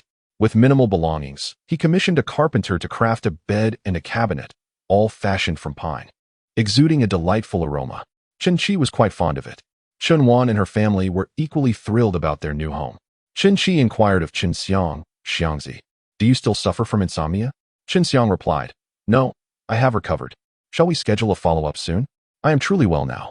Yet, Chen Qi remained concerned and took Chen Xiang for a follow-up, confirming his complete recovery, which finally eased his mind. Chapter 69. Quite ferocious Chen Shui had begun to walk, albeit unsteadily. The once frail girl had transformed into a robust and plump child, her round face adorably chubby. Chun Ru diligently prepared chicken eggs for her daily nourishment. While relocating was effortless for them, the chickens they had raised faced challenges. Despite the family's absence, they continued to return to their coop each night. Chen Qing made daily runs back to feed the chickens and collect eggs. Observing the old house, Chen Qi stroked his chin, pondering it was time to renovate. Perhaps after the new year, he would undertake the restoration of the ancestral home. In this era, constructing a building could be accomplished for around 20,000 yuan, roughly equivalent to the profit from selling a month's worth of mooncakes. Soon, the day arrived for him to meet Fong San in Mengdu. In these times, venturing out no longer required a letter of introduction. A mere identification card sufficed. Due to a spontaneous decision to venture out, they had yet to obtain their formal identification cards and were instead in possession of temporary ones. This marked Fong San's first journey away from home. Accompanying Chen Qi to the train station, observing Chen's composed demeanor, he felt a surge of admiration. Indeed, Chen was well versed in the ways of the world. How had he misjudged him before? He had presumed Chen to be a mere rustic, easily manipulated by Zhang Shulen. It seemed he had truly underestimated his insight. Striving to maintain his composure and avoid drawing attention to himself, Fong San found his gaze wandering uncontrollably. Suddenly, he leaned closer to Chen Qi and inquired, "What should we do about a thief lurking nearby, intent on stealing?" Following Fong's gaze, Chen spotted a young, slender figure trailing behind a couple, clearly seeking an opportunity to pilfer. "Aren't you concerned about potential trouble?" Chen asked. With a mischievous grin, Fong San replied, "Just watch me." Chen allowed him to proceed. Fong San approached the thief from behind and playfully slapped the back of his head, exclaiming, "Dog egg, fancy meeting you here." The force of his slap sent the thief crashing into the couple's shoulders. Startled, the couple turned to face him, while the thief, momentarily dazed, was caught off guard by their sudden attention. Before he could utter a word, Fong San quickly interjected, "Oh dear, my apologies, I mistook you for someone else." The disgruntled thief muttered, "You're insane," and made his exit. The couple resumed their attention to their child, while Fong San lowered his voice and advised, "It's wise to be cautious when out and about, lest we lose our belongings." He then returned to Chen Qi's side. The couple stood in stunned silence for a while, until the man finally pieced together the situation. He hurriedly glanced towards Fong San, who was now seated beside Chen, seeking commendation. In that moment, Chen could only think to himself, "Truly, he is a remarkable individual." The man approached to express his gratitude, but Chen furrowed his brow and nodded towards him, ushering Fong San away. If the man were to thank Fong San, would it not invite trouble from the thief and his accomplices? It was prudent to avoid unnecessary conflicts while traveling. They had purchased sleeper tickets, as it would be impossible for Chen to endure a hard seat for over 20 hours to Mingdu. That would be exceedingly exhausting. For Fong San, this was his inaugural train journey, and everything appeared novel and exhilarating. To Chen's surprise, the couple with their child had also boarded the sleeper compartment, coincidentally sharing the same car. Upon seeing Chen and Fong San, the man approached to express his thanks, saying, "Comrade, I am truly grateful for your assistance earlier." Fong San, feigning nonchalance, responded, "It was nothing at all. Your belongings remained intact, I trust." "Indeed, but where are you headed?" the man inquired. Just as Fong San was about to mention Mingdu, he instinctively glanced at Chen Qi. Chen turned away, prompting Fong San to chuckle and respond, "Oh, we're just visiting relatives." Visiting relatives. The man glanced at Chen Qi and discerned that, although Fong San appeared slightly older, it was the younger one who held the reins of authority. Not wishing to intrude further, he returned to his seat. Chen Qi, bearing a substantial deposit slip, preferred to minimize conversation with others, lest ill intentions arise from prying eyes. One must not harbor malice toward others, yet vigilance is essential. Noticing Chen Qi's silence, Fong San feigned seriousness and refrained from speaking. Soon, a train attendant passed by with a card, calling out to sell sunflower seeds, peanuts, and bottled water. Fong San craned his neck to look, convinced that the snack sold on the train possessed a certain allure. However, upon observing Chen Qi's indifference and feeling his own pockets were light, he decided to cease his inquiry. Just as the attendant moved past, Chen Qi instructed Fong San to fetch some hot water and let it cool. Fong San complied. A young vendor carrying a basket filled with bags of jujubes strolled by, proclaiming, "Winter jujubes, crisp and sweet." He headed in the same direction as Fong San. Feeling financially constrained, Fong San hesitated to ask about the price of the jujubes and merely awaited the hot water. Upon reaching the next carriage, a young man inquired, "How much for the jujubes?" "10 yuan a bag," came the reply. 10. That's exorbitant. At most 3 yuan. The young man's discontent was palpable upon hearing the price. The vendor's demeanor shifted abruptly. He glared fiercely and demanded, "Are you buying or not?" "I'm not buying. It's too expensive." The vendor seized the young man's shirt and lifted him, menacingly asking, "Repeat that." Passengers in the carriage were rendered speechless, paralyzed by fear. Undeterred, the young man retorted defiantly, "I want to buy, so what?" In an instant, the vendor dragged him into the restroom. Moments later, cries for help echoed from within. Fong San, assuming the vendor was merely being rough, continued to fill his water. However, just as he finished, the restroom door swung open and the vendor emerged. Yet there was no sign of the young man. Fong San, glancing at the open window of the restroom, turned pale with fright. He hurried back to his compartment, trembling uncontrollably. Noticing Fong San's distress, Chen Qi inquired, "What's wrong?" Fong San's lips quivered, but he was at a loss for words. He had fought, stirred trouble, and even been incarcerated, the worst incident being when he had broken Shui Wei's leg, not by his own hand, mind you. Yet, he had never taken a life. The vendor's audacity to cast someone from the train in front of so many witnesses was beyond comprehension. Even with 100 lives, he would not dare. The train sped along, and could anyone survive being thrown from such a velocity? Moreover, it was evident that this was not the vendor's first transgression. The brutality was staggering. Compared to such a figure, his own mischief seemed trivial. In Chapter 70, how did one end up selling goods in a dream? Chen Qi, observing Fong San's excessive fright, asked, "Have you encountered something sinister?" No, he was too frightened to speak much, fearing that someone might overhear him. Chen Qi handed him a box of biscuits, saying, "Have something to calm your nerves." Fong San hastily stuffed the biscuits into his mouth, and after quite a while, he stopped trembling so violently. Noticing his reluctance to converse further, Chen Qi suggested he lie down to sleep, assuring him that they would arrive in Dream Capital by tomorrow morning. Indeed, after a restful slumber, Fong San felt considerably better, but upon seeing the vendors on the train, his anxiety resurfaced. Chen Qi understood that he must have witnessed something unsettling. Once the train reached the station, Chen Qi took him for a meal and then to a hotel, where Fong San finally divulged the entire story. Fong San admitted, "I was truly terrified at that moment." Chen Qi replied, "Those individuals belong to the underworld.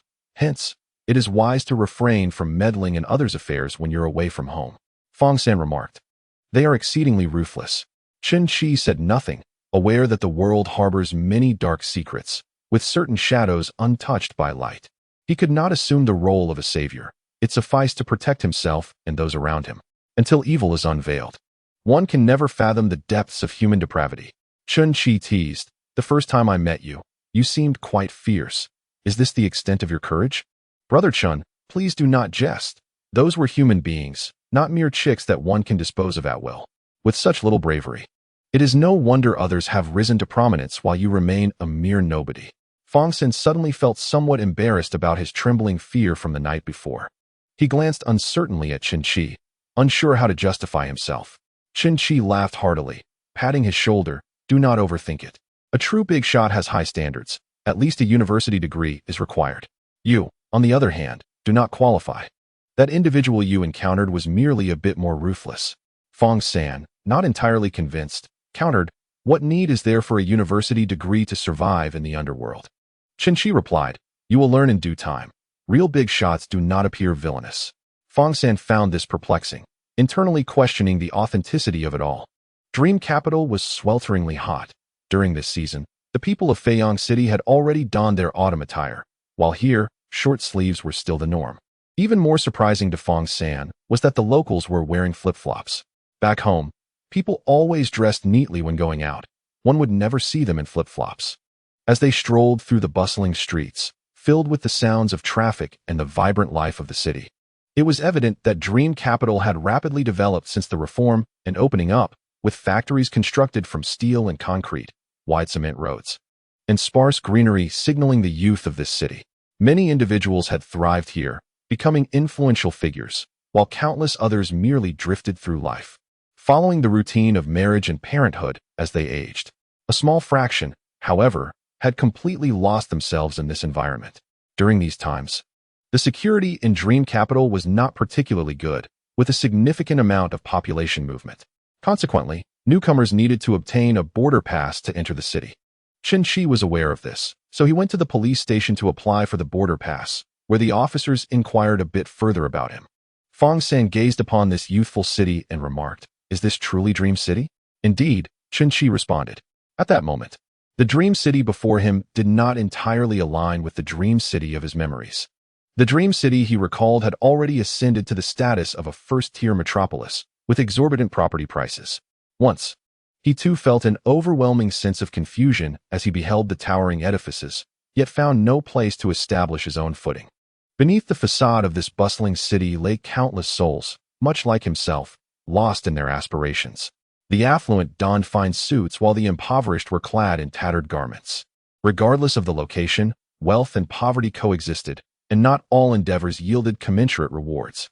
Xiangzi naively believed that his diligent toil as a rickshaw puller would eventually lead him to own a rickshaw himself. Such naivety, to escape the clutches of capitalists. One must become a capitalist oneself. Whether to exploit others would then hinge upon one's own volition. They took a brief respite at their lodgings before venturing out in the afternoon. Relying on his recollections, Chen Qi led them to the garment wholesale market, which had burgeoned significantly in recent years. Although it lacked the splendor of Chen Qi's memories, it surpassed the scale of the market in Feyang City. As they meandered through, they encountered a range of clothing, both expensive and affordable.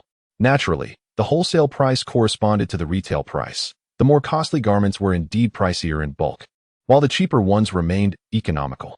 Fong San was astounded to see exquisite jeans piled here, as if they were mere refuse.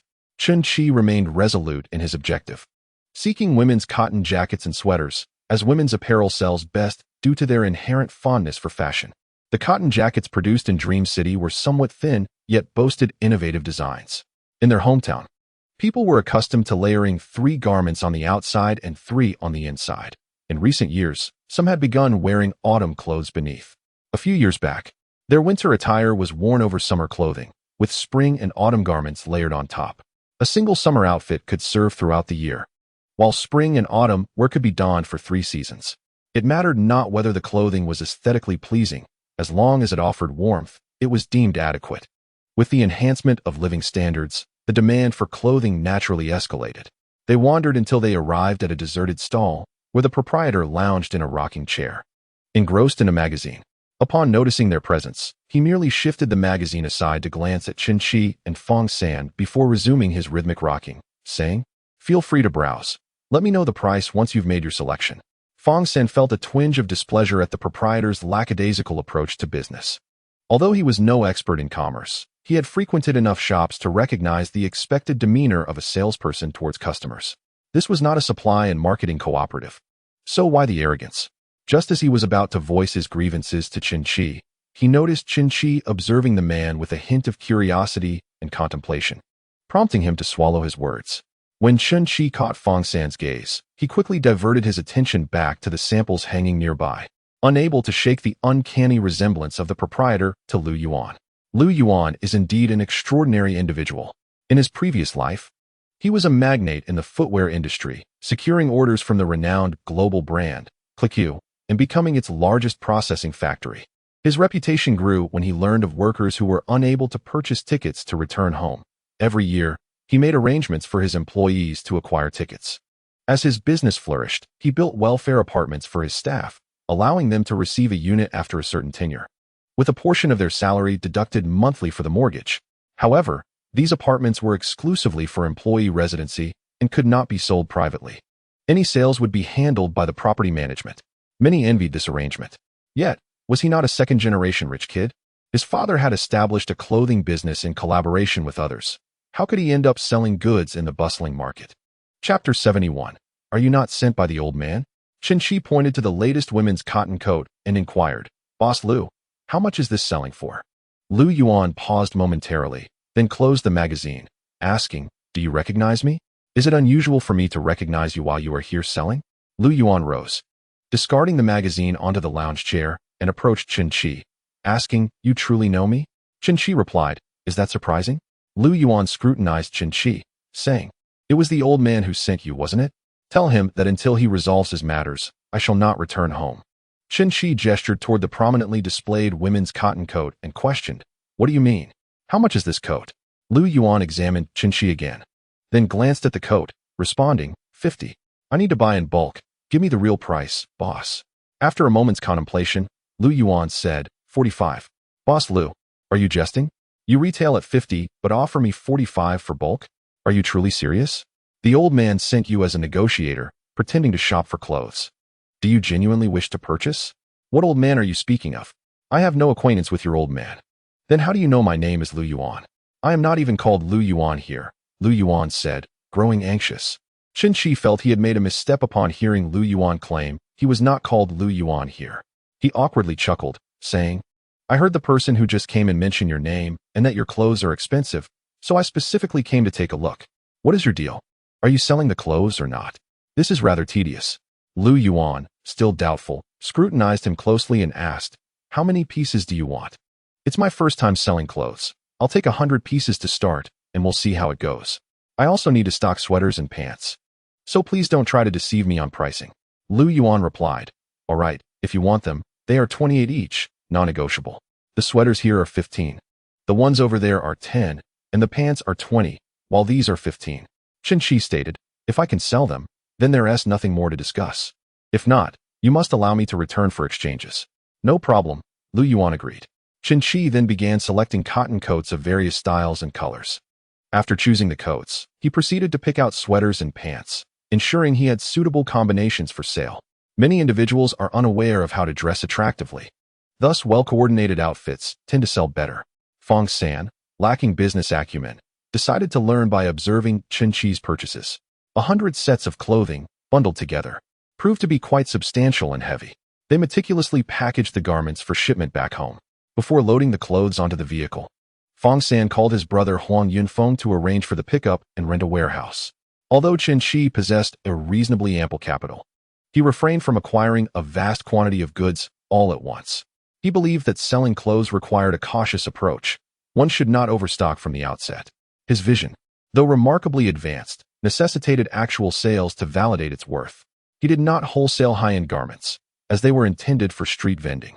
Regardless of the quality of the clothing, it would still be perceived as street fare by others, thus failing to command a premium price. Nevertheless, the quality of his selections surpassed that of the ordinary, as inferior garments often emitted an unpleasant odor and were poorly tailored. Many poorly made clothes imitated brand designs, but differed in fabric, resulting in a stark contrast in appearance. His assortment of sweaters featured various styles, ranging from those suitable for urban-rural integration to those that appeared refreshingly chic. Yet, it remains true that contemporary aesthetics among the populace still require refinement. Individuals aspire to be fashionable, yet cling to garish colors, often uncertain about achieving true elegance. Chen Qi's primary aim was to sell clothing, not to elevate public taste. Individuals should wear what they like, for the essence of purchasing garments lies in personal preference. When selling, one must cater to the customer's desires. It would be illogical to suggest that a customer who finds a red cotton jacket appealing when paired with a red sweater should instead consider a black sweater. Although a black sweater would indeed complement the red jacket beautifully, it is ultimately the customer's dislike that prevails. One aspect that alleviated Chen Qi's concerns was the general slimness of the populace. He seldom encountered individuals with corpulent figures. Naturally, clothing tends to appear more flattering on slender individuals. No matter how exquisite the design, excess weight can mar its allure. After dispatching the garments, Chen Qi turned to Lu Yuan and said, please leave me your number. I will contact you directly for restocking. Lu Yuan, albeit cautious, provided a number, stating, just refer to me as Wan Zai. Chen Qi nodded, contemplating the necessity of acquiring a landline for easier communication. A mobile phone was prohibitively expensive, and pagers had yet to gain popularity, rendering them inconvenient. He stored the phone number safely. Lu Yuan inquired, "Are you truly not someone sent by the old man?" Chen Qi replied, "I am unaware of the old man you mention, but I assure you, I am not sent by him. There is no need for further probing. Whether you return home or not is of no concern to me, as long as it does not hinder my exchanges. Furthermore, I must advise you that using the tactic of running away to force your father into compliance is unwise. You have but one father, yet he can have many sons. And he is still relatively young, is he not? Is it still possible to become a successor now? But what about you? Don't you feel wronged? The inheritance that my father amassed should rightfully belong to you, yet now it is to be shared with one or two half-brothers. Isn't that quite unfair?" Lu Yuan's face turned pale. Chen Qi chose not to continue the conversation and turned to leave. Lu Yuan kicked the rocking chair in frustration. Yet he had to concede that Chen Qi was indeed correct. However, the damned fellow did not enlighten him on what steps to take next. Should he return home to apologize to his father, only to witness that woman bullying his mother? The more he pondered, the angrier he became. He would address it when he returned to change his clothes. Chen Qi led Fong San, and they shared a serving of rice rolls. Fong San remarked, "This is quite delicious. If we were to open a shop like this in Feiyang City, do you think it would succeed?" Chen Qi replied, "Let us not get ahead of ourselves. Our priority should be to establish our clothing business first. We can discuss other ventures later. Opportunities for experimentation may arise. But for now, it is impractical. The appetite of our hometown folks is quite substantial, and a single serving of rice rolls would hardly suffice. Currently, it would not sell well. Its future marketability remains uncertain." Fong San found his reasoning sound and rubbed his stomach. "I'm still hungry." Chen Qi reassured him. "Being hungry is no issue.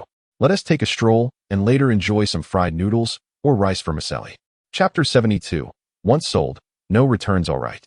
Upon hearing there would be more food, Fong San was naturally pleased. Visiting a new place, one must indulge in its local delicacies. What fills the stomach is truly a gain. As the two meandered, they unexpectedly encountered a vendor selling electronics at the overpass. Chen Qi's gaze quickly fell upon a tape recorder, the kind capable of playing cassettes, akin to the one he had purchased for Chen Wan at the Xinhua bookstore, albeit from a different brand. This sight sparked his interest. He recalled how this gadget had been all the rage in the 1990s. Young, trendy lads would carry one, dancing breakdance and emulating Michael's moonwalk, a true emblem of coolness. This device not only had a substantial market in Feiyang City, but also in their rural areas. He remembered that such wooden boxes were once indispensable dowries. If he were to sell this item, his first choice would still be Feiyang City. Fashionable trends often originated from coastal cities and gradually permeated the inland regions, spreading from large provincial capitals to the countryside. Even the winds of reform had barely stirred in their hometown for over a decade. However, with an increasing number of young individuals seeking work away from home, this year's new year might herald significant changes. Before he could inquire about the price, the vendor eagerly began to promote the tape recorder. The man, perceptive enough to notice Chen Qi's lingering gaze on the device, assumed his interest. Yet, the vendor spoke in a local dialect, making it somewhat difficult for Chen Qi to comprehend. "Do you speak Mandarin?" he asked. The vendor paused momentarily, then switched to a more standard dialect to converse with him. He introduced his tape recorder, capable of recording, playing tapes, and featuring a karaoke function, asserting that it would be quite useful at home. It could not only play music but also allow one to sing along, and it could serve as a tool for students learning English. He further remarked that such an item could enhance one's social standing. After attentively listening to his introduction, Chen Qi inquired, "How much does it cost?" 120. Chen Qi raised an eyebrow, responding, "Please provide a genuine price. That is rather steep. I intend to purchase in bulk for resale." The seller, having failed to perceive Chen Qi's wholesale intentions, lit up at the mention of bulk buying and asked, "How many do you require?" Chen Qi pondered for a moment and asked, "How many do you have?" The seller looked around conspiratorially and said, "I have goods worth 50,000. Can you handle that?" Upon hearing this, Chen Qi squinted and remarked, "Is this merchandise smuggled?" The seller laughed. Such words should not be tossed about lightly. This is hardly smuggled. Smuggling is monitored by the authorities. Who would dare to deal in such? The seller's tone bore a hint of curiosity, leading Chen Qi to realize there was a misunderstanding. "I am not here for a fishing expedition. I hail from Feiyang City. I do not concern myself with the origins of your goods. As long as the quality is sound and the price reasonable, I will consider it. Oh, by the way, you mentioned having goods worth 50,000. But you did not specify how many units there are. Ah, am I to deceive you with this item? If you are truly interested, it would be 51 units. He said while gesturing with his hands. Upon hearing that each unit would cost 50, Fong San was taken aback. He found it astonishing. Just moments ago they were priced at 120 each, yet wholesale was only 50. Shouldn't he be earning a bit more? Was this item so cheap upon leaving the factory? He was utterly flabbergasted. What followed from Chen Qi's lips left him even more astonished. Chen Qi stated, 35. How can you negotiate like that? At 35, I would earn nothing. The seller protested. Raise the price a bit more. Chen Qi smiled. I am aware of how you acquired this item, so there is no need for further clarification. If the price is suitable, sell it. If not, then so be it. Acquiring such a large quantity raises questions about whether I could sell it upon my return. I cannot afford to end up with all of them as you have. The seller fell silent for a moment and said, well, take it. I too wish to quickly recoup my funds. Since you are genuinely interested, when can you pick it up? Right now? The seller, upon hearing this, immediately extended a hand for a handshake, declaring, all right, it is settled then. I will close up shop now. Come with me to collect the goods, and we shall exchange cash for merchandise. Chen Qi would accompany him to inspect the goods and witness the packing firsthand. Fong San, feeling rather confused, had initially thought of the smuggled goods as items pulled from the water and wondered if inspecting them was to ascertain whether they had been waterlogged. The seller closed his stall and led Chen Qi to an unassuming residence in the suburbs. This place was rural and had yet to be redeveloped.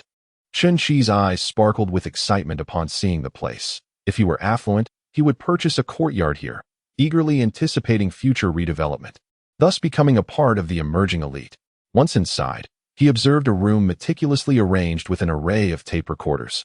Chen Qi mused over how this individual had acquired such goods, suspecting they were likely seized by customs and subsequently sold at a bargain. Nevertheless, the seller's greed was apparent. As the prices had multiplied significantly, Chen Qi recognized the potential of these items. Indeed, they were poised to become bestsellers. After sampling a few, he found them all to be in good working condition, and the two agreed to conduct the transaction the following day, exchanging cash for goods. As the bank had closed for the day, Chen Qi was unable to withdraw any funds. The seller, wary of Chen Qi possibly being an informant, insisted they stay overnight to avoid any unforeseen complications. Chen Qi, of course, did not decline and spent the night at the seller's residence, where the three of them shared a meal of fried rice noodles. The next day, Chen Qi selected additional tapes. This was a time when musical legends clashed, with many renowned artists such as Alan Tam, Danny Chan, Jackie Chung, Qi Qin, and Wang Jie, whose timeless songs had become classics and later chart toppers. Consequently, tapes were quite marketable, and he was well aware of the popular hits. Once he had chosen all his merchandise and confirmed its quality, he finalized the deal, paying up front in exchange for the goods. This type of business was strictly transactional. Once sold, returns were not accepted. Fong San felt a bead of sweat trickle down his palm, anxious about the possibility of the items failing to sell and becoming a burden. Yet, witnessing Chen Qi's composed demeanor, he endeavored to mask his inexperience. Chen Qi hired a vehicle to transport the goods to the train station for freight shipping. With merchandise valued in the tens of thousands, he felt a twinge of unease and decided to accompany the shipment back to Feiyang City. Upon their return, Huang Yunfeng and his companions awaited them at the station, promptly moving the items to the warehouse. Fong San observed the exuberance of his brothers, filled with a plethora of stories to share, eager to boast of his resourcefulness and intellect. However, he realized that it was not the opportune moment for chatter. Once everything was securely placed, he would invite them for a barbecue, regaling them with tales of his experiences, a delightful prospect. Yet, the thought of his empty pockets dampened his spirits. He resolved to wait until he had funds to indulge. Chen Qi joined them in placing the items in the warehouse, where previously shipped clothing was also stored. He inquired, "Whose name is this warehouse under?" Huang Yunfeng promptly replied, "Brother Chen, it's mine." Chen Qi asked, "How much is the rent?" Huang Yunfeng explained, "I rented it for just a few days at 5 yuan per day." Chen Qi remarked, "I will reimburse you later. You've done well." Huang Yunfeng felt a surge of excitement, for he could not recall the last time he had received praise. His memories were filled with disapproval and comparisons, feeling perpetually inadequate. His efforts often went unnoticed, as others focused solely on results, dismissing all his hard work. From an early age, he developed a disdain for education, leading to a gradual decline in his academic performance. Eventually, he began to skip classes, transforming into what society deemed a bad kid. He and his companions, clad in attire that others dared not wear and sporting rebellious hairstyles, spent their days idling about and causing trouble. Yet, when he witnessed an elderly woman struggling with her belongings, he felt compelled to assist her. Similarly, when a puppy fell into a drainage ditch, he and his peers united to rescue it. However, the label of bad kids had been indelibly stamped upon them, a mark that could not be erased. Their good intentions in helping the elderly lady were misconstrued as theft, and their act of saving the puppy was twisted into a narrative of cruelty. Having experienced the world's propensity to invert truth and falsehood, their rebellion intensified. Fistfights became a fixture of their existence, with the altercation involving Chen Qi merely another instance in a long line of brawls. Yet now, Chen Qi praised his efforts, igniting within him a sense of camaraderie. A warrior dies for those who understand him. Chen Qi, puzzled by the tears in Huang Yunfeng's eyes, inquired, "Brother, are you all right?" I'm fine. Huang Yunfeng quickly replied. Fong San interjected, "Chen Qi, you should head back. We have brothers here to look after things, and nothing will go awry." Chen Qi glanced at the rolled-up straw mat nearby, reassured by the presence of his companions. He recognized that despite their flaws, they possessed many redeeming qualities. After checking on the chubby boy and confirming that all was well at home, he returned to Feiyang City. Fong Sen had also recuperated, and they gathered all the brothers in the warehouse. Chen Qi discussed the acquisition of a tape recorder with them. There were 7 or 8 individuals present: Tian Wenhao, Lu Wei, Zhang Mingjie, Huang Yunfeng, Huang Yunlong, He Xing, and Dong Lei. They brainstormed a rather unorthodox idea, suggesting that each person procures several units to sell at different locations. Chen Qi, somewhat exasperated, remarked, "This is already a valuable item. How could we possibly sell it at a stall? Anything displayed at a street market instantly depreciates in value. Otherwise, why do people refer to it as street vendor goods? Furthermore, what about after-sales service? If you were in the buyer's position, would you purchase it?" He Xing raised his hand, and upon Chen Qi's glance, cautiously asked, "What is after-sales service?" Chen Qi was momentarily taken aback, observing that the others, likely having dropped out of school before reaching junior high, seemed equally uninformed. Guiding this group was indeed a daunting task. For instance, he now had to explain terminology. Thus, he elucidated the concept of after-sales service and inquired if they comprehended. They nodded in affirmation, indicating their understanding. Chen Qi reassured himself. Well, at least they can comprehend. After hearing his explanation, they too felt that selling such items at a street market was inappropriate. After all, a product worth over 100 yuan was something they would hesitate to purchase themselves. If it malfunctioned within 2 days, whom would they turn to for assistance? Consequently, Zhang Mingjie proposed, then we should rent a storefront specifically to sell these items. Chen Qi questioned, rent a storefront, just for tape recorders? What about the tapes? The previous shop would suffice, interjected Tian Wenhao. The last 4 square meter shop was indeed discovered by him, and he has always regarded it as a commendable location. Chen Qi remarked, this is indeed a good idea. However, our supply is uncertain, and we only have this limited quantity. Once it's sold out, there will be nothing left. We could sell tapes, suggested Tian Wenhao. Chen Qi nodded thoughtfully and replied, that is true. Selling tapes at that location could work, but the rent there isn't inexpensive, is it? Tian Wenhao responded. It's 300 a month. Chen Qi stated, 300 is already quite steep. If you could negotiate the rent down to 200, that would be ideal. Tian Wenhao, invigorated as if receiving a military command, declared, I will go and speak to them. Chen Qi continued, returning to our previous discussion. We can place some tape recorders in that shop. However, we have 1,000 units, and the space is too small to accommodate them. Do you have any other suggestions? We could rent a larger one, proposed Dong Lei. Chen Qi replied, forming another group would take too long, and our supply is limited. We can only procure this batch for now. Securing a second batch will be quite challenging. So what do we do? Both Huang Yunlong and Lu Wei asked simultaneously. Chen Qi responded, I do have a solution, but it comes with significant difficulties. What is the solution? Fong Sen inquired. We could negotiate with the managers of Xinhua bookstore, department stores, and major shopping centers to place our goods there. For every item sold, we would provide them with a commission. Is that feasible? Can it really be done? They all asked in astonishment. Of course, if we were to rent a counter, it wouldn't be cheap and wouldn't be cost-effective. However, if we negotiate with the managers to place our goods and give them a commission for each sale, they would likely be agreeable. The only issue is that I lack connections to reach these individuals. Does anyone know how to get in touch with them? Fong San immediately patted his chest and said, I can help you find someone at Xinhua bookstore, but I'm not adept at negotiations. I could handle confrontation, but serious matters. He trailed off.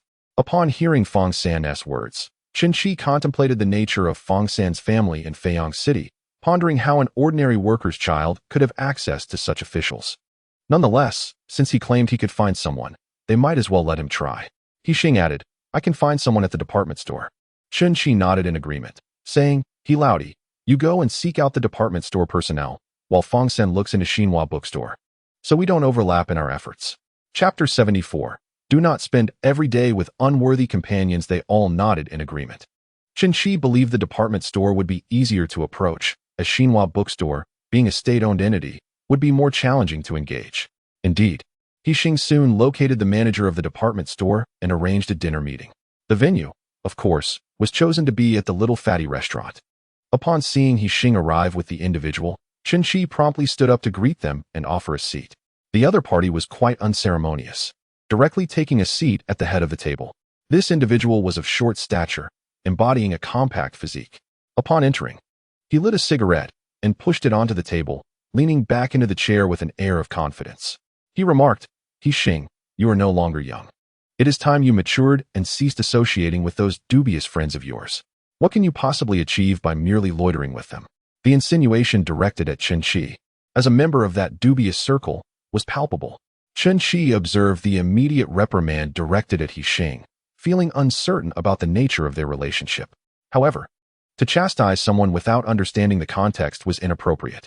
He quickly interjected, Excuse me, sir, but it seems rather unsuitable for you to reprimand someone without knowing the full story.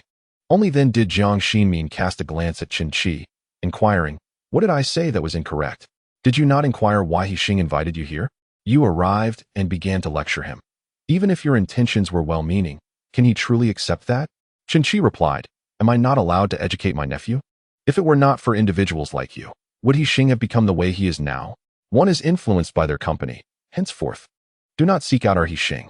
As Jiang Xinmin rose, intent on taking He Xing home, He Xing interjected anxiously, Uncle, I genuinely have important matters to discuss. Jiang Xinmin glanced at He Xing and said, Very well, speak then. I shall listen and discern the significance of your affairs. He Xing, with an apologetic glance at Chen Qi, explained, I have a batch of tape recorders that I wish to sell at your company's counter. For every unit sold, your company would receive a commission, incurring no additional costs, as the sales personnel and counter are already established. It merely requires an additional display space. Chen Qi believed that this explanation would resonate with Jiang Xinmin. However, upon hearing tape recorders, Jiang Xinmin's tone escalated, demanding, Where did you acquire this merchandise? Surely, it cannot be. Chen Qi sensed the implication, suspecting that the origin of his goods was dubious. Indeed, it was dubious, acquired through smuggling. He confessed, Since you harbor such concerns, perhaps it is best we cease our discussions here. If business is not to be, let us simply enjoy a meal together. Jiang Xinmin stood, addressing He Xing. He Xing, you shall return with me. It is time to find employment at the department store and distance yourself from these dubious companions. I shall feign ignorance regarding your friend's activities. Today, consider my visit null. If you refuse to accompany me, the safety of your friends remains uncertain. Uncle, He Xing exclaimed in frustration. Chen Qi chuckled softly, advising, He Xing, heed your uncle. He can secure you a job. Embrace the opportunity. He Xing gazed at Chen Qi for several seconds, his mind tumultuous with thoughts. Could it be that these items were indeed stolen? Having lived in Feiyang City from a young age, he was not well versed in the concept of smuggling, only associating it with theft. If these items were truly stolen, he could not afford to clash with his uncle. If he were to report it, would he not implicate Chen Ge? Guilt washed over him as he declared, Chen Ge, I shall return home first. Chen Qi nodded, having left the meal unfinished and parting ways in discontent. He reflected upon himself, realizing that he had underestimated the complexities involved. He believed that facilitating the transfer of goods to the department store would be straightforward, merely a matter of negotiating commissions. However, He had not anticipated encountering such obstacles, which made him feel increasingly apprehensive about the upcoming negotiations with Xinhua Bookstore. The following day, upon meeting with representatives from Xinhua Bookstore, Chen Qi found himself momentarily disoriented. One individual bore a striking resemblance to Jiang Xinmin, yet appeared somewhat older. "Brother Chen, this is my uncle, from the Municipal Press and Publication Bureau. The uncle you met at noon, he Xing, is his brother," the man explained, clarifying the familial connection. "Greetings, I am Jiang Xinhua," he introduced himself, extending a hand to Chen Qi, his warmth tempered by a hint of distance. Chen Qi promptly took his hand with both of his, replying, "Hello, uncle. I am Chen Qi, a friend of Fong San." "Chen Qi? That name sounds familiar, as though I have heard it somewhere before," Jiang Xinhua remarked. Chen Qi, feeling a bit awkward, responded, "I met the general manager of the department store with He Xing last night." "That's not it," Jiang Xinhua replied, pondering for a moment before inquiring, "Were you the one who ordered mooncakes from the city food factory?" Chen Qi was taken aback, asking, "You know Director Fong?" "Haha, indeed. You must be the one. I was wondering how Director Fong suddenly became so reliable. It seems he has learned well from good people." Jiang Xinhua's smile grew more genuine. Chen Qi cast a suspicious glance at Fong San, considering the possibility of a familial connection due to their shared surname. Fong San chuckled, "Director Fong is my uncle." Understanding dawned on Chen Qi. "Ah, I see now. Please, have a seat." As they settled into conversation, they initially steered clear of serious matters. Jiang Xinhua expressed curiosity about Chen Qi's family background, to which Chen Qi candidly shared, feeling no sense of inferiority. Jiang Xinhua's gaze shifted from sincerity to admiration. He recognized Chen Qi as a responsible young man with remarkable capabilities. It was no wonder his brother-in-law spoke so highly of him. Indeed, seeing is believing. While Jiang Xinhua held admiration for Chen Qi, Fong San appeared restless, saying, "Brother Chen, I." He hesitated, wanting to express regret for his past foolishness, realizing he had caused significant trouble over a trivial sum of money. Noticing Fong San's remorse, Chen Qi reassured him, "Fong San, our earlier conflict has passed. Let us move forward without repeating the past." Jiang Xinhua laughed heartily, patting Fong San on the shoulder. "Fong San, from now on, follow Chen Qi's lead. When he points, you strike. If he says go east, do not venture west. Be diligent and learn from him." "Absolutely. I am older, so I will call him brother," Fong San responded, eliciting another round of laughter from Jiang Xinhua. The atmosphere brightened, despite Jiang Xinhua and Jiang Xinmin being brothers with contrasting approaches to life. As they enjoyed their meal, discussing the culinary delights, Jiang Xinhua listened intently to Chen Qi's plans for business collaboration, giving him a thumbs up in approval. Only after finishing their meal did they begin to delve into the substantive topics at hand. Jiang Xinhua is an official, and the Xinhua bookstore is a subordinate establishment under his purview. He finds it exceedingly simple to introduce some tape recorders into their inventory. Chapter 75. They actually intend to fly. The sales staff are readily available, and the counters are prepared. With a slight adjustment and arrangement, these items can be seamlessly integrated. A person of ordinary discernment would not question the origins or implications of such an endeavor. Thus, the deal was struck, as it merely involved the addition of a single product, without incurring any additional costs. Chen Qi, displaying his perceptiveness, opted not to present a gift directly to Jiang Xinhua. Instead, he offered him a membership card, which, of course, was preloaded with funds. After all, it is said that courtesy is never unwelcome. Chen Qi's 1,000 tape recorders were swiftly distributed across various Xinhua bookstores, accompanied by a simultaneous release of tapes. They actively promoted the products, adorning the storefronts with large, eye-catching posters. Once this task was completed, Chen Qi turned his attention to selling garments. He was summoned back, now holding a leverage over him due to his uncle-in-law's grasp. Thus he complied with directives and refrained from associating with Fong San and the others. Meanwhile, another individual, Tian Wenhao, had secured a rental space, and Guo Yuanzhao, with his team, merely needed to make some adjustments before opening for business.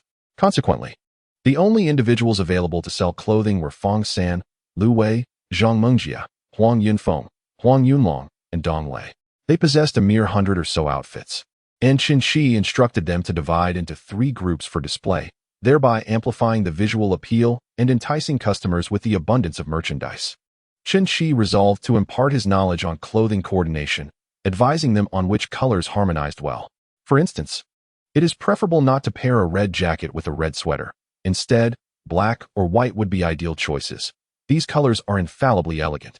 In terms of color, one should not exceed 3 distinct hues, excluding black and white.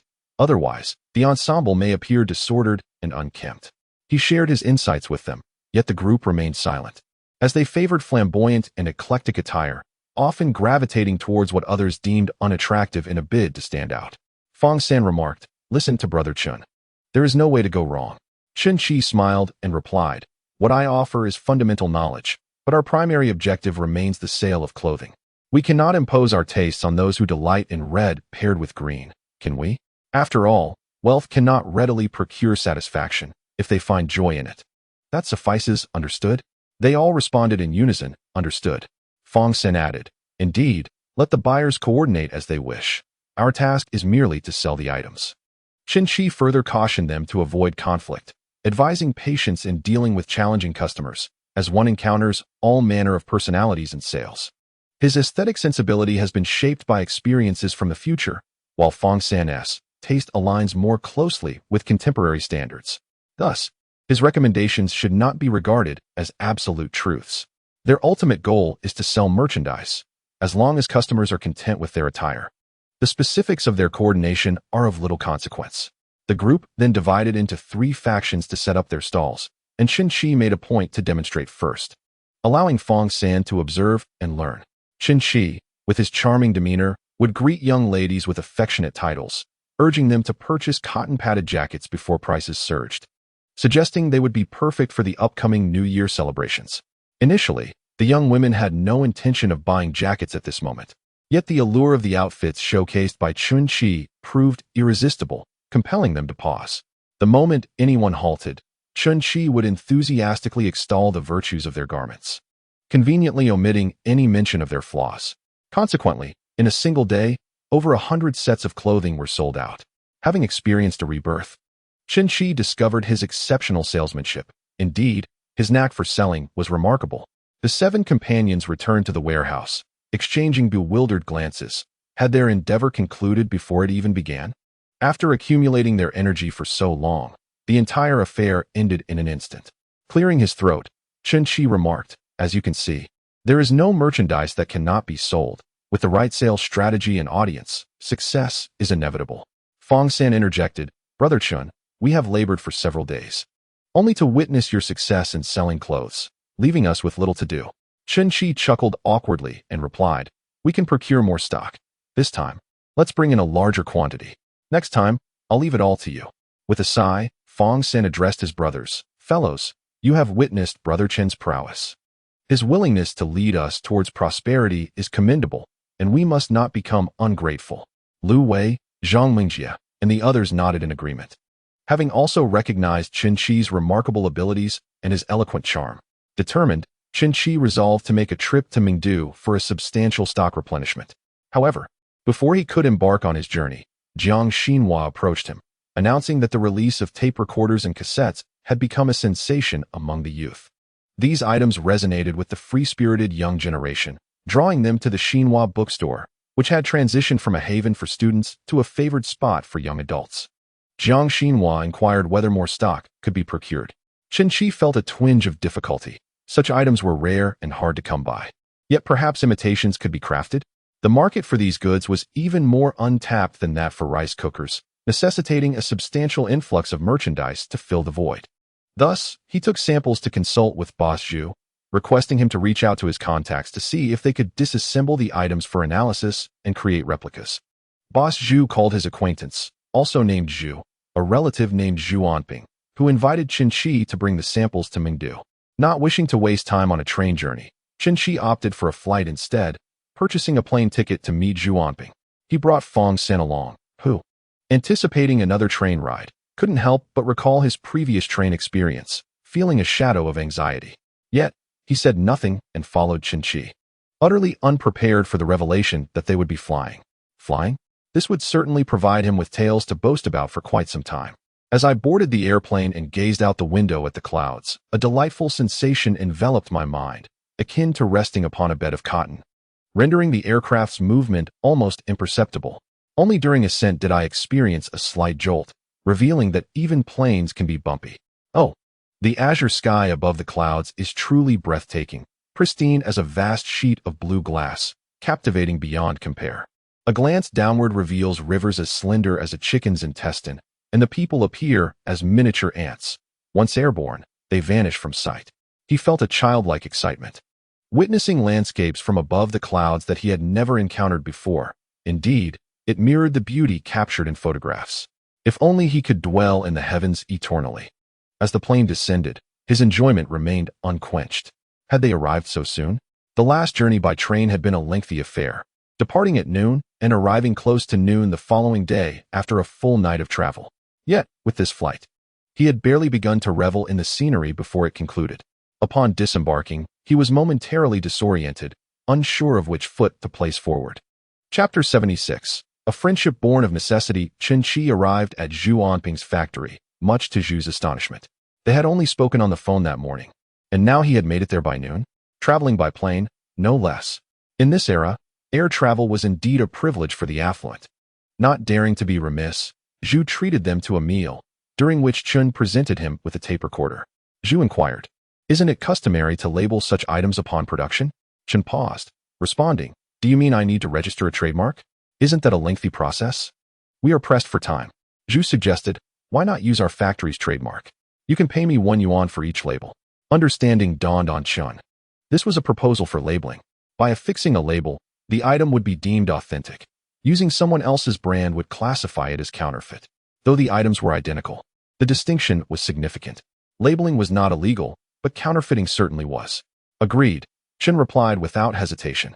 Zhu added, "I will present this to our engineers, and I'll call you once we have results." Chen nodded in agreement. Zhu wished to keep him in Mengdo for a few days of leisure. But Chen had no time to spare. His time was, after all, money. He swiftly accompanied Fong San to Lu Yuan's stall. Upon meeting Lu Yuan again, Fong San had shed his previous disdain. The goods procured from Lu were selling remarkably well, and Fong's eyes sparkled with excitement. Lu Yuan asked, "Have you sold out so quickly?" Chen responded, "Indeed, it's all gone. Please procure some more for me." They proceeded to discuss business.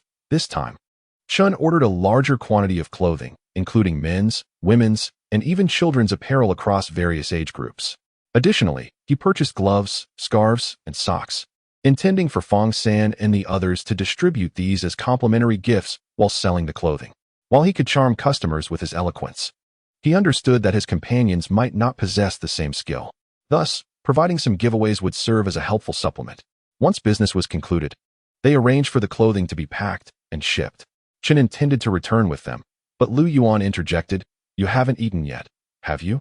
Allow me to treat you all to a meal." Chen Qi was aware that something was amiss and said, "All right." Thus, Lu Yuan led the two of them to a restaurant and ordered a bottle of wine.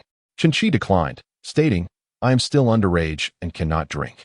Lu Yuan, with a hint of youthful defiance and an air of immaturity, retorted, "I am also underage, yet I still drink. Is it illegal? Who cares?"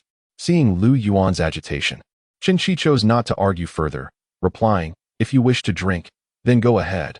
I will not partake." Observing Chen Qi's refusal, Lu Yuan poured a glass for Fong San. Aware that drinking could lead to complications, Fong San falsely claimed he did not drink. Lu Yuan muttered in disappointment and served himself a glass. Indeed, at times, individuals drink not merely for the sake of it or to drown their sorrows, but rather to mask their true selves. Some sentiments, which remain unspoken, may surface after a few sips, and if they prove inappropriate, one can always attribute it to intoxication and ask for forgiveness. For Lu Yuan, drinking served as a means of expression. Chen Qi did not stop him, allowing him to indulge. After consuming 2 cups, Lu Yuan, feeling slightly inebriated, began to delve into the main topic. He fabricated a tale about a friend's family situation. Fong San, believing it to be genuine, listened intently, while Chen Qi recognized the ruse. The friend in question was indeed Lu Yuan himself, and the story pertained to his own household. Lu Yuan harbored significant grievances against his father, primarily due to the latter's extramarital affair, which had caused his mother considerable distress. As a boy, it seemed instinctual to protect one's mother from harm. Witnessing her suffer was intolerable. Yet, feeling powerless against his father, he opted to run away from home. His premature departure from school likely stemmed from this turmoil. However, he remained silent, eager to discern Chen Qi's thoughts on the matter. Fong San, accustomed to standing up for the underdog, expressed his outrage, declaring, "If that were my father, I would confront him and have my mother slap his face." Lu Yuan paused, then asked Chen Qi, "Do you think the same? How should I advise my friend?" Chen Qi replied, "Isn't it simple? First and foremost, you must ensure your friend protects his family assets. Otherwise, they might fall into the wrong hands. Should my friend simply endure and watch his mother suffer? That shameless woman dares to intrude and bully. If she isn't dealt with, it would mean my friend has a soft heart. Do not rush," Chen Qi continued. "Preserving the family assets is the initial step. It is imperative to prevent any illegitimate offspring from claiming what rightfully belongs to them, as well as safeguarding the family finances from potential clandestine transfers by his father.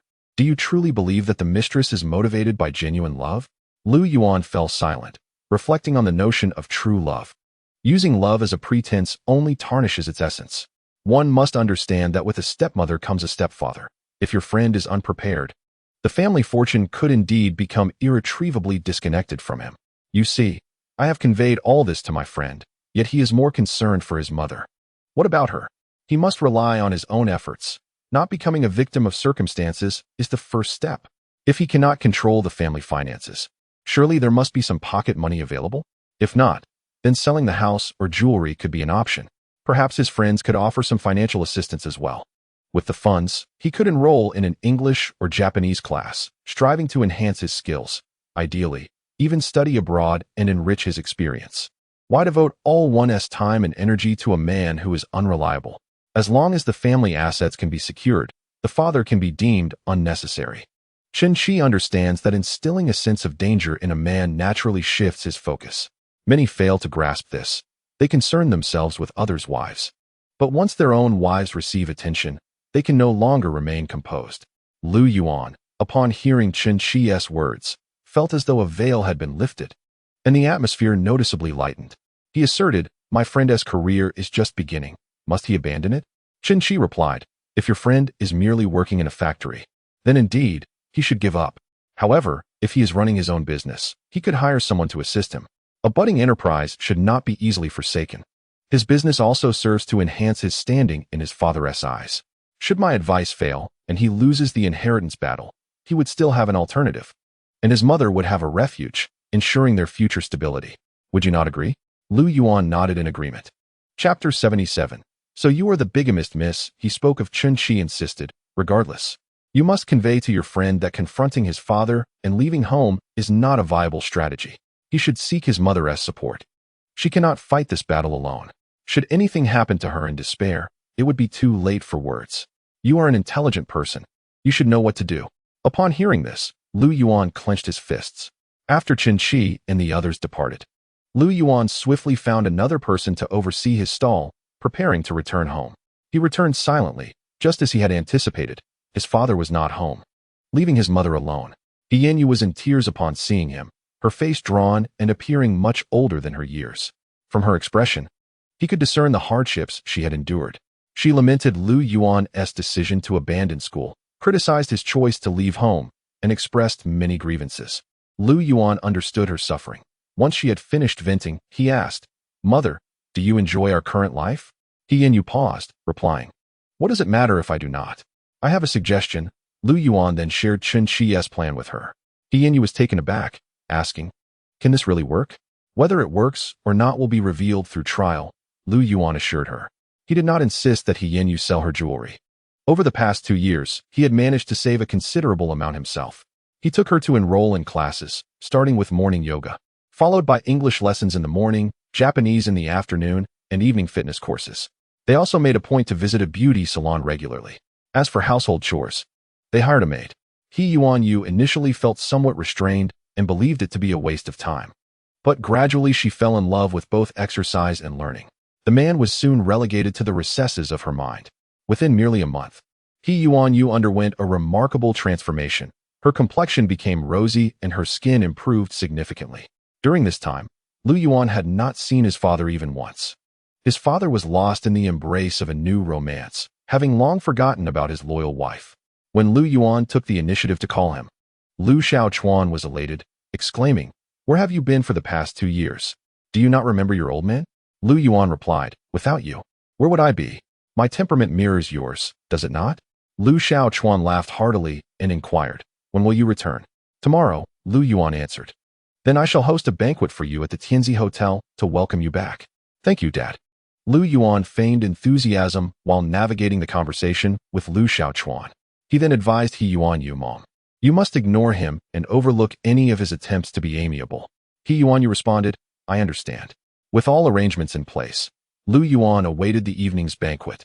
The following day, Lu Yuan escorted He Yuan Yu to the Tianzi Hotel, arriving at the room reserved by his father. It was evident that Lu Xiaochuan was oblivious to the significance of the moment, arriving with his mistress. The mistress, clad in a maternity dress, provocatively caressed her belly. Upon entering, Lu Yuan's heart raced upon seeing the mistress, who was indeed pregnant. Chen Qi had been right. He had only one father. But his father could have numerous children. How much time had passed? The mistress was already expecting? Hadn't he previously stated he would only ever have one son? Had he not claimed that his affairs were mere flings? It seemed that fiction had morphed into reality. He quickly turned to give He Yuan Yu an encouraging glance, and she took a deep breath before entering.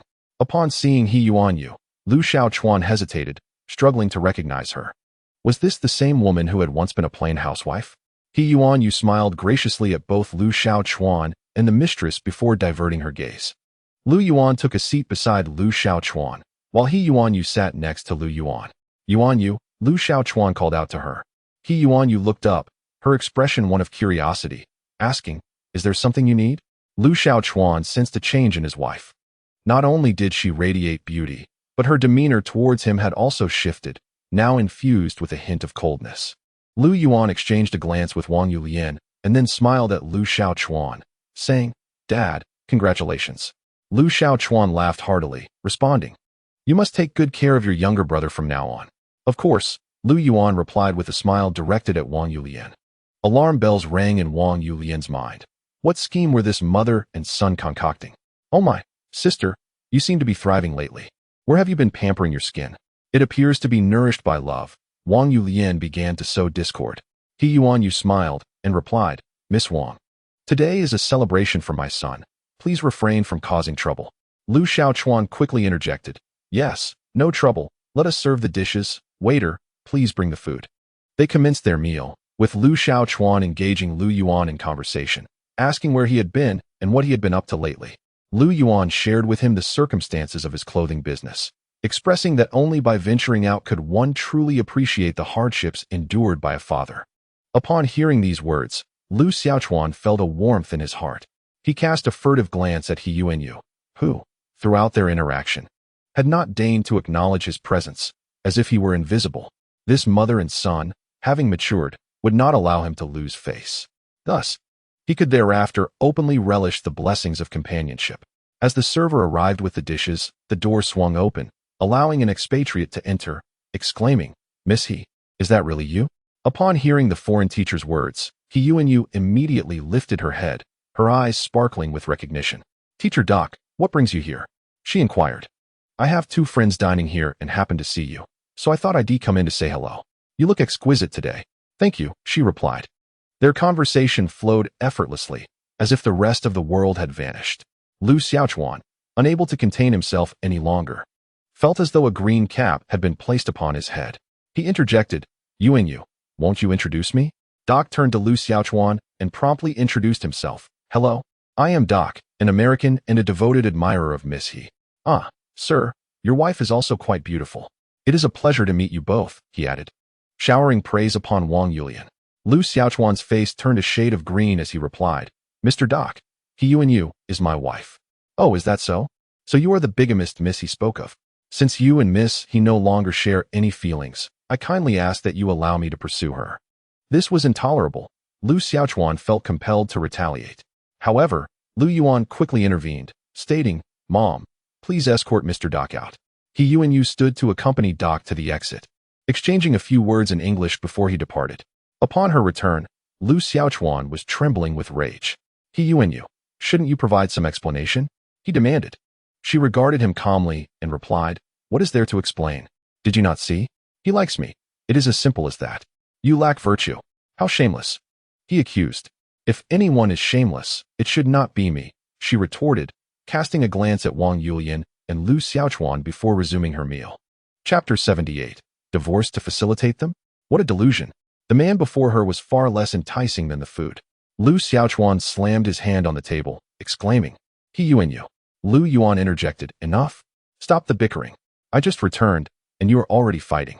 If you truly cannot continue, then divorce is the answer. If love has faded, why torment one another?" Wang Yulian's face brightened. If they divorced, she could seamlessly assume the role of Mrs. Lu. Yet Lu Xiaochuan, in a fit of frustration, retorted, "Divorce to facilitate them? What a fantasy." He Yuan Yu remained unfazed by his outrage, and ultimately, Lu Xiaochuan could no longer restrain himself and overturned the table. Seeing the table upturned, He Yuan Yu dropped her chopsticks and said to Lu Yuan, "I'll head back now." "I will escort you," Lu Yuan offered. After they departed, Wang Yulian seized the opportunity to berate He Yuan Yu to Lu Xiaochuan. The more he listened, the angrier he became. Feeling as though he was striking a fist into a cloud, he insisted on inquiring about the situation with He Yuan Yu. Thus, he instructed Wang Yulian to return on her own while he followed back to the Lu family's villa. Wang Yulian anticipated a commotion upon her return, so she obediently waited to assume the role of Mrs. Lu. Upon arriving home, Lu Xiaochuan discovered that He Yuan Yu was not present. Not at home. Had she gone out on a date with that foreigner, Dao Ko? Lu Xiaochuan was so furious that he felt like demolishing the house, only to be restrained by Lu Yuan. The agitated Lu Xiaochuan resembled a lion, and Lu Yuan engaged him in a heartfelt conversation, asking, "Father, if you had to choose between my mother and Aunt Wang, whom would you select?" Lu Xiaochuan found this dilemma troubling. Previously, he would have unhesitatingly chosen Wang Yulian. But now that He Yuan Yu was involved with a foreigner, he was embarrassed to face the situation. Yet, selecting He Yuan Yu would mean betraying Wang Yulian, who was pregnant. Rubbing his temples, he replied, "Let's discuss it after she gives birth." Lu Yuan smirked, saying, "By the time she gives birth, the choice will no longer be yours. You must decide now. If your indecision is due to Aunt Wang's pregnancy, why not take a gamble?" "Gamble on what?" "To see if Aunt Wang truly loves you."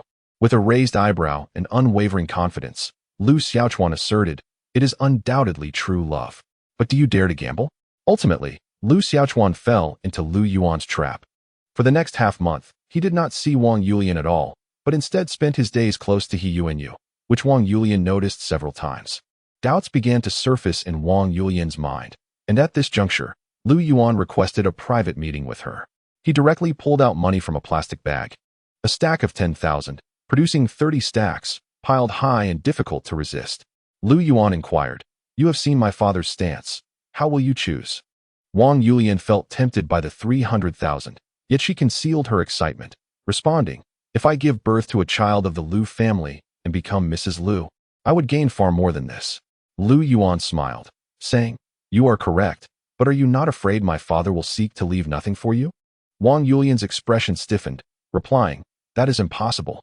Lu Yuan continued, "Since you choose to stay with my father, I will not force you, but whether you can become Mrs. Lu is uncertain. All my father's inheritance will belong to me. Your child will have no claim to it. Have you not consulted a lawyer about this? I will give you 5 minutes to ponder. After 5 minutes, I will begin collecting the money. You may change your mind before I finish, but you can only take the cash on the table." The countdown began as he glanced at his watch.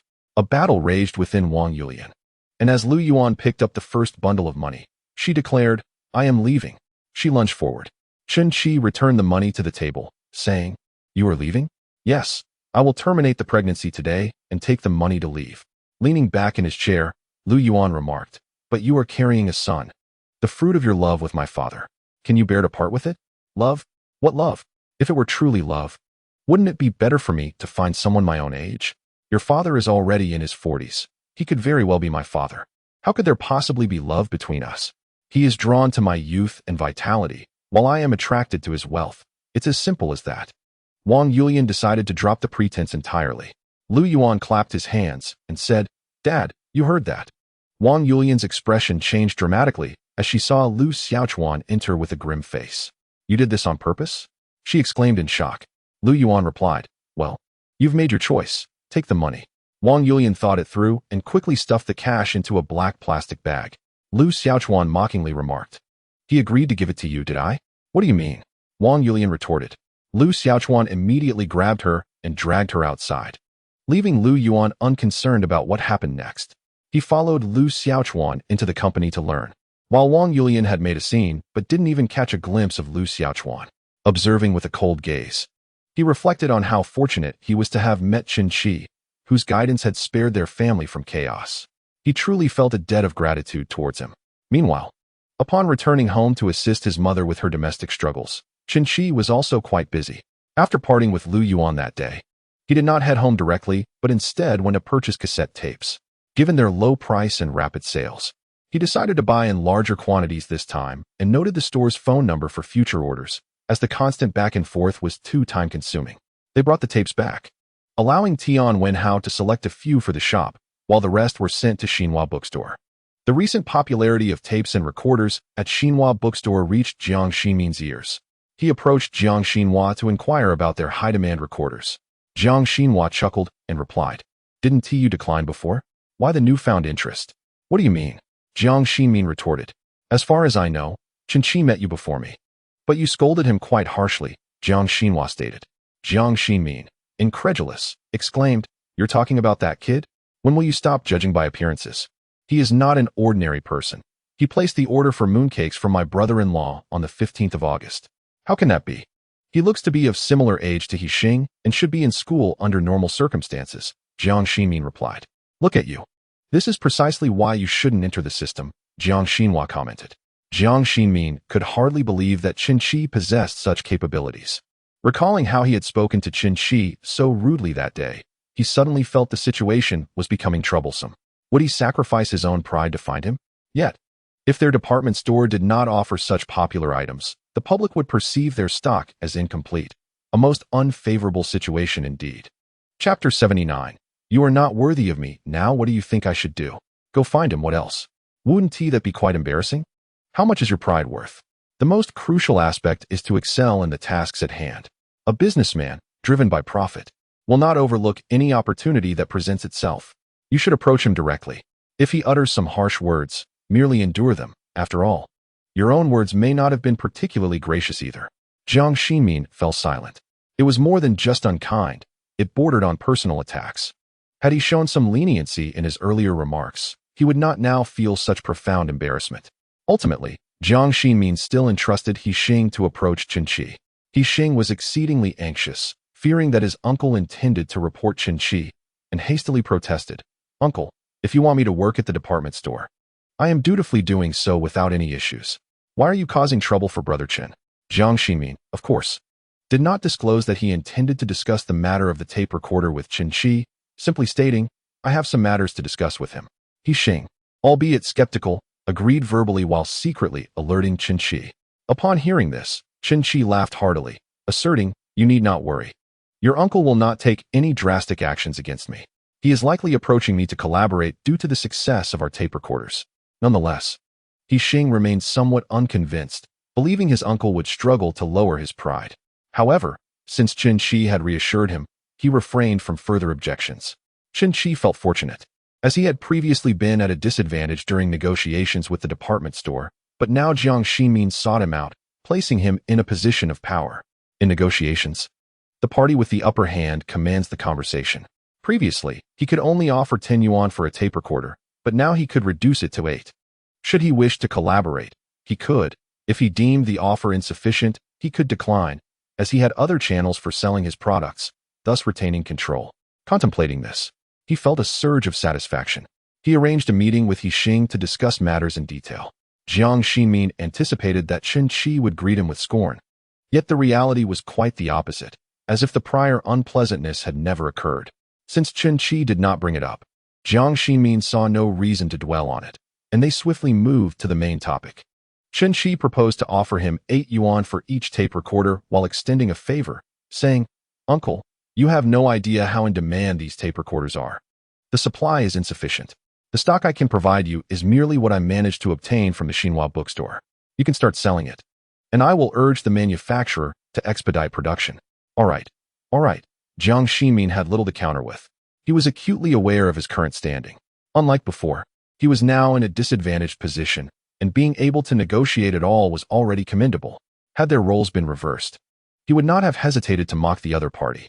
Comparing the former indifference he faced to the present predicament where he was seemingly unworthy of attention, he realized that he appeared less mature than a mere youth with grand aspirations. It was no wonder his elder brother often remarked that he lacked composure and the capacity for significant achievements. Following this meeting, he felt as though his perspective had been broadened. Meanwhile, Chen Qi indeed began to press Zhu Onping for action. On a typical day, a phone call inquired about the progress on his end.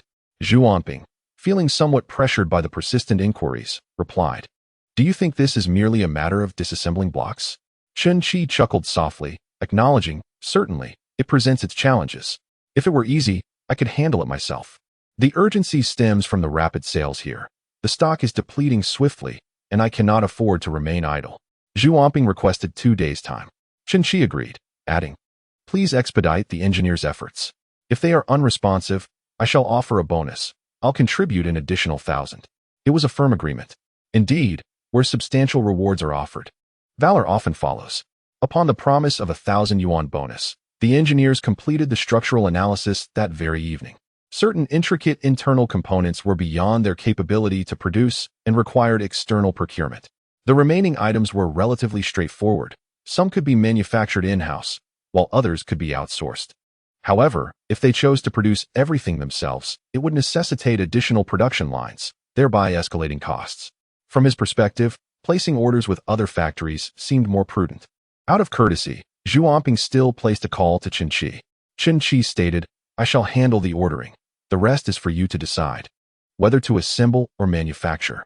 It is of no concern to me. I merely require a complete product, and you must ensure the costs are minimized." Zhu Onping replied, "Very well. We shall deliberate and present you with a quotation.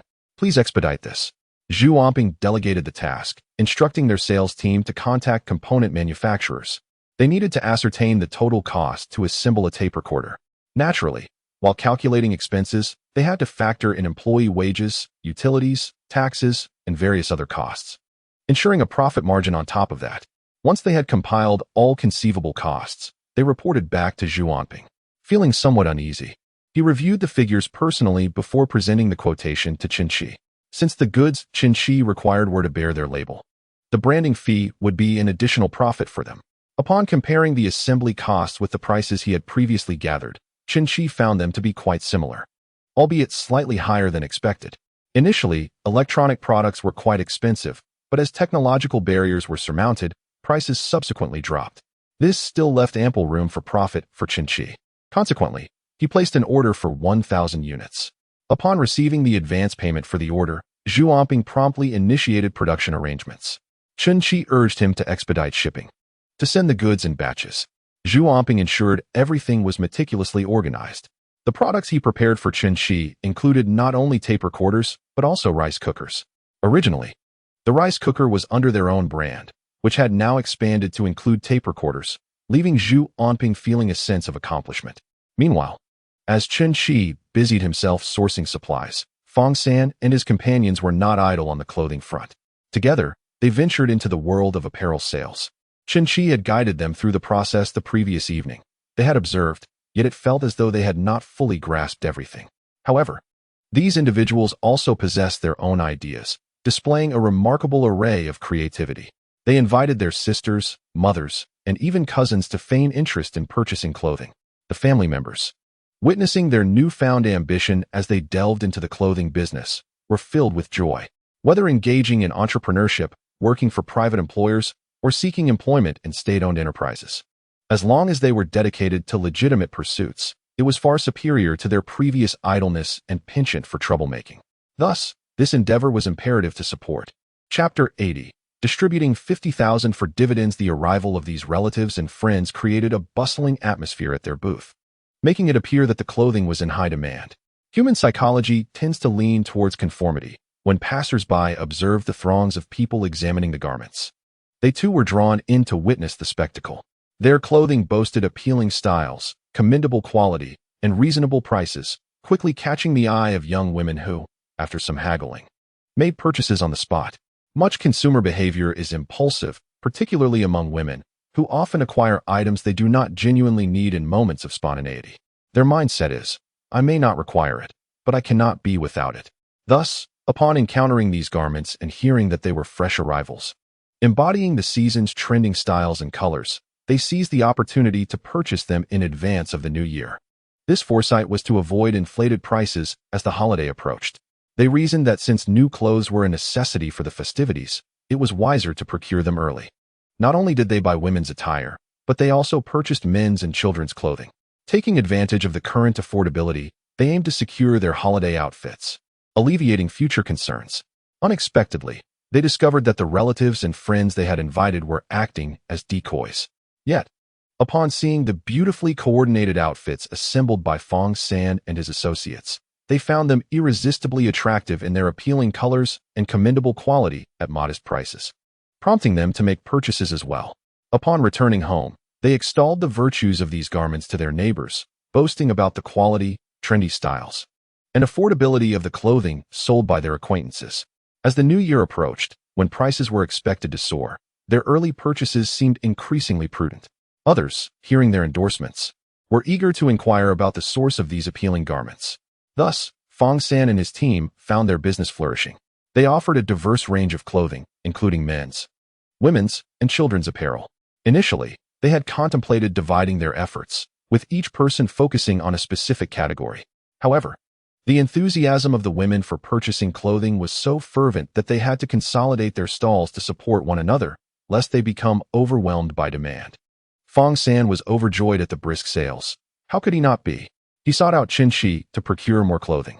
Although Chen Qi could carve out time to assist, he intentionally encouraged Fong San to stand on his own, advising him to directly contact Wan Zai to report the styles and colors needed for shipping.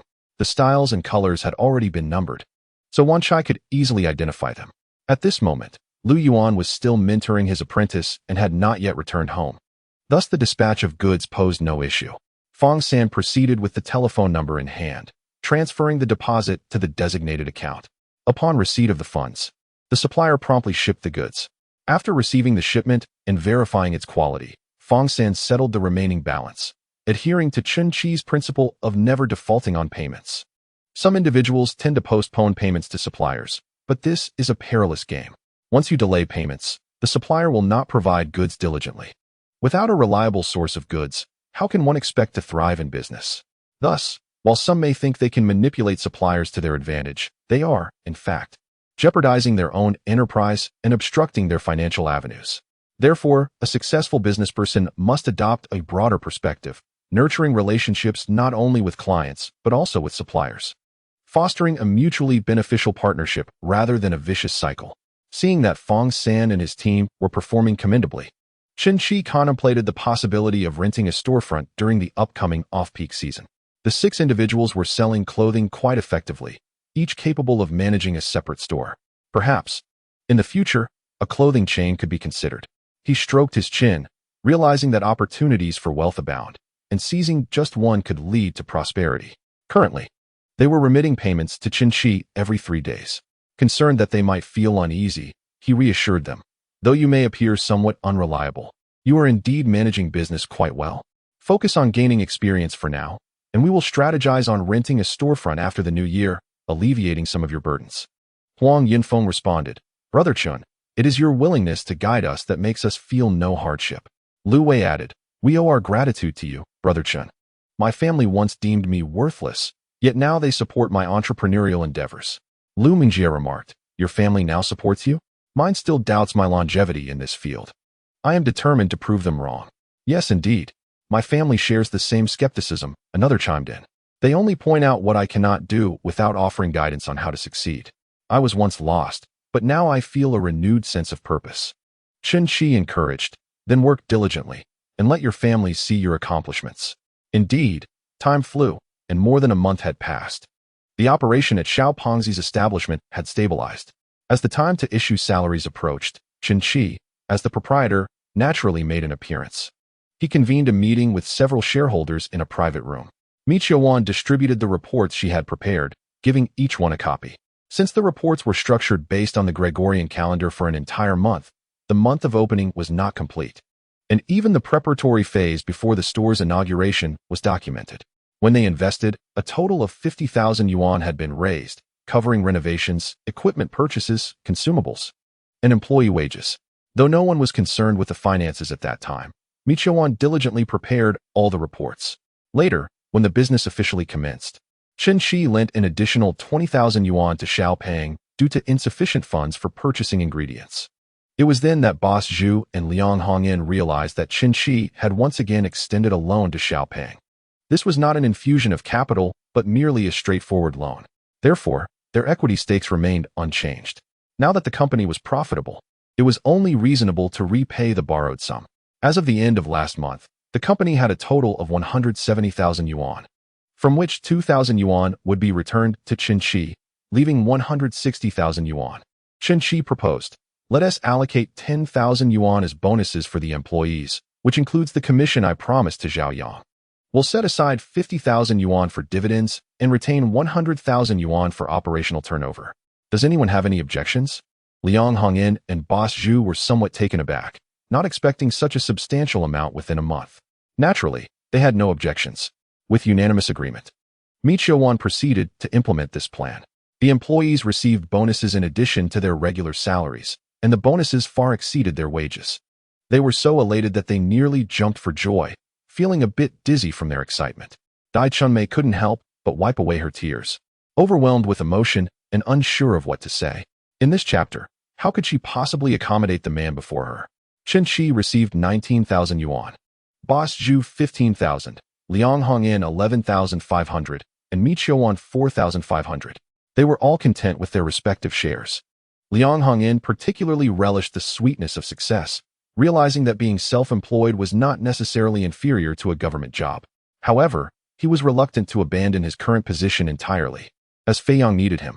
Everyone was contributing to the nation's development, and he felt it imperative to shine in his area of expertise. That night, Mi Qiuan found it hard to sleep, tossing and turning as she contemplated leaving Fei Yang to follow Chen Qi. Yet, she felt a twinge of reluctance. What made her less worthy than that woman? That woman had a child already in elementary school, while she still found herself ensnared in emotional turmoil. She couldn't fathom where she had faltered. For years, she had acted out of spite, constantly opposing her former fiancé, yet he had always indulged her, leaving her frustration with no outlet. She had witnessed her ex-fiancé marry a woman who seemed inferior to her in every regard, and then saw that woman become pregnant and give birth to a son. While she remained solitary, she never intended to disrupt their marriage, yet she yearned for revenge against her ex-fiancé. However, his avoidance of her left her with pent-up emotions and no means to express them. She even considered confronting that woman, but the woman's perpetual friendliness disarmed her, rendering her unable to utter harsh words. Today, although the dividend distribution meant she received the smallest share, the prospect of earning 4,500 yuan in a month was something she had never envisioned. As a university graduate working at a large corporation like Fei Yang, a monthly salary of 500 yuan had been unattainable for many. Yet, Chen Qi and the others effortlessly earned far more than that, with even the average bonus for employees surpassing 500. Suddenly, her sense of superiority vanished. What has she been enduring all these years? Is she not merely tormenting herself? That night, she contemplated deeply and resolved to resign and follow Chen Qi. The following day, when she informed her family of her decision to quit her job, they unanimously opposed her. To them, Fei Yang was an unattainable ideal for ordinary people. How could she possibly leave to pursue a venture with a small business? Mi Qiuan interjected. It's a legitimate company, registered with the Industrial and Commercial Department, not just a small business. And even if it were, what of it? Why is that deemed undignified? The nation ardently supports the individual economy. Why do you persist in harboring such biases? Mi's father sipped tea, remaining silent. Mi's mother spoke up. Do not utter such things. Working in a government position brings honor and dignity. Moreover, this week, Aunt Lu is introducing you to a suitor. Do not be so choosy. At your age, aren't you afraid of ridicule? Ma Xianglong's child is already in school, yet you remain unmarried. Do you know what people are saying outside? Mom, Mi Qiuan exclaimed. Enough of this. Focus on your job. You cannot abandon the position assigned to you by the state. Furthermore, I've seen the young man Aunt Lu is introducing, and he seems quite good. Do not be so picky, or I shall not spare you. Marriage is a matter of personal freedom. You cannot interfere with my choices. Interfere? Yet you cannot find someone to marry? If you do not comply, I shall indeed interfere. You may take legal action if you wish. I raised a daughter only to end up with a foe. Had I known, I would have drowned you in the chamber pot. Let us see how stubborn you remain." As she spoke, Mi's mother clutched her chest and burst into tears. Enraged, Mi Qiuan stormed into her room, forcefully shutting the door and pulling the blanket over her head. Yet, her mother's lamentations relentlessly invaded her ears, dragging forth memories of the brother who had lived only 2 days. They were a pair of twins, she large and robust, he frail and small. People often claimed she had siphoned off most of the nourishment, leading to her brother's fragile demise. But who could fathom her intentions? Who could remember the time spent in their mother's womb? If given a choice, she would have preferred to be the weak one, the one who perished early. As a girl and he a boy, if he had survived and she had not, surely their mother would not blame him, would she? From a young age, she had grown up under the weight of such accusations, fiercely striving to prove she was no less than any boy. Yet, no matter her efforts, her mother remained indifferent. Although she provided her with clothing and education, she felt devoid of love. The slightest disobedience would prompt her mother to resurrect the memory of the deceased brother. She had truly had enough. In despair, she covered her face and wept, her eyes swollen, as her mother continued to berate her for the choices she had made over the years. Mi Qiuan could no longer endure the situation and, in a state of despair, shouted from within the door, "Enough! I will go tomorrow, even if it means marrying a pig. Are you satisfied now?" Only after achieving her goal did Mi's mother wipe her face and stand up from the ground. Mi's father let out a heavy sigh, muttering softly, "Go ahead. Create your own mess, and you will regret it in due time." "What did you say?" "Nothing. I am going to wash the vegetables." Mi's father hastily retreated to the kitchen. The following day, Mi Qiuan met Xiao Wang, whom Aunt Lu had introduced for a blind date. Xiao Wang was of short stature, with a dark, plump figure, and he dressed in a rather careless manner, exuding an overall slovenly appearance. Upon first sight, Xiao Wang's lecherous gaze towards Mi Qiuan was unmistakable, as he consistently and deliberately glanced at her chest. Mi Qiuan felt a heavy blockage in her chest, akin to having a fly buzzing in her throat. Initially, she had hoped to settle for this arrangement, thinking she could simply close her eyes and accept her fate, believing that marriage would grant her an escape from her suffocating family. However, the man before her made it impossible to reconcile with such a notion.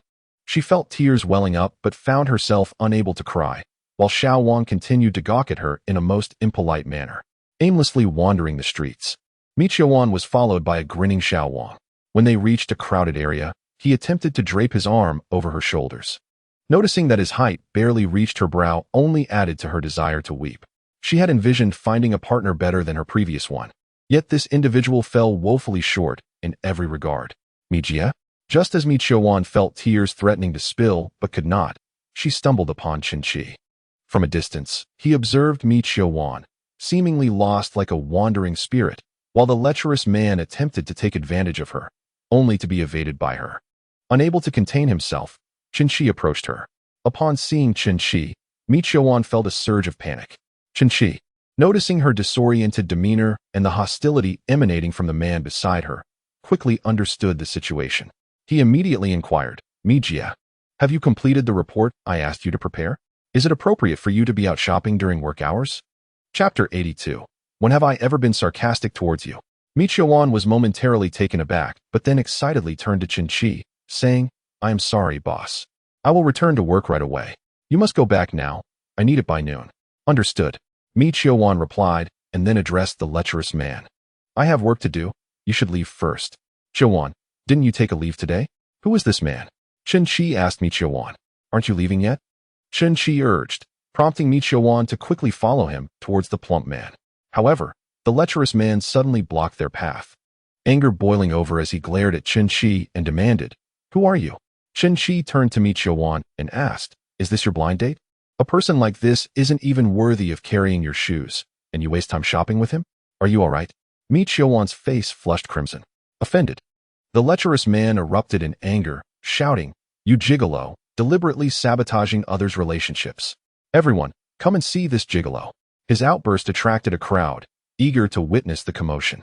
During this period, Chen Qi had not been basking in the sun daily, resulting in a noticeable lightening of his complexion. Observing the crowd gathering to witness the spectacle, he initially had no intention of offering any explanations. However, considering the implications for the young lady's reputation, he felt compelled to clarify, "This is our company's accountant, who has taken an unsanctioned leave to indulge in some shopping, and I happened to encounter her. You are clearly a scoundrel, yet you articulate your deceit so eloquently. You are but a petty figure, attempting to masquerade as a magnate, came the retort. Chen Qi inquired, and who might you be? I am her fiancé, was the response. We have no relationship, Mi Qiuan quickly interjected. No relationship, yet you request my company for shopping? No relationship, yet you expect me to purchase items for you? Is our blind date a genuine affair, or merely a fade? Shall I summon witnesses to attest to this? The lecherous man exhibited an audacious demeanor. Mi Qiuan, in indignation, declared, I never consented to anything with you. I merely suggested you leave, yet you insisted on following me. When you asked me to buy things for you, you showed no disdain. Now that you see this young man, you suddenly recoil in contempt? Recalling the bag in her hand, she hastily retrieved a skewer of candied hawthorn and hurled it at him, asserting, who would covet your offerings? Take it back. The onlookers, initially led to believe that the man's claims of purchasing extravagant items were credible, were taken aback to discover it was merely a skewer of candied fruit, prompting them to erupt in laughter.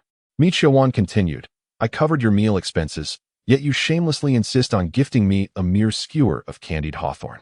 I do not desire it, but you insisted on forcing it into my hands. I find it improper to engage in such public tug-of-war, so I carried it briefly. Who would desire your candied hawthorn? I also paid for your fare. The lewd man, now furious, retorted, just as Mi Qiuan prepared to hurl her money at him. Chen Qi interjected, how much did she spend on you in total? Have you calculated it? The man, counting on his fingers, replied, a total of $1.35. Chen Qi produced a $100 bill, asking, is this sufficient?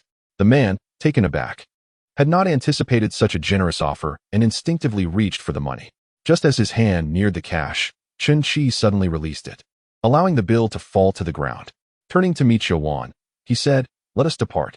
The two walked away side by side, while the man, disregarding their exit, hurriedly picked up the money, furiously shouting at Mi Qiuan's retreating figure. Mi Qiuan, let me make this clear, that young man has no genuine feelings for you. Have you considered how much older you are than him? If you do not marry me, you will never find a partner. You are nearly 30, and no one will want you. I do not mind that you have been used and discarded. To this, Chen Qi, having overheard the man's remarks, swiftly returned and, with remarkable speed, delivered a punch to the man's face. The lewd man, utterly astonished that Chen Qi would dare to strike him, boasted, you actually dare to hit me? Chen Qi, blowing on his fist, responded, I have a compulsion for symmetry. With that, he delivered a second punch to the other side, stating, now it is symmetrical. Mi Qiuan, lecherous man, crowd, you dare to lay hands on me? Chen Qi chuckled, you have already been struck. Why do you question my courage? I warn you, should you utter another slanderous word about Miss Me in my presence, I shall not show you mercy. Oh, and from now on, whenever you see Miss Me, you should take a detour, otherwise, I shall strike you every time we cross paths. To my astonishment, some onlookers began to applaud, having just witnessed the absurdity of this lecherous man being in the company of Miss Me. They pondered how such an unseemly fellow could have come to be, suspecting perhaps he hailed from a wealthy family. However, upon observing how scrupulously he counted his pennies, they concluded that no amount of wealth could justify marrying into such a family. Not only was he miserly, but his appearance left much to be desired. Yet, the young man beside the girl was indeed generous, producing 100 yuan with ease. A pity it was wasted on that lecherous man. As Chen Qi walked alongside Mi Qiuan, he remarked, Miss Me, I see your standards are rather high. Why then are you so indifferent in your quest for a partner? Mi Qiuan's expression stiffened momentarily before she forced a smile, replying, I initially thought to settle, but when the moment arrived, I realized I couldn't persuade myself otherwise. It was perplexing. How could someone as accomplished as Miss Me consider settling? She paused, then added, as I grow older, if I don't find someone to share my life with, I may truly remain unmarried. Chen Qi, taken aback, remarked, I had presumed Miss Me was well-educated and possessed more wisdom than us rough-hewn individuals. Who would have thought she still clung to such antiquated notions? Upon hearing this, Mi Qiuan interpreted his words as mockery and struggled to contain her emotions, tears brimming in her eyes as she exclaimed, You know nothing, so refrain from speaking so carelessly. Although you have aided me, it does not give you the right to belittle me. When have I ever belittled you? He retorted, bewildered. You accuse me of being sardonic, yet question me about it afterward? Mi Qiuwan's face flushed with indignation. Enduring humiliation at home is one thing. To be chastised by you is another. Do you think I do not aspire for independence? Do you presume everyone is free to act as they please? There are countless individuals bound by circumstance, each enduring their own unique struggles. Naturally, the joys and sorrows of humanity do not always resonate with one another. I do not expect you to understand. However, I implore you to speak with more kindness. Chen Qi was momentarily taken aback. Had he truly spoken with malice? Yet, it was clear that Mi Qiuwan did not wish to elaborate further, so he hesitated to press the matter. He simply stated, "You are overly sensitive." There was no intention to be sardonic or harsh. Perhaps it is the case that the speaker is oblivious while the listener is perceptive. Regardless, you ought to trust me. We are partners in this endeavor, comrades in arms. Chapter 83. How could he possibly know her affairs? Upon hearing his words, Mi Qiuwan recognized that her reaction may have been excessive and said, "I apologize. I truly appreciate your help just now. There are no insurmountable obstacles in this world. I only hope you do not compromise yourself, especially regarding matters of the heart, for they are not trifles." Mi Qiuwan replied, "I understand." Chen Qi sensed that she was not one to be easily swayed. Thus, there must be unspoken complexities behind her demeanor. He offered, "If you require assistance, I am willing to help you materially." Mi Qiuwan nodded slightly, and the two parted ways. Upon returning, Chen Qi felt that something was amiss with Mi Qiuwan. So he sought out Liang Hongyan to inquire about her situation. After listening to Chen Qi recount the events he had encountered on the street, Liang Hongyan fell into deep contemplation. He remarked, "I am not well acquainted with the circumstances of Comrade Xiaomi's family, but I am aware of her professional life. She had a former fiancé who, regrettably, became involved with another female worker from the factory, eventually marrying her, and now they have a child who is already in elementary school. Yet, Comrade Xiaomi remains unmarried." Chen Qi inquired, "What kind of person was her former fiancé?" Liang Hongyan replied, "He was relatively honest and straightforward. However, he felt that describing Ma Xianglong in such terms was somewhat inaccurate. If he were truly honest and straightforward, how could he have become entangled with another woman after his engagement to Mi Qiuwan? I wish to meet him and understand their situation better," Chen Qi stated. Liang Hongyan cautioned, "It is challenging for an impartial judge to resolve domestic affairs. Are you planning to meddle in their family matters? Comrade Xiaomi possesses commendable work capabilities." His implication was clear. It was best not to interfere too much in her personal life, as long as she fulfilled her professional responsibilities. Chen Qi countered, "If it were an ordinary employee, I would certainly refrain from intervening. However, Sister Mi is exceptionally capable. I perceive her as a forthright individual, so I feel compelled to assist. Perhaps I can discern where their ship has veered off course and help set them back on the right path.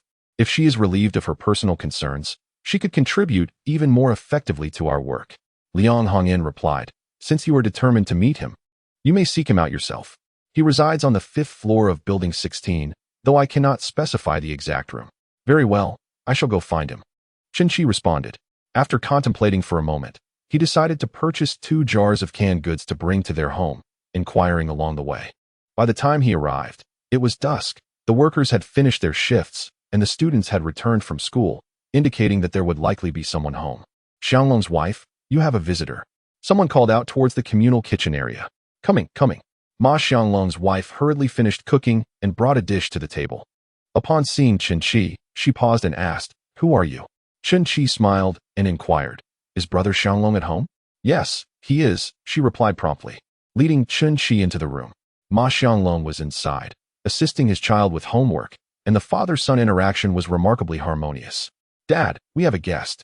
Ma Xianglong lifted his head, and Chen Qi placed the canned goods on the table, stating, "Brother Xianglong, I am Chen Qi." Ma Xianglong stood up and quickly approached to shake hands, saying, "Please, have a seat." Ma Xianglong's wife added, "You arrived just in time for dinner.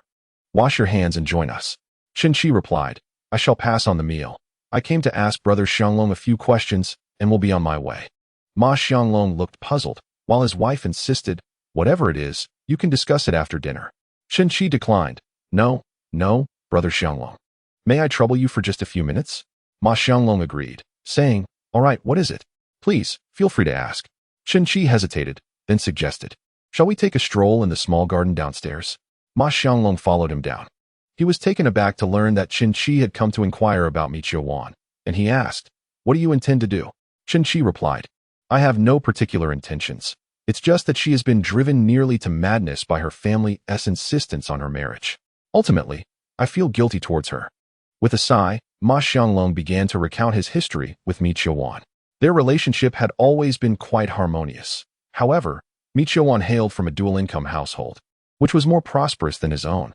When he first introduced Mi Qiuwan to his family, she exhibited a certain fragility, and his mother was not particularly supportive of their union. Nevertheless, his resolve at that time was unwavering. He believed that no obstacle was insurmountable.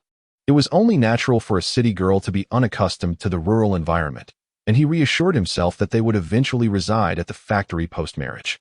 However, as he frequented Mi Qiuwan's home more often, he came to realize that her mother had a strong, controlling nature.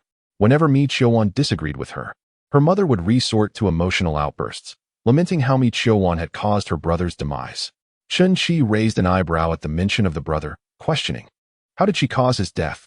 Can that truly be attributed to Qiuwan? They were twins, competing for resources in the womb. Is that not a natural law of survival of the fittest? Qiuwan has no authority in this matter. She once expressed a desire for it to have been her instead, yet her mother remains indifferent.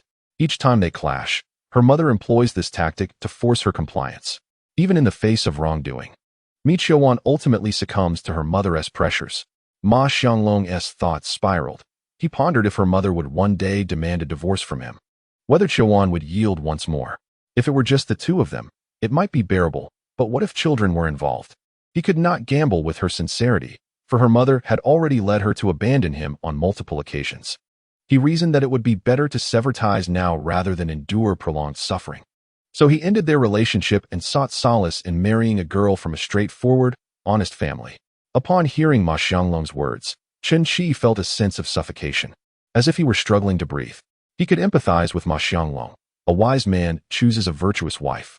Were he in the same position, he too would likely distance himself from such a family. It was indeed daunting. Simultaneously, he felt compassion for Mi Qiuwan. Astonished that she could endure life in such a household without succumbing to psychological turmoil, it only spoke to her remarkable resilience. Do you look down upon me? My abandonment has only deepened her sorrow. I am selfish. I do not wish to live the latter part of my life in the shadow of a mother-in-law. Ma Xianglong lamented. Chen Qi nodded, replying, It's all right. All that matters is that you treat your current wife well. You should return now. I must be on my way. Ma Xianglong rose to see him off. After returning home, Chen Qi's mind was a whirlpool of thoughts. Yet he could devise no solution. Surely, he could not persuade Mi Qiuwan to sever ties with her mother. When he next encountered Mi Qiuwan, he cryptically remarked, Sister Mi, bear the consequences of your actions if they are yours. If not, you need not take responsibility. Mi Qiuwan was left perplexed by his seemingly nonsensical statement, wondering if he had somehow uncovered the truth. Yet, she quickly dismissed the thought. How could he possibly know of her plight? Chapter 84. The desire to sell canned goods. Recently, Feng Hongqi had been enjoying a semblance of tranquility, free from the disturbances of Feng San's brawls that had previously compelled him to intervene. Moreover, he seldom encountered anyone. One day, while returning from work, he was astonished to find Feng San selling clothes at a stall, prompting him to rub his eyes in disbelief. Having not crossed paths with Jiang Xinhua, he was unaware of Feng San's recent association with Chen Qi. Consequently, he was oblivious to Feng San's newfound venture. His nephew, who had previously seemed idle and aimless, appeared to have suddenly gained a sense of purpose and embarked on a legitimate business.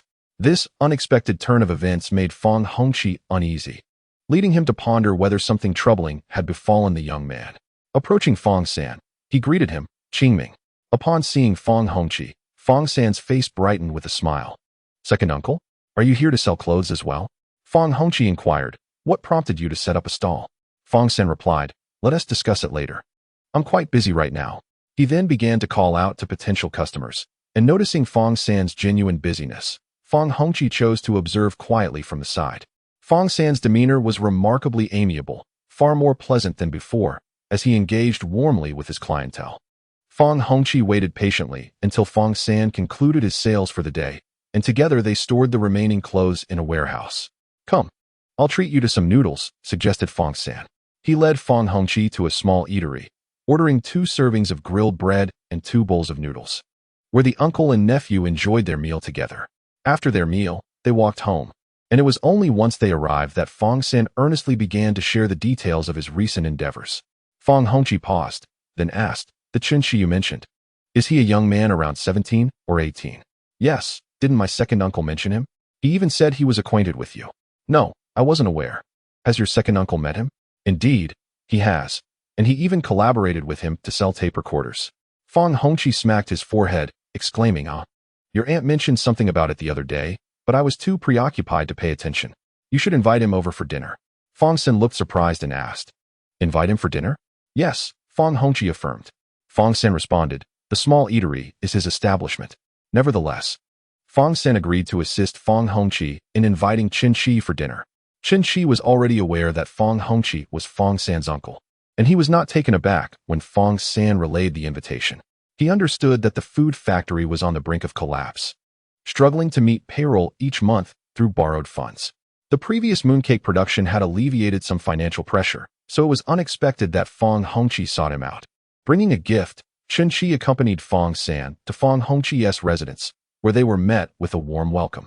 Fong Hongqi's wife, Hu Xilan, had prepared an abundant feast featuring a variety of dishes: chicken, duck, fish, and meat. At the dining table, they enjoyed their meal while engaging in conversation. It was during this exchange that Chen Qi learned of Fong San's status as a posthumous child, cherished and pampered by the family as a treasure, particularly by his grandparents during their lifetimes. With only one daughter, the Fong family had lavished all their affection upon this sole heir, ensuring he was treated with utmost care. Before their passing, the elderly couple repeatedly instructed their kin to take good care of Fong San. It was at this moment that Chen Qi learned that Fong San's full name was Fong Qingming, for he was born on the day of the Qingming festival, hence his appellation. As for why he was called Fong San, it was not due to his birth order, but rather because his father's nickname was Sanner. He had two elder sisters, and his parents casually referred to him as Sanner. Tragically, Fong San's father had passed away before his birth, and his mother bestowed upon him this name in remembrance of his father. Thus, he was affectionately called Fong San, even though his true name was Fong Qingming. As they dined and conversed, the atmosphere was quite jovial.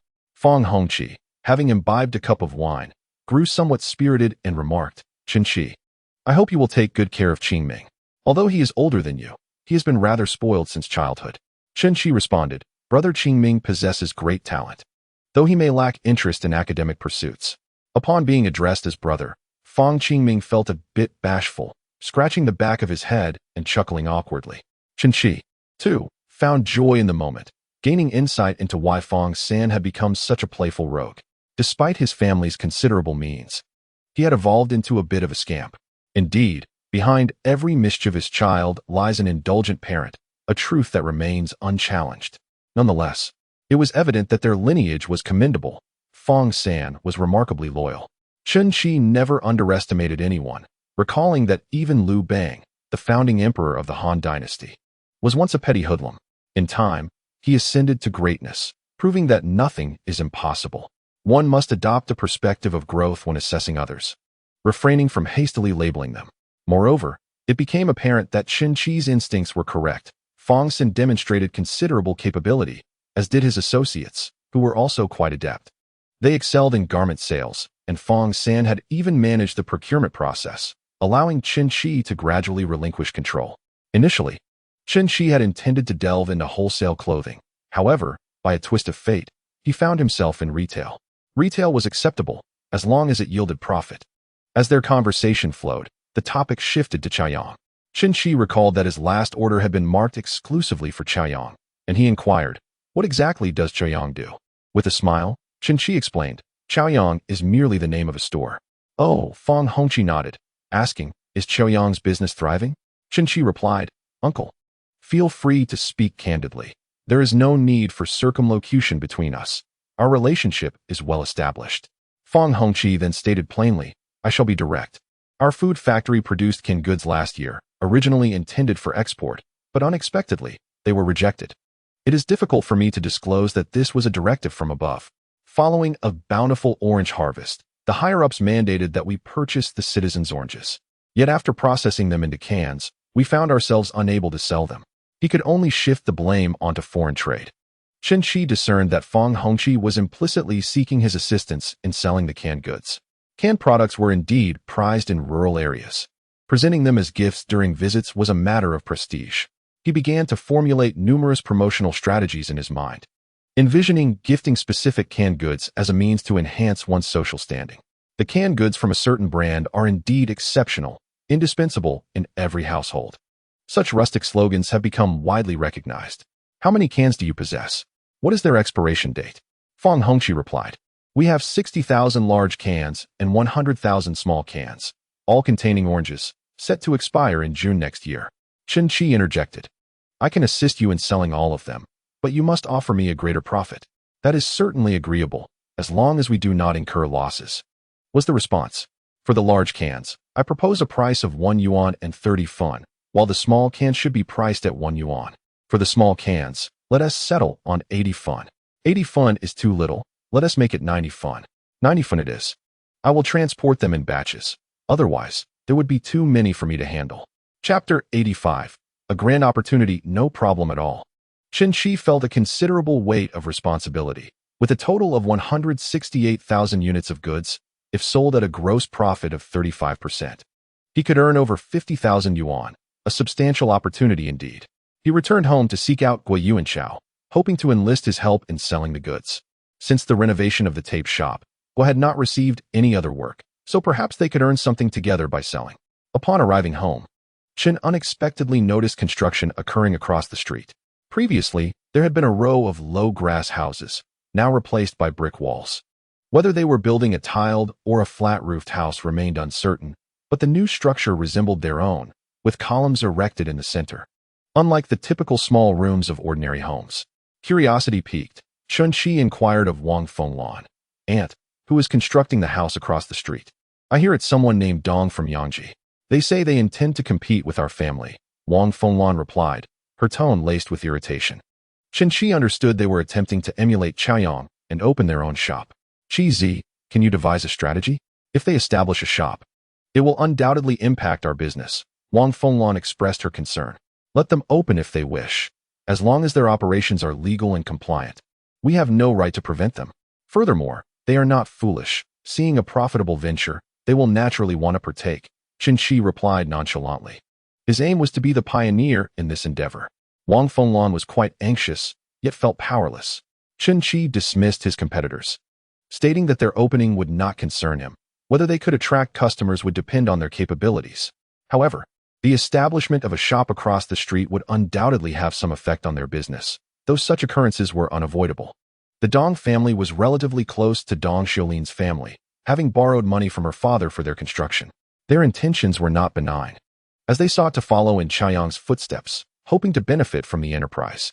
Whenever Chaoyang offered discounts, they would surely follow suit. Their envy toward Chaoyang was palpable. Upon witnessing the sale of mooncakes, they were quick to dismantle their old house and build anew, all the while harboring thoughts of opening before the new year, thus allowing them to profit from the sale of holiday goods. Guo Yuanchao, however, was not as concerned as Wang Fenglan had anticipated. He spoke to Chen Qi about another matter, saying, Qi, your uncle Hansheng and the others are also interested in cultivating shiitake mushrooms. What do you think? Chen Qi replied, if we cultivate too many shiitake mushrooms, they may not sell well. Perhaps we should consider other alternatives. Guo Yuanchao inquired, what other alternatives can we explore? Chen Qi responded, I noticed in Feiyang City that sweet potato vermicelli was being sold at a rather high price, despite its lack of purity. Therefore, I was contemplating whether we could produce our own vermicelli. By this time, sweet potatoes had already been harvested, with each household cultivating a substantial amount. Previously, due to poor grain yields, sweet potatoes had become an essential winter staple. In winter, when vegetables were scarce, sweet potatoes not only satiated their hunger but also served as a primary source of dietary fiber. How merciful the heavens were, indeed. They only sought to fill their bellies, unaware that sweet potatoes also contributed to their dietary fiber intake. However, due to advancements in seed cultivation and the widespread use of fertilizers, crop yields had increased, diminishing the necessity for sweet potatoes as a means of sustenance. Yet, they remained accustomed to planting sweet potatoes. Some were dried into sweet potato chips, while others were stored in cellars. In winter, every household would boil sweet potatoes, consuming some themselves and feeding the rest to pigs. Storing sweet potatoes in the cellar, however, required skill, as improper storage could lead to them freezing. As winter had yet to arrive, freezing was not an issue at present. Thus, producing vermicelli was feasible. But the question remained, who would undertake the task? Chen Qi was only familiar with the process of making sweet potato vermicelli, having watched it thoroughly on a short video platform, yet he had never attempted it himself and felt uncertain. He suggested to Guo Yuanchao, "I'm not sure how to make it, as I've never done it myself. Perhaps we should first attempt a small batch and see if we can succeed. If we do, we can then produce it in larger quantities. If not, we can further research the process." Guo Yuanchao replied, "I have plenty of sweet potatoes at home. Let us use them to try it out. How will we know it won't work if we don't give it a shot?" Chen Qi was taken aback by his response, as Guo had previously been quite conservative, fearing to inconvenience others. Witnessing this significant change in him brought Chen Qi great joy. Without further ado, the two set to work in Guo's yard, constructing a cooking platform and a shelter. Yang Hongcheng and others came to assist, while Chen Qi followed the steps from his memory to wash the sweet potatoes and extract the starch. The process of making sweet potato vermicelli proved to be rather cumbersome. It could not be accomplished by just one or two individuals, requiring several people to collaborate. Some handled the starch, others scooped, and some laid the vermicelli out to dry. Yang Hongcheng, Yang Hongxiu, and their wives joined in to lend a hand, ensuring there was sufficient manpower. Once Chen Qi had everything prepared, he began the process of making the vermicelli, meticulously following the steps demonstrated in the video, and to his delight, he succeeded. However, the sieved vermicelli turned out slightly coarse due to the mesh being too large. This was a minor issue that could easily be rectified by elevating the sieve. They eagerly finished the preparation of the starch, and, while making the vermicelli, Chen Qi suddenly had a moment of inspiration and inexplicably recalled the process of creating bean curd sticks. The preparation of these sticks seemed quite simple, even easier than making vermicelli. Once they completed the vermicelli, the families decided to taste their creations, so they gathered at home to cook. By noon, they had prepared a dish of stir-fried vermicelli with vegetables. The vermicelli was delightfully chewy, crafted entirely by hand from pure sweet potato starch, and the translucent strands appeared utterly delectable. The production of the vermicelli was a resounding success. Chen Qi turned to Yang Hongcheng and asked, "Uncle, do you think this venture is feasible? Please gather the sweet potatoes, and I shall come to purchase them." Yang Hongcheng replied affirmatively.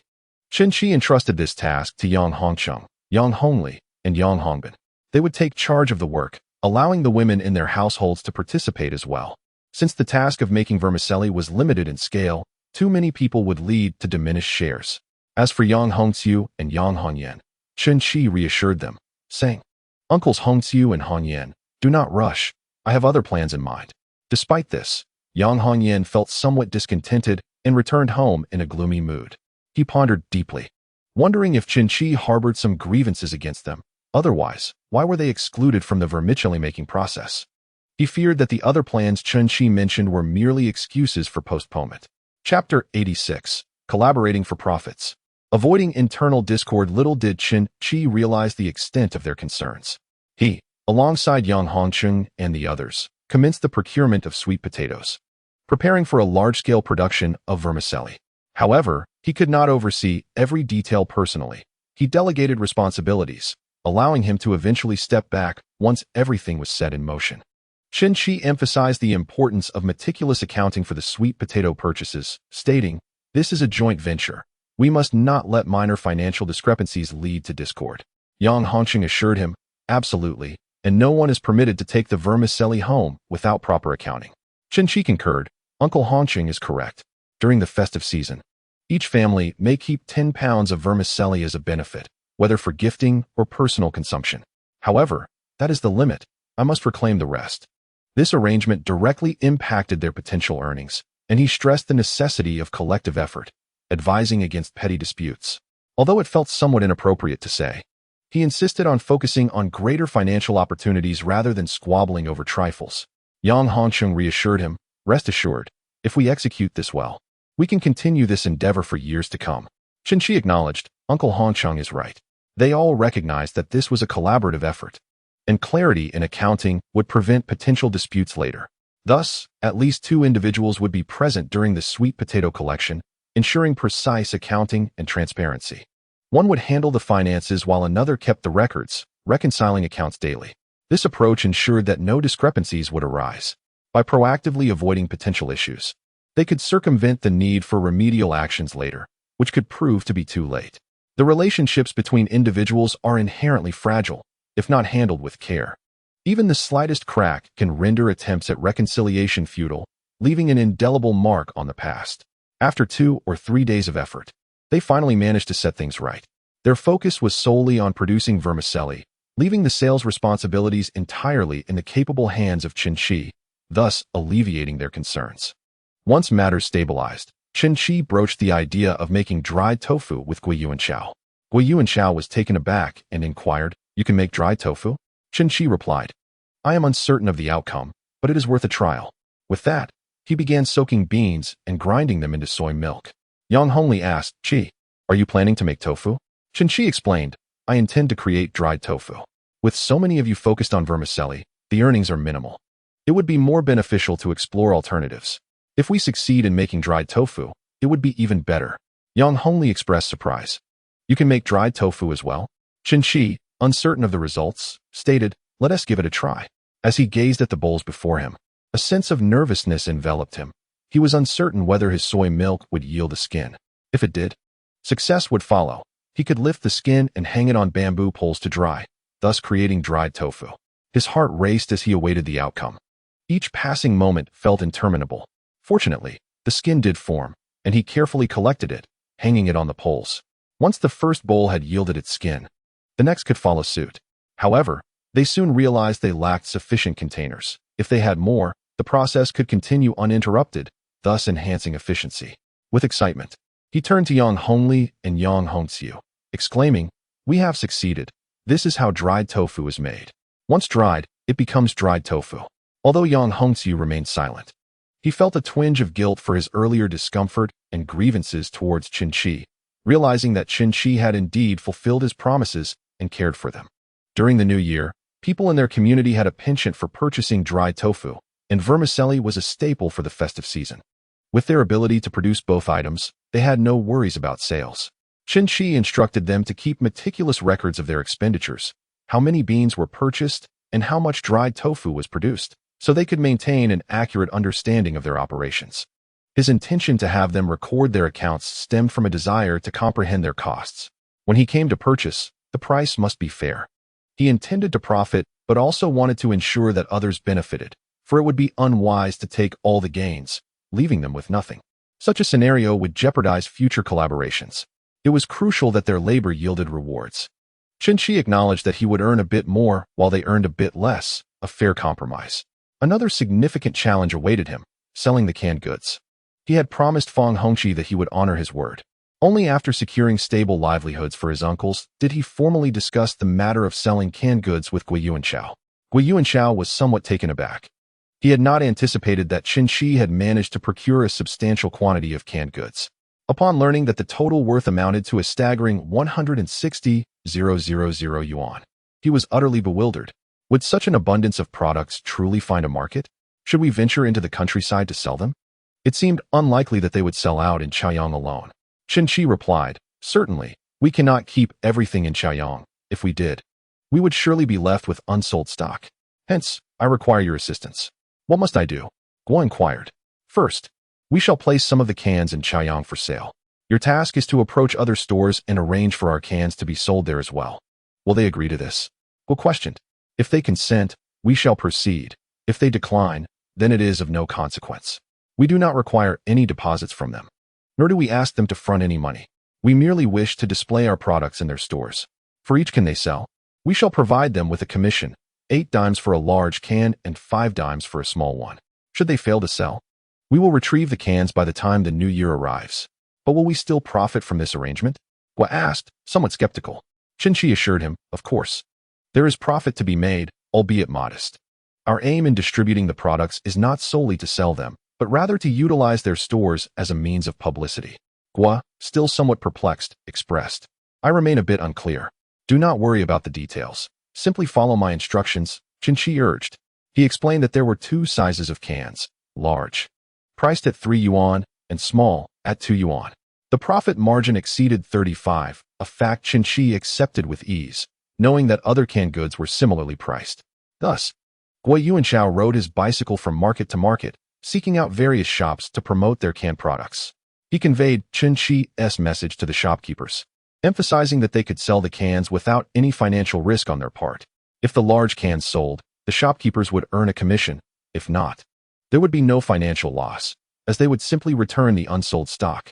Upon hearing this, the shopkeepers saw no reason to refuse, considering it an opportunity to profit without any investment. Consequently, the majority consented to display the products in their stores, as it would not impose any additional burden on them. Guo Yuanchao tirelessly pursued this endeavor, successfully negotiating with vendors across Shouyang County and nearby markets in Shuihu County and north of Feiyang City. While Guo was occupied with these discussions, Chen Qi busied himself designing promotional posters, which he had printed in abundance at an advertising firm. As Guo finished his rounds, the two began delivering the products, accompanied by the beautifully crafted advertisements. These eye-catching flyers were affixed to walls, drawing the attention of many passers-by. Curiosity piqued. They gathered to inquire about the canned goods. Even before Guo and Chen completed their deliveries, the influx of customers seeking to purchase cans began to swell. Initially, Chen Qi had contemplated limiting each store to merely 20 cans, yet before they could even take action, the cans had already been sold out. Chen Qi fell silent, pondering whether these items truly sold so briskly. Reluctantly, he decided to double the supply, ensuring that each delivery came with a receipt, which the stores could use to settle their accounts later. Each shop received a shipment, increasing from the initial 20 cans to 50. As for the manufacturers, the payment would have to be deferred. After all, he could not possibly produce the substantial sum of over 100,000 in cash at that moment.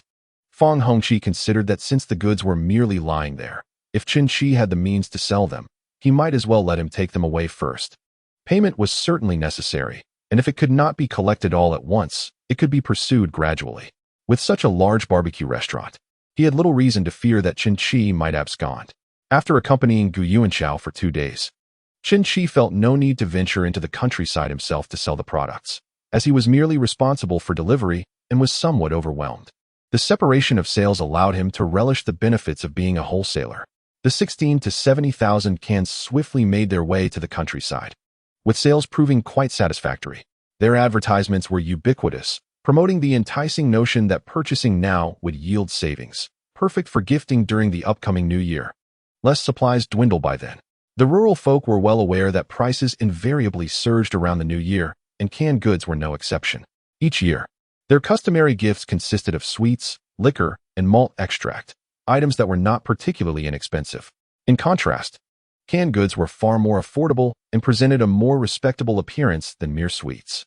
As everyone prepared to purchase canned goods for visiting relatives, one buyer's enthusiasm encouraged others to follow suit.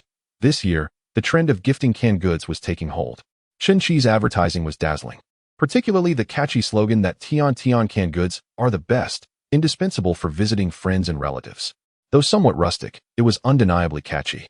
Savoring this success, Chen Qi proposed to Fang Hongqi, why not seize the opportunity to produce more canned goods?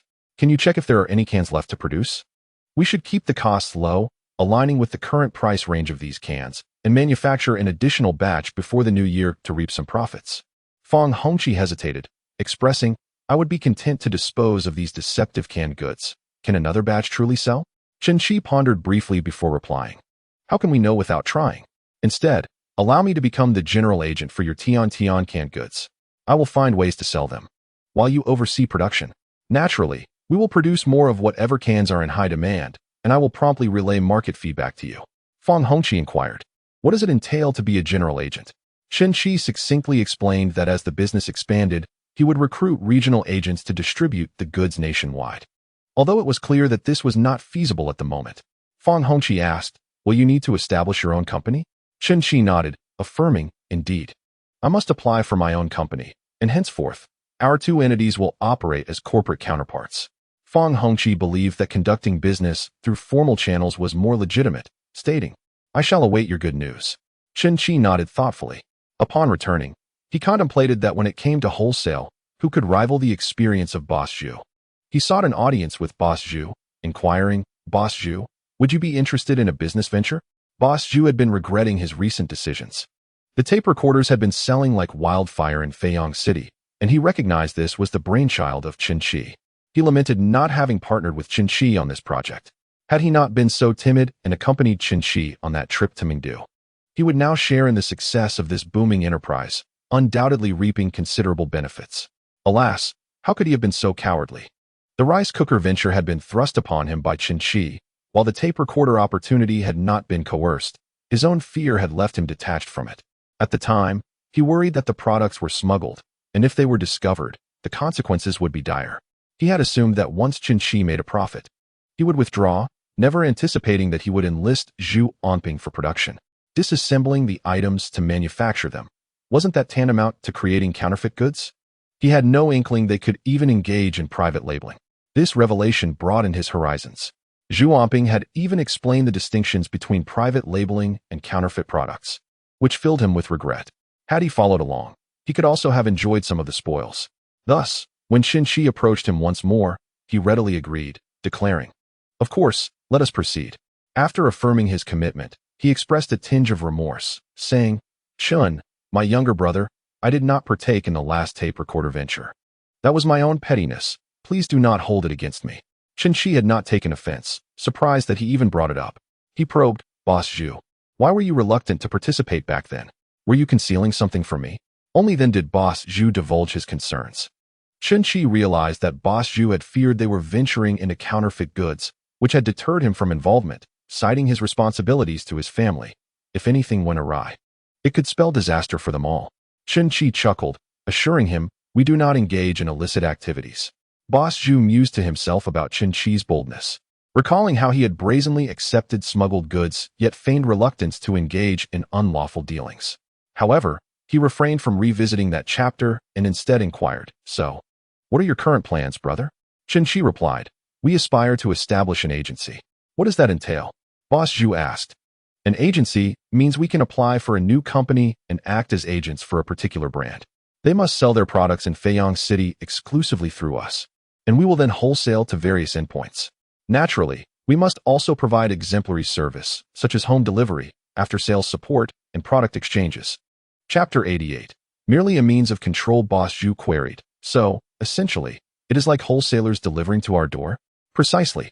We will settle accounts monthly. After delivery, we will retain receipts, and both parties will keep records for future transactions. Isn't that tantamount to us paying to conduct business for someone else?" Chen Qi chuckled softly and remarked, "Your perspective is not without merit. However, this approach will enable us to swiftly capture the market. In the future, any goods sold within our jurisdiction will yield us a profit." Boss Zhu interjected, "If we are the agents for the entire province, how much capital must we front? We need not bear all the costs ourselves. The manufacturers can also shoulder a portion," Chen Qi replied. "You mean to say Boss Zhu is a discerning individual, quick to grasp the essence of the matter?" he added. Chen Qi continued, "Precisely as you envision, we shall procure the goods first and settle the payment thereafter." Boss Zhu was astounded by this revelation, as it fundamentally challenged his previous understanding. Historically, he had always paid up front to acquire goods from manufacturers. The notion of reversing this order was bewildering. Would the manufacturers agree? They must acquiesce if they wish to survive. Otherwise, they will find it unsustainable, Chen Qi asserted. Boss Zhu, somewhat incredulous, pondered the audacity of threatening manufacturers. Conditions have improved somewhat in years past.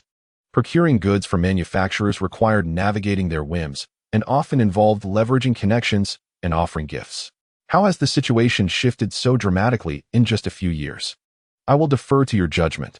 You may orchestrate matters as you see fit, as long as I manage the finances, he concluded. Chen Qi chuckled again and said, "Brother Zhu, you will need to contribute your efforts as well. My responsibilities are quite demanding, and ultimately, it is you who will bear the burden." Boss Zhu acquiesced. "Very well, please elucidate what we shall sell." "We will serve as the general agents for Xiantian canned goods."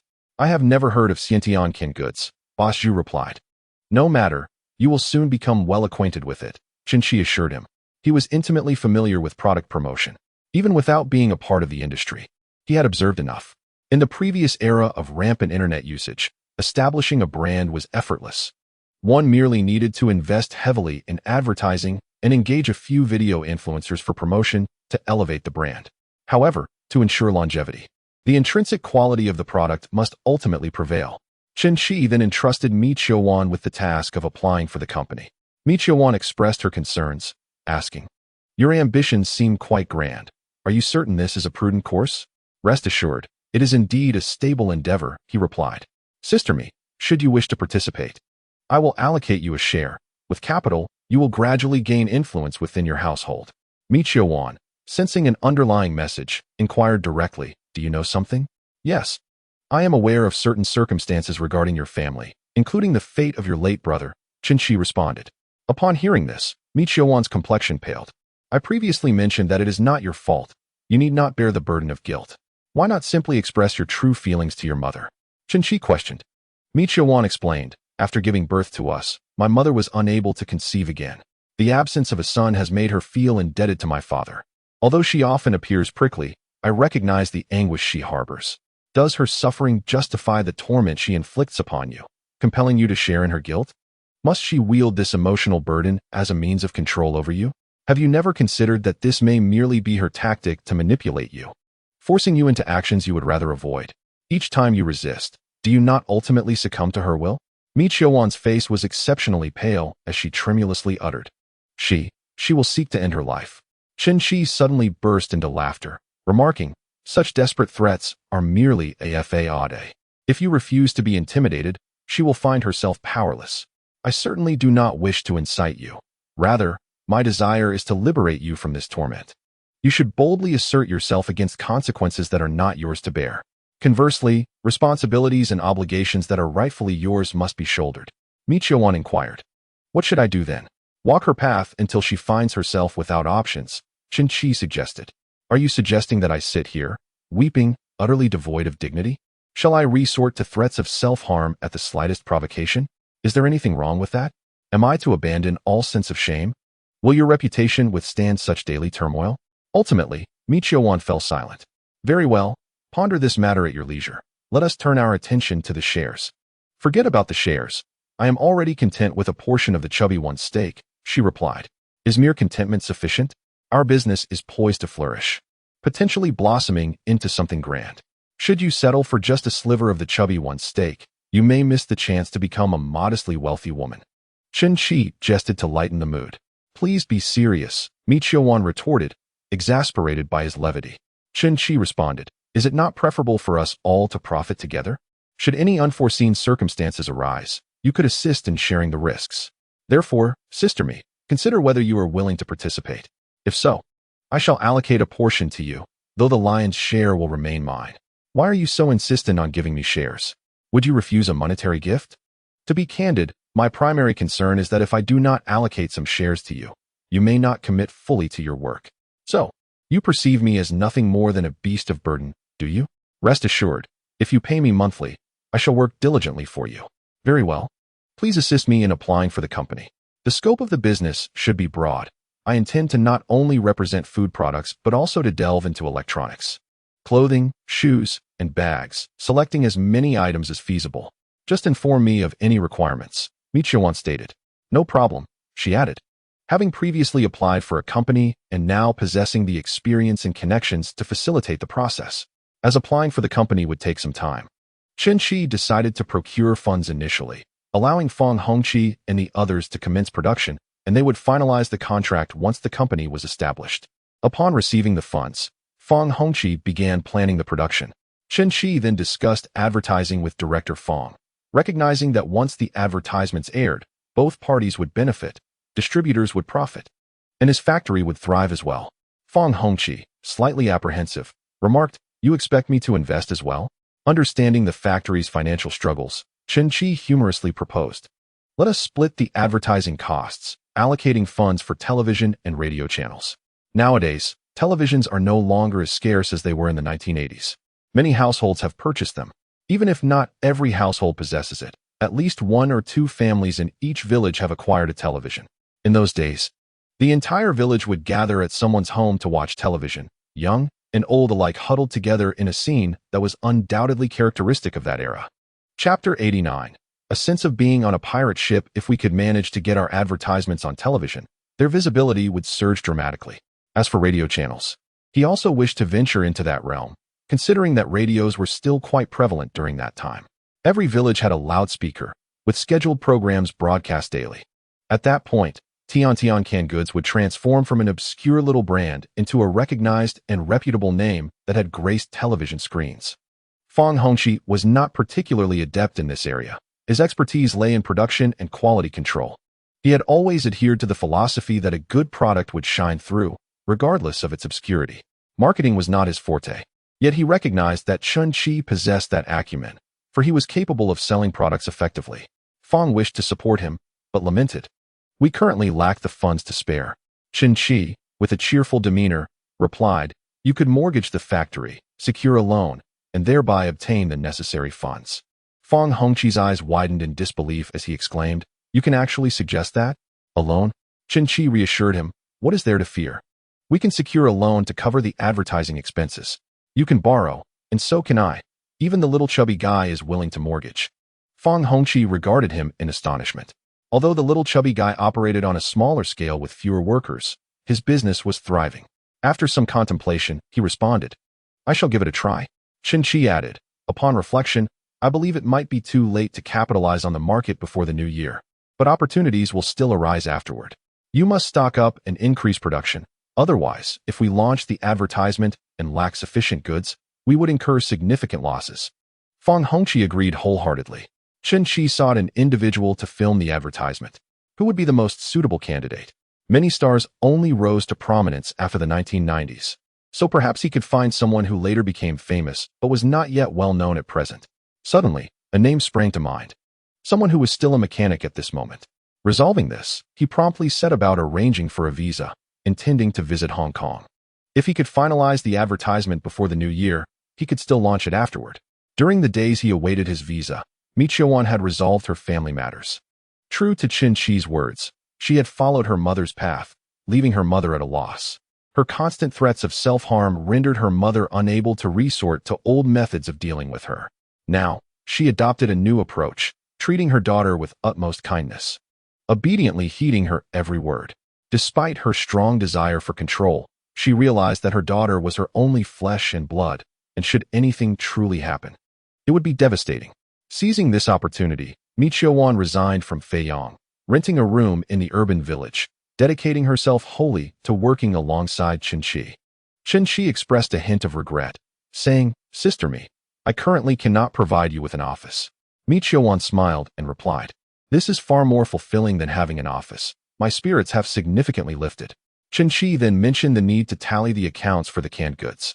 Instantly, Mi Qiuan's smile froze. Her beautiful eyes narrowed as she exclaimed, "Chen Qi, are you deliberately setting me up?" Chen Qi scratched his nose and suggested, "Sister Mi, you could hire an assistant. Let them handle the arduous tasks." Mi Qiuan immediately felt as though she had boarded a pirate ship. Who would endure such hardship as an accountant, with so many responsibilities? Chen Qi remarked, "I estimate that by the end of the year, all the canned goods will be sold. You can accompany my uncle to collect the payments with your assistant.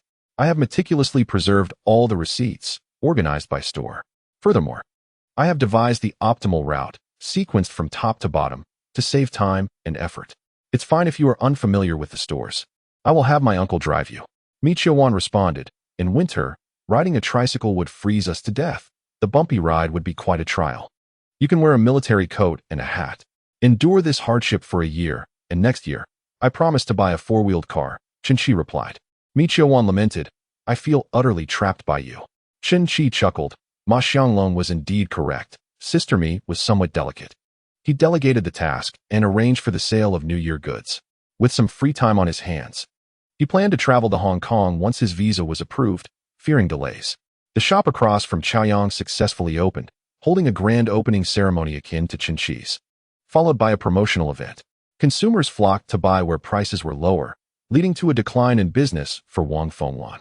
Jealousy brewed within her as she complained to Gui Yuanchao about the new shop. Gui Yuanchao, having noticed as well, was aware that Chen Qi knew of the situation but chose not to intervene, allowing events to unfold as they would. However, their establishment did not carry Xiantian canned goods. Chen Qi shared his promotional strategies with Wang Fengwan, advising her to update the blackboard outside with the schedule. Their shop produced its own vermicelli and dried tofu, making it difficult for the competition to compare. Additionally, they consistently offered lower prices on paper products, making it challenging for the rival shop to undercut them. They mistakenly believed that Chen Qi's team operated without profit, merely for show. In truth, their promotions were indeed profitable, albeit modestly so. Whenever a product was discounted here, negotiations with Boss Zhu would ensue on the other side. Boss Zhu had not anticipated Chen Qi's myriad strategies, yet he cooperated each time. At worst, he would earn slightly less. Losses incurred here would be compensated by gains from Little Fatty's side. Collaborating with Chen Qi was guaranteed not to result in losses. Moreover, Chen Qi procured essential items for the new year, including kelp and the ubiquitous fish that every household must buy for the festivities. Chen Qi has successfully secured a source of supply. While he and Guo Yuanchao ventured into the countryside to distribute goods, they encountered a professional fish farmer. At that moment, they reached an agreement with the farmer, arranging for him to come and collect fish for sale around the 16th day of the 12th lunar month. The fish vendor had already prepared a substantial air cushion capable of holding water, into which the transported fish would be placed. Naturally, live fish would command one price, while dead fish would fetch another. The fish stall was to be quite expansive, necessitating the assistance of 4 individuals: Yang Hongcheng, Yang Hongbin, Yang Hongli, and Guo Yuanchao. Meanwhile, Yang Hongxiu and Yang Hongyan would be in charge of selling vermicelli and tofu skin. The stall would be set up in front of Chun Wan's gathering room, with an abundance of goods for sale. By that time, Chun Wan and her companions would also be on holiday, allowing them to lend a hand. Chapter 90. The Unwritten Rules. Moreover, with Chaoyang operating throughout the day, even if some individuals were unable to attend the market in the morning, they could still come in the afternoon. The mushrooms cultivated by the 4th aunt's family would also be ready for market.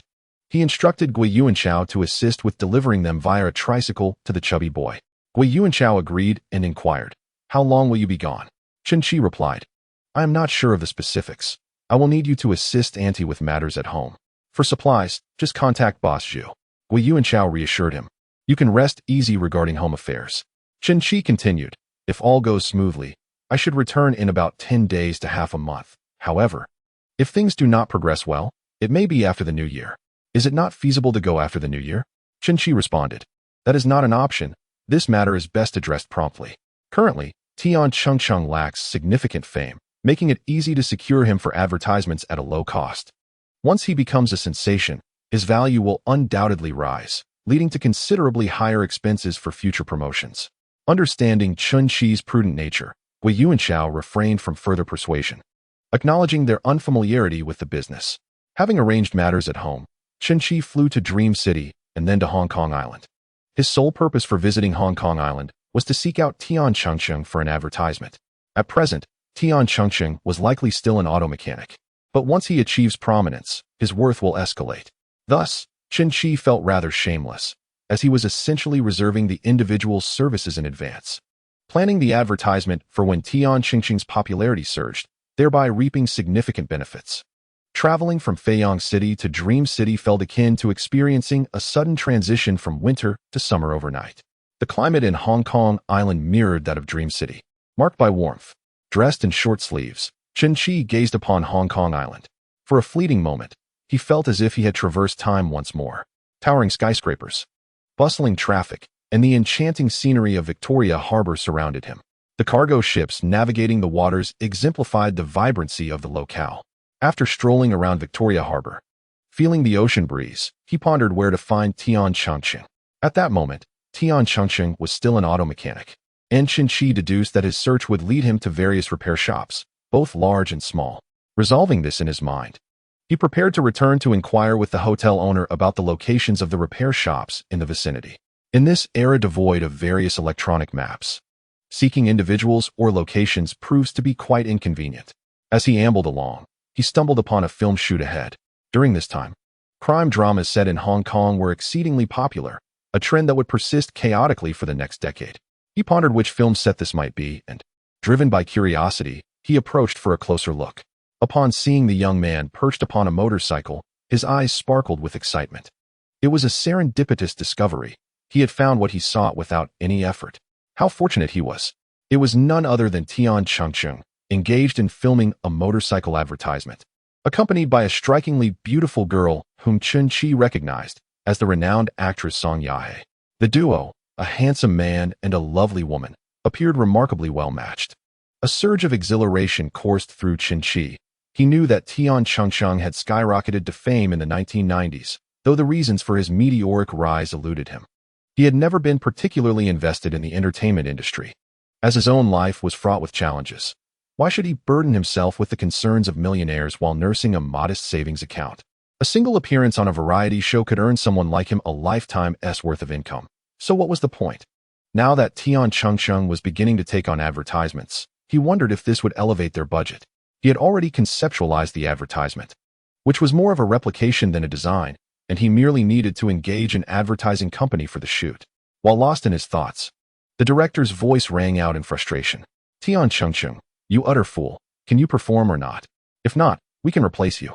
Tian Chengsheng quickly clasped his hands together in front of the director, pleading, Director Liu, I will certainly pay more attention next time. How many times has this happened? Do you even expect there to be a next time? Director Liu was so exasperated, he looked as if he might poke his finger at Tian Chengsheng's nose. Others nearby attempted to intercede on Tian Chengsheng's behalf, saying, Director, please calm down. With a glare, Director Liu's anger was palpable, while Tian Chengsheng hung his head like a child caught in wrongdoing. He had been diligently repairing motorcycles and was dragged into this advertisement shoot. And if not for the generous payment, he would not endure such vexation. The girl beside him shot him a glance and remarked, Handsome, have you considered my words carefully? Tian Chengsheng replied nonchalantly, Not interested. Do as you wish. Song Yahe scoffed lightly, then turned to the director, stating, Director Liu, my time is quite precious. I only have this morning available, as I must rush to another commitment this afternoon. Please expedite the process. Director Liu hurriedly approached her, attempting to placate her. Miss Song, just a little more patience, please. Consider that he is a newcomer. I may be accommodating, but what if he defaults? Who will consider my time then? Director Liu nodded vigorously. Yes, I will ensure he is properly trained. He approached Tian Chengsheng, lowering his voice. Tian Chengsheng, what on earth is wrong with you? It's just a matter of sleeping. What are you thinking? You don't have a girlfriend? She's not unattractive, and you'd be gaining something. What is on your mind? Tian Chengsheng lowered his gaze, remaining silent, clearly not absorbing Director Liu's words. Director Liu, exasperated, attempted to counsel him. In a moment, we will shoot another take. You must speak kindly to her, soothe her, otherwise you will bear all the losses. Their conversation was overheard by Chen Qi, who stood nearby, and he stroked his chin, finding the situation somewhat amusing. He had not anticipated that Song Yahe would develop an interest in a woman, attempting to seduce Tian Chengsheng. The unspoken rules of this industry were not solely dictated by men towards women, they could also reverse. Take the current scenario, for instance. However, why would the flourishing Song Yahe wish to seduce Tian Chengsheng? This question perplexed Chen Qi profoundly. He ruminated on the events of Song Yahe's past life. His lack of engagement with this circle left him with a hazy understanding of many matters. He had vaguely heard that Song Yahe later married a wealthy heir. But after giving birth, he had betrayed her. In retaliation, she allegedly threw her young child from a building. This was merely the narrative from the wealthy heir's side. However, the police conducted a mental evaluation and found her to be unwell.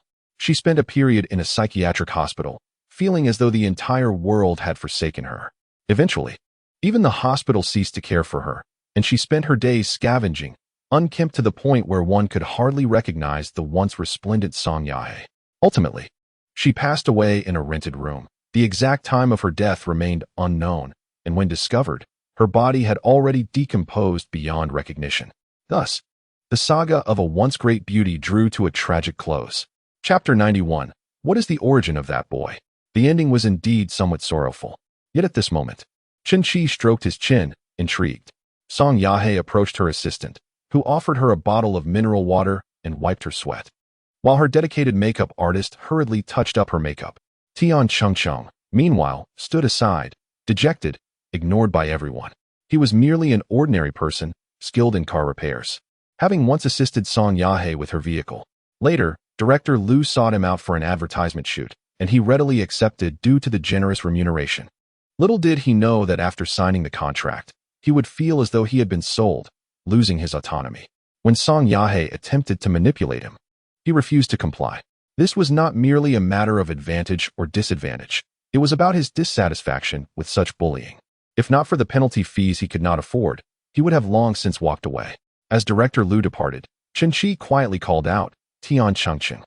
Tian Chengsheng looked up to see a stranger before him. The boy was clad in a white shirt, casual denim pants, athletic shoes, and wore a cap and sunglasses, presenting a rather commonplace appearance. Who are you? I am here to assist you. That woman is deliberately leading you astray. You must maintain your composure and follow your own rhythm. If you do, this advertisement will be completed swiftly.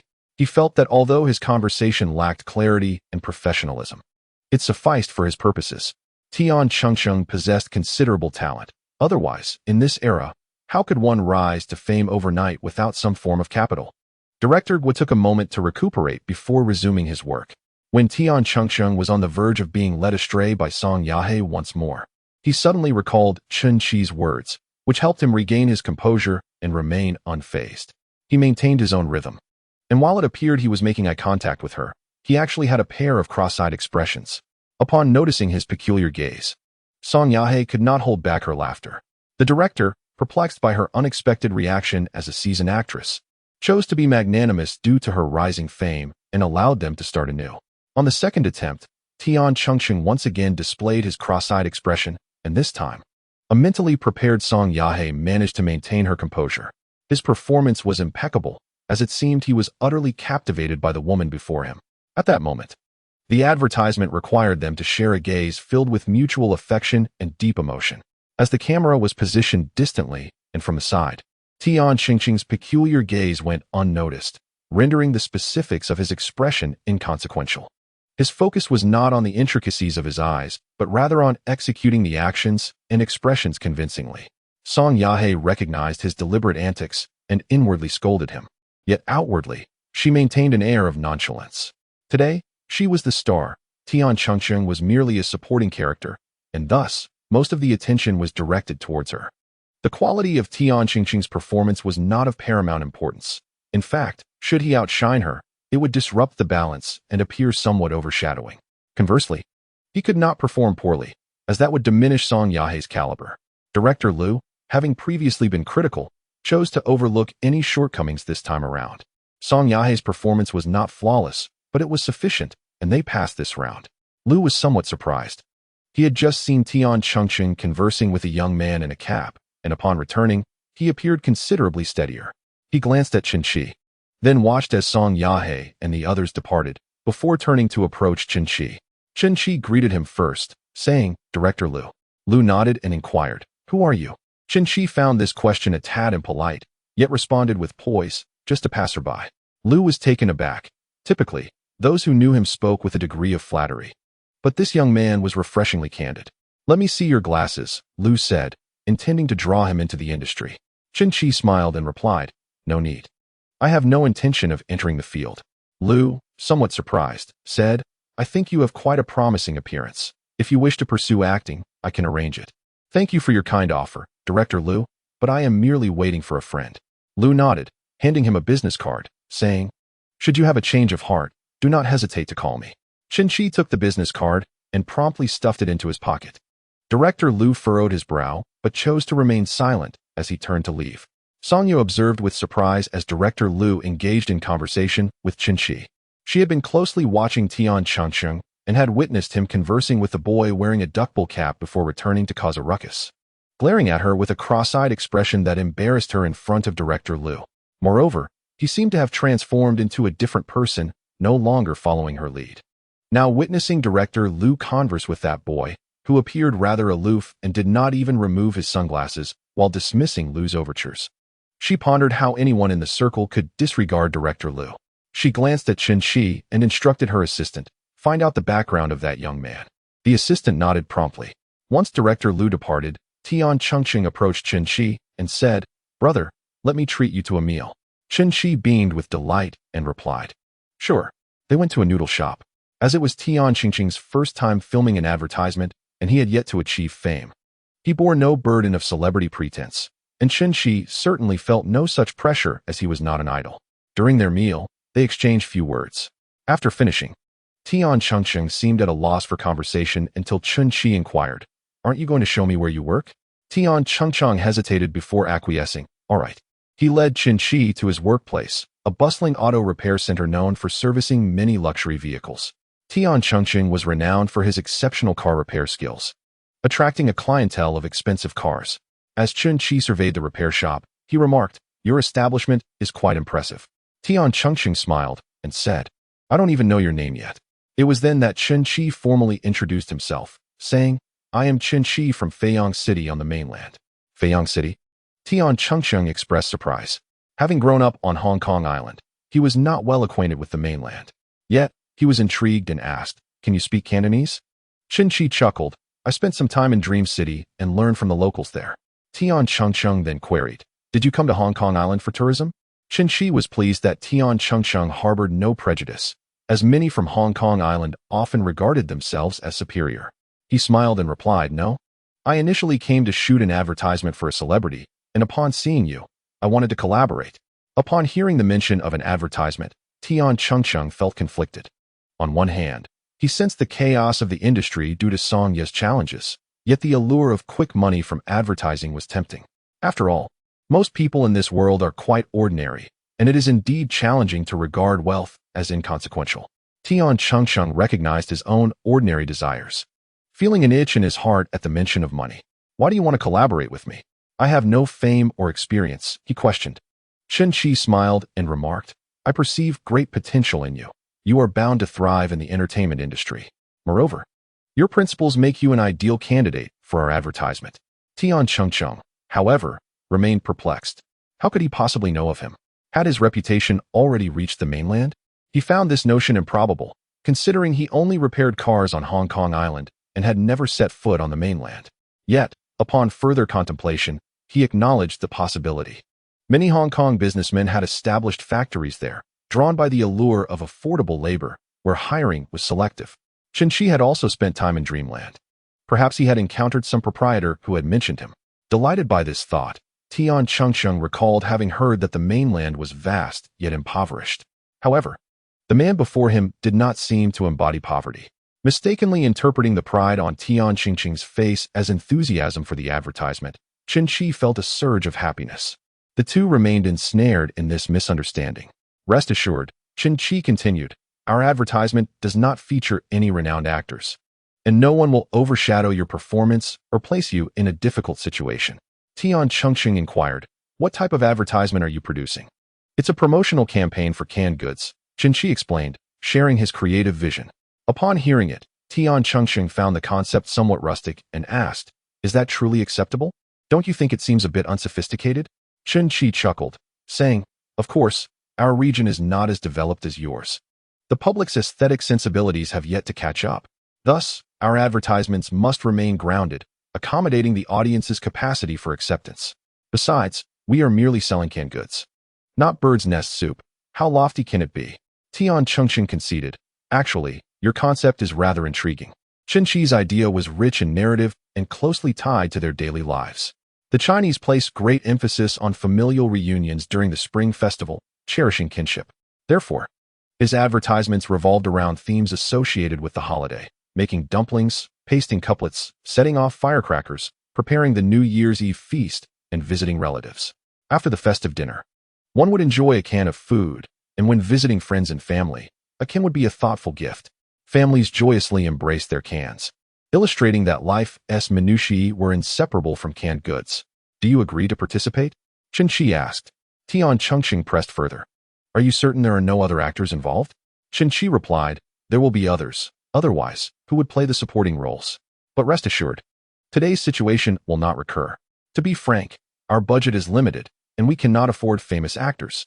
The individuals we hire are generally well known among the public and will not exhibit any airs." Tian Chengqing then queried, "What is the compensation you are offering?"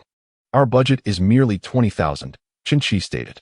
"Deal," Tian Chengqing promptly agreed. Chen Qi was taken aback by how smoothly matters unfolded. "Please finalize the details quickly. We plan to return in the coming days." "All right," Tian Chengqing thought, curious about what the mainland truly entailed, and seized the opportunity to explore it. Chen Qi returned to the inn, only to be greeted by an unexpected knock at the door. He was somewhat taken aback, unsure of who might seek him out, especially since he had no acquaintances in this place. Upon opening the door, he was met by the assistant of Song Yahe. With surprise, he inquired, "Who are you looking for?" The assistant replied, "I am here for you. I do not know you. What business do you have with me?" The assistant continued, You are Chen Qi, correct? Taken aback, Chen Qi responded, have you been investigating me? Must we converse here? Miss Song wishes to see you. Confused, Chen Qi asked. I do not know her. What could she want with me? A sense of bewilderment washed over him. Yet he recalled that Song Yahe had harbored an interest in Tian Chengqing, which remained unfulfilled. A troubling thought crossed his mind. Could it be that, having failed to pursue Tian Chengqing, she had now set her sights on him? The notion was quite unsettling. The assistant stated, Miss Song has matters of importance to discuss with you, though I am not privy to the specifics. My sole duty is to escort you. Now, Chen Qi asked, to which the assistant nodded, affirming that Miss Song was available at that moment. Perhaps tomorrow, he suggested, I wish to retire for the night.